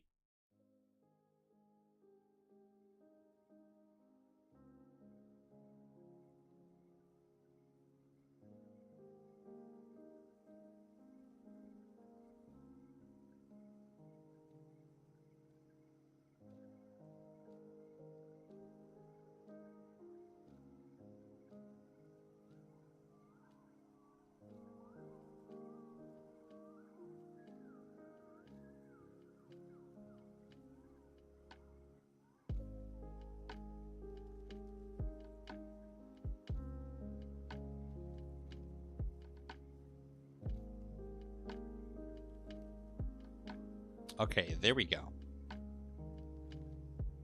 And then we're gonna go ahead and wrap the text.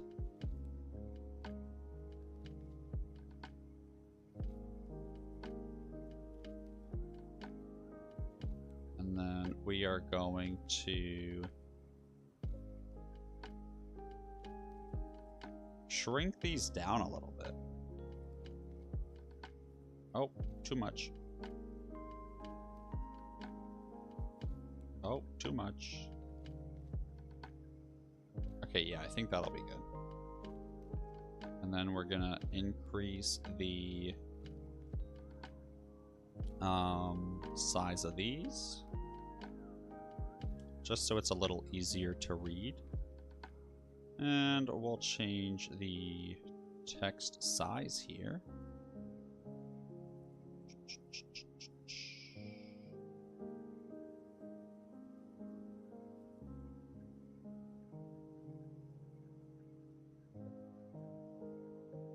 Ooh, I don't like that. I don't like that at all.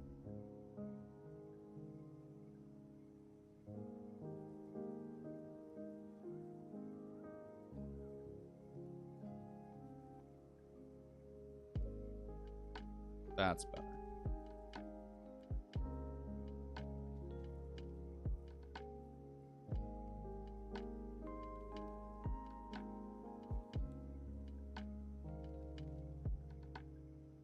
Okay. So, tower, last on bottom.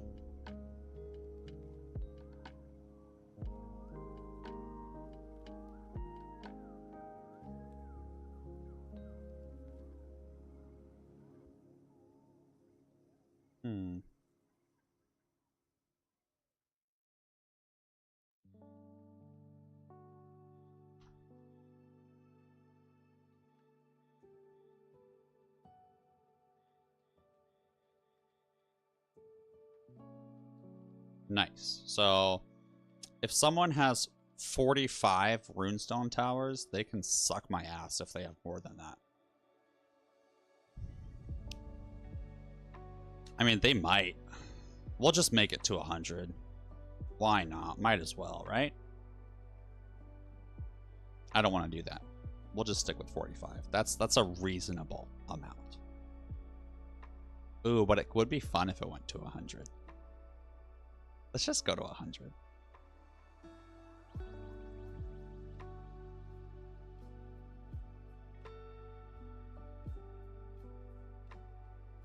Oh. Hold on, delete.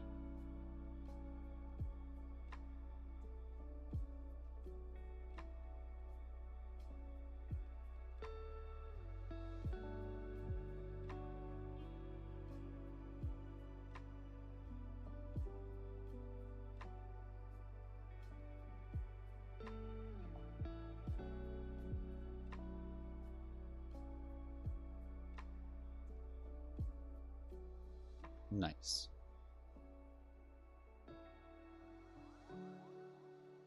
Oh, wait, we started on 25, so we need to go to 125. Did I really just do that perfectly?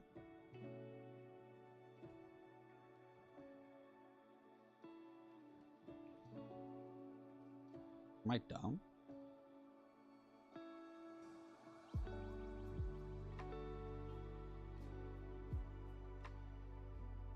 Ooh, one left. Okay, there we go.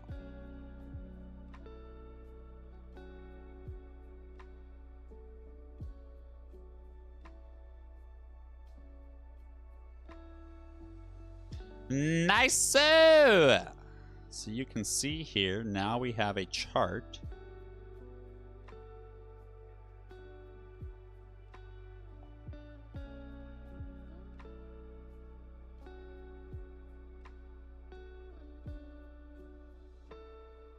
And then what we're gonna do is we're gonna make all of this centered and vertically aligned.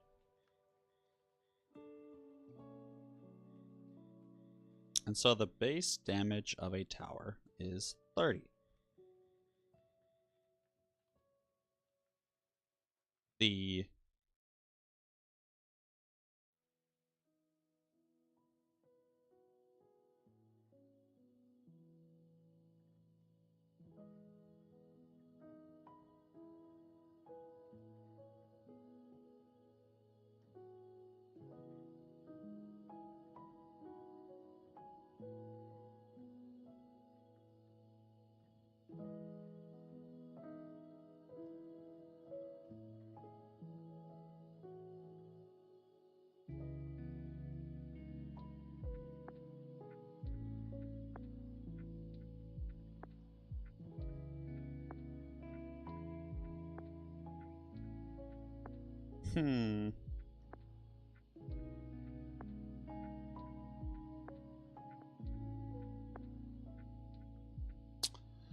how do I say this? I want people to be able to change the value of the damage that's being transferred. Because this is set up to where each tower is at the same damage value of 30. I want people to be able to edit it to where they can change the values of their damage in case they have a different situation than the default. So what we're gonna have to do is create an input chart.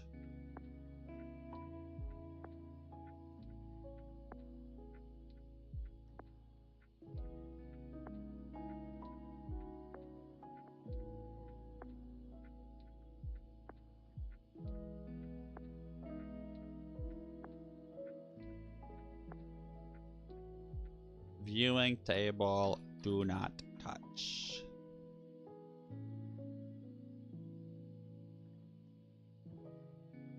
Input table, change damage here.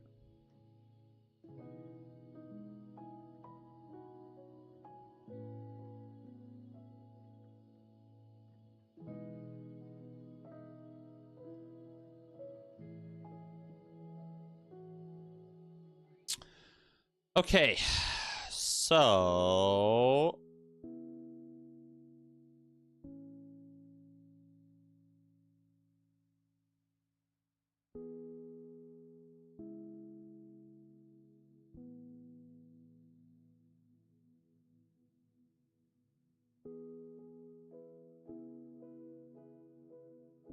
oh.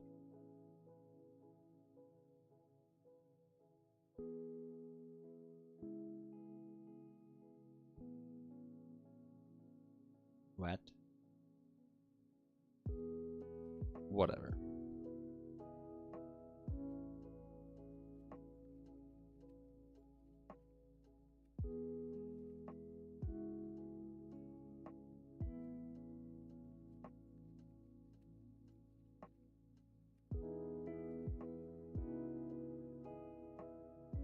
Oh, that's hilarious. That is so funny. Yo, if you're still here sticking around with me as I make this spreadsheet, I want you to know you're fucking nuts. You're literally disgusting. But I'm glad that you're here, and I love you, lurkers. Okay.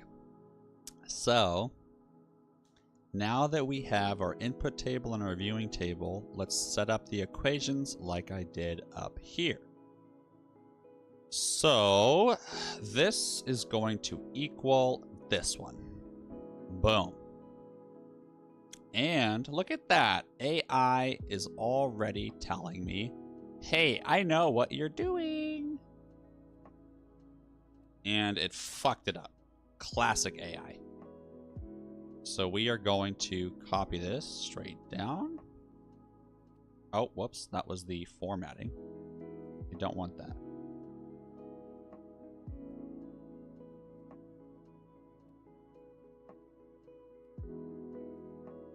Yo, am I dumb right now? Let me copy the value. Miss Abyss! Welcome to the chat. Ooh, Allie. Yeah. I'm down. That's so true, Mothic. Oh, God, that's so true. Look, come here. Come here, guys. Let me tell you something secret. Let me tell you a little secret, okay?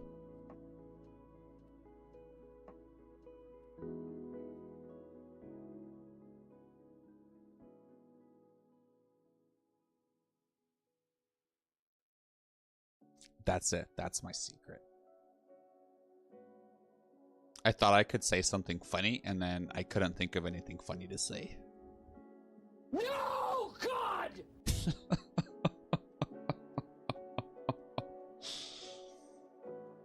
Okay, so... Yeah, dude, that aesthetics!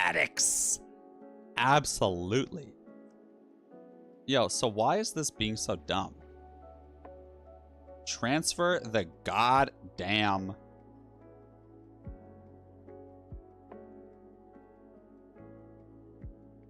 formula. Look. This is how it's supposed to work.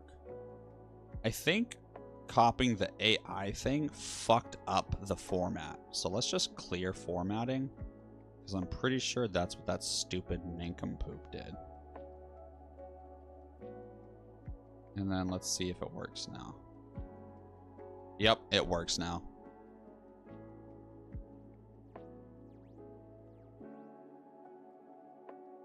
Fucking Christ, stupid robot. Remind me to never accept a robot's help again.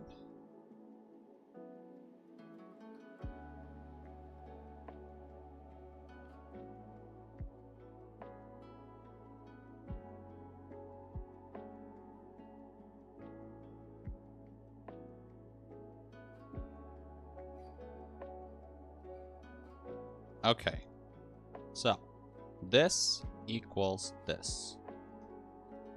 No.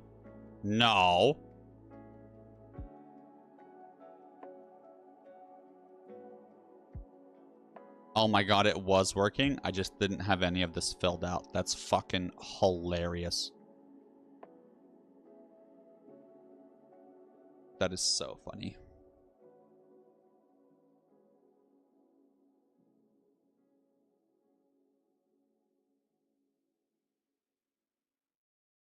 So I had base, modified, damage transferred, right? Yes. So I did the...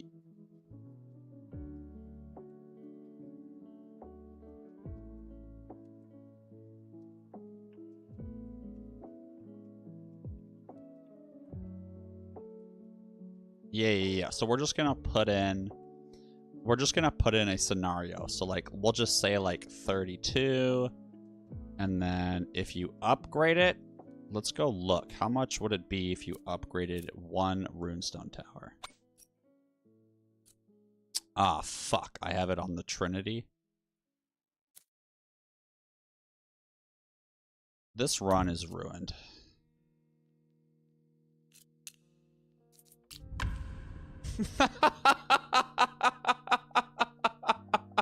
Anyone that was looking forward to that run is so mad right now. Yeah, it's gonna be okay, guys. So we're gonna choose 2 relics, and we're gonna do final rags.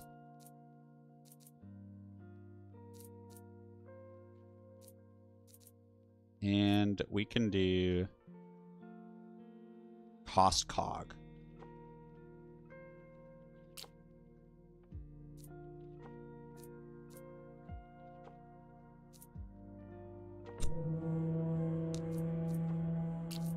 Okay, so here we have a runestone tower. Its base damage is 30, and if you upgrade it once, it becomes 36. And does it always go up like that?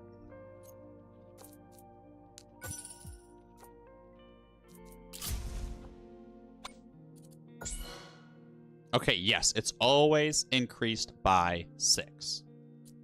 Okay.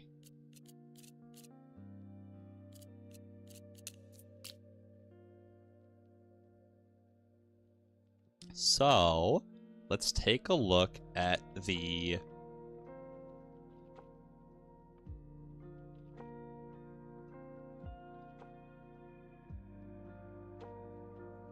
change damage here.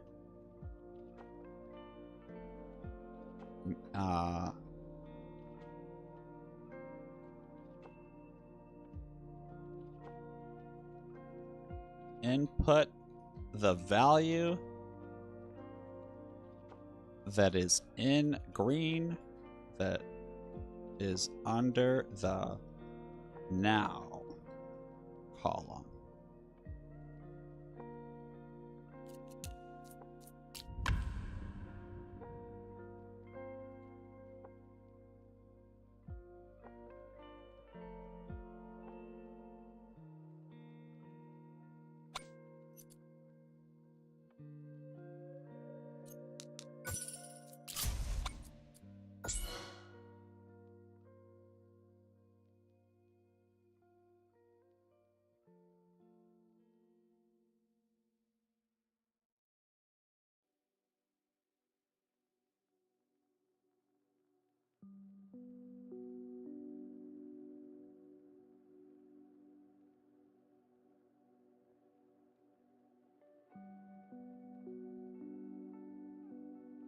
A level 1 tower,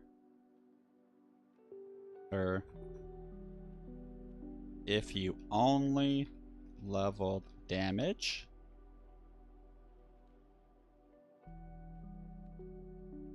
yeah.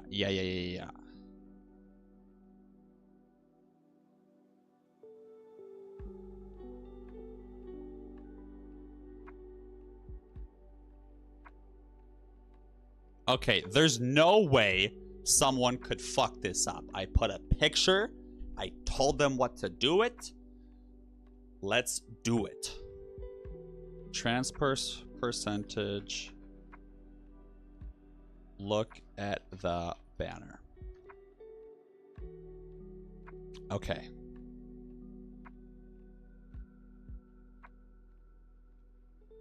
And then let's input a... how do I draw?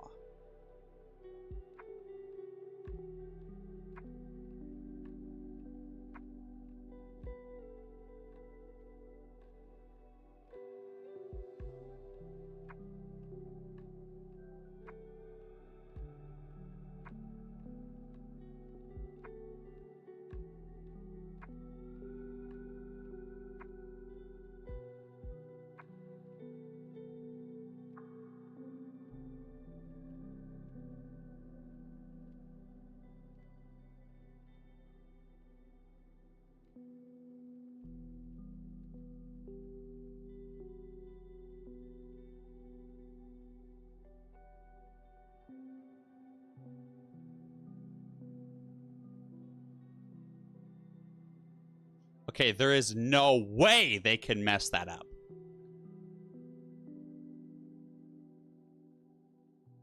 Okay. All right. We're getting there, guys. We're getting there. This is going to be great. I'm going to share this spreadsheet in my Discord. So if anyone ever wants to use it, you guys can. You'll just have to make your own copy after you view it. Okay. Now we are going to... oh, that we got to fix the aesthetic of this one.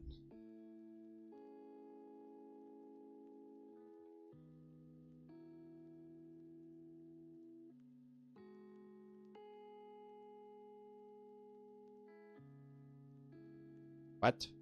Oh, it's this one.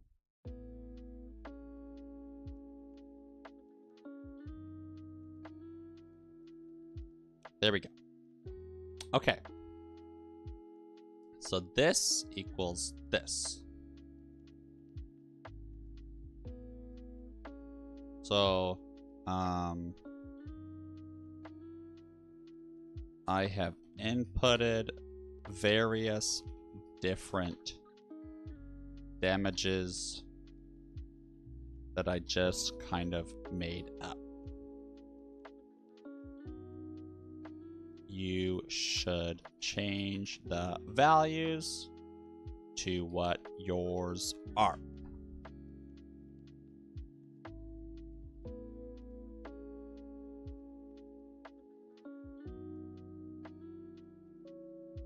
Format the wrapping rep. Ooh, we have to get it centered and aligned, please. And then we'll just go based off of, hold on. I have kept all values at 30.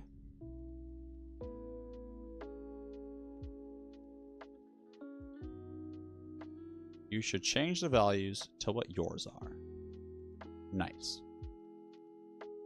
Okay.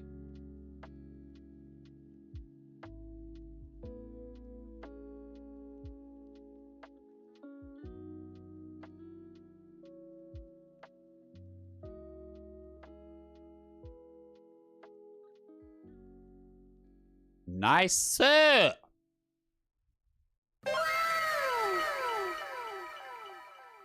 Okay, so now that we have our input table and our output table, let's go ahead and make this bad boy happen.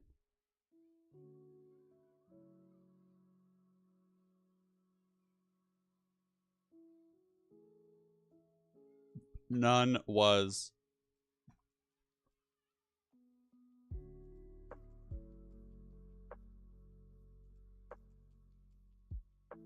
total damage transferred to it.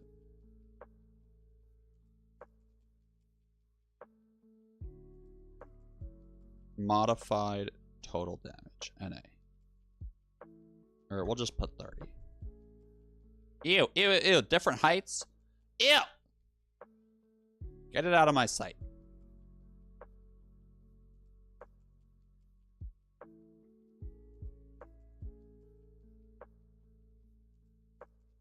There we go. Whew. Okay. So we have the 30 here. And then let's make sure I don't forget this. So it's... Yeah. So it's the... Yep.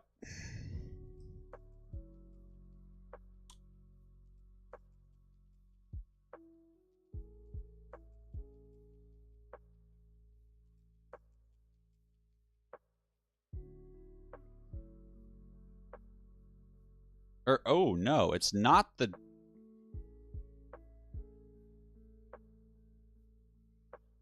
Huh.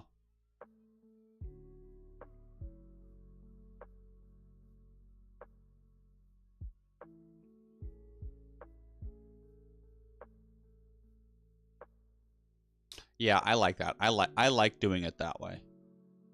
Derek, I know it's a kind of long tutorial. I will have to... Yeah, why am I still recording this shit? Jesus Christ. I'll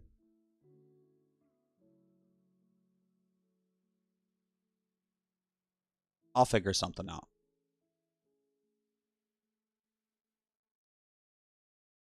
Yeah, I just ended the tutorial that I was recording, and I'll just cut it down. And then I'll throw in a little segment about how I'm an idiot and spent 3 hours making a spreadsheet. Okay, so we have our modified total damage. Let's go ahead and make it happen.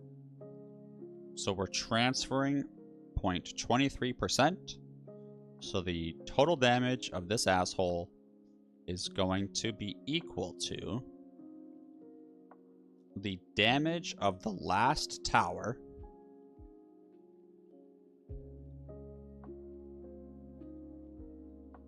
Or no.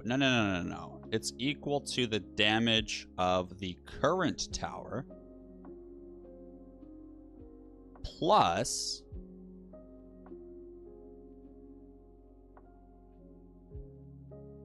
the modified total damage of the last tower times the transfer modifier.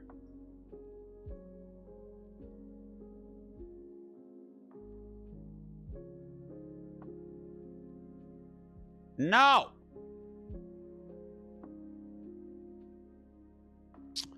So now that is good. So let's bring her down 1.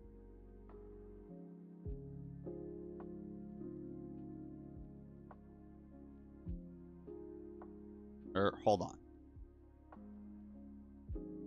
And so then this equals the damage of the tower plus the modified total damage times 0.23, and we're gonna cash sign that bitch so it doesn't move.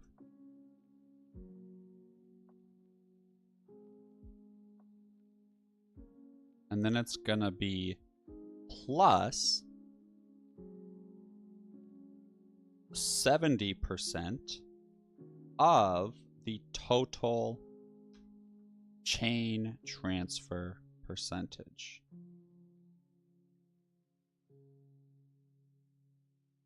And then this is going to be equal to this minus this.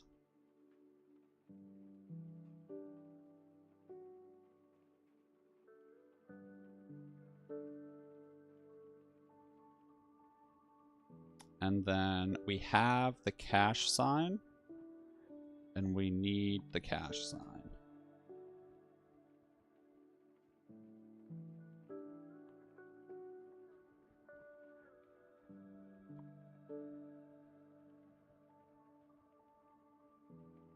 What?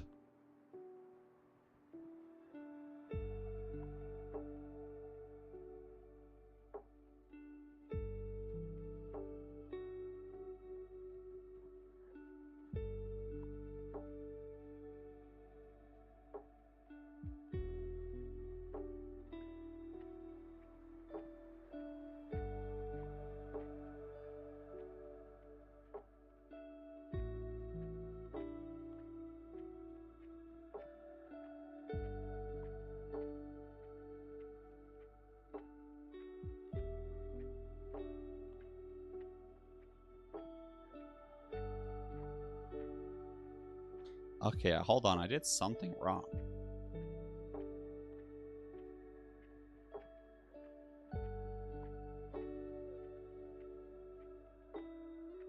Oh, the cash signs moved down.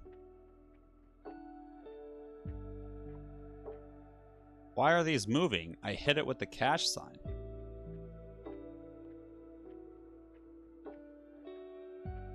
Oh, I think I need to have the cash sign in front of the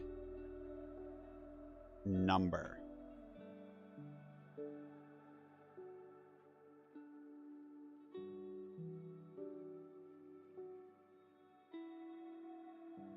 Ah, there we go.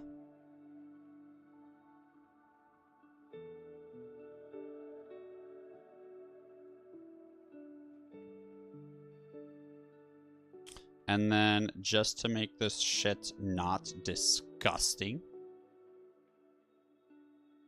we're gonna go to Format, Text, or Format Number, and then we're gonna say number. And then we're gonna change it a little bit more.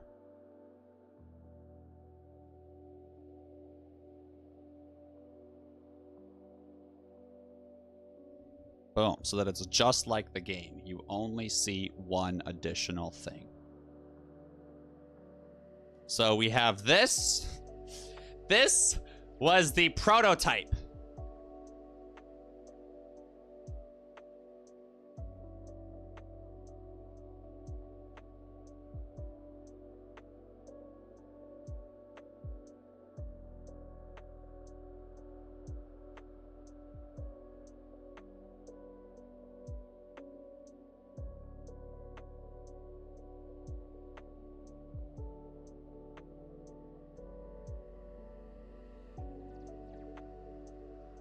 Wait, what?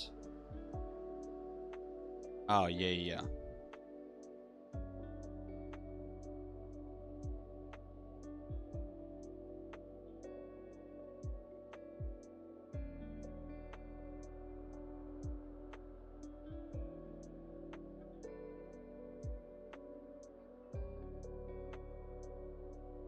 Where did it go?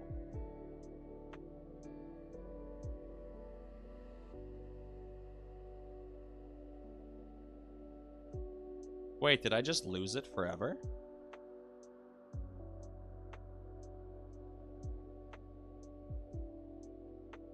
Huh.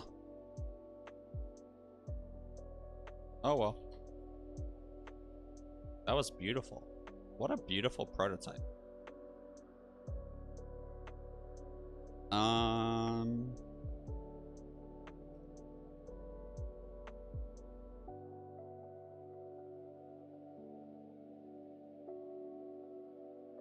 Let me get a picture when it's not upgraded. That way they can see why I'm using 30. Otherwise, I know I'm just going to confuse the shit out of people. And they're going to be like, wait, that says 36. Why is he using 30? I mean, honestly, completely valid. I would say the exact same thing. So I don't want anyone to feel like I'm putting them down. That's exactly what I would do.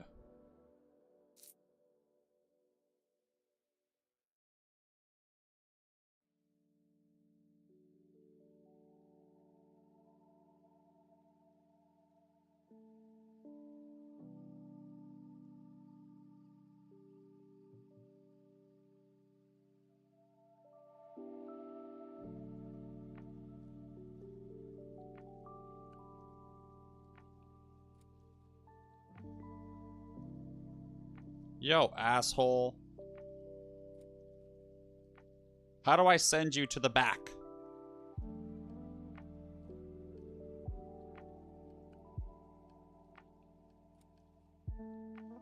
Well, here, what if I copy this and paste a new one?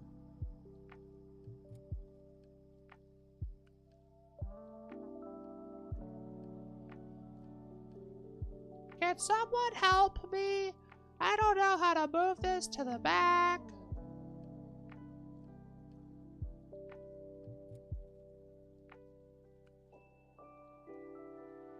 Whatever, I'll just make a new shape and hopefully it's on top of this shit.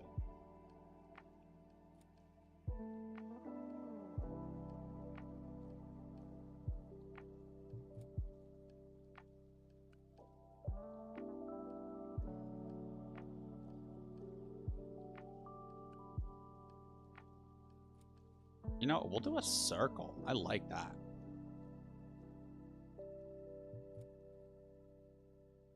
And we'll make it green. Yeah.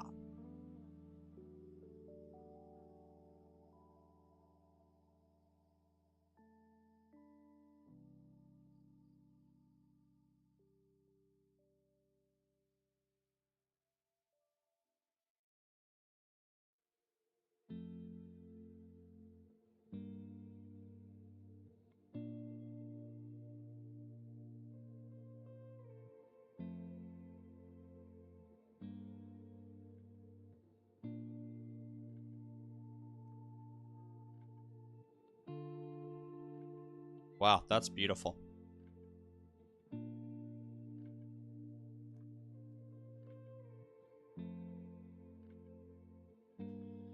Okay.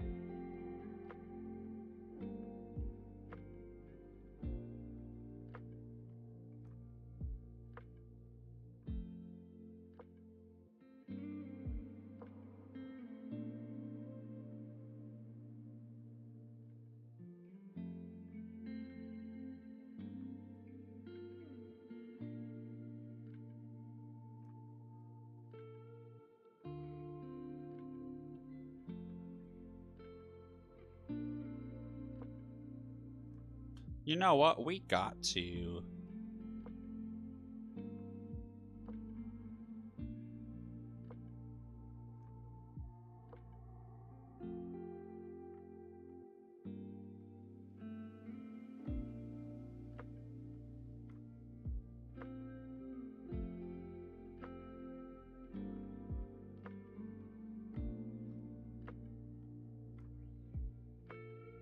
What the fuck is going on? What the fuck?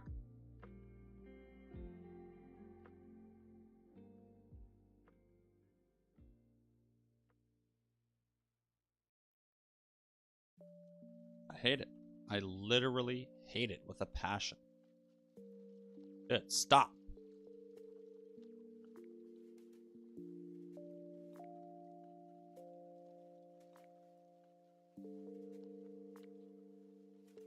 Dude.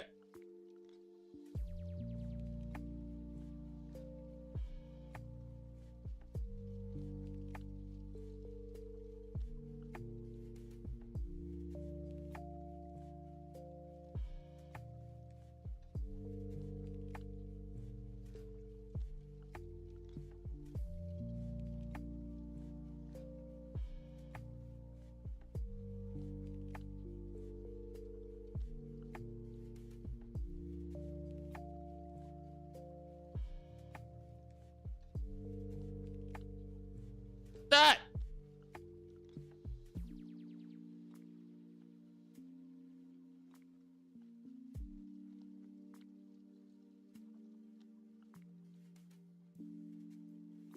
Okay. Now let's make it beautiful.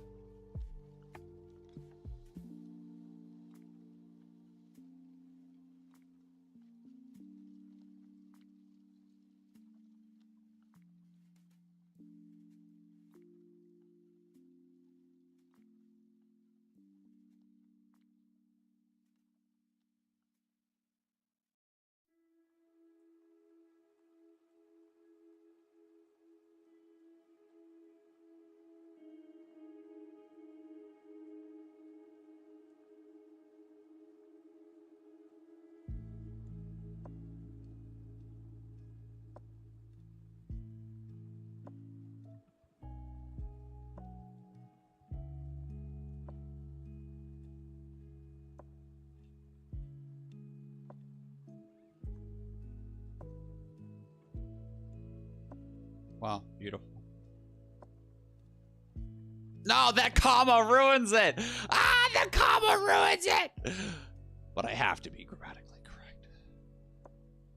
Ew, Ariel? Get that shit out of here, now.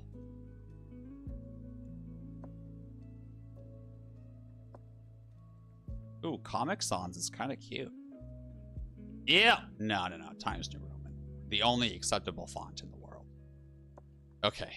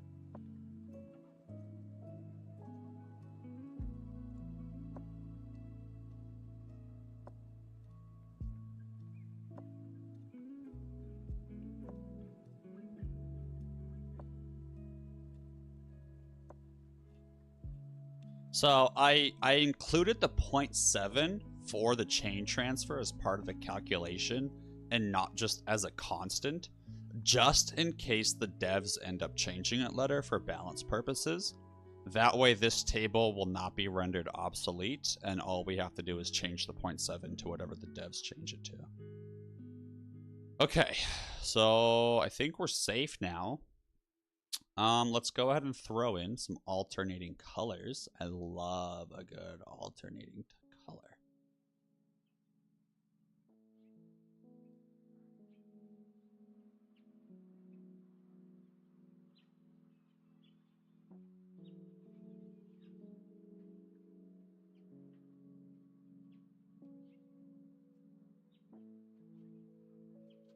Ew, I do not like that color. Ew.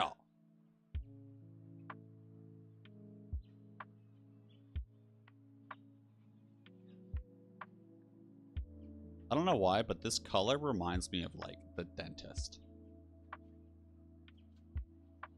Ooh, mac and cheese, steak tips, and a biscuit.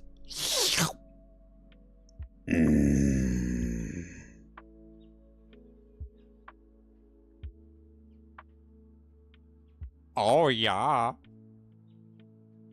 Okay, alternating colors.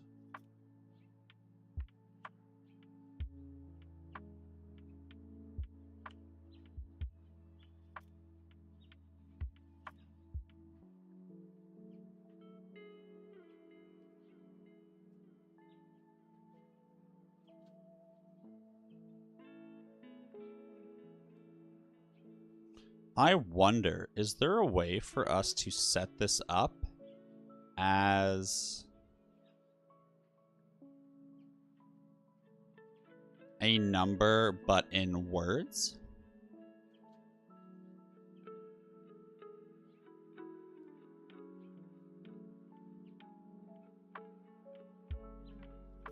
I'm so curious. What if I typed in first?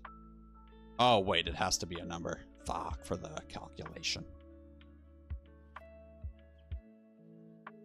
Or wait, no, it doesn't. That's not part of the calculation. First, second, third. Let's just see.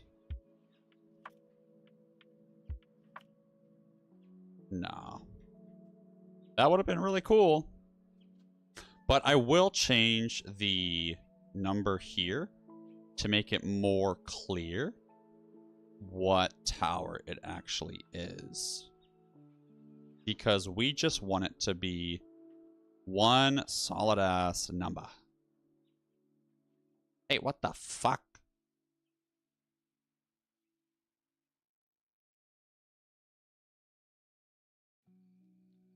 There we go.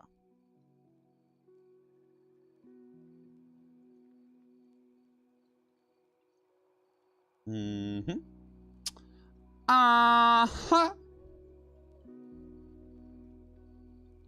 Number. Ew. No, stop it! I am upset. I'm upset. There it is.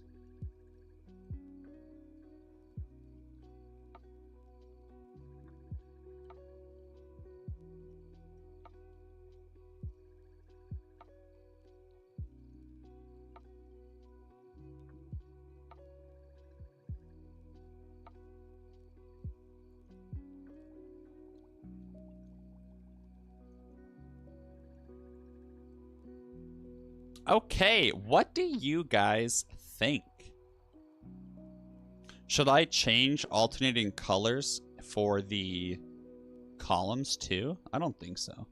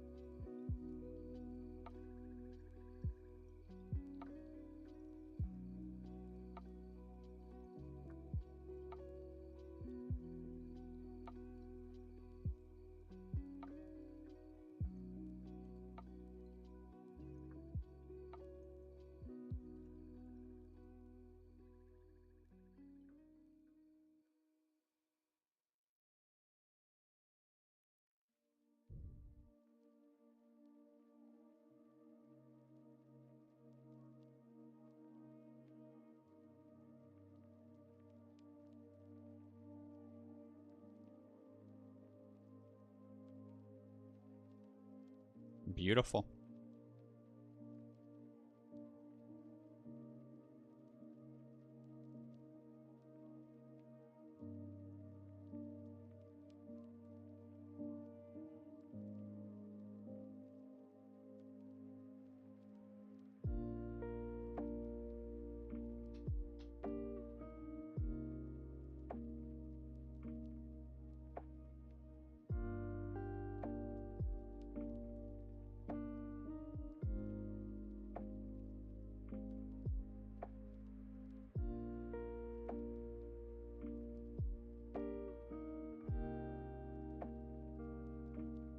Hold on.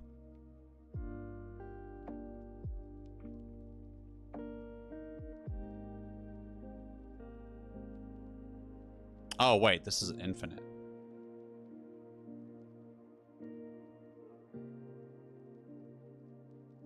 How do I fix this? How do I get rid of all rows below?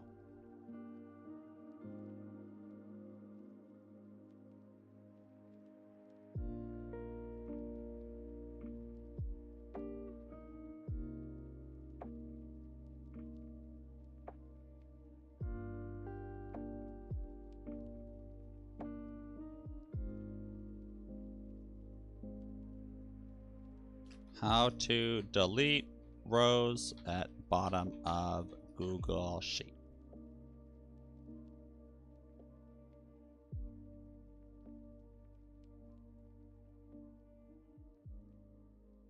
Have you ever wondered how to delete all of these annoying empty rows right here?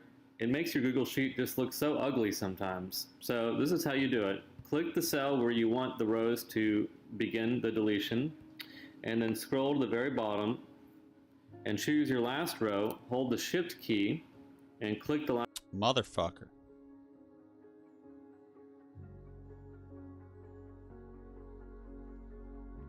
I thought it would be infinite, but it's not. How funny.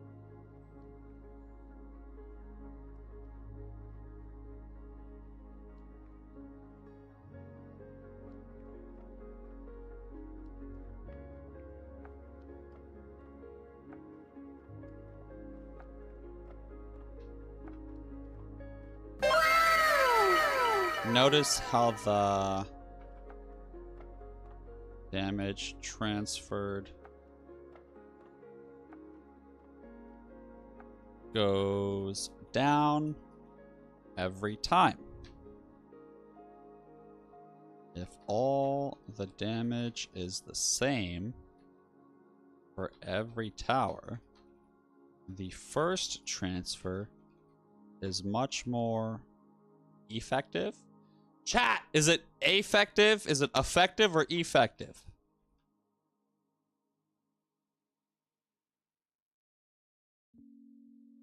Effective. Hell yeah. Allie, thank you. That's the kind of support that we need in this community. Patty the Paul, welcome in. How are you? Format.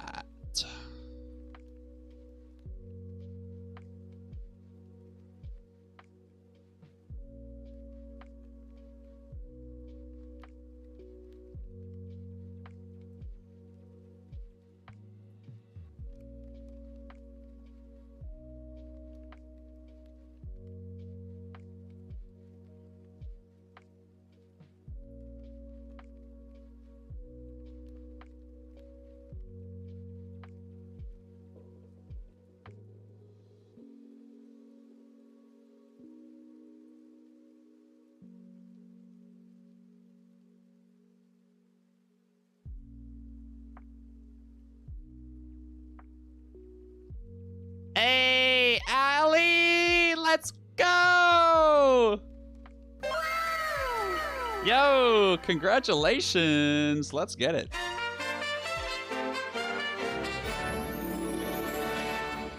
That's exciting. But one thing I will tell you, Allie, is once you go down the rabbit hole of OBS and overlays and all the things you can do with it and features you can add, it gets crazy. You don't know the power of the dark side. Okay. I think we are locked and loaded, guys.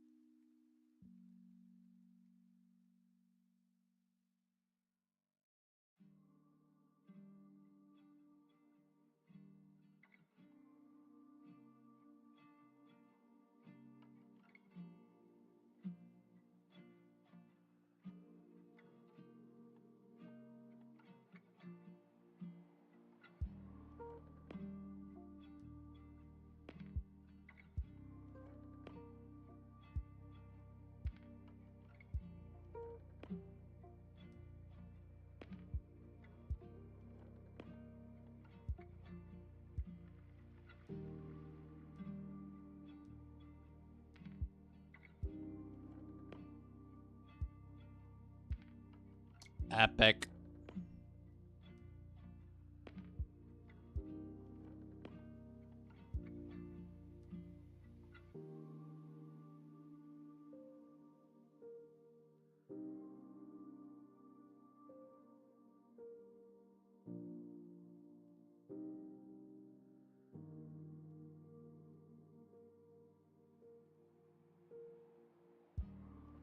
Hey, stop that.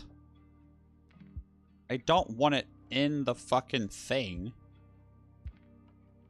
I just want it to exist. Insert image. Oversells. Okay, there we go.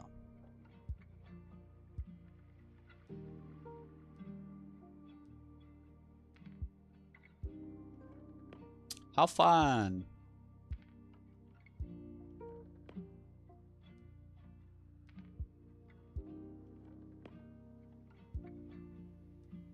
And the last thing I'll do is insert another picture. And we'll say that it's... Where are the girls? How funny would it be to just have this random stupid T-Rex? Dasher, if you are here right now, I will forever immortalize you in this spreadsheet. But you have to chat right now. You have 15 seconds, Dasher. If not, I'll immortalize someone else.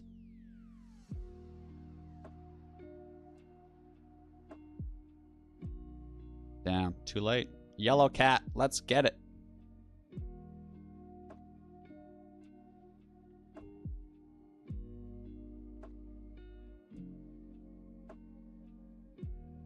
Oh, hold on. I want the sticker.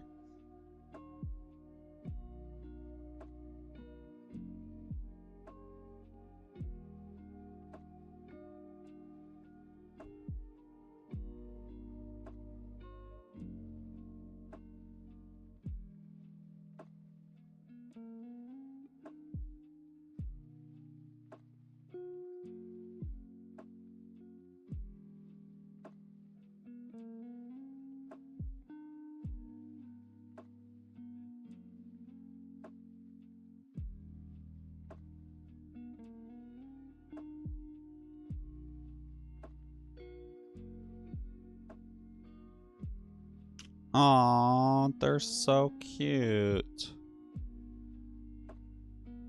Aww.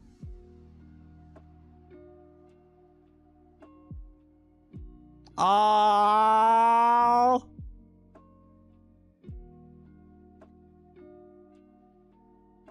Plague the dwarf, my guy, welcome in. We are just making a spreadsheet for Nordhold.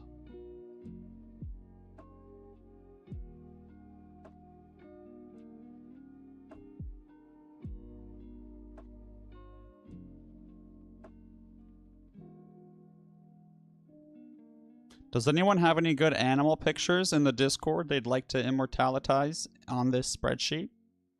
I love this cat. Super cute. I forget its name, but Miss Abyss, if you're here, your cat's going on the spreadsheet, baby. We have to get Sniper's cat in here, of course.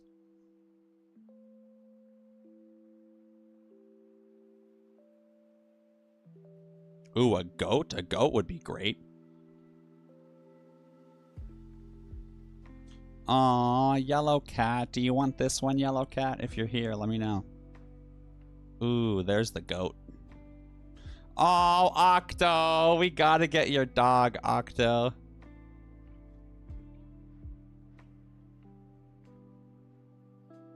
Who else can we add in? Yellow cat. We're gonna do it. This is a cutie pie. I feel like this is a majestic picture. Ooh, let's put yellow cat's toes in there. Yeah, let's get yellow cat's toes in there.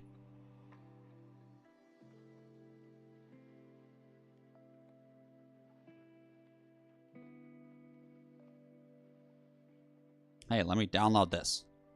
Whatever. Oh, there it is.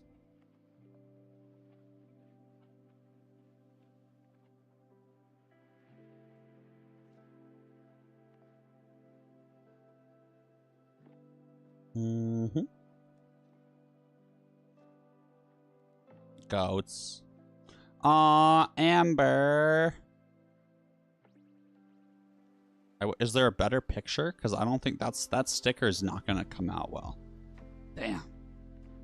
Ooh, that's a good goat. That could work, maybe. Oh, the goats. The goats in the laundry basket. More goats, more goats. Cute. Oh, there we go, Topa. That's a good one. That one should come out.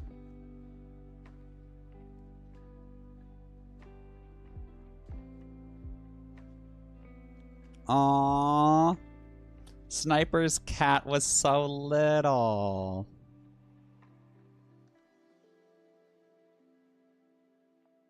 Aww.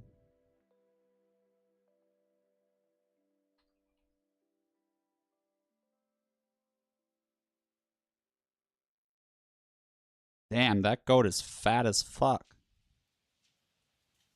I think it was pregnant. Abby! Oh! Oh, it's 2? Sorry, unacceptable. 1 image at a time only.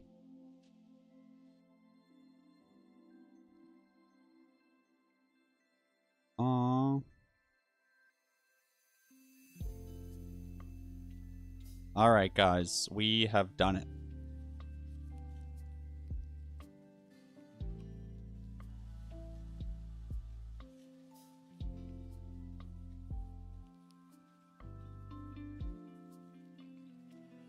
Wait, where did all those downloads go? I just downloaded a bunch of them.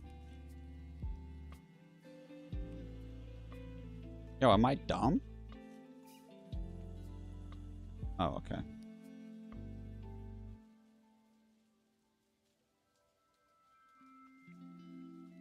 Oh, I need to put them into Canva first. Ah. We'll make it quick. We'll make it quick. Guys, we're only going to work on this spreadsheet for 10 minutes.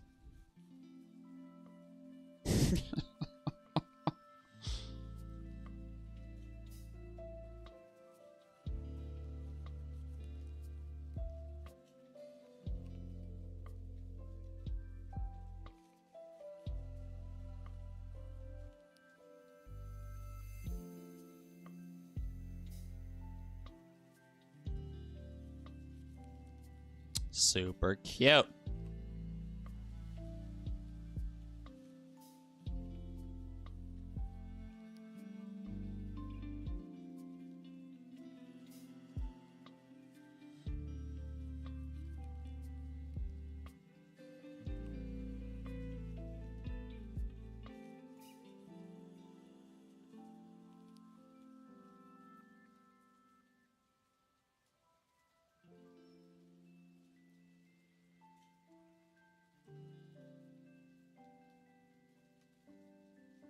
Oh, what a little derpster.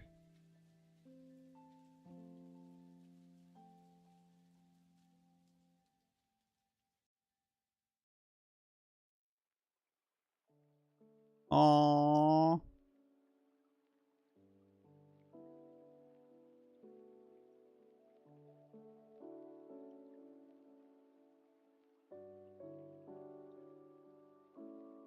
And don't worry, yellow cat. I'm not gonna put your toes in here.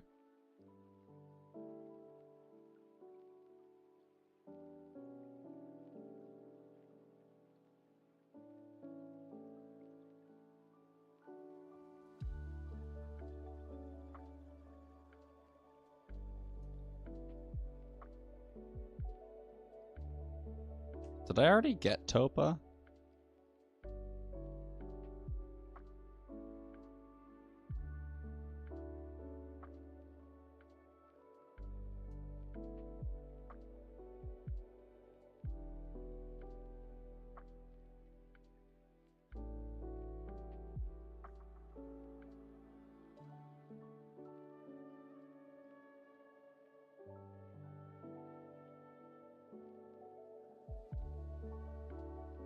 Beautiful.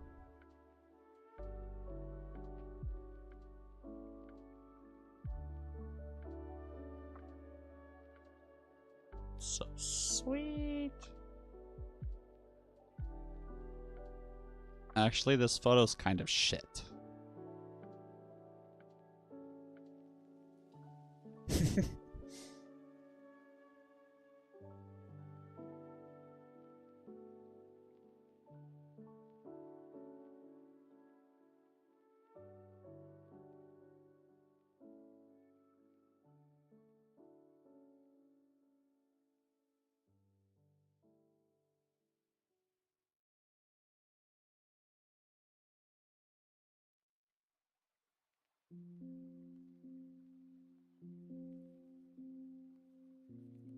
Wow, beautiful.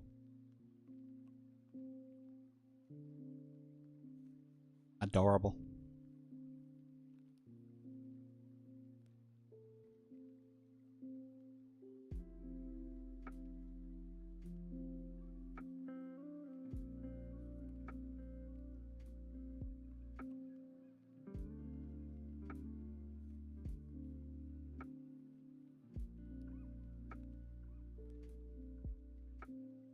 Did I do the cat already? I guess we'll find out. Wait, am I dumb? Oh no! I downloaded them all without a transparent background. Ah! I'm not doing that again. I'm sorry, guys. Nope. Sorry, your animals do not get to exist. Well, hold on. I guess I could shrink them down and the white wouldn't be noticeable.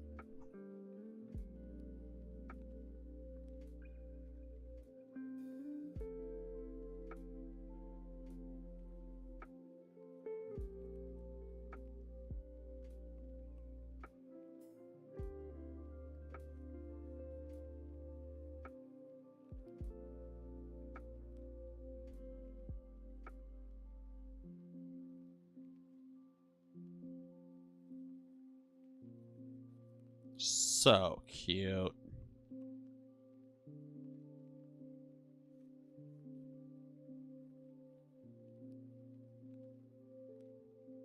Well, no, the girls get priority. Absolutely.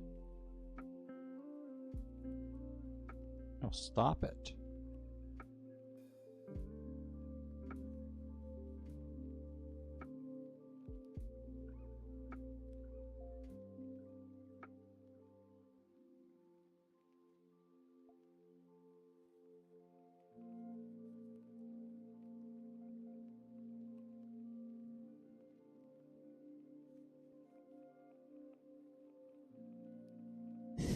It's looking the wrong way. How funny.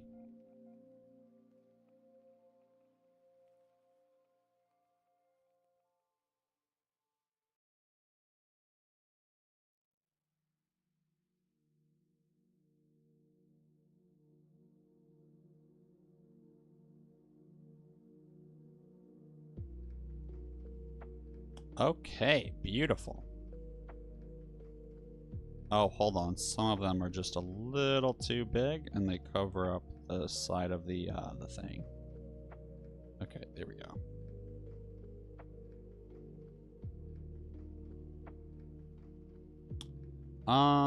Let's unmerge. How do I unmerge this? Oh, it's just one cell.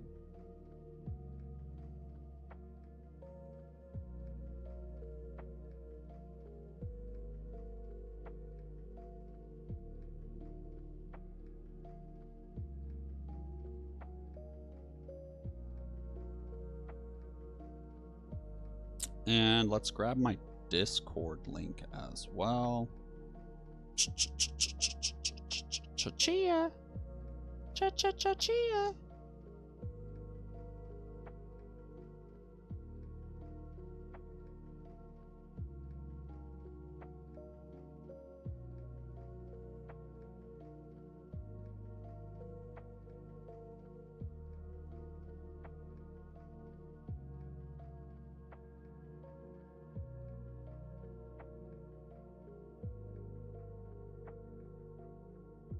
Mm-hmm.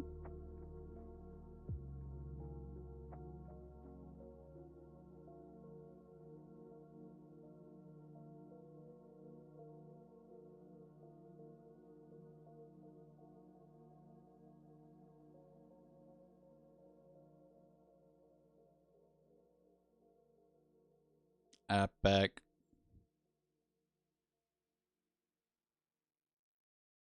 Oh.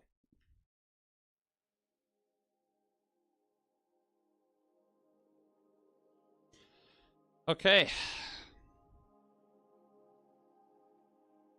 We did it, guys. Let me just clean up the chart.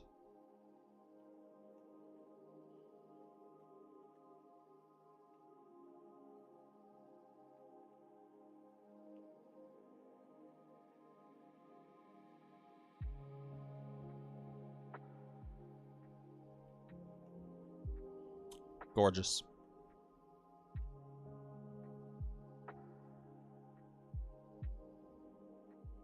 Okay, so we're gonna publish this one to the web.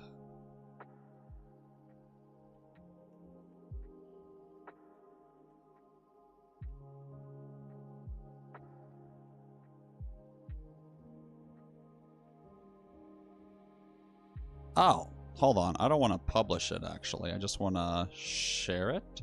Share with others. Copy link. Anyone with the link. And they can be a viewer. And so then if I go to this document, I cannot edit it. However, if I make my own copy... Oh, I can't make a copy. So how do I make it so that people can edit it? But like not fuck it up for others? Oh, okay. So yeah, you could make a copy if you were signed in. Let me go to my real life Google and try it off the screen. Okay, yeah. You can make your own copy and then you can edit it. Sweet.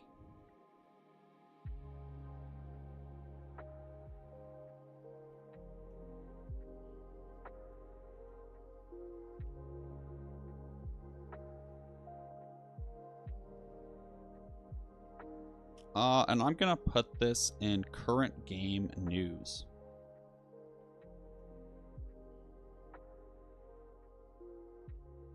Prism Math by Hacksar.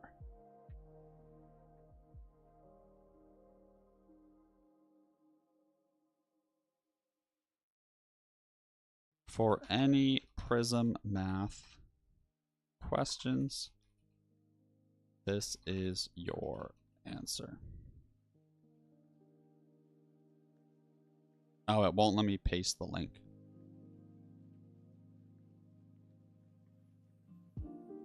Huh. Let me message, or I can put it in self-promo. That allows links. Oh wait, that's my channel.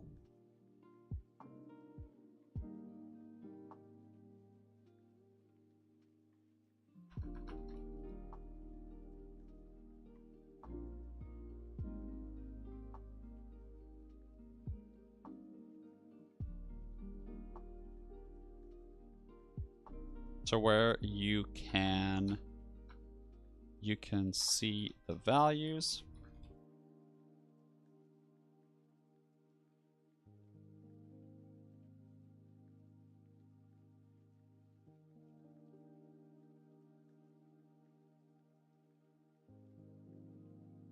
And it didn't work.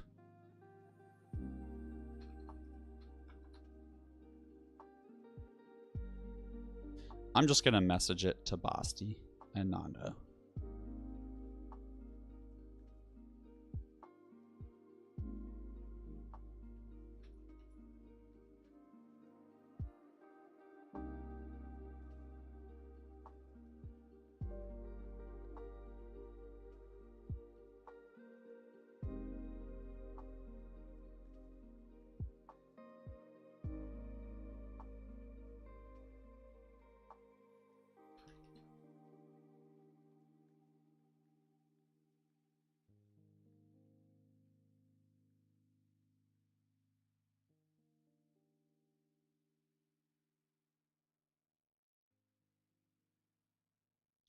Epic.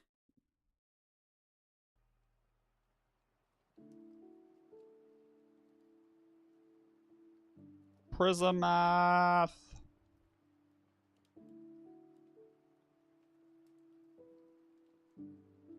Or I'll put it in announcements.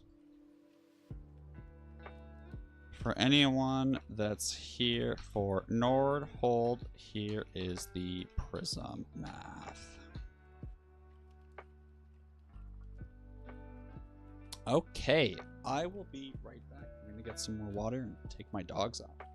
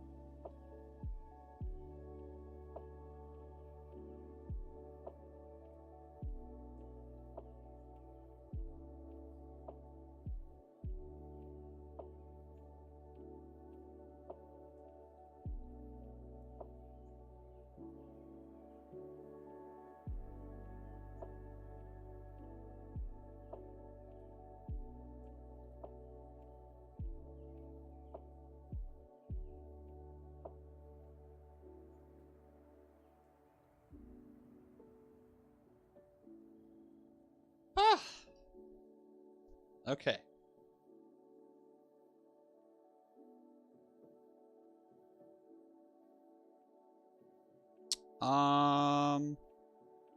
Well. Oh, he messaged me back.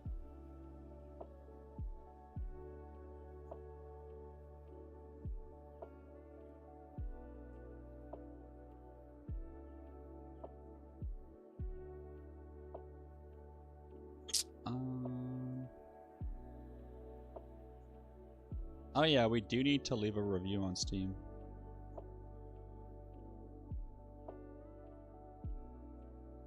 Okay.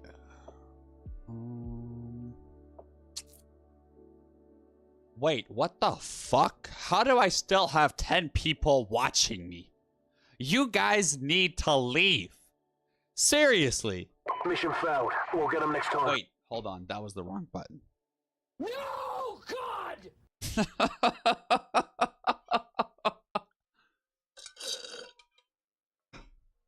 I am glad all of you are here. I love you guys.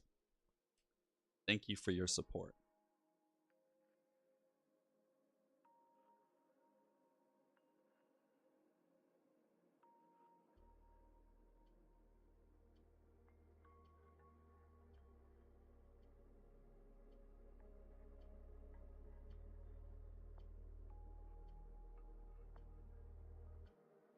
Ugh. Okay, well, YouTube, we're gonna end it here. Yeah, Twitch, don't worry, I'm still gonna stream. I just want to end the YouTube video. Or honestly, fuck it. I'm gonna leave the YouTube video up, but we're gonna fix the recording that I made.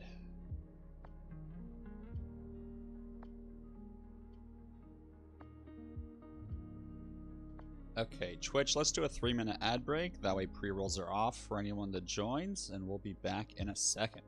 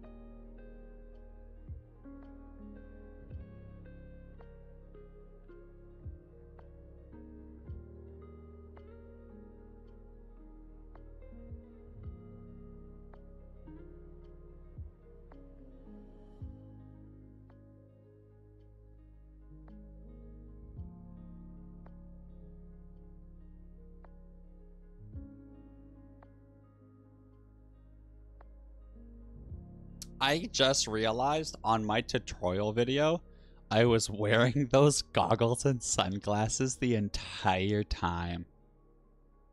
Or like most of the time. Oh no. That is so funny.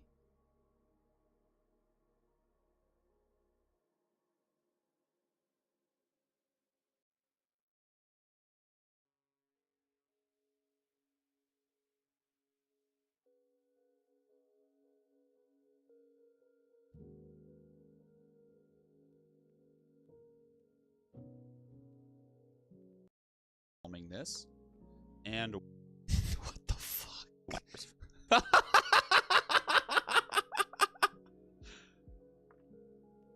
Ladies and gentlemen, Nordhold releases in 30 minutes at the time of filming this, and one of my chatters, I am a live streamer, just asked me for some advice before he buys the game, tips for beginners. So that is what this video is going to be. I am recording this live, ladies and gentlemen. I am currently in the middle of a match, so I can't believe this. Okay, so let's zoom out here. How do I'm really, really bad with DaVinci Resolve, so you guys are gonna have to, like, yell at me. Oh. Oh. Dude, honestly, the outfit does. The outfit makes it so good. Does anyone know how to like zoom out on this menu so that I can see the whole thing?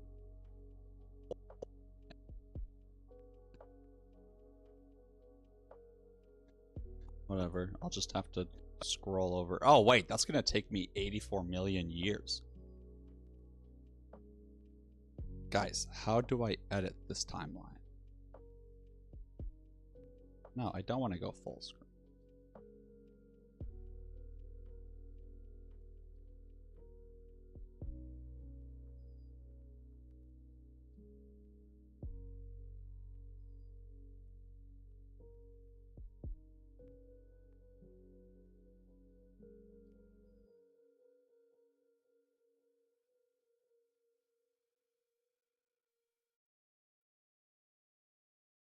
Oh, this is why I hate DaVinci. Like, it's something as simple as just zooming out on the timeline so that you can see the whole thing. And I can't figure it out.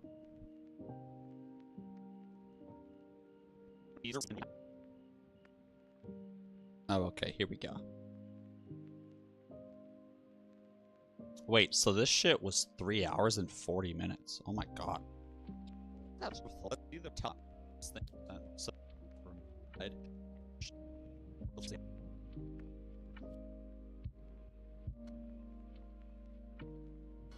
boom, the auto level automatically adjusted to my chart that I have set.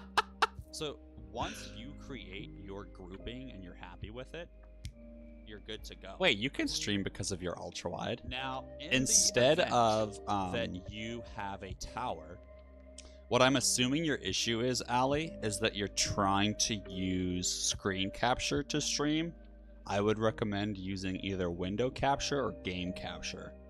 But that is just an assumption on my part. That's my guess.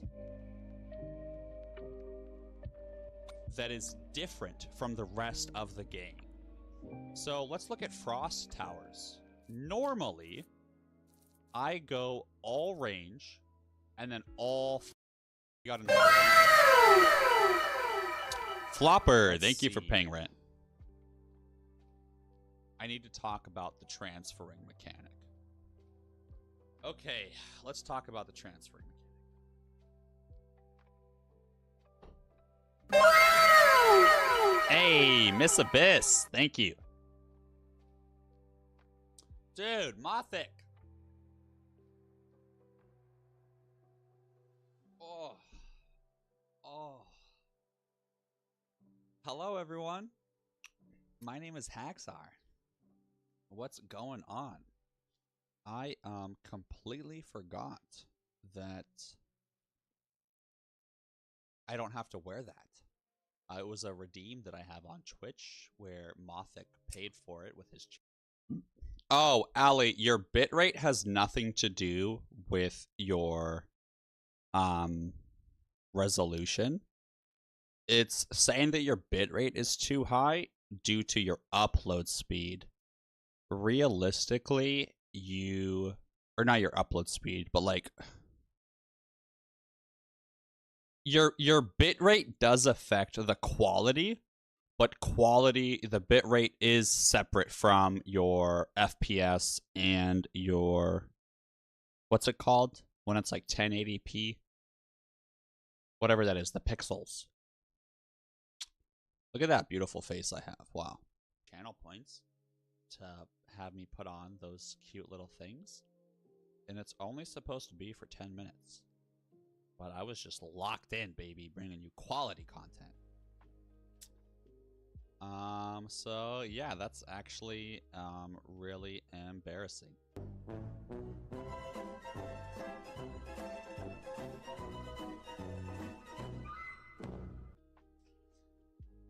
Okay, now when we take a look-see, a little peek-see at the transferability. So let's go into Discovery. Okay, that's where I'm going to end the tutorial video. So we're going to say I completely forgot that I don't have to wear that. It was a redeem that I have on Twitch. It looks where like Moss paid for it with 2222 channel might be the points perfect spot. to have me put on those cute little things. And it's only supposed to be for 10 minutes. But I was just locked in, baby, bringing you quality content. So yeah, that's actually. Oh yeah. really If your internet's not embarrassing. good, you're fucked. By the way.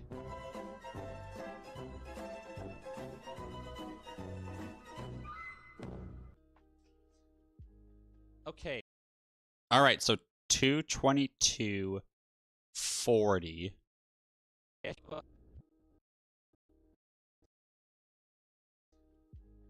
Okay. Yeah. Okay, 222.40. So now I need to figure out how to clip this.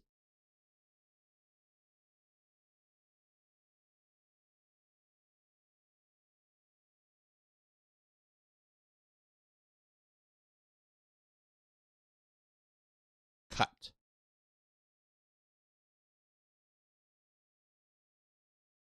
Dude, DaVinci. If you don't use DaVinci every single day, all day, you forget everything. Like, where are all these buttons, dude?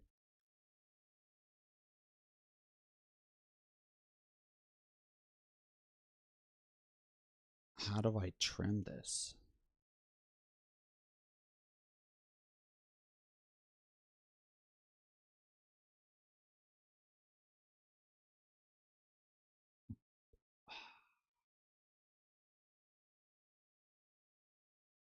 Maybe it is an edit.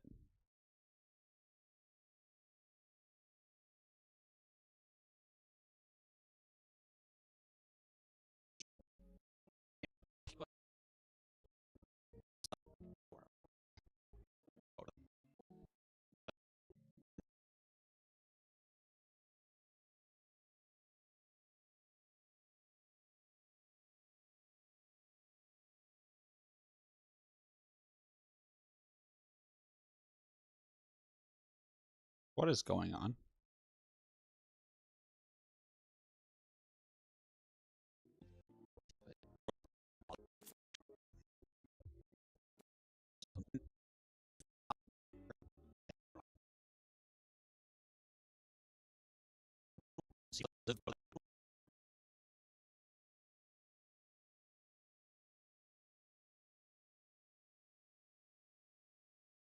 I'm pretty sure there's some way to like actually type in the time.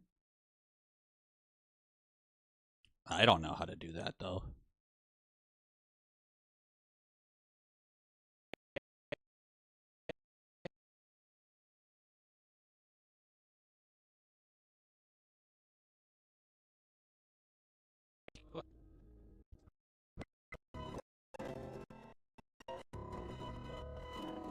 Ow, stop it. Stop.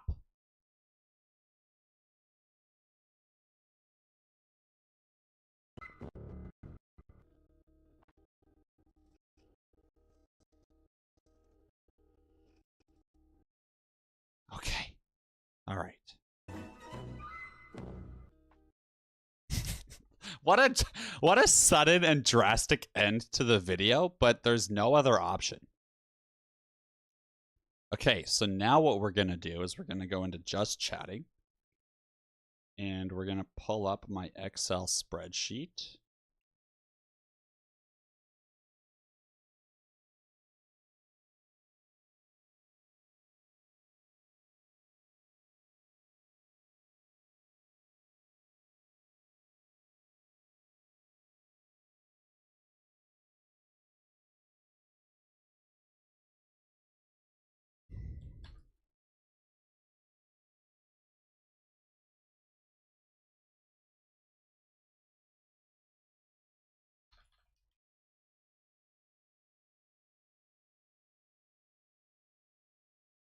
Ooh, I got a text. Someone's texting me. I'm popular.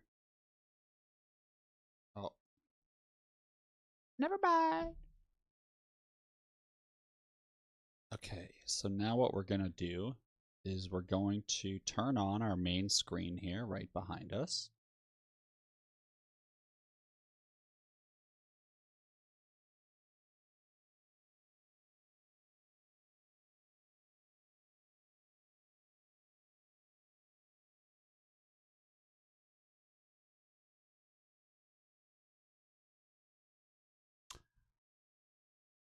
Something is going wrong.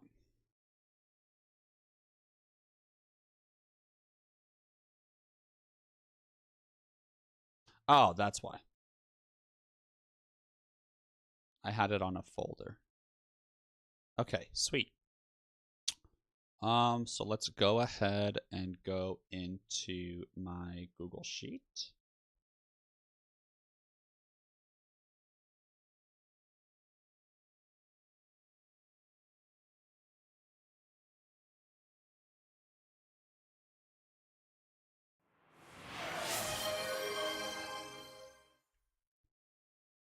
Hydrate!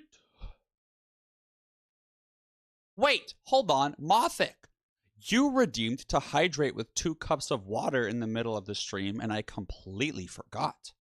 Let me go grab 2 cups of water.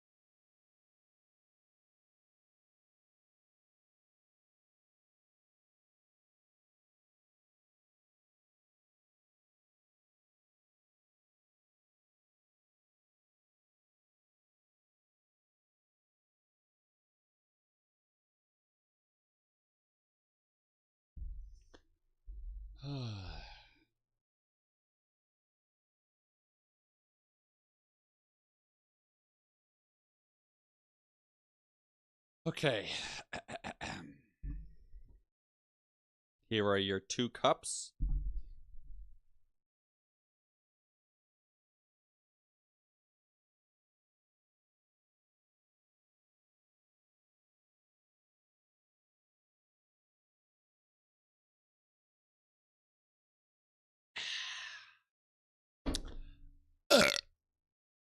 Wow, that was really good. Oh my gosh. Okay.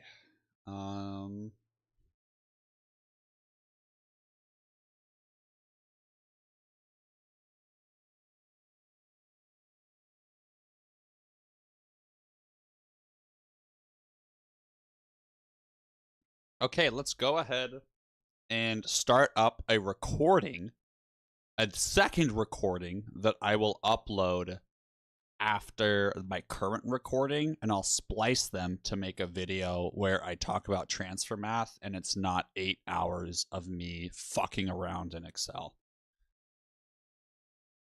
I hope the airport goes by quickly.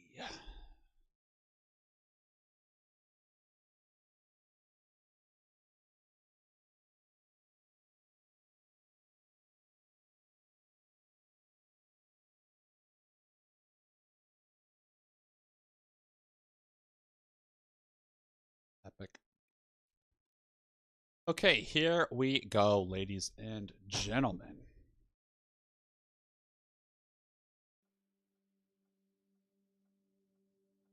Okay, we're going to start recording. If anyone wants to be in this video, immortalized, make sure you say something in chat so you pop up.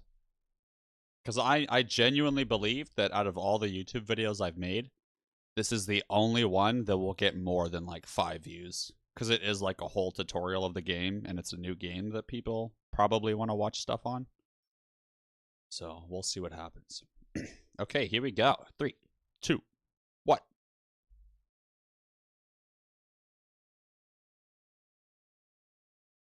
Hello. You may notice that it's a little bit of a different scene here. We ran into some technical difficulties with the prism transfer math and me trying to explain it on stream. And I ended up spending, I don't know what, the last 4 hours working on this and just like being silly and goofy. And so, I I decided to cut out this portion, or the portion where I made it, out of the recording. I hate this. No, we're not doing this. Hold on. I need to redo the recording. I didn't like that. I didn't like how that went. Here we go. Here we go. Here we go. Whew.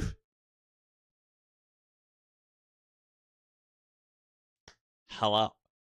Okay, so I messed up and spent the next 4 hours after I started talking about Prism Math making this thing. So I'm going to have a link to it in the description, and I'm going to have a link to it in my Discord. Don't forget to join my Discord. And like, subscribe. And thank you so much for watching this video. If you have any questions or comments, please, please, please, please comment them and I will try to get back to you, or just join my Discord and tell me. So let me break this down for you guys really quickly. So here we have the viewing table. You will not touch this one. This one will automatically update as you change the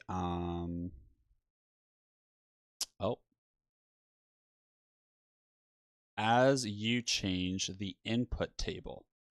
And so your input table is where you're going to get the now damage right here in the top right. You can see that is the damage that you will be putting into the input table when you start this off. And so if you have several different tower chains, you just need to start over with like a different number and a different spot in it, or just, you know, redo it for each individual chain that you have. But yeah, so this is based off of the percentage that's originally on the banner at 0.23%. And for anyone that's just confused as fuck right now, what we're talking about now is this banner, Prism. So runestone towers that are inactive can beam to another specified runestone tower within their radius and transfer a percentage of their own damage. And so it's 18% actually. So let me change that really quickly. And you can see it's plus 70 from any other tower. So that math doesn't really make sense with the wording, and it's very difficult to explain. And let me see if I can pull up the picture that I drew. So this was the prototype. Okay, this is what I made before I made the spreadsheet. So you have towers A, B, and C.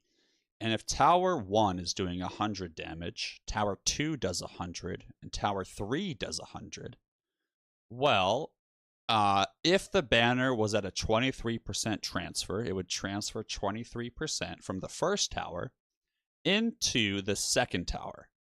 And that would mean that your second tower, 100 plus 23, would be 123. Now, on the other hand, if you transfer now from B to C, it also includes the transfer from A. And so you take 70% of the amount that was transferred and add it to the current amount that was transferred. I know that sounds weird. So what I'm talking about is you have your 123, right? Well, that means that there was 23 added from A to B or transferred. So then what's 70% of 23? Well, that is then what is transferred into the next one of 141. On top of the 123. So 70% of 23 comes out to around 14 or something like that. So then you add on that on top of the damage that was added to the first tower. And so on and so forth. So it's always like that. So I took that and I made this spreadsheet that breaks it all down for you. All that you do is input the now damage of your towers, and it will calculate how much damage your last tower will output. So if you had a chain of, let's say, 7 towers, and they were all level 1, and they were transferring at a 23% rate, then the 7th tower would be outputting a total of 64 damage. Which is interesting because it's 7 towers combined, but it only doubles the damage. So something to keep in mind with the transfer, due to how the percentages work out, is the longer the transfer, the worse the percentage gets. So instead of having one really long chain, you want to split it up into chains of maybe like no more than 5. Maybe 6 or something. And so, I mean, if we look at it, when you get all the way down to the hundreds, you can see that the last 10 towers, obviously this is a gross exaggeration because you're never going to have 100. I mean, hold on. You might. Okay, don't quote me on that. But you can see here, the last 10, we go from 98.4. With 10 additional towers, we go to 98.5. So definitely silly to do large amounts of towers in a chain. And it's not very intuitive. It doesn't seem like that would happen that way based on the wording. So I'm not quite sure how to change the wording though. But this is also posted in the official Discord for Nordhold. I would join that too, but definitely join mine. Okay, guys. Yeah, so I'm going to get back to playing Nordhold live on stream. You can catch me on Twitch most mornings or afternoons. And thank you so much, and I'll see you guys on the stream. Bye. Okay, pretty good. So now we need to go into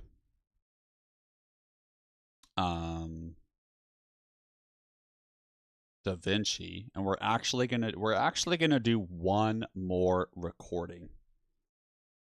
So here we go. Hello. Transfer math took me like 4 hours or something, and so I ended up making a spreadsheet for it, and I walked everyone through it. And that's going to be a separate YouTube video that I will have in the description. Please go and check that bad boy out. I just give you a brief rundown of it. But if you would like to see the full thing, you can do so on that YouTube video.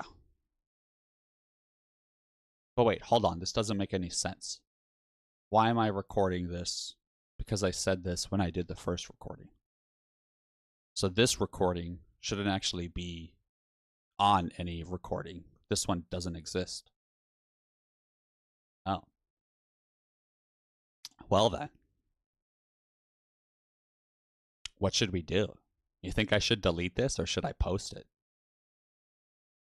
Should this be like a blooper, like a behind the streams?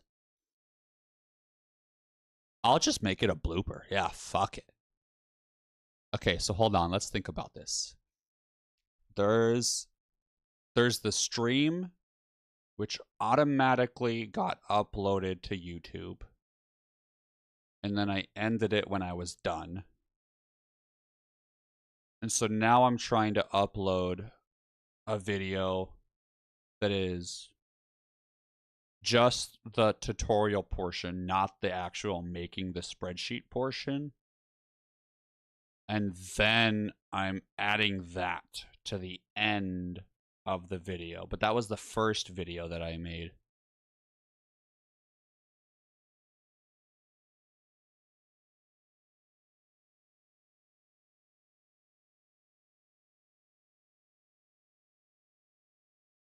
Oh yeah, so this is supposed to be an intro to the portion of the video that I deleted from the tutorial.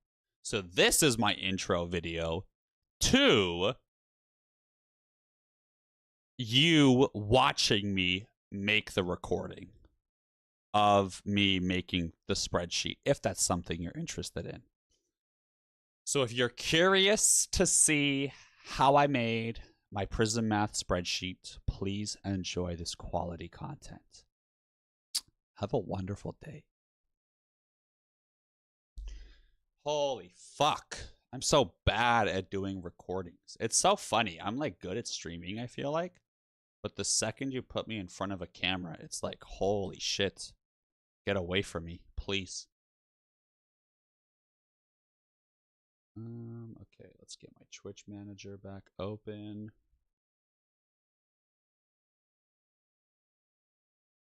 And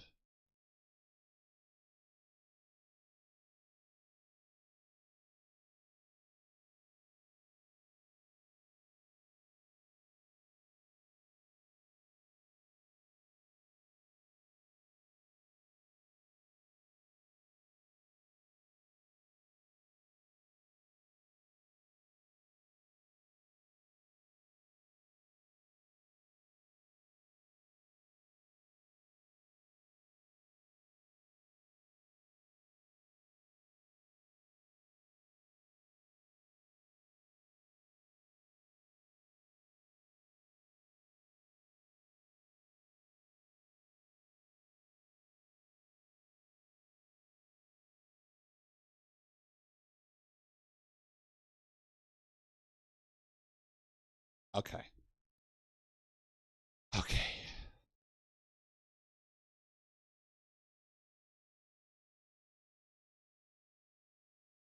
This is hard. Ooh. Ooh, ow, my neck. Jesus Christ.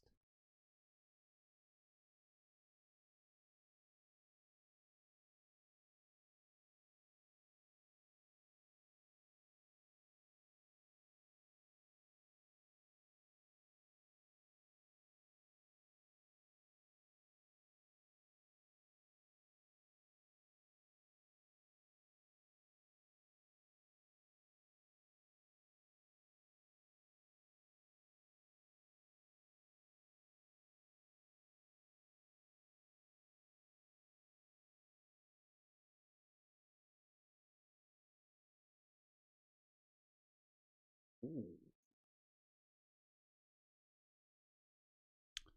Okay, so now we're gonna upload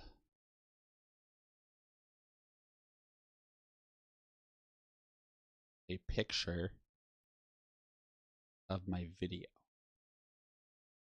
But how do I add to my... Oh, okay, import media. So unedited. And it's this recording.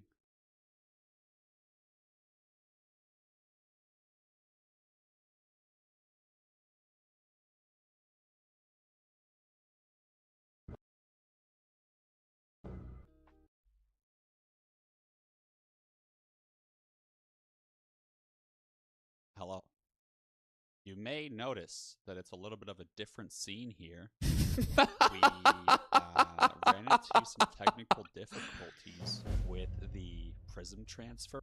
Yo, what the was? What is going on, dude? I'm just doing a little bit behind the streams right now. I do plan on playing more Nordhold. It's here, okay? I'm gonna play it. About 4 hours ago, I said that I was gonna take 10 minutes to walk through how prisms work. And so I'm just finishing that up. Hey, Allie, you got your stream working. Hell yeah. Mad vibes. Okay, so now that we have this YouTube video prepped, I made it out of the recording. I hate this. No, we're not doing this. Oh, wait, this is the fucked up recording.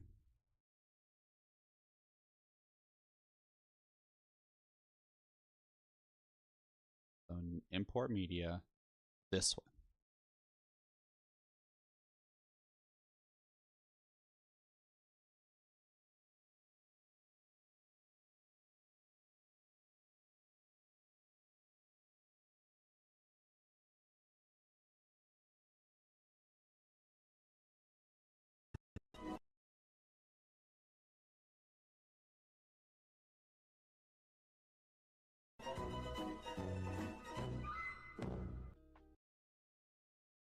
Oh, that is such a sharp transition.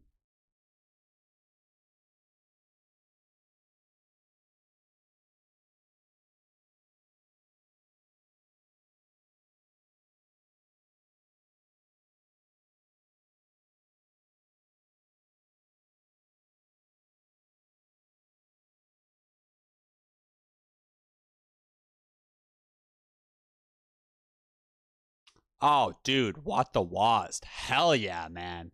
Dude, yes, the game is so good. I absolutely love it. I am genuinely shocked at just how special it is. There's so much depth to it. And yeah. I can't believe it. Oh, hold on. Oh, dude, you're a streamer? You streamed once human?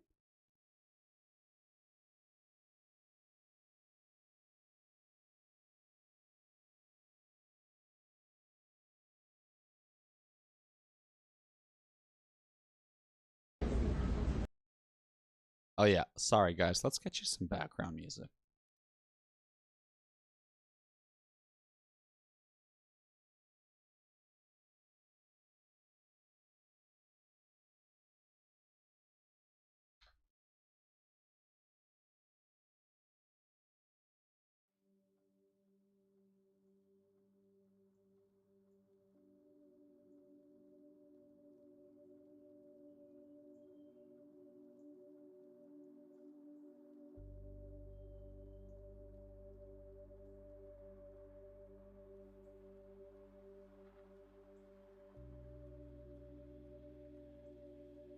Dude, cool. Hardly a streamer. Dude, no worries.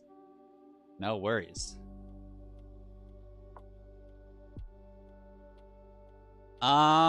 Okay, so I just need to finish clipping this asshole and then uploading it and then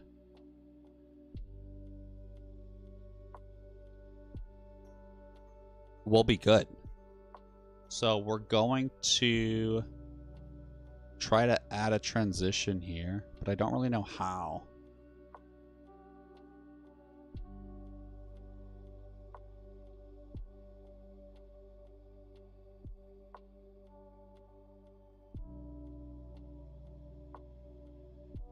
Oh. Oh.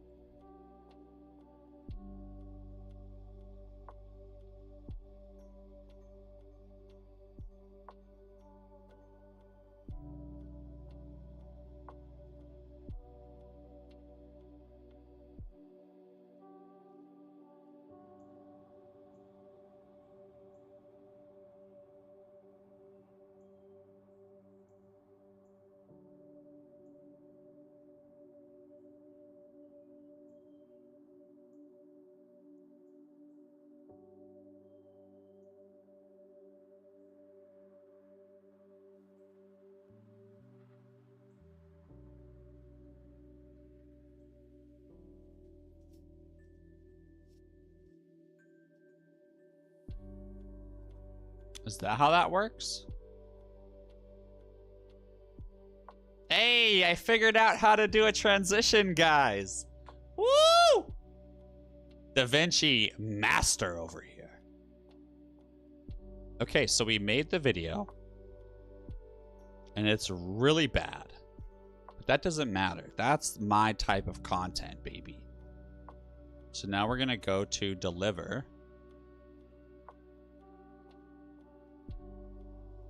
And let's just send it.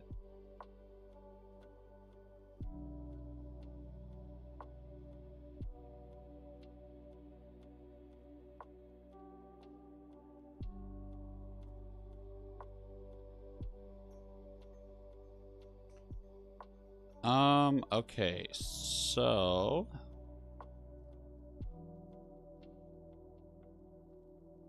I just want to double check the ending here.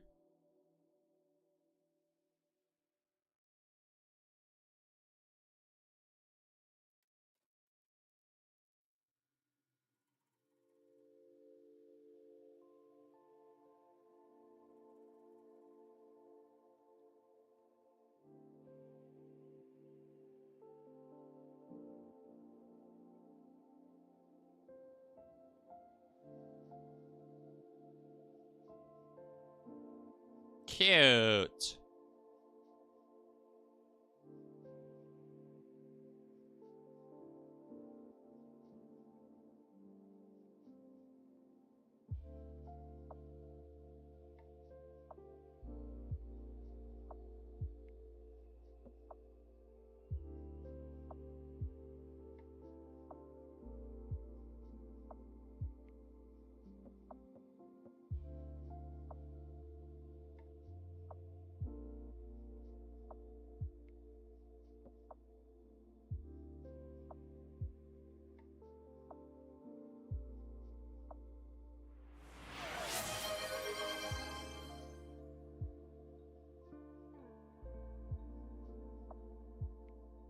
Oh, you want to see one of the girls, dude? I got you.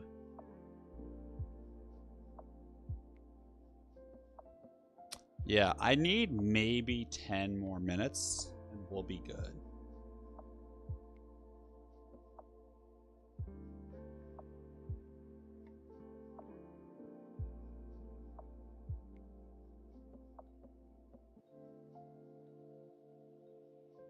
Hazel.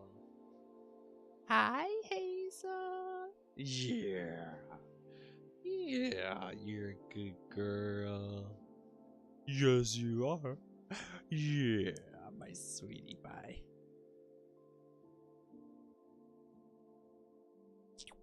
She's my special girl. Aw, that's so cute, Mothic. Aw, that's so cute.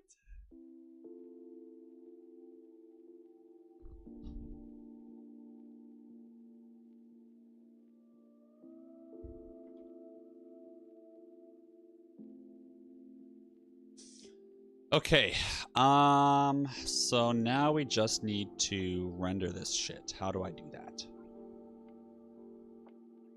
I go over to deliver, and then I need to click on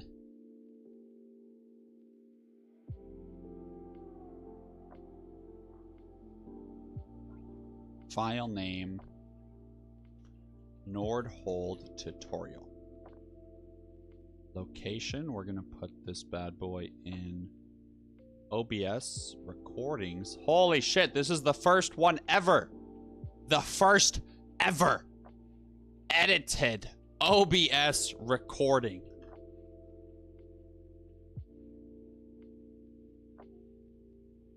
Add to render queue.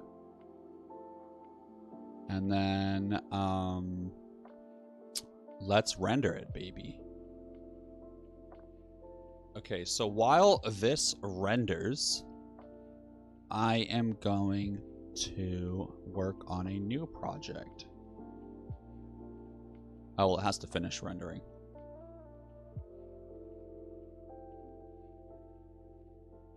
Well, while that renders, I can go to YouTube and start making the video itself.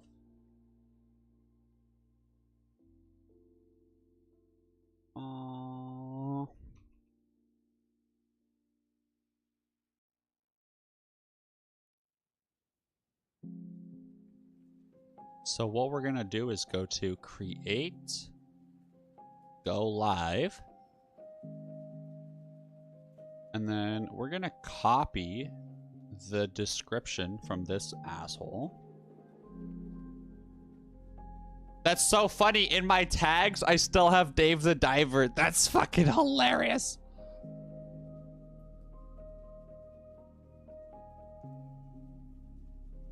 What about my other tags? Do I have other tags in here?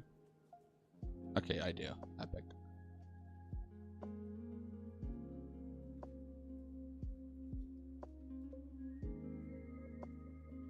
Okay, so we're gonna copy this.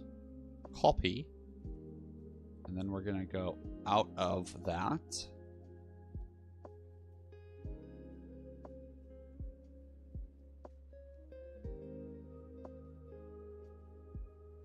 And then we're gonna go to upload video.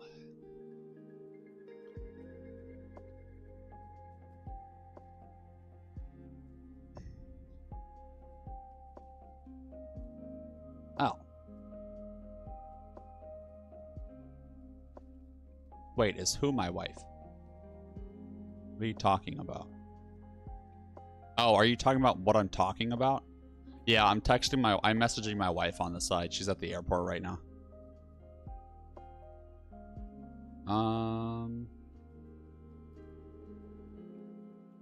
Okay, well, DaVinci's gonna take a while to render. Let me see if quitting Nordhold makes it go faster. That way more of my computer power is available. Yeah, same, dude, same.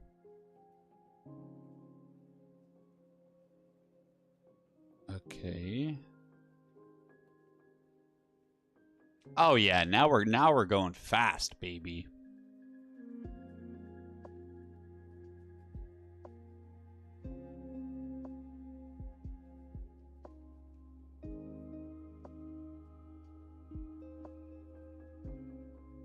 Well, here for the description, we'll just start with one from a document, and then I'll just paste it over. So let's go over to Nordhold.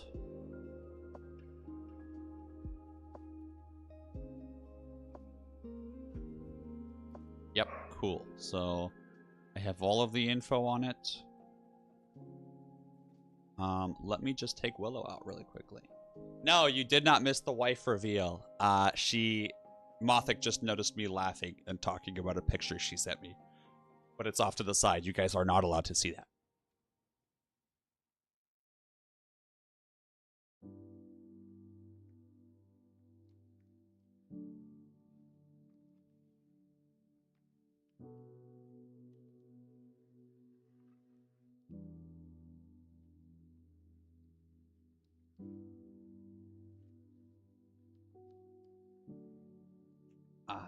Okay. No wife reveal? Dude, I will definitely do a wife reveal at some point. The big thing is respecting her privacy. Hey, texting wife smile. I don't have a texting my wife smile.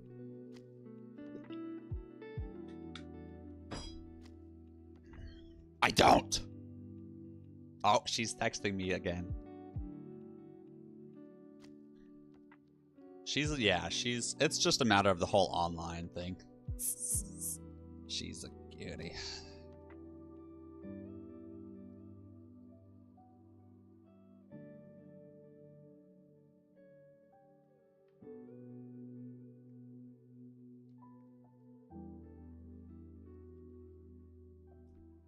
Okay, so in this video,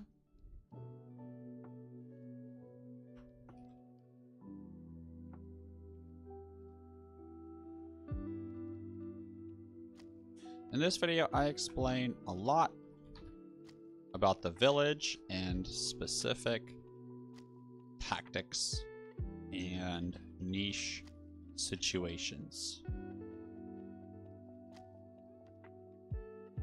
Please enjoy. Chef, please enjoy. You know how on like Cooked and other cooking shows, they always are like, here for you today, I have a deconstructed tomato alongside a basil ricotta reduction with 2 croutons made from home flour wheat spun bread. Please enjoy, chef.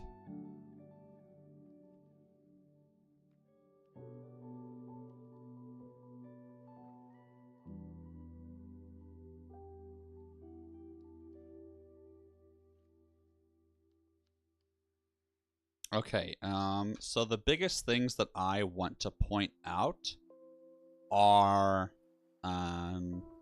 all of the information. So Nordhold Wiki. Oh, it's an important place. The fuck?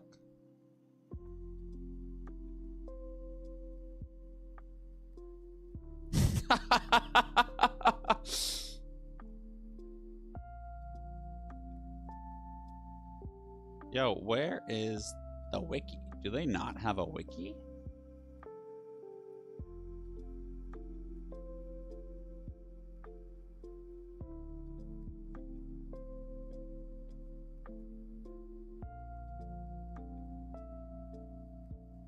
No? Wow.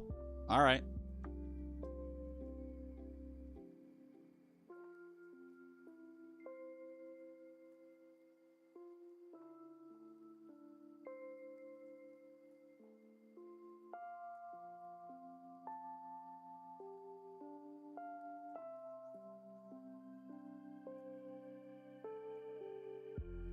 Okay.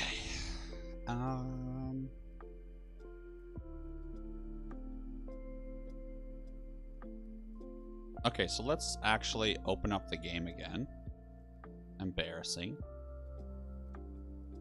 Oh, there's an update for the game.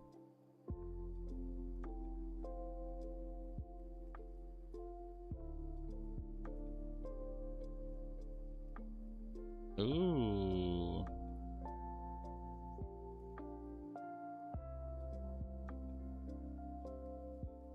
I had plans this weekend to play so many different games. And then I just didn't. All because of this game.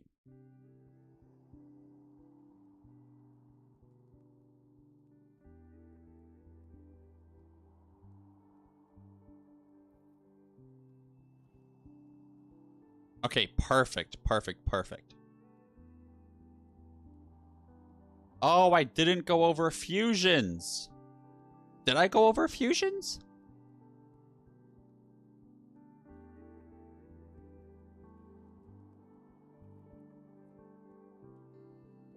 No, I did not. I did not go over fusions.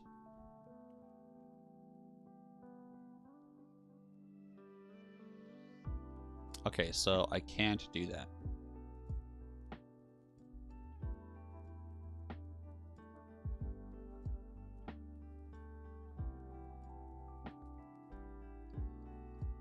No, I don't want to make videos. I just like live streaming and uploading the videos. This is the only time that I plan on making an actual video, just because the live stream portion went so poorly. But it was entirely impromptu. I was not planning on making this video. I just, Neelid asked for help, or I think Derek asked for help. And then it just kind of happened.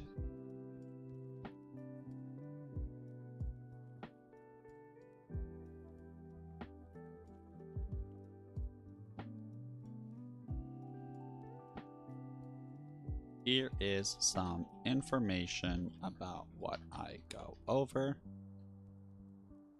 This is straight from the developers and more general. Much more detail. Here is a link to a spreadsheet to help you with the banner for Runestone Towers. Called Prison.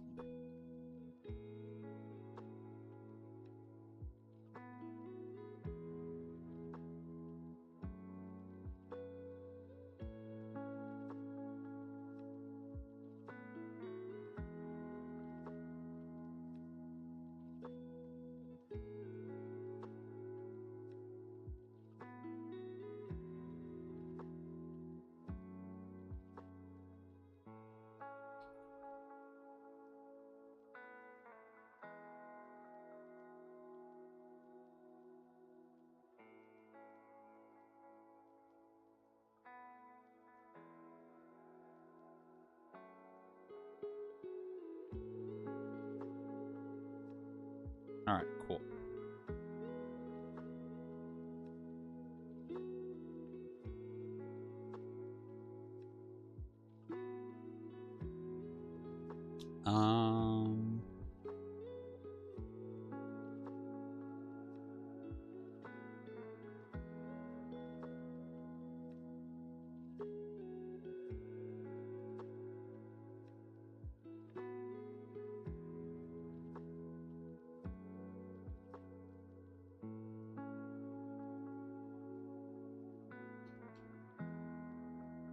Okay.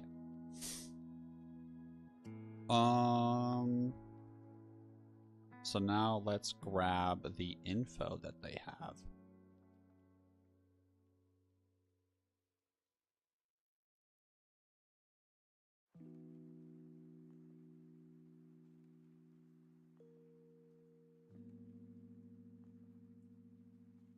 So I want to go over... Wait, can I upload stuff?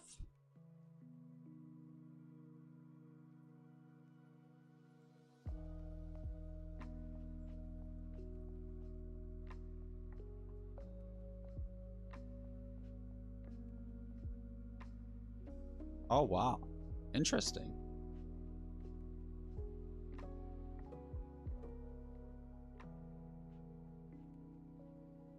Okay, news.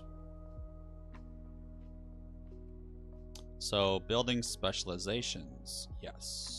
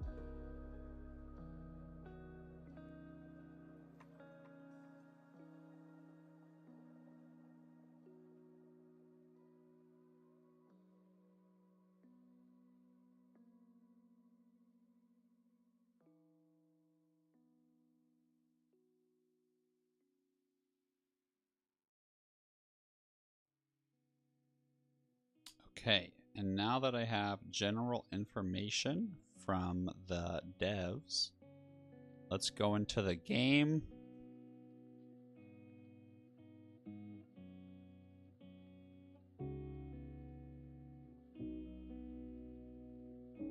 And let's just go over really quickly what I actually talked about, because I don't even remember.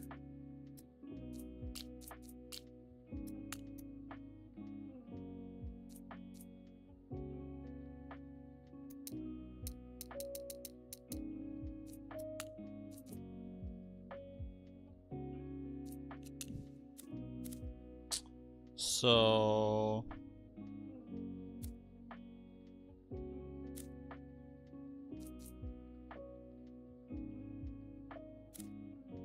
I talked about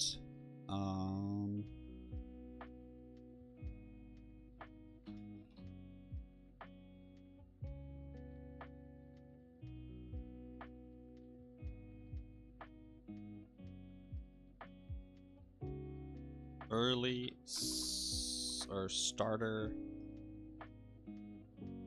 how to start your run. Different tech, or how to start your run, how to optimize for success, what each building does, what are the best upgrades for buildings. What else did I talk about? I talked about how certain upgrades relate to others. Different strategies to try and their benefits. How towers work. How the focus or target priority mechanic works.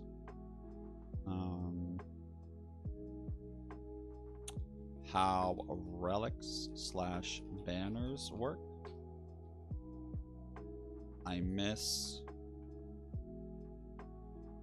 don't discuss synergy slash fusion.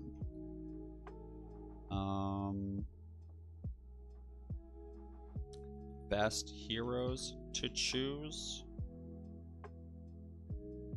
and best spells.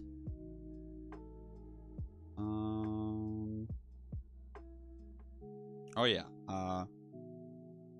map tactics and resource gathering,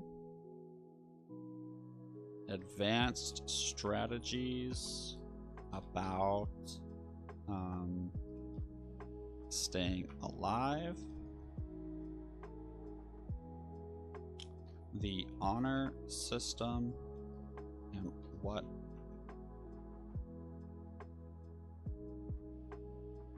honor upgrades are best. The market, the guild hall, the sacrifice altar, the outpost, the harbor. Is that what it's called? Harbor? Trading post.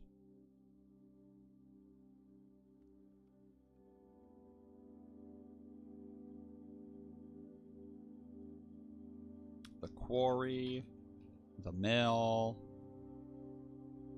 the tavern, the brewery.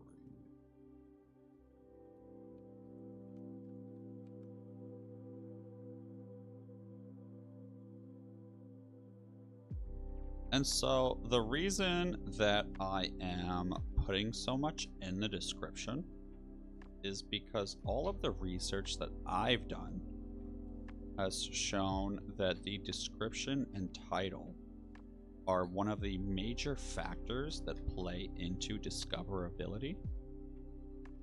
And so if I put so much time and energy into this shit,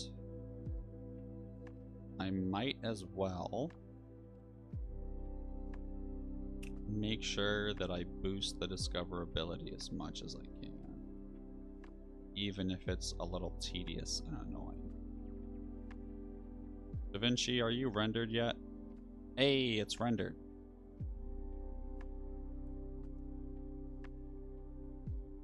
Hell yeah. Okay, so now let's go into Canva.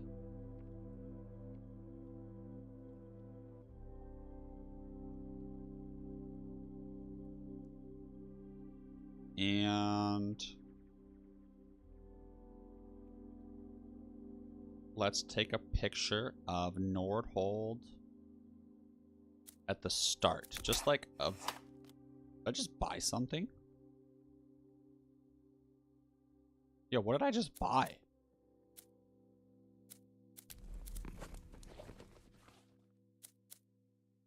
I don't think I bought anything.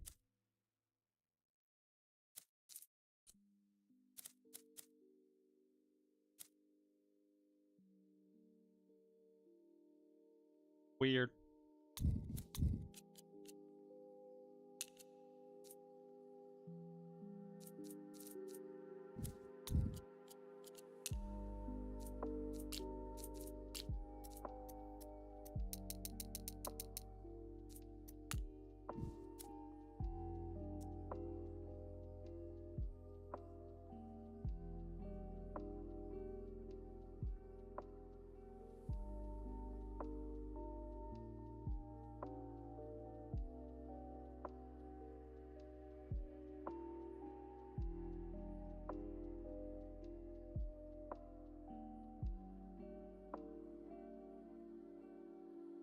Nice.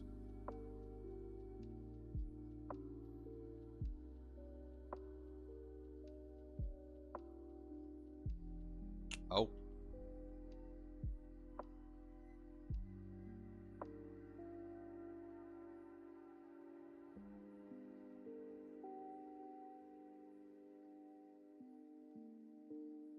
Oh.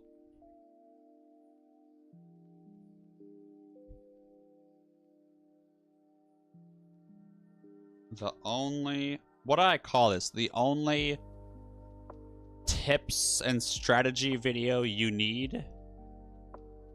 The only starter guide you need.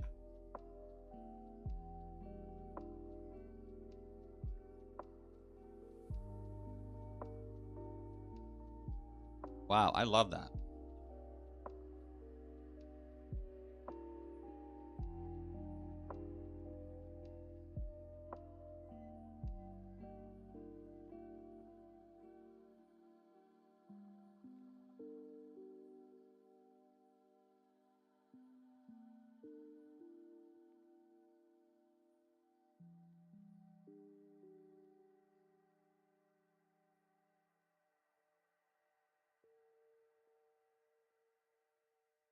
What do you guys think?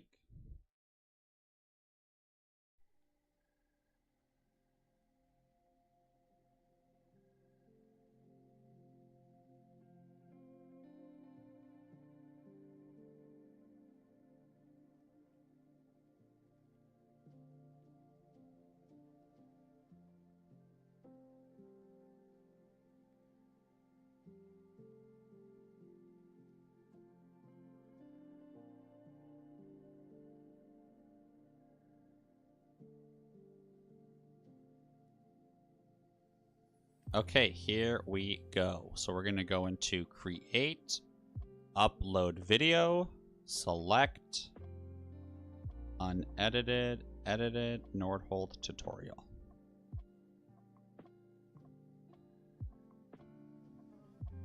Nordhold masterclass tutorial.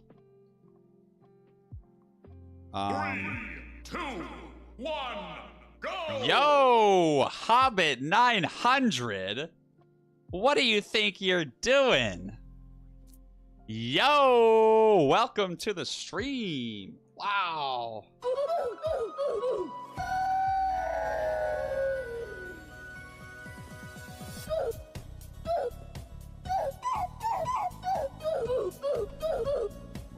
Oh! What is going on, ladies and gentlemen? Hobbit 900.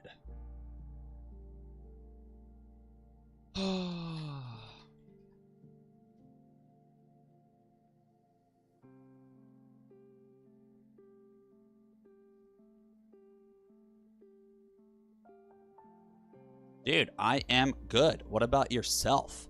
I'm trying to play Nordhold, but the game just came out, and someone asked me for a tutorial on like how to start, and I ended up spending several hours doing that.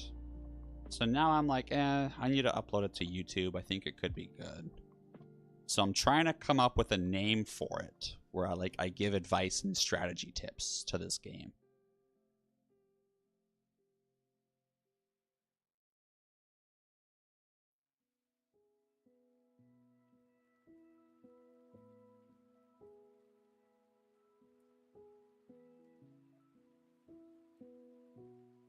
Ooh, Nordhold, learn to play with me. That's so cute. Well, no, because this is not learning to play. I already know how to play. Like, I go into a lot of details about a lot of shit.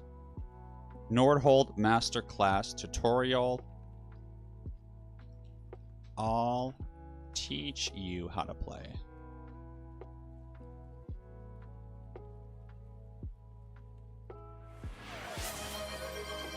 Wait, whoa, whoa, whoa, whoa, whoa, whoa! Whoa! Whoa! Plague Dwarf! What are you doing? Yo! I'm in shock! I don't know what to do! Yo!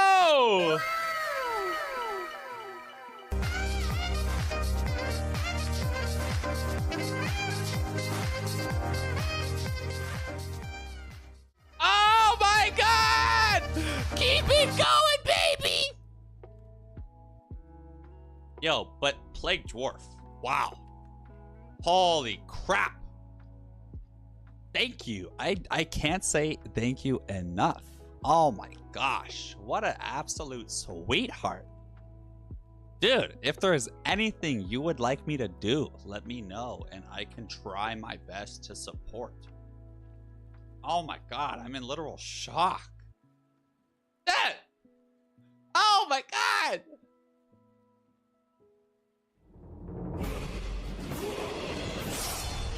Wow. Thank you again, man. Okay, so for the title,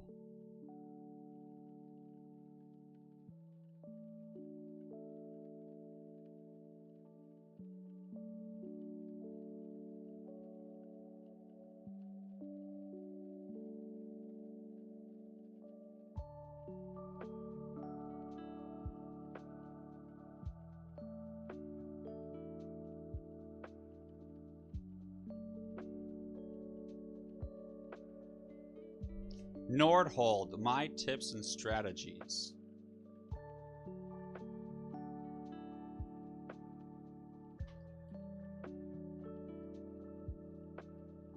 Pre-release, top of leaderboard advice. Wow, because I was on the top of the leaderboard, just saying.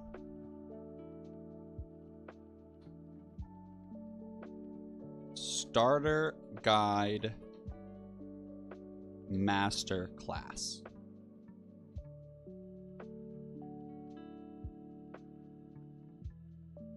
I think, oh, beginners and advanced tips. Yeah. My tips and strategies for beginners. No, I was number one. I was number one, sweet baby Wavis.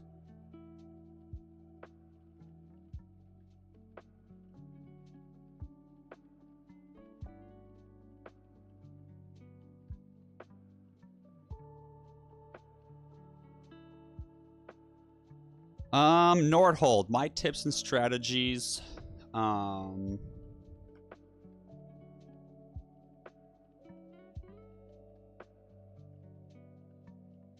Beginners beware. You will learn too much. Nordhold, my tips and strategies. Beginners beware. You will learn too much and be too good.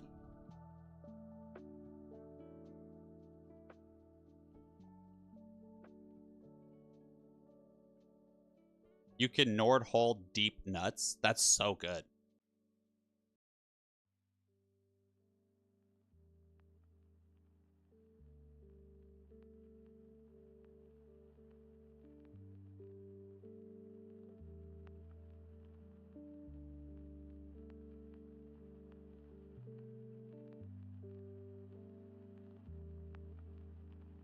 Checks.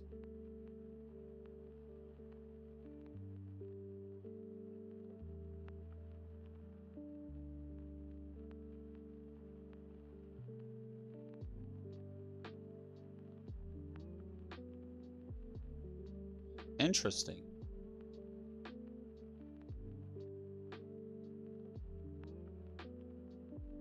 Huh, so some of the lo-fi from Lo-Fi Girl is actually not completely copyright free.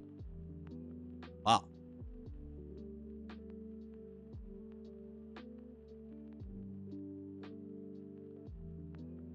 Nordhold, my tips and strategies. Beginners beware. You will learn too much and be too good. No, I don't like that. Nordhold, my tips and strategies. Covers almost everything. Covers almost everything. Lots of spoilers. Covers almost everything. Best great in-depth starter guide. You know, like, it's not too flashy. It's not hyping me up too much. It's not really clickbaity. It's just kind of honest.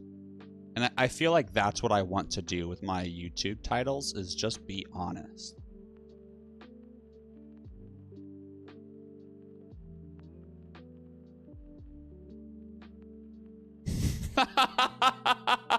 Click me. That's hilarious.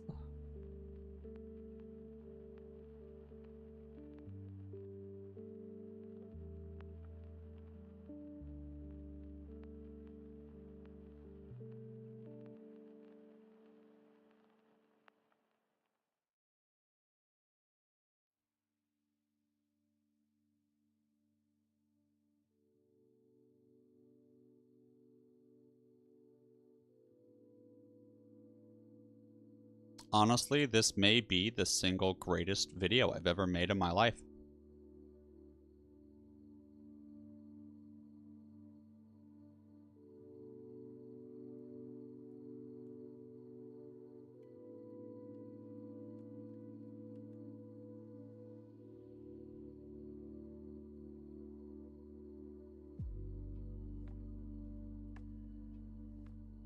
Video location, Nordhold.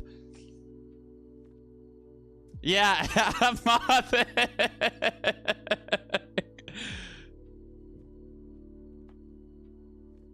dude, what a vibe. Can I just say, guys, I love going behind the scenes with you.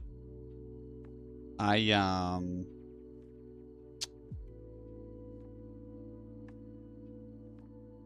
don't think I would be able to do this if I wasn't doing this on stream. I'm not gonna lie to you.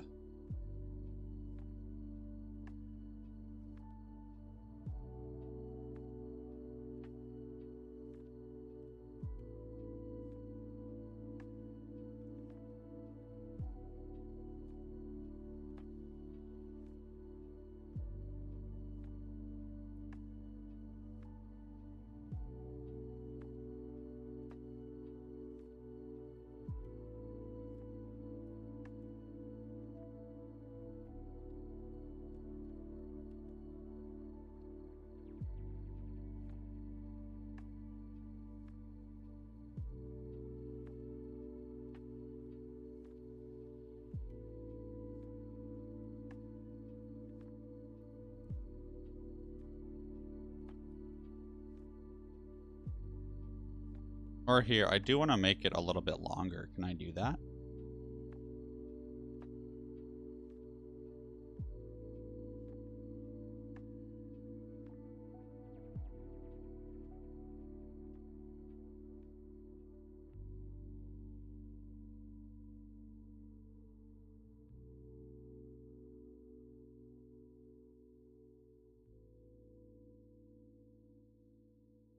We're going to say at the 15-minute mark.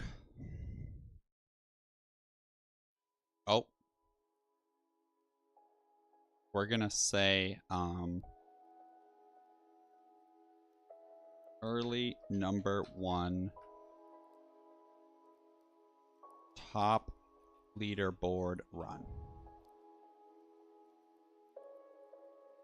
Second now. Okay. And then let's go ahead and add an end screen. We'll do just the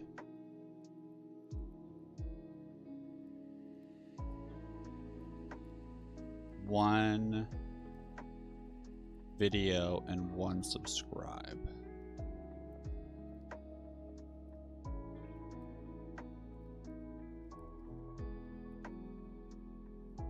And then, yeah, we'll just do best for viewer. And then save. Next. Next. Public.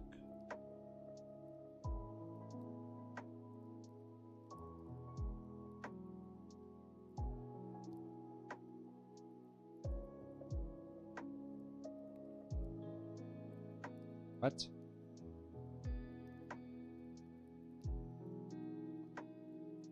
I'm excited.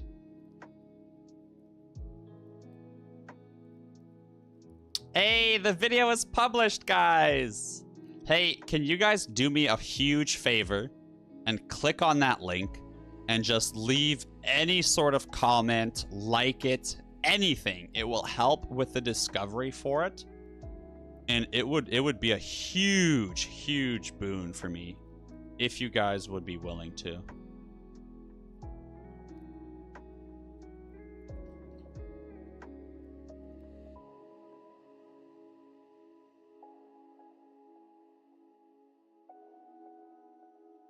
Oh, what the heck? It won't let me post the link.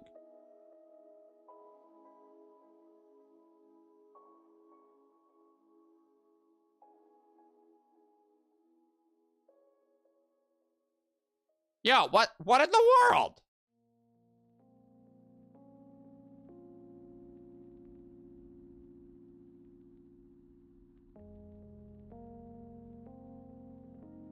It is not a Rickroll. I would not do you guys like that.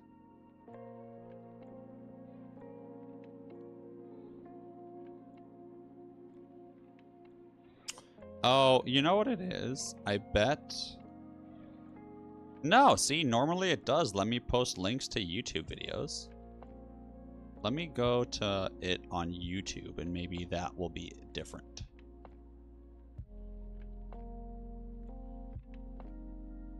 Share. Copy. Discord.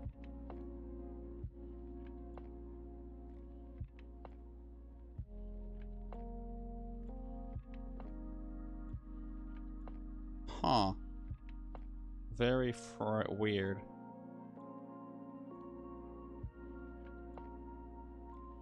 Weird.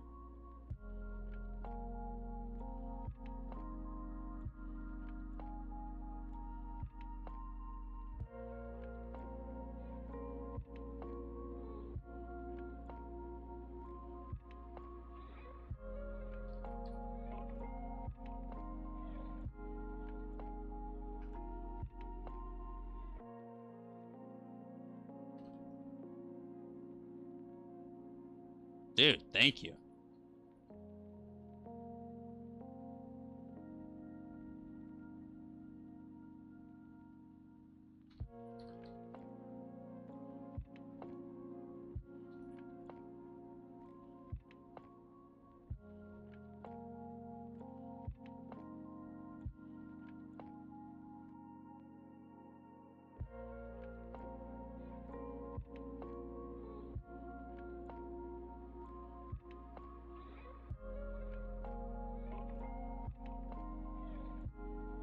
Okay, so now we need to go into the...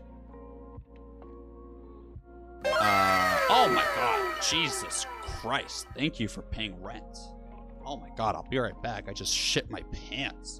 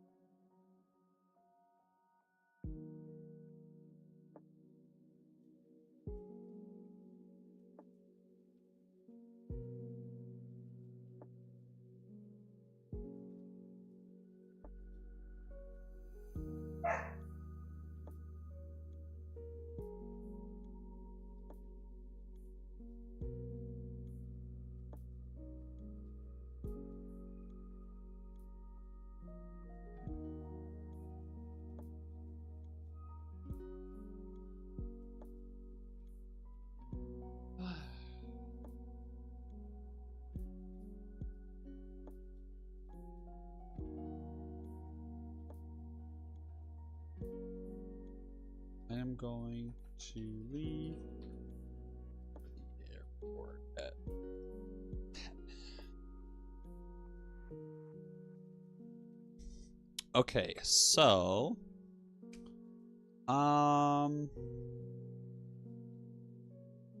Now I need to make a video of my spreadsheet. Man, this is taking forever. How do people do this shit? Seriously, I don't think I'm, after this, I don't think I'm ever going to make a YouTube video again. This is terrible.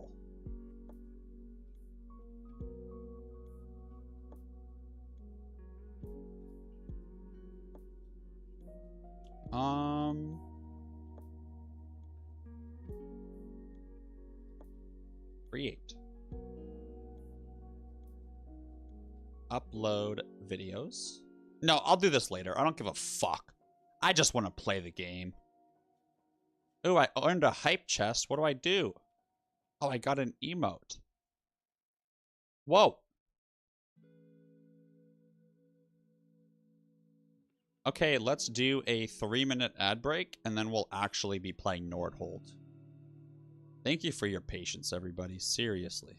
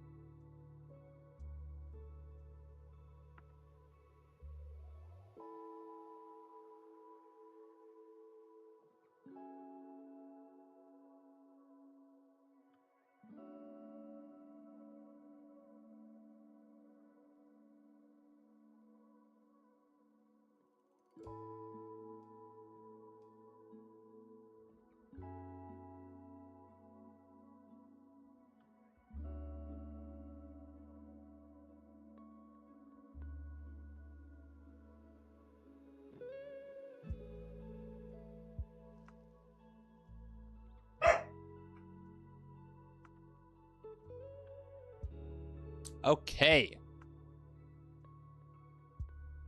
I just cleared it with the missus. She is aware that I am about to lock in.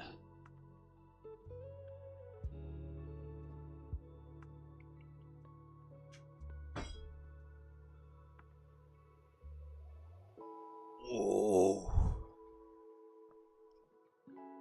I really think I accidentally bought something, but I don't know what it could have been.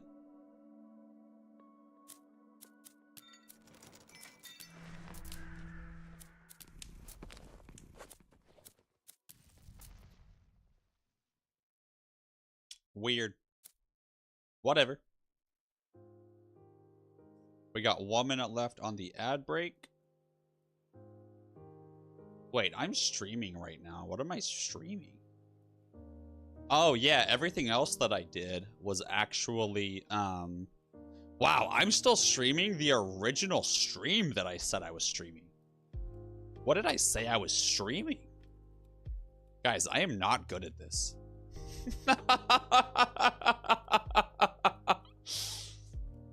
Infinite Ascensions on 2. Let's beat them all. Oh, okay, yeah.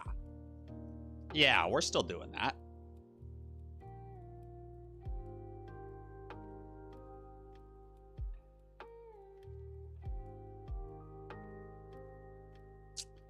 Okay, let's see here. I'm actually gonna end this YouTube stream. No, I'll leave it up. I'll leave it up. Maybe that'll help me get more people. Derek, still second. Oh, I don't know. I wonder if the leaderboards are already so bad. Yeah, look, I'm already 12th. Oh, wait, no, that's Ascension 2. No, look at that. Zazuno. Zazuno came in hot. 51. He's crazy. That's nuts, dude. But honestly, I can beat him.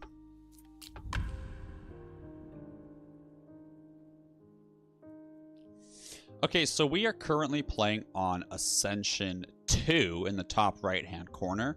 You can see that enemies have 20% health. Whew. And each boss has a cute little spooky effect that they do. So I did accidentally buy something. I see now that I accidentally bought the quarry. So that is shitty.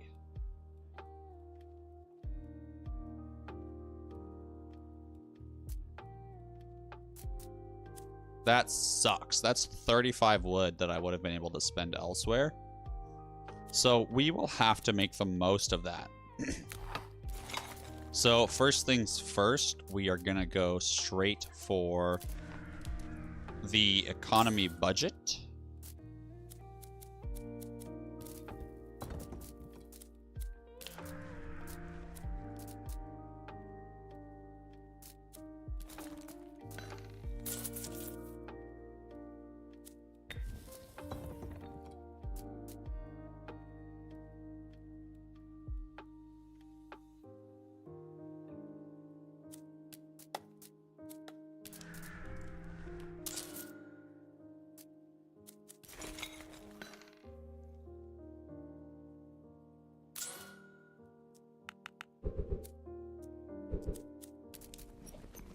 Man, how sad. Mothic, if I were to restart now, I would miss out on the plus 10. If you reach wave 10, you get a bonus. And on the... When you start, you're able to select one extra perk. Or not one extra perk, but a different one. And so basically, whenever you start the game, you are given 4 options of things to choose from. You always have the option of a resource or some sort of like banner or perk. But if you get past wave 10, you also have the option of choosing, basically it's like a risk versus reward situation. So what I chose was I get an extra relic at the start of the game. But then I think it's the first boss has an extra 30 HP or something like that. And so that's really good because I know I can handle the first boss with that. And it'll really help my economy early on. Okay, so we are going to get the...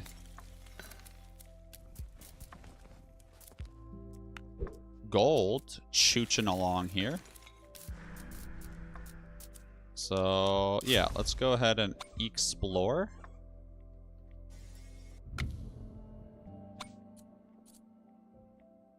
And so what's super fun about what I just got is that my tower here, because it's going to be my only tower, it's going to go down. It's going to level up much faster than it otherwise normally would because I have this cost cog. At each economy phase, the upgrade cost of a random tower is reduced by 5. So normally all of your towers go down by 5, and that's normal.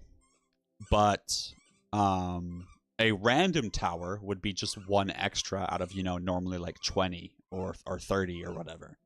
So by only playing with 1 tower, this cost cog is going to have a much more drastic effect, especially getting it this early. And then I also have this final rags, which lets me spend and actually go negative in gold up to 20. So I can basically take out a loan and then pay it back. The noise in the background is Willow eating a toy and having fun. So I would never stop that. So you guys are just stuck listening to it. Granted, I do have a bunch of filters that it's not there and it only shows up when I happen to be talking. But still.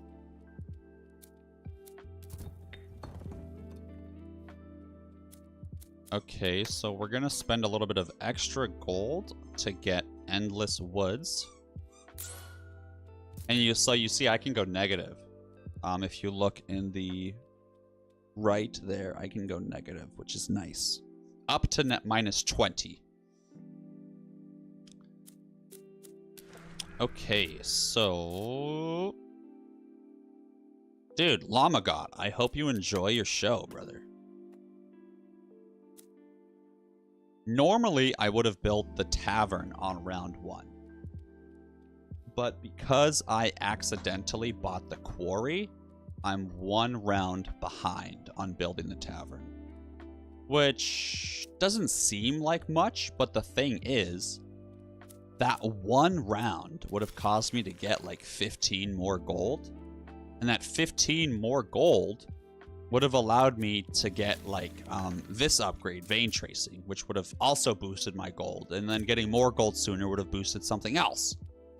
So it's like these tiny little mistakes really do add up. It's frustrating.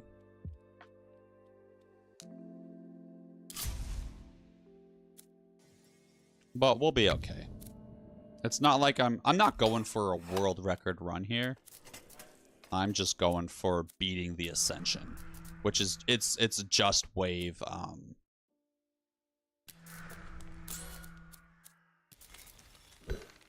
it's just wave 30, which isn't bad at all. I say that as I got absolutely smacked trying to beat this last time.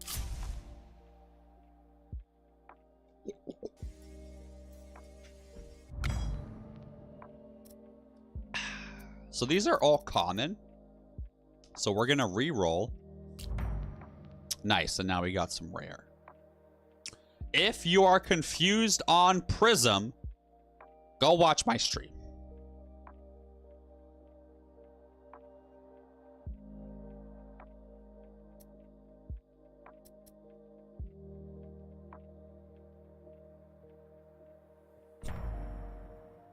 So we got halfway. Not really. The rounds get so much harder. I would say we more so got like a third. Yeah. Oh, yeah. You got to go backwards in the stream, Plagued. That's so funny. That's hilarious, dude. So now that we have the tavern, we got 31 gold. So we're just going to boost our gold production as much as we can. And that's going to set us up for a lot of success.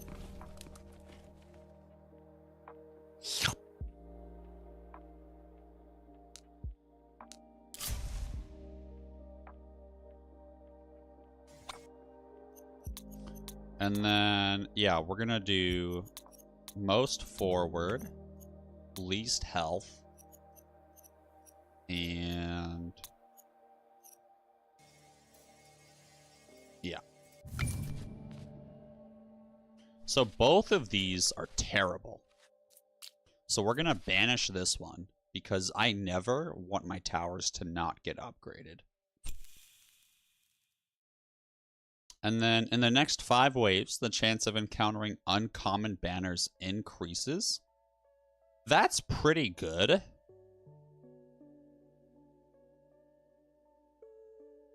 But I don't want that.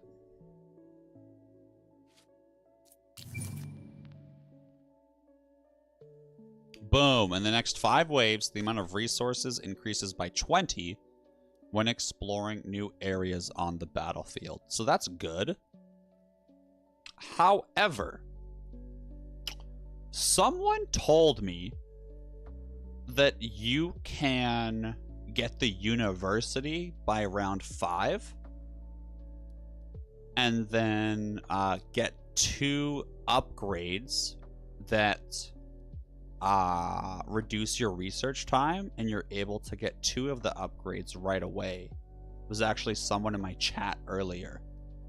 Normally, I don't play that way, but we're having fun this round, so let's just try it. I'm going to re-roll again and go for the research one.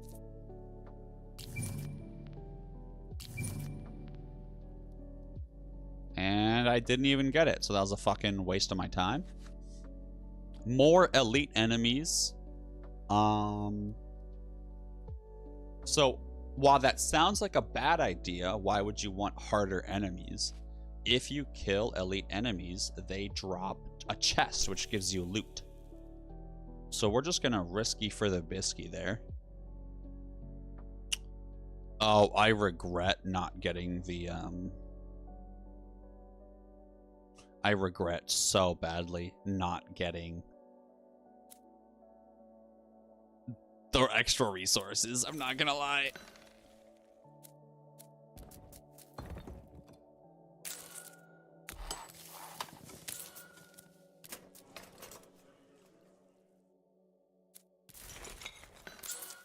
Okay, so now I've gotten the passive upgrade for each resource on every building. So now, no matter where my workers are, I'm going to get 20 of each resource. Which will really help me out. It really will. And we have our hero choice coming up.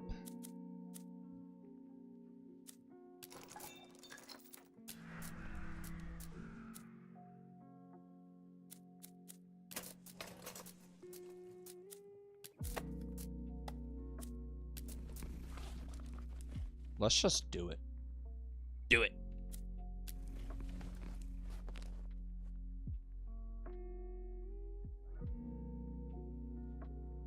Do it.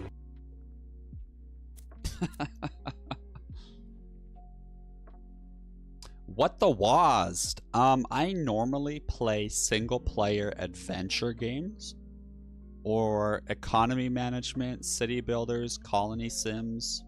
So, like, the last game I played was Timberborn. Before that, it was No Man's Sky. Then I played Dave the Diver. Whew. And now I'm playing this. I've also streamed a lot of Fortnite when I'm high.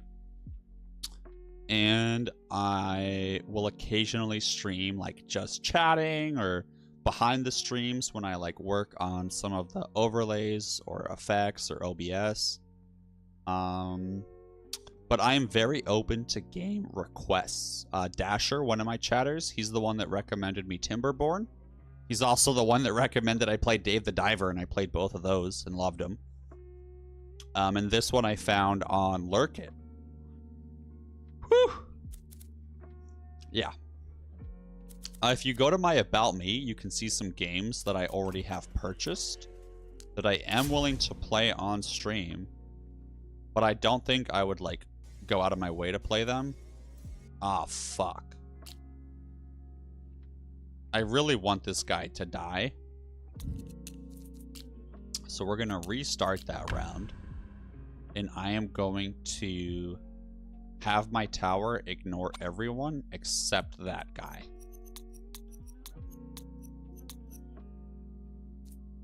And then I'm also going to throw in a shadow tower.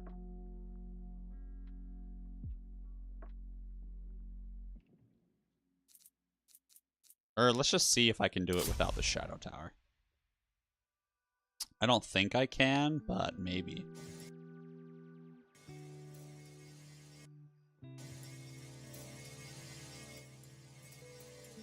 Oh yeah, absolutely not.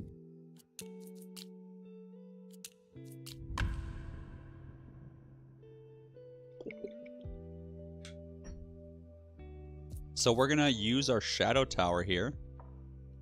I could put it here to apply weakness, which would be good. It would be a minus 10% buff. But due to the way that this U is set up here, I'm most likely gonna expand and have most of my towers in this region. This is a great U-turn. So we're gonna build the shadow tower here to set me up for the future. And I mean, it's only a 10% debuff, so we'll be okay.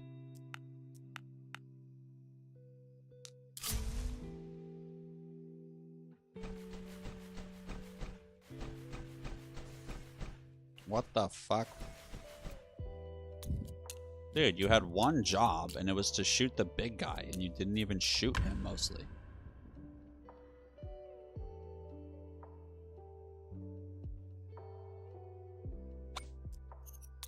Yeah, WASD, exactly. So, as long as you don't fully die, you can just reset. Originally, I was very, aversion.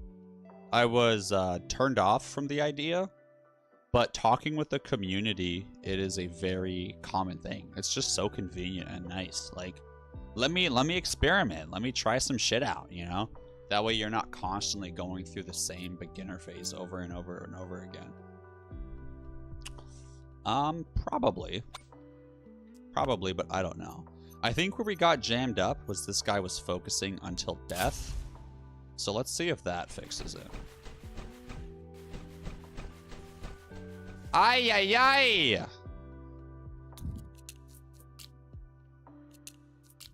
Okay, so we are going to have to put in another tower there. That's okay. I just didn't want to have to spend the wood.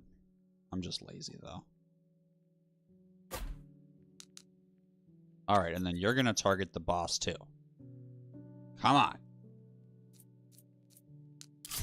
Don't make me buy another tower. Don't do it, Jessica. Oh my god.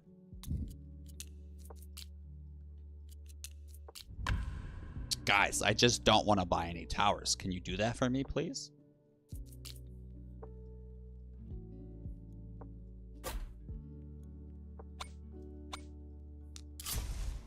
Okay, now it should work. If he makes it through, I'm restarting. Yeah, listen to that threat, bitch!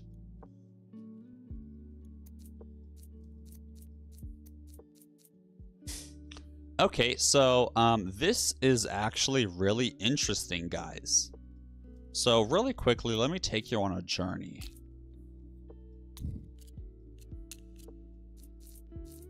If we look at the prism, or at the runestone tower banners or upgrades that are available for it, one of them is magical charge, where a small percentage of whatever your spell damage is gets applied to the damage of your runestone towers. And there is a spell or a hero that has an effect where it's a spell, and when you cast the spell, your overall spell damage goes up by 1% every time you cast the spell. And through a couple other factors and min-maxing and indirect things and banners and perks, you can get that to where you're just constantly casting this spell over and over and over to really boost your spell damage bonus, which inadvertently will boost the damage of your runestone towers. Unfortunately, we don't have a single, out of these three, not a single one of them has that bonus. Normally, I think I would just play it and be like, whatever, fuck it. But I've already said, whatever, fuck it twice due to other silly mistakes, so we're just gonna reset. But I am going to just click through as fast as possible, and beat the boss that I get to wave 10. So I'm no longer really gonna be playing seriously. It's more so just gonna be, alright, let's finish this shit. Oh, a feast is available.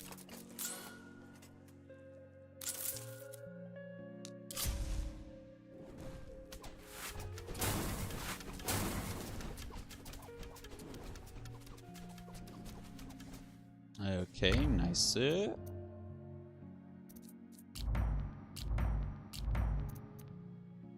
Ooh.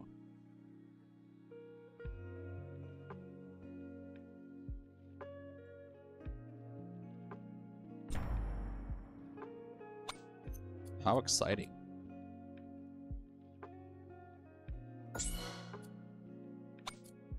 So that said that shadow towers transfer extra damage. So if I were to kill a creature with 100 damage of damage and he only had 50 health, normally that 50 is just wasted. But due to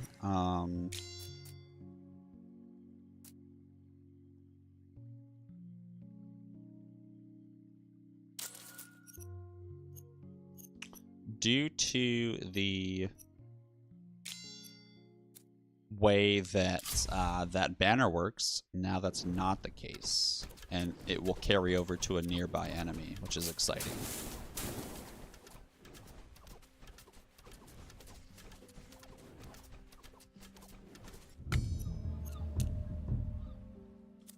And yeah, don't mind me. I'm really just clicking and clacking, chugging away. Normally, I would not be upping my defenses this much. I would be really playing it carefully. And instead, I would be boosting my economy more. But, fuck it. Because I'm just going to restart once I get to 10.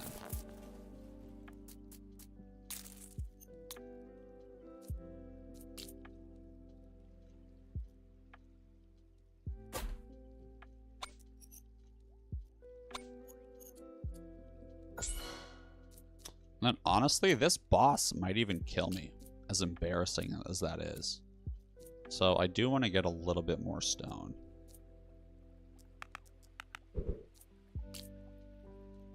Ooh, hello. Talk dirty to me, number 4.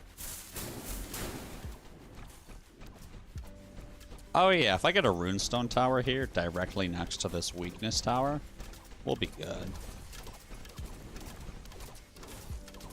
Oh god, they're gonna shit on me. Oh no, we're fine.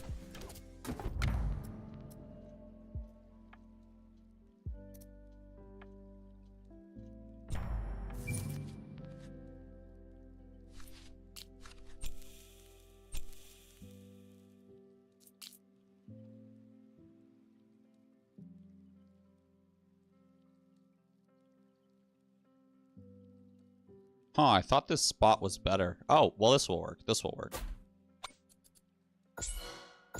Wow, see, that's a really, really good tower. And it's directly next to a shadow tower, which is going to cause debuffs.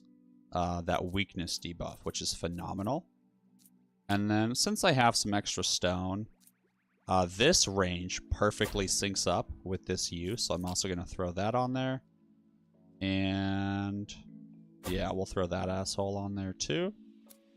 And then we have 85 wheat to sell. Oh, I don't even have anything. Yeah, that's it. We should be fine.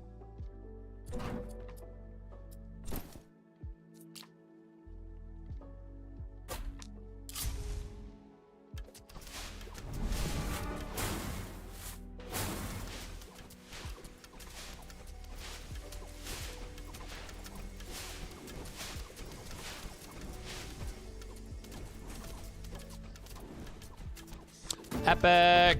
So normally, yeah, you'd get some good banners, whatever. Cool.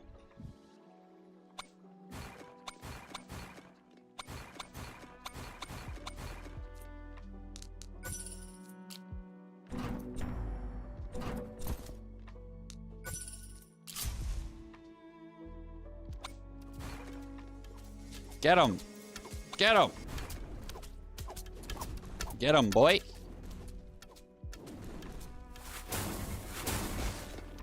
No, Patricia! What are you doing? That dude literally just watched as this whole horde of enemies came sprinting towards him. He said, "What the fuck, Jeremy? I thought you had towers out there." That is so funny. So I have every honor upgrade. Let me just double check. Except for the main one in the castle that costs 2k, I think. Yeah, cool. So I'm just saving up for Legend Seeker. Okay, so now let's play again. And yeah, Mothic, this is what I was talking about with the Wave 10 bonus. These two are only available if you get to Wave 10. So this is absolutely insane. I can gain 100 wood, which will set me up for success like crazy. And then this Druid Wand is also one of my favorite relics.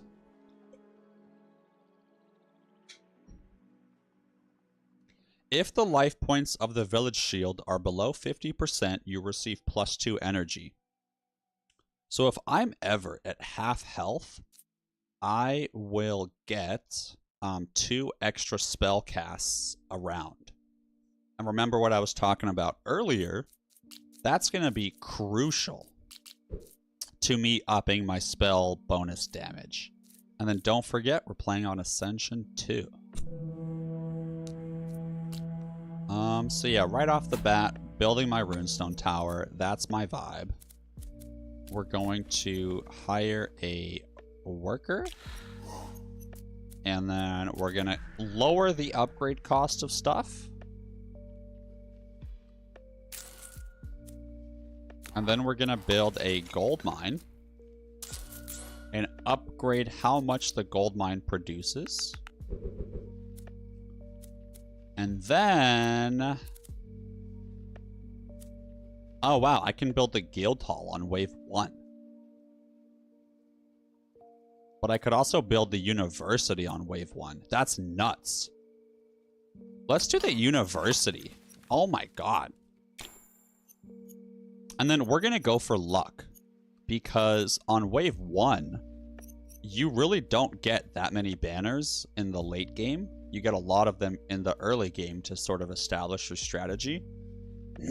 So if I'm able to get the luck research tree done, which will boost the quality of banners I get, that could be huge.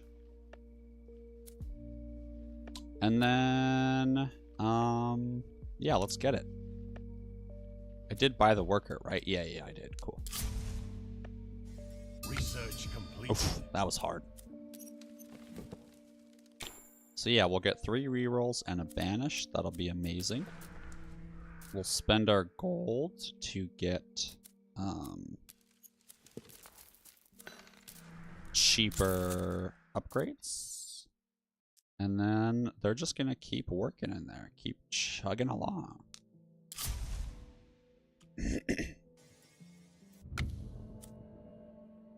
Okay. We're just going to get cheaper upgrades again. Excellent. And now we're going to keep chugging along.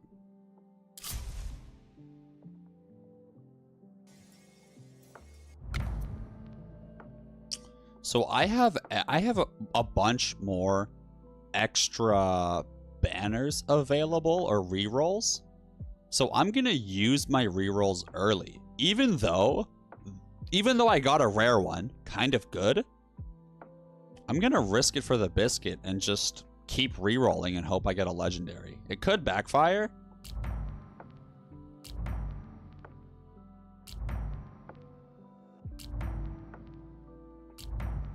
Oh, thank God. Oh, I was so scared. I was like, no, please. No, God! Yo, but this is absolutely insane. Look at this. We can increase the fire rate of towers in the radius of each runestone tower up to 5. So I can have 5 towers in a circle, and their fire rate will be boosted by 50% because each one will be boosting the fire rate of each other. That is so good. Research completed. Now, honestly, though, it's not really that good for me in this strategy because I really only use 1 tower for quite a while. But we'll be okay. Okay, and now we're only going to be getting rare banners soon, which is also very exciting. And let's max out our gold production here. And we're just going to keep getting gold for a little bit, guys. We do have an Oracle choice coming up, but I have 3 rerolls. Normally, I don't do this, but honestly, since I got this research asshole so early, I really want to make sure that I get the Oracle buff that also boosts research. So I am going to buy 2 more rerolls. It is a little bit of a cost. Considering 12 gold this early is kind of a big deal. But it's worth it in my opinion. I mean, look, I tried the RNG with the tower and it worked out, so fuck it. No branching would be good, but it's not worth it. So we're gonna banish that one because that's ass.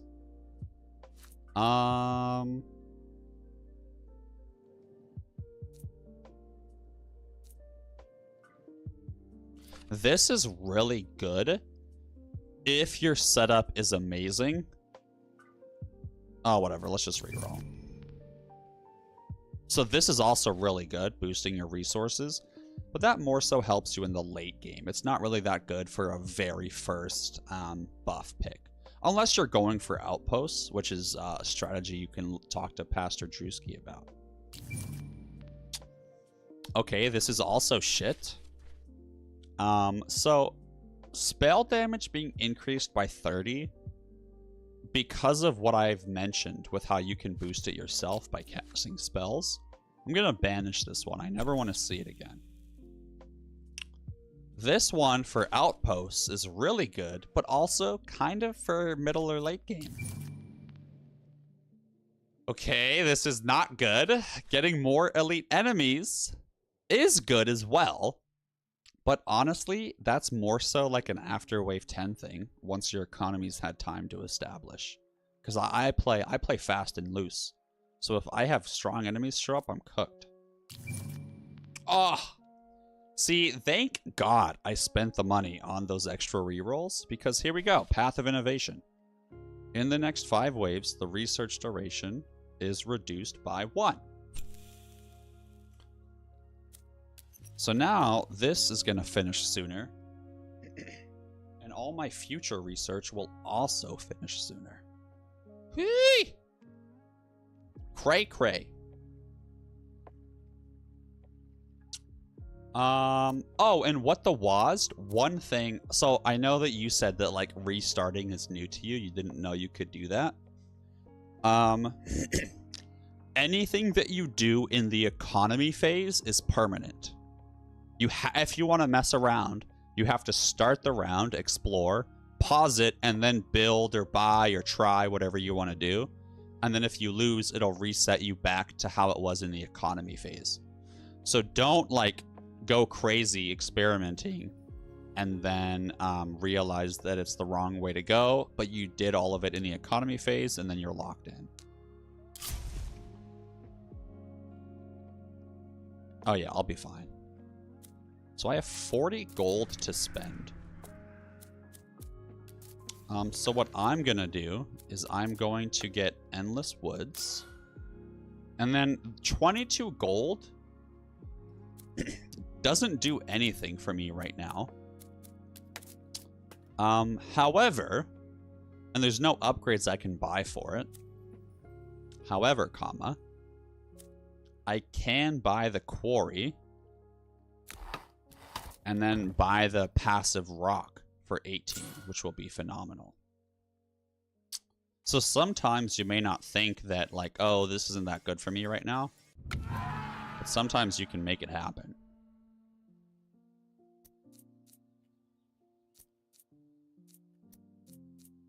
Okay, so this is interesting. Once again, we do not have the spell damage boost bonus guy, but that's fine. Because we have this guy, the devastation spell. So this kills 4 random enemies, and once it's upgraded, it kills 8. That's absurd. That's insane. That doesn't seem that good in the early game, right? Because there's all these hordes. But in the late game, you know, there's people that have 8, 10, 20 million health. And so, as long as it's not an elite or a boss, you can still just fucking... So that's fantastic. All the other spells are kind of ass. Now, I would really like this guy as well for his less branching. Because having one path is just infinitely better. But considering that I got the university so early and I got the oracle buff stacking less research is going to be insane. Research completed. Look at that. Research completed.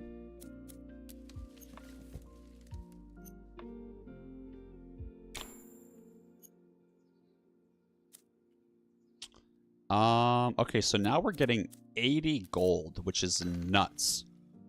So I'm going to spend all 80 gold on getting more gold. So we're going to upgrade the source of wealth to get more passive income. And then we're going to upgrade it again to get even more passive income. And then we're going to come over here to the Rune Forge. And we're going to increase the production rate of our workers, which is going to give us more gold. Next up, we're going to increase our wood production as much as we can so that we can afford the tavern and the guild hall, following it up shortly with the trading post.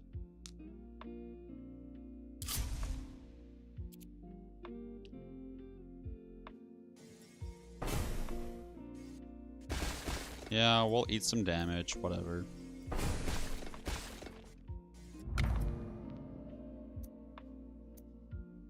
So this spell damage bonus affecting your runestone towers, I'm not really gonna boost my spell my spell damage bonus anymore. I'm never gonna pick this banner, so let's just banish it. Get it out of here.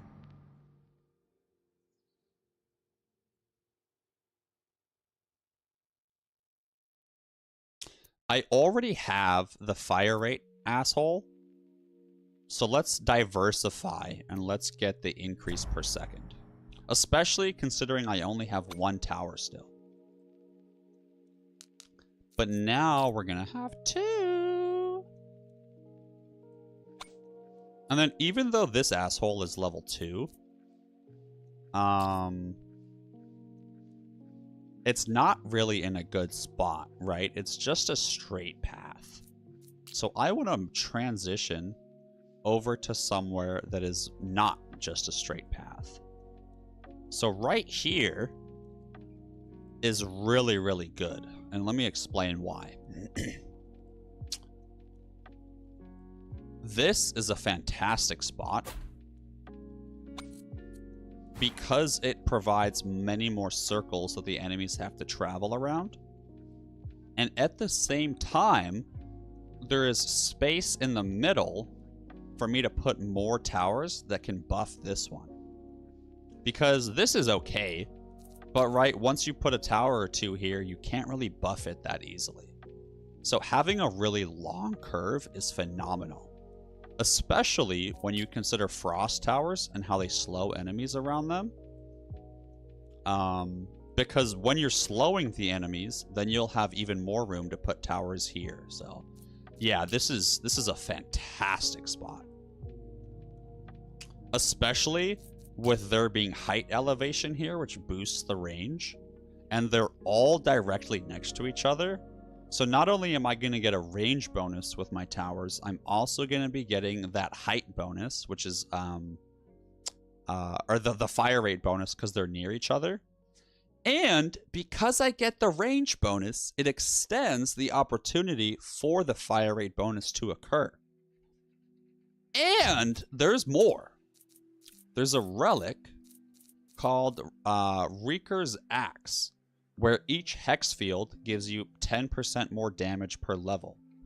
So there's a chance if I get that relic that all of these 5 towers would have plus 20% damage, which would be really nice as well. All things to consider. Okay, we have 53 gold.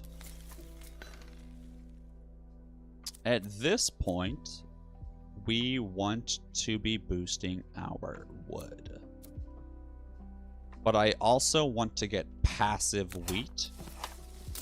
So now I have passive of every resource, which is phenomenal.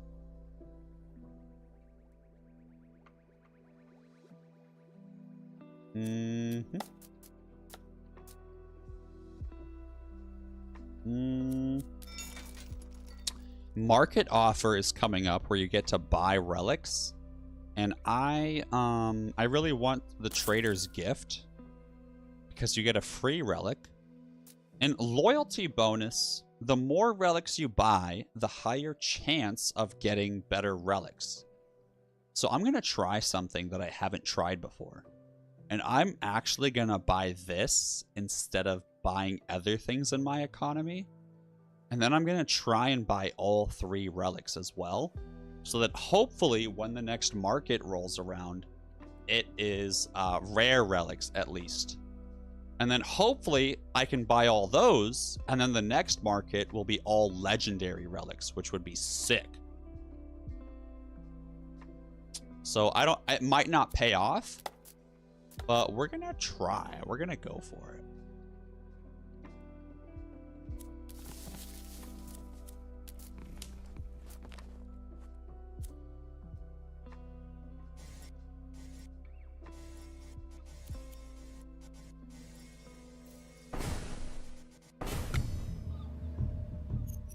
So you can send people on missions.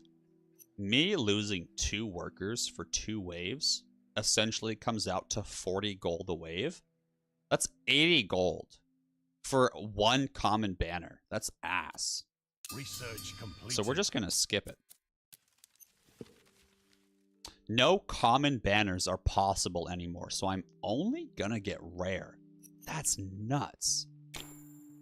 And now in chests, I'm going to get 5 times the chance of banners. That's crazy. And there's also an oracle buff that makes it so that you're 4 times as likely to get relics from chests. And so hopefully I can get rerolls to make that my next oracle buff. And then hopefully I can also get a higher chance to spawn elite enemies, because those are what drop chests. So that would be like the perfect synergy.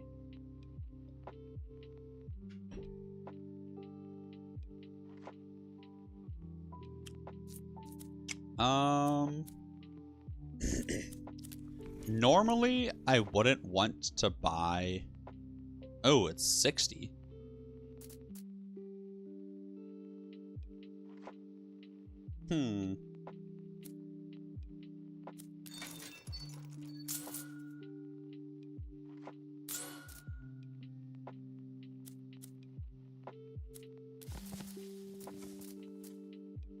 So, okay, check this out. I cannot afford to buy a worker right now. It's going to cost me 60 wheat. And there's no way for me to get more wheat because I haven't bought the trading post yet. However, I can spend 6 gold to lower the cost down to 54 wheat, because it lowers it by 10%. 10% of 60 is 6. And I do have barely enough wood to buy the house. And now I can afford a worker. And even though I had to spend 6 gold to get that worker, I put him to work right away, and he instantly pays for himself and gives me 5, and will continue to give me more resources. So that's a huge W.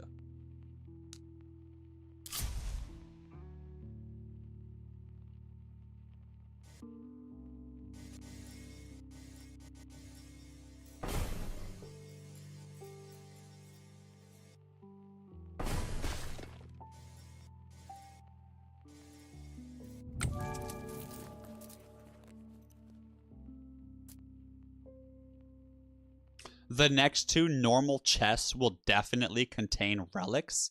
Yo, this is a relic one, or a relic run. The current or next research at the university takes 1 wave less. That is crazy. I've gotten 3 different things that all boost my research. I have never once in my life had so much research so quickly. In fact, I am so scared of letting this moment go to waste. I'm gonna play a little bit more conservatively. So I have 70 gold. I'm going to... Normally, I would get wood. And I would do that so that I can increase my economy more. No, we can't give up. We can't give up. We're going to keep going. We're going to keep going for the economy, baby. Never back down. But I might die. We'll see.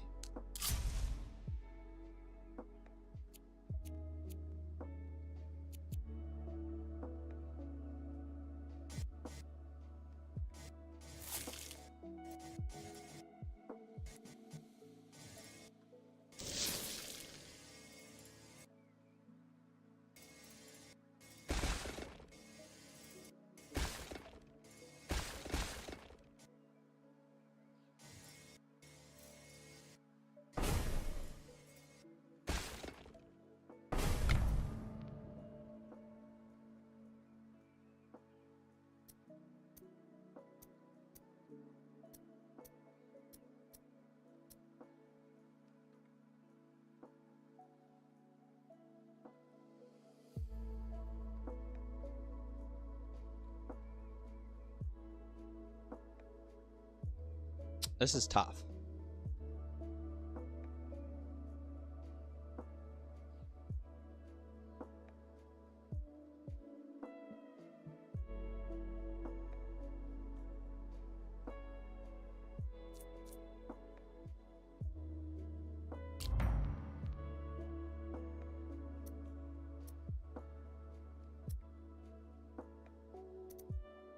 Yeah, I like this, the focus rune. And that's because that's going to help me target the boss. And I really don't want to lose to the boss. Especially since I'm playing on Ascension 2. They have 20% more health. So I think this is the right call. Live, Luca over on YouTube saying, yo.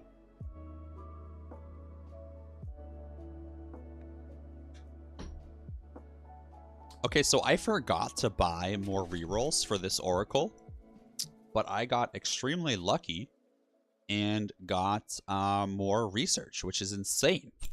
Research completed. Oh my god, I have so much research. Guys, if I somehow lose and cannot beat this, I'm going to cry myself to sleep tonight. So what do I need? I need 10 more stone to build another one of these fuckers. So my plan is to explore. And let's just see what happens. If I build the trading post and sell off some wood and wheat,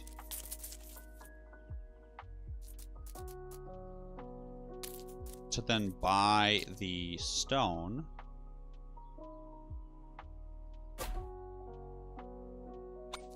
and then upgrade the range,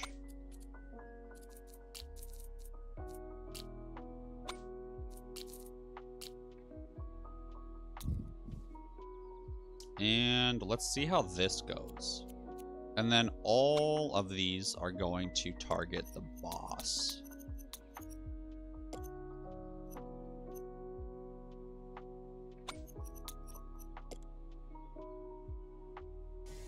Oh god, this is terrifying. Delete them. And then I can apply the slow effect for 4 seconds. So we're gonna do that. And I'm just gonna continually apply slow to slow down the boss so that they can kill his ass. Nice. Dude, Live Luca, you're my first chatter in 10 hours. Hell yeah. But that's just on YouTube, my guy. I really stream to YouTube for the VOD support, not necessarily for the live stream. So hey, if you want to hop on over to Twitch, I got a lot of sick redeems. You can pay rent. There's much more content available over on Twitch, my guy. But if you're a YouTuber, I totally get it. Welcome to the stream. He said, I'm your first chatter in 10 hours. Okay, so I could open these chests right now. But just in case they open up and give me resources, I'm going to buy this resource deal first. Okay. And then on top of that,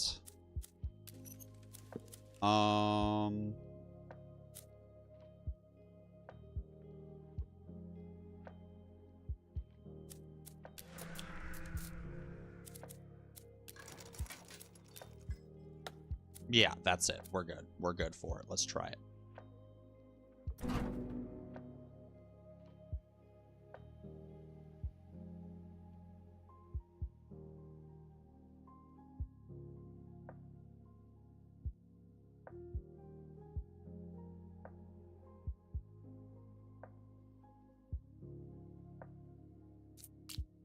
So normally for fusions,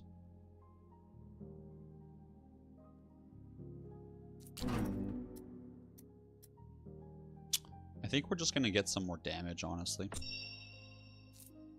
Not really good for long term, but it's not bad. It doesn't have much stacking ability is what's sad.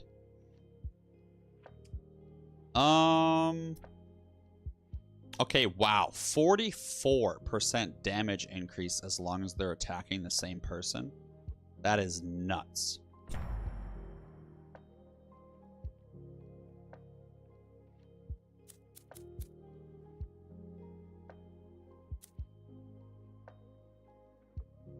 And then we do have a banner choice coming up. I want to increase the productivity of my workers as much as possible. And let's go ahead and increase our passive production of every resource. So now we get 40 every round. And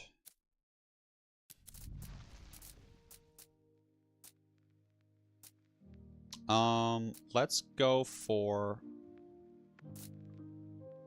I have 16 gold. Is there anything that I could buy that could have a long-term beneficial influence?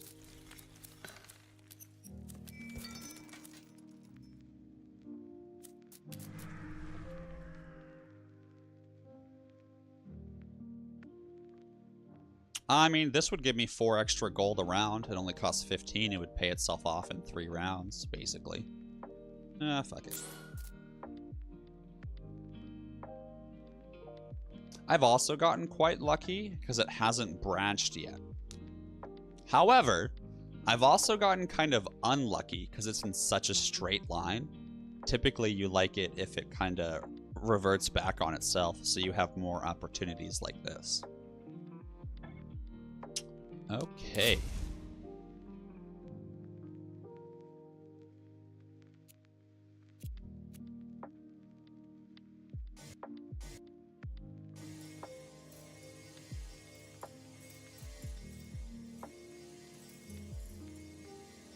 Dude, that is scary good.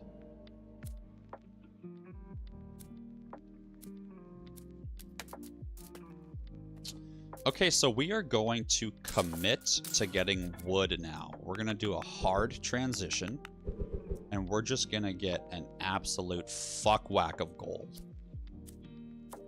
Or wood. Oh, we got a feast.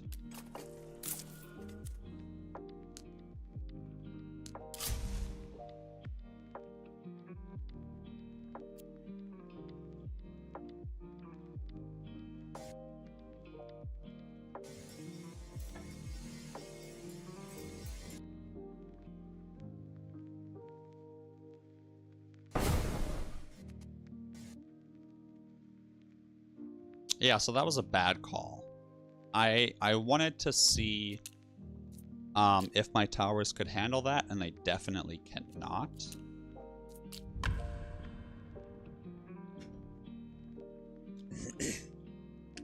But that's without really paying much attention. So let's try to optimize these with focus. So right now they're just targeting, you know, bosses or elites, whatever. They have a huge benefit for targeting the same damage over time. So we're going to have them target the same person, and they're going to focus until death, max health. We're going to have one target the closest, one target the furthest back, and one target the boss. Okay, here we go. And that's only if they have to choose between people that all have equal health as well. Are there any other economy upgrades I could get? Boom, I almost forgot about trading ships. Just a little bit of wood and it gets you more gold. That's phenomenal.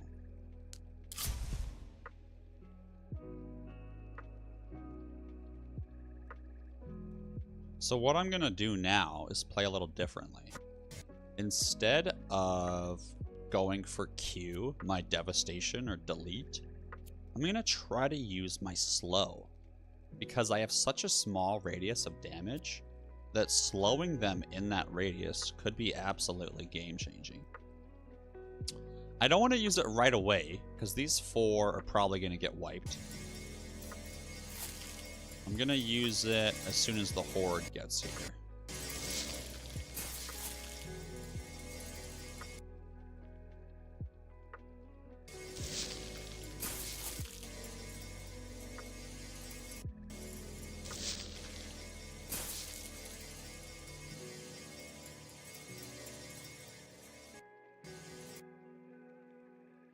Okay, yeah, so even if I play really well and target closely, I'm still fucked. So I do need to fix my economy this round. Or not my economy, fix my DPS.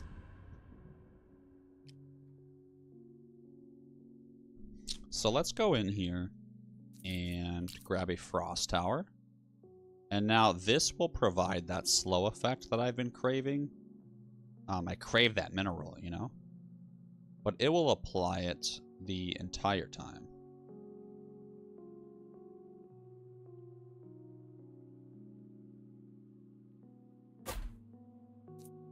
And then just to help out a little bit, we'll just throw this asshole on there. Now, we'll wait. We'll see if I can do it. I might be fucked.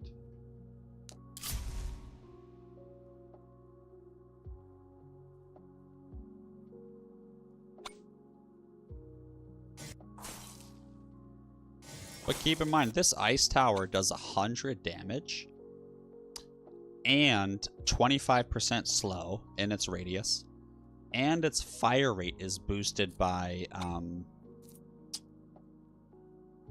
12% times 3 by 36%.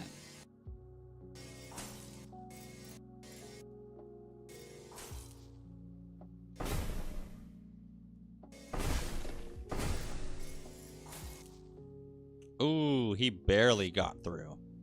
So here's another interesting idea.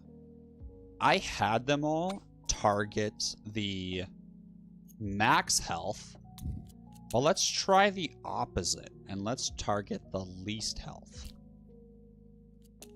And the reason for that is because I have my 8 delete, or not my 8 delete, my devastation. I think later on it becomes 8, but for now it's just 4. So let's swap over to least health, nearest, fastest. And now we're going to kill all the little guys. And the slower blue guys I should be able to just get with devastation.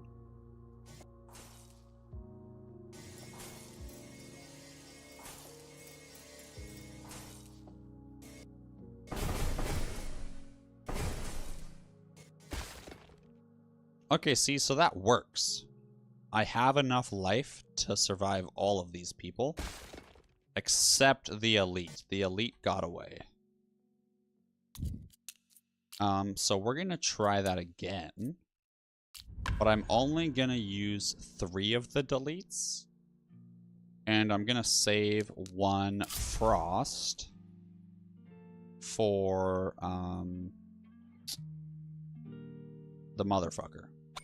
And then one of these guys is gonna be targeted on the elite the whole time as well, just to make the most usage out of that damage per second increase.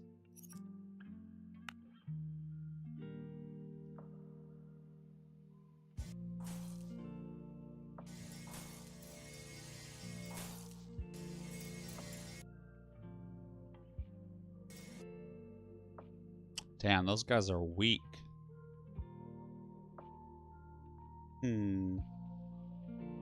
Let's try... I already know. Well, whatever. Let's just try it.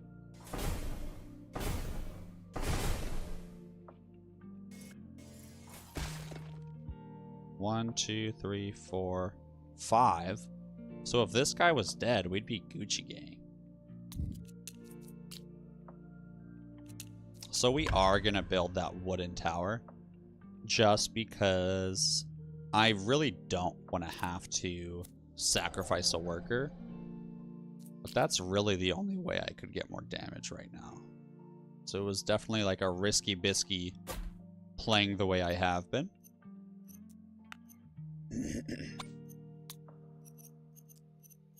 Okay, and with slow and this addition, there's no way. And it's funny, right? I could have just done that from the start. But I really like to try to optimize.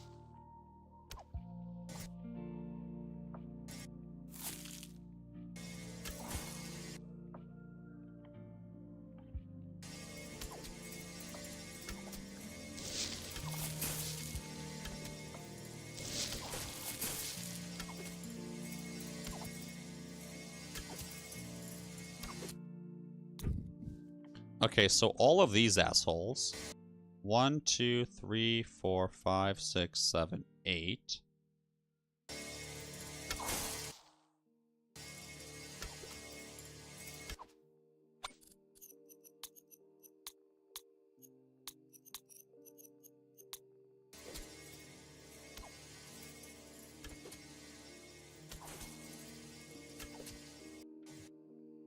Wow, that was brutal. What the fuck? That didn't work at all. This is bad, guys. We gotta do some damage control here.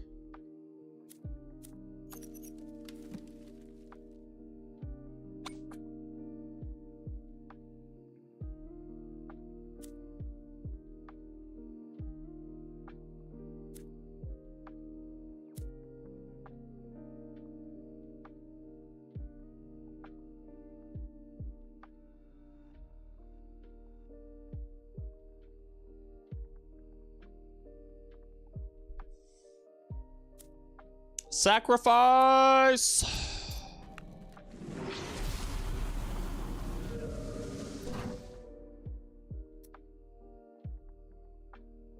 Thank God. Tower fire rate goes up by 40%.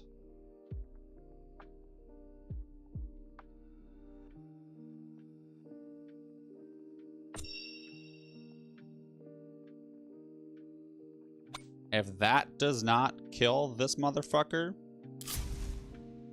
I don't know what else will.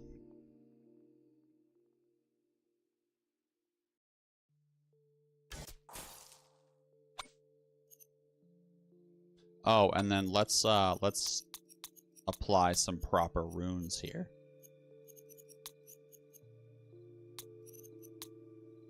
So we're gonna go for slowest, most health, nearest.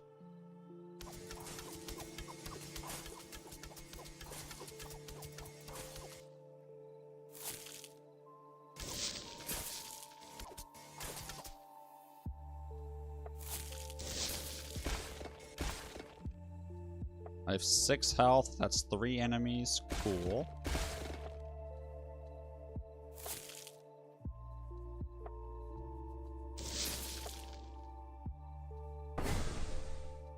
Ooh, so I got all the enemies, but the elite will get through and still murder me. So we have to try again. And knowing that, let's just keep it simple. We're gonna do boss, most health, nearest.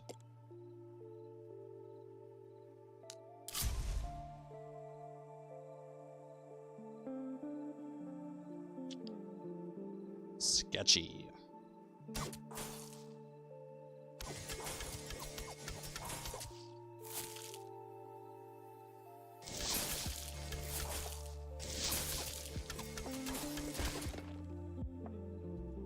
One, two, three, four. Okay, nice. So 1, 2, 3, 4.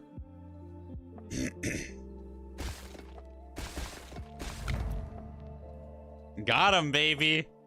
Whoo! And we are going to banish the exchange slow effect for damage. I only care about frost towers for their slow effect and freeze effect. Yuck, I do not want that. We're gonna go for the Frost Magician. And then,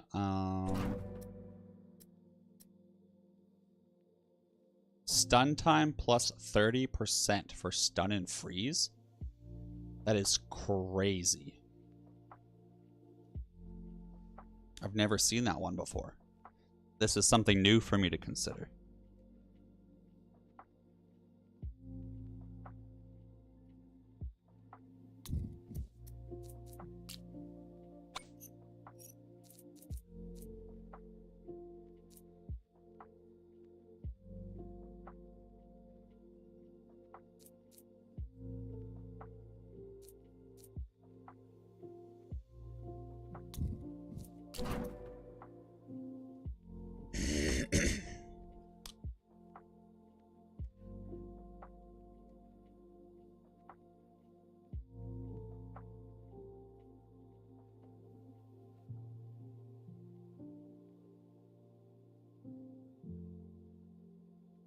Let's do it.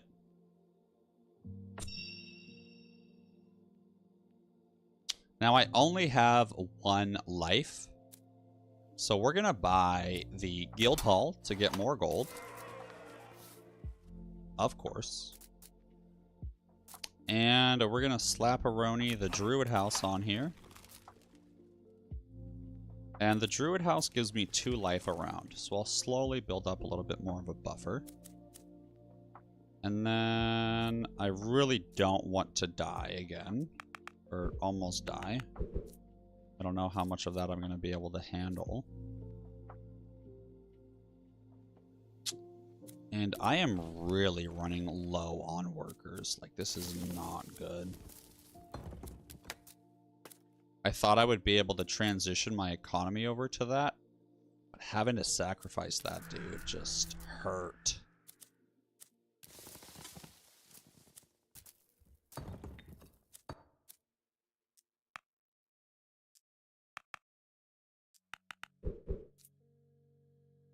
So I will have enough stone to buy a runestone tower because I have plus 40. So I don't even need to get more stone because I'll be able to build another turret next round. What I need is more gold to get more upgrades for my passive income. Or I could get more wood to get the wood upgrade. So let's do that. So the lumberjack costs 200 wood, and it will give you plus 80 wood around if you specialize in it. Oh god, that is a lot. That is a lot. Stop it.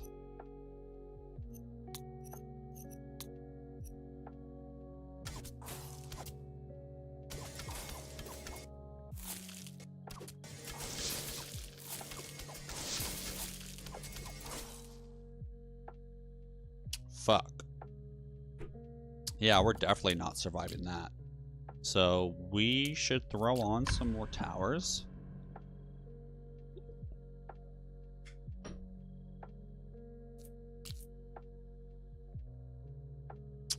And let's apply a little weakness to him with this shadow tower.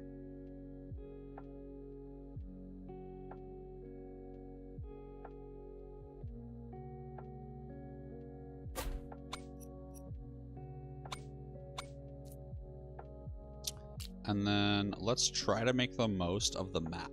So we can get a good amount of splash damage right here. And lightning damage could be good.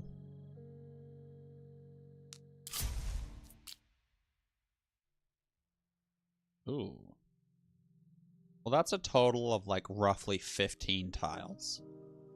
If I put it over here, it's definitely more if I put it here. If I put it here, it's even more. Jesus.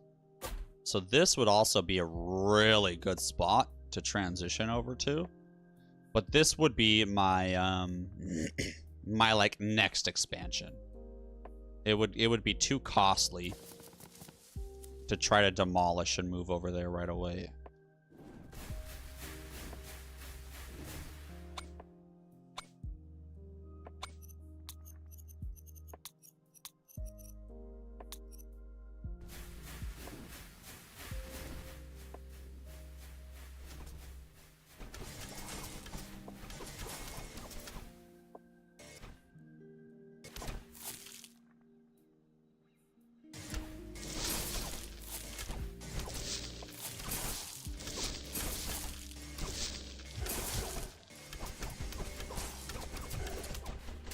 Oh! Woo!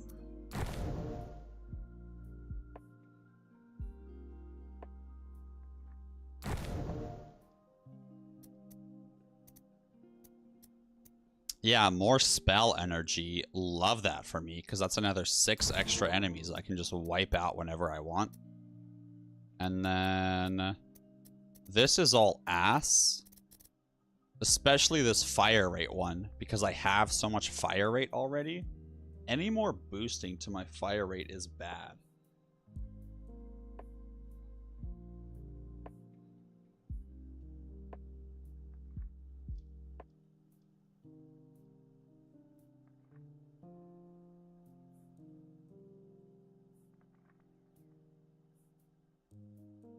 Hold on one moment.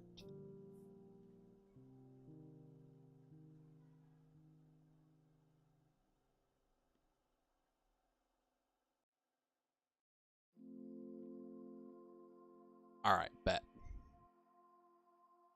So we're going to go for the statue effect by 15. Which right now it's targeting my runestone towers for plus 15 damage. Hopefully that pays itself off. Less chance for elites. Normally I wouldn't buy this. But right now, I feel a little behind the curve and would feel safer if I had it. I'm not buying this, because then destroying towers, you only get 10% of their original value. So absolutely not. And then I don't even have enough gold to get this. Do I want to claim my gold to do so? No, it's not worth it. Research completed. Okay, we have more wheat finally, thank God.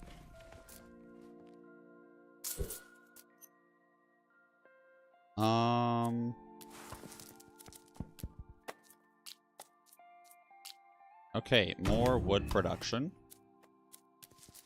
And let's go for... This is so bad. Oh, this is so bad. I did not prioritize my economy enough. Oh, no! Hot Drop Lasagna, my boy. Thank you for the follow. What is going on? How are you today? Are you a Nordhold person, or did you just happen upon my stream?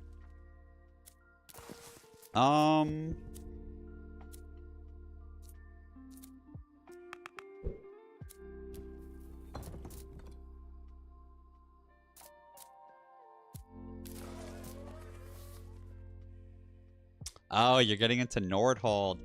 Dude, if you want an expert guide, I literally just spent the last like 6 hours of my life making a video. It's on my YouTube channel. Check her out, baby.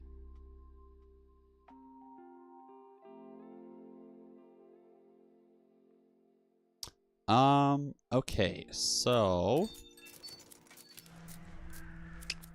when it comes to... Oh, and if you have any questions, feel free to ask me, man. I will happily explain anything. So far, I think I'm doing a pretty good job today of explaining my thought process. Chat, let me know if you disagree. I think I'm killing it, though. Okay, so we have the wheat. Let's go ahead and buy a worker. And we need stone so badly. But I think instead of upgrading the stone quarry more, we're going to get gold to buy outposts and then use the outposts to build stone grabbers, stone masons.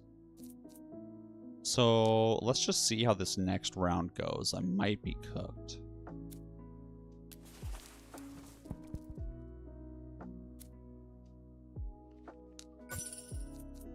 Ooh. 1 legendary banner on every banner choice. That is nuts.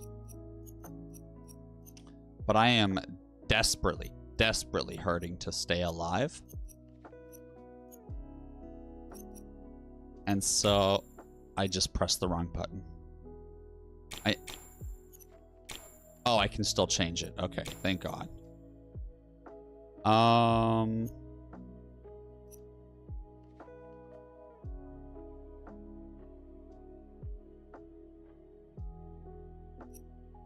No, I believe that I can survive, and I'm gonna go for the long-term economy where I lower the cost of outposts.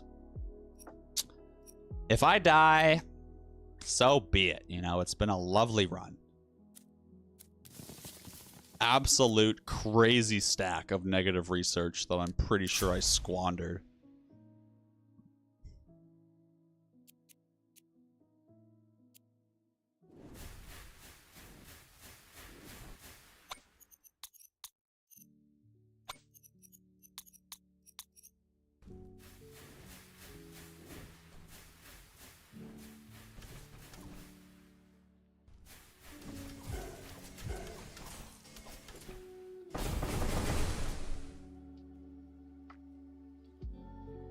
Okay, that asshole gets through. That's fine.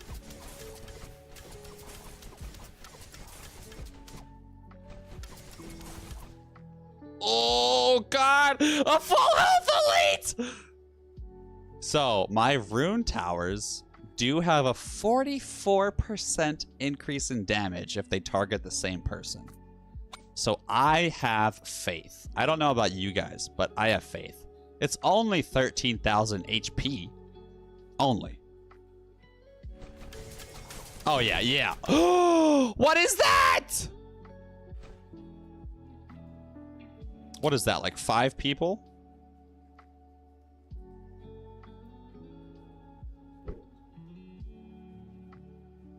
So I could spend 30 wheat to get the +5 emergency life from the druid house to survive and still be fine and continue the rounds.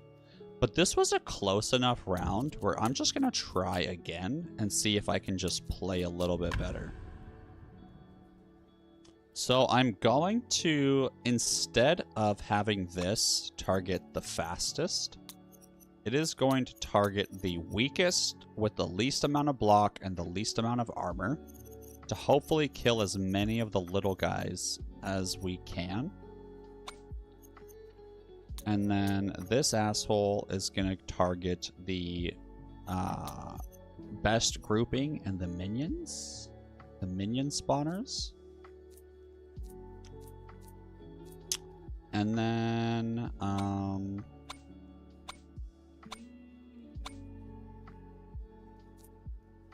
if I need to, I can build other towers if I really need to. But I want to try and get away with it.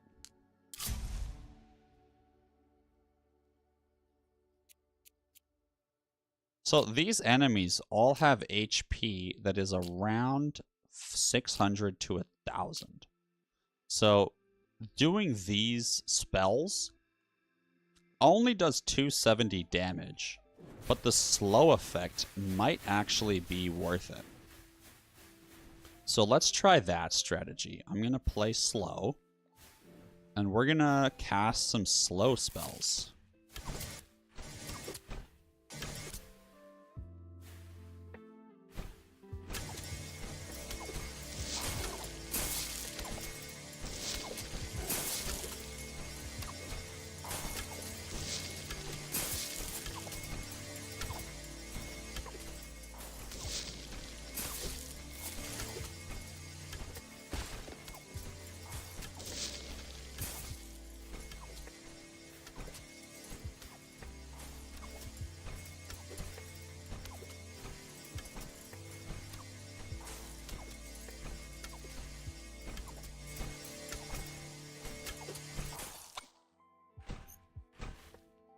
Okay, so it's just that elite again.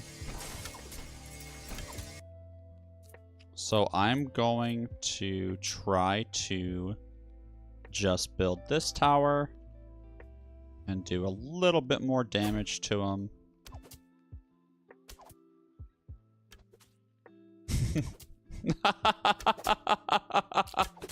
What up, General? Suck my ass. How about that?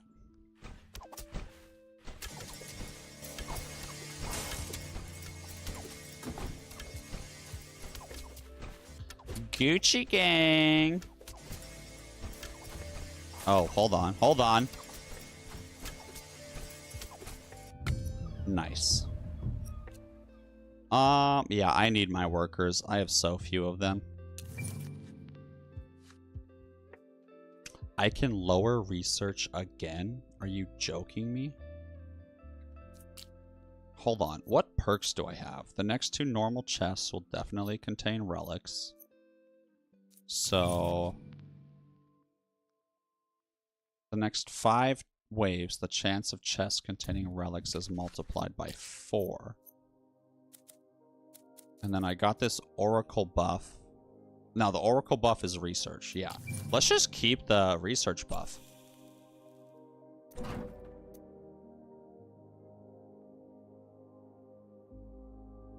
The next trade immediately resets all buy and sell prices post to 5.5 for the current wave. So I already have only rare banners and above because of the luck tech tree that I've upgraded. And I don't like blasting welcome because I use the life of my city all the time to just eat like full health people. So that would be wasted. And this gemstone bag is god tier as long as you can avoid wasting it. And I don't know if I'm going to be able to do that this run. But I really hope so. So I am just desperately in need of more resources. So we are going to go for the supply depot.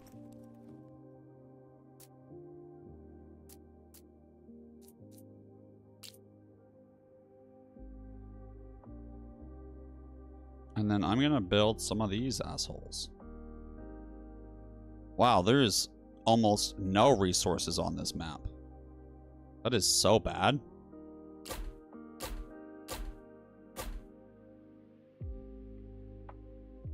Okay, so I'm finally getting more stone.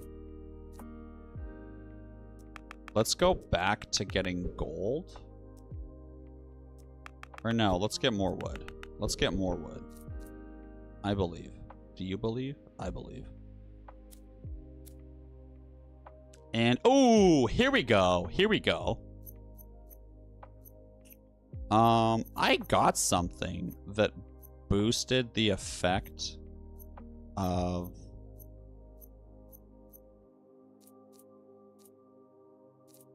I thought I got something that boosted the effect of the statue, but I just realized I haven't even bought the statue.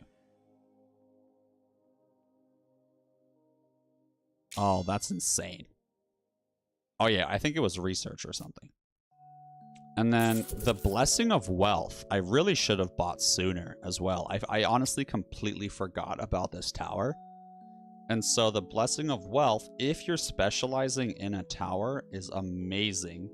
Because if all I have is runestone towers, that means every enemy I kill, I have a 7% chance to just get free gold.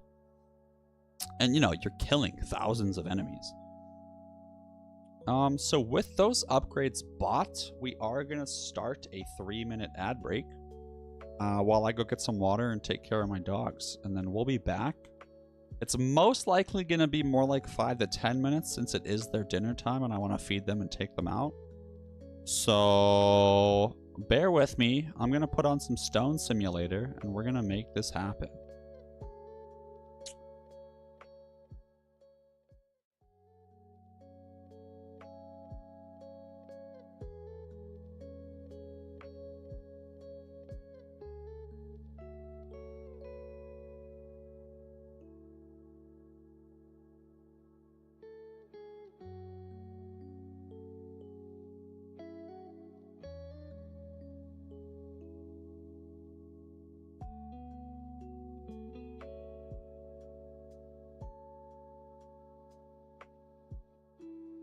What a beautiful stone.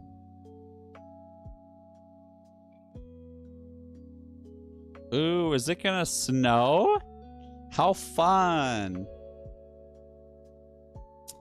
Okay, guys, you're gonna see this beautiful stone get covered in snow. I will be back.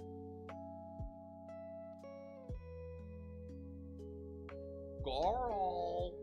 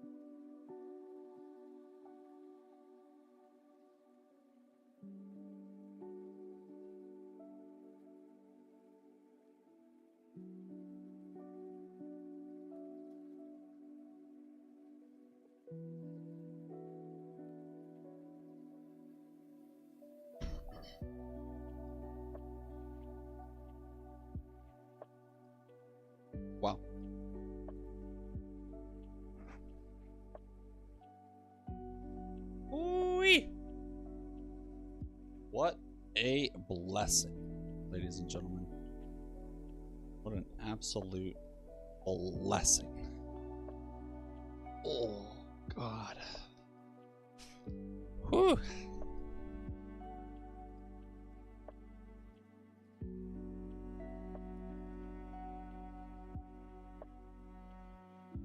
Okay.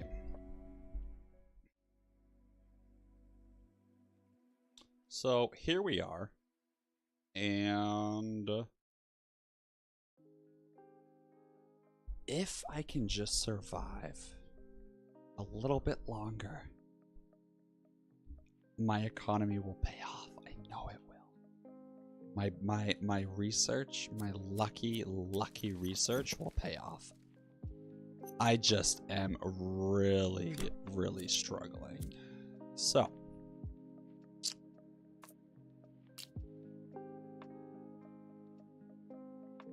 I'm gonna sell these because even though they have good range there, they're just gonna get such a massive fire rate bonus from being here instead that it's worth it to be targeted here instead.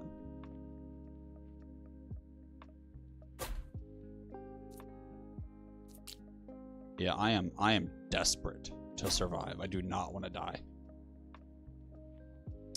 Now there are some motherfuckers that teleport. And so if that happens, which should be happening soon, that's not good.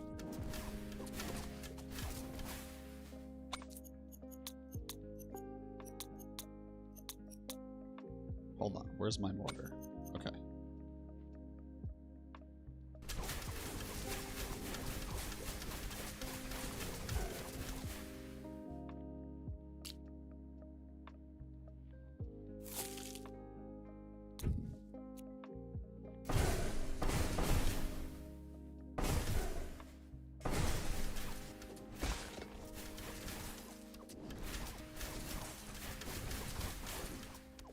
Okay, one got through, but...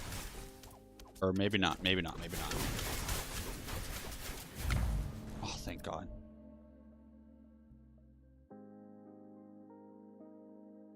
I forgot to sell all of my towers. Oh, thank God. Oh my God, these runestone towers get such a large increase in their damage the longer they target one person that I am actually going to change their upgrade path. So I'm going to create a new one and call it Wild West.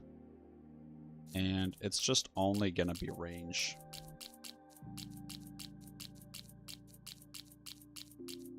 And then I'm really struggling with damage as well. So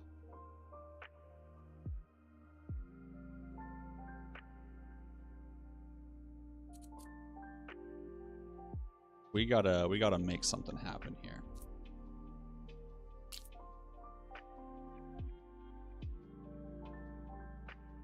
So here, if I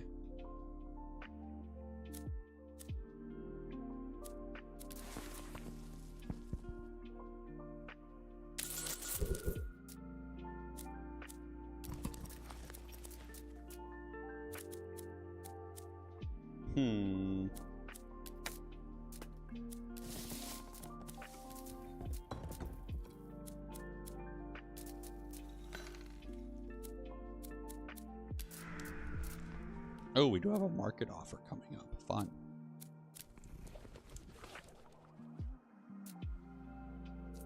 If I sell all of these,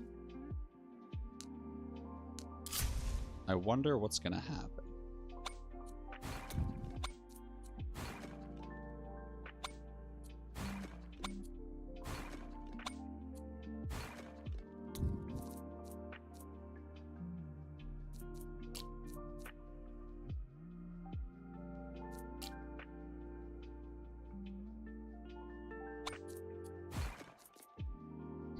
So I could build one more runestone tower.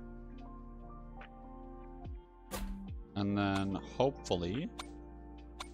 Yeah, okay, so now I can upgrade these.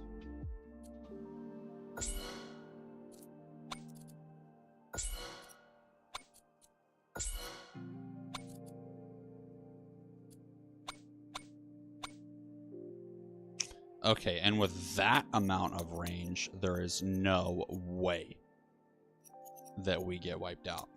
No way. I just need to get one more tower a little further up, because you see these guys teleport when they first enter the range of a tower. So let's just put this guy there. And...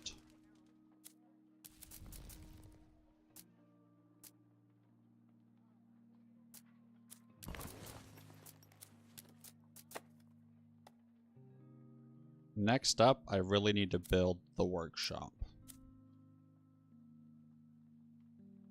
Oh god, this is so bad. Oh man, just prioritizing that research, it was nice. And it's gonna pay off in the long run, if I can make it to the long run.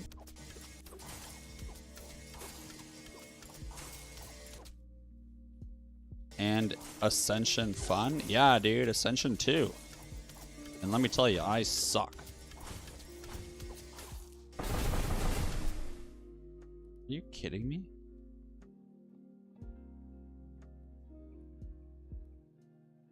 Carmack! Yeah, let's try that again.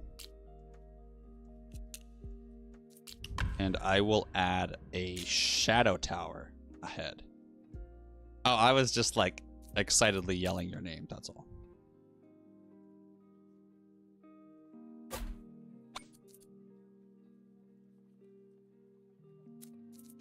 And then this is gonna shoot wildly. And yeah, I'll delete all of these towers at the end of the round before I get the banner choice. I think that will also really benefit me.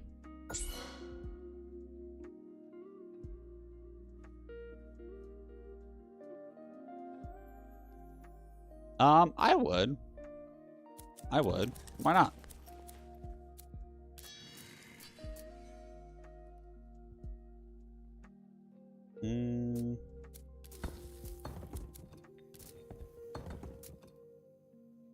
Oh man, I am hurting.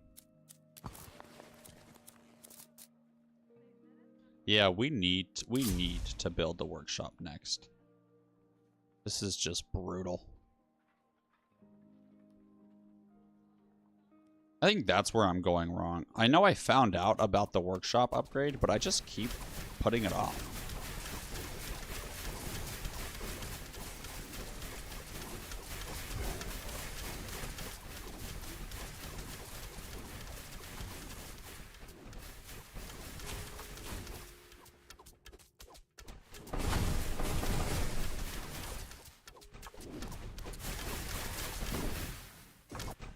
Okay, we got it.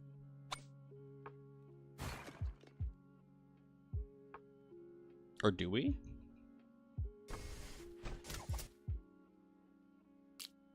Okay, yeah, it's just this tiny little fucker.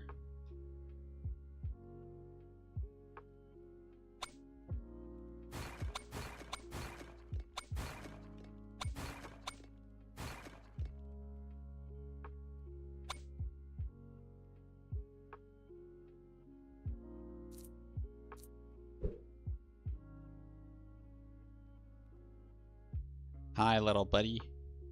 Be free.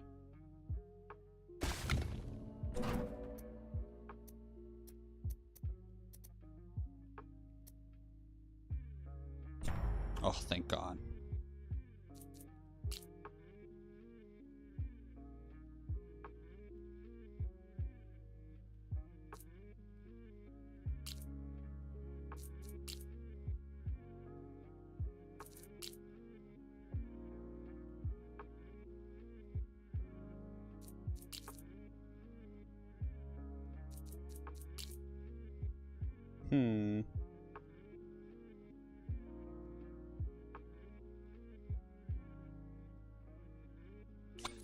I really need more damage, man.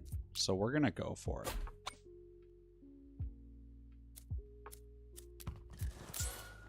So we're gonna build a forge, which gives plus 10 damage. And then if you smelt it, you can get even more damage, but it destroys all the resources around the forge. So it is quite costly. But that's the price that we pay for greatness.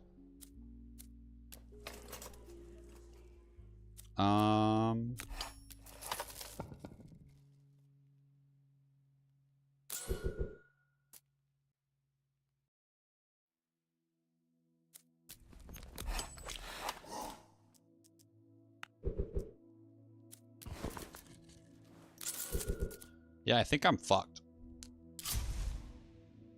I really do. I think as much as my research has been helpful, I messed up.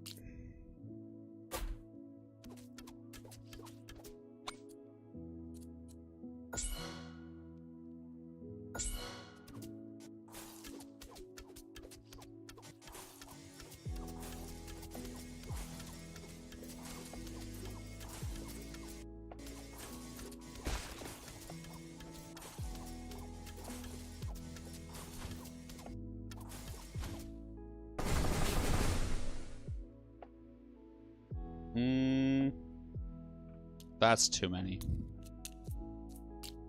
Damn. Why am I so bad at this game on Ascension number 2? Jeez. A little shadow tower couldn't hurt.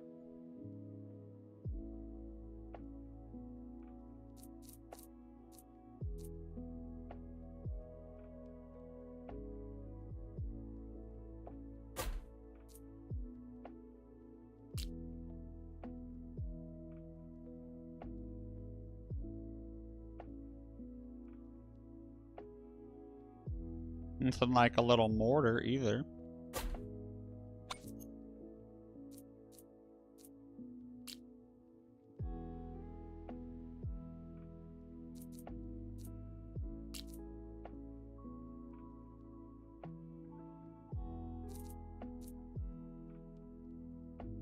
Yeah, let's just see how that goes.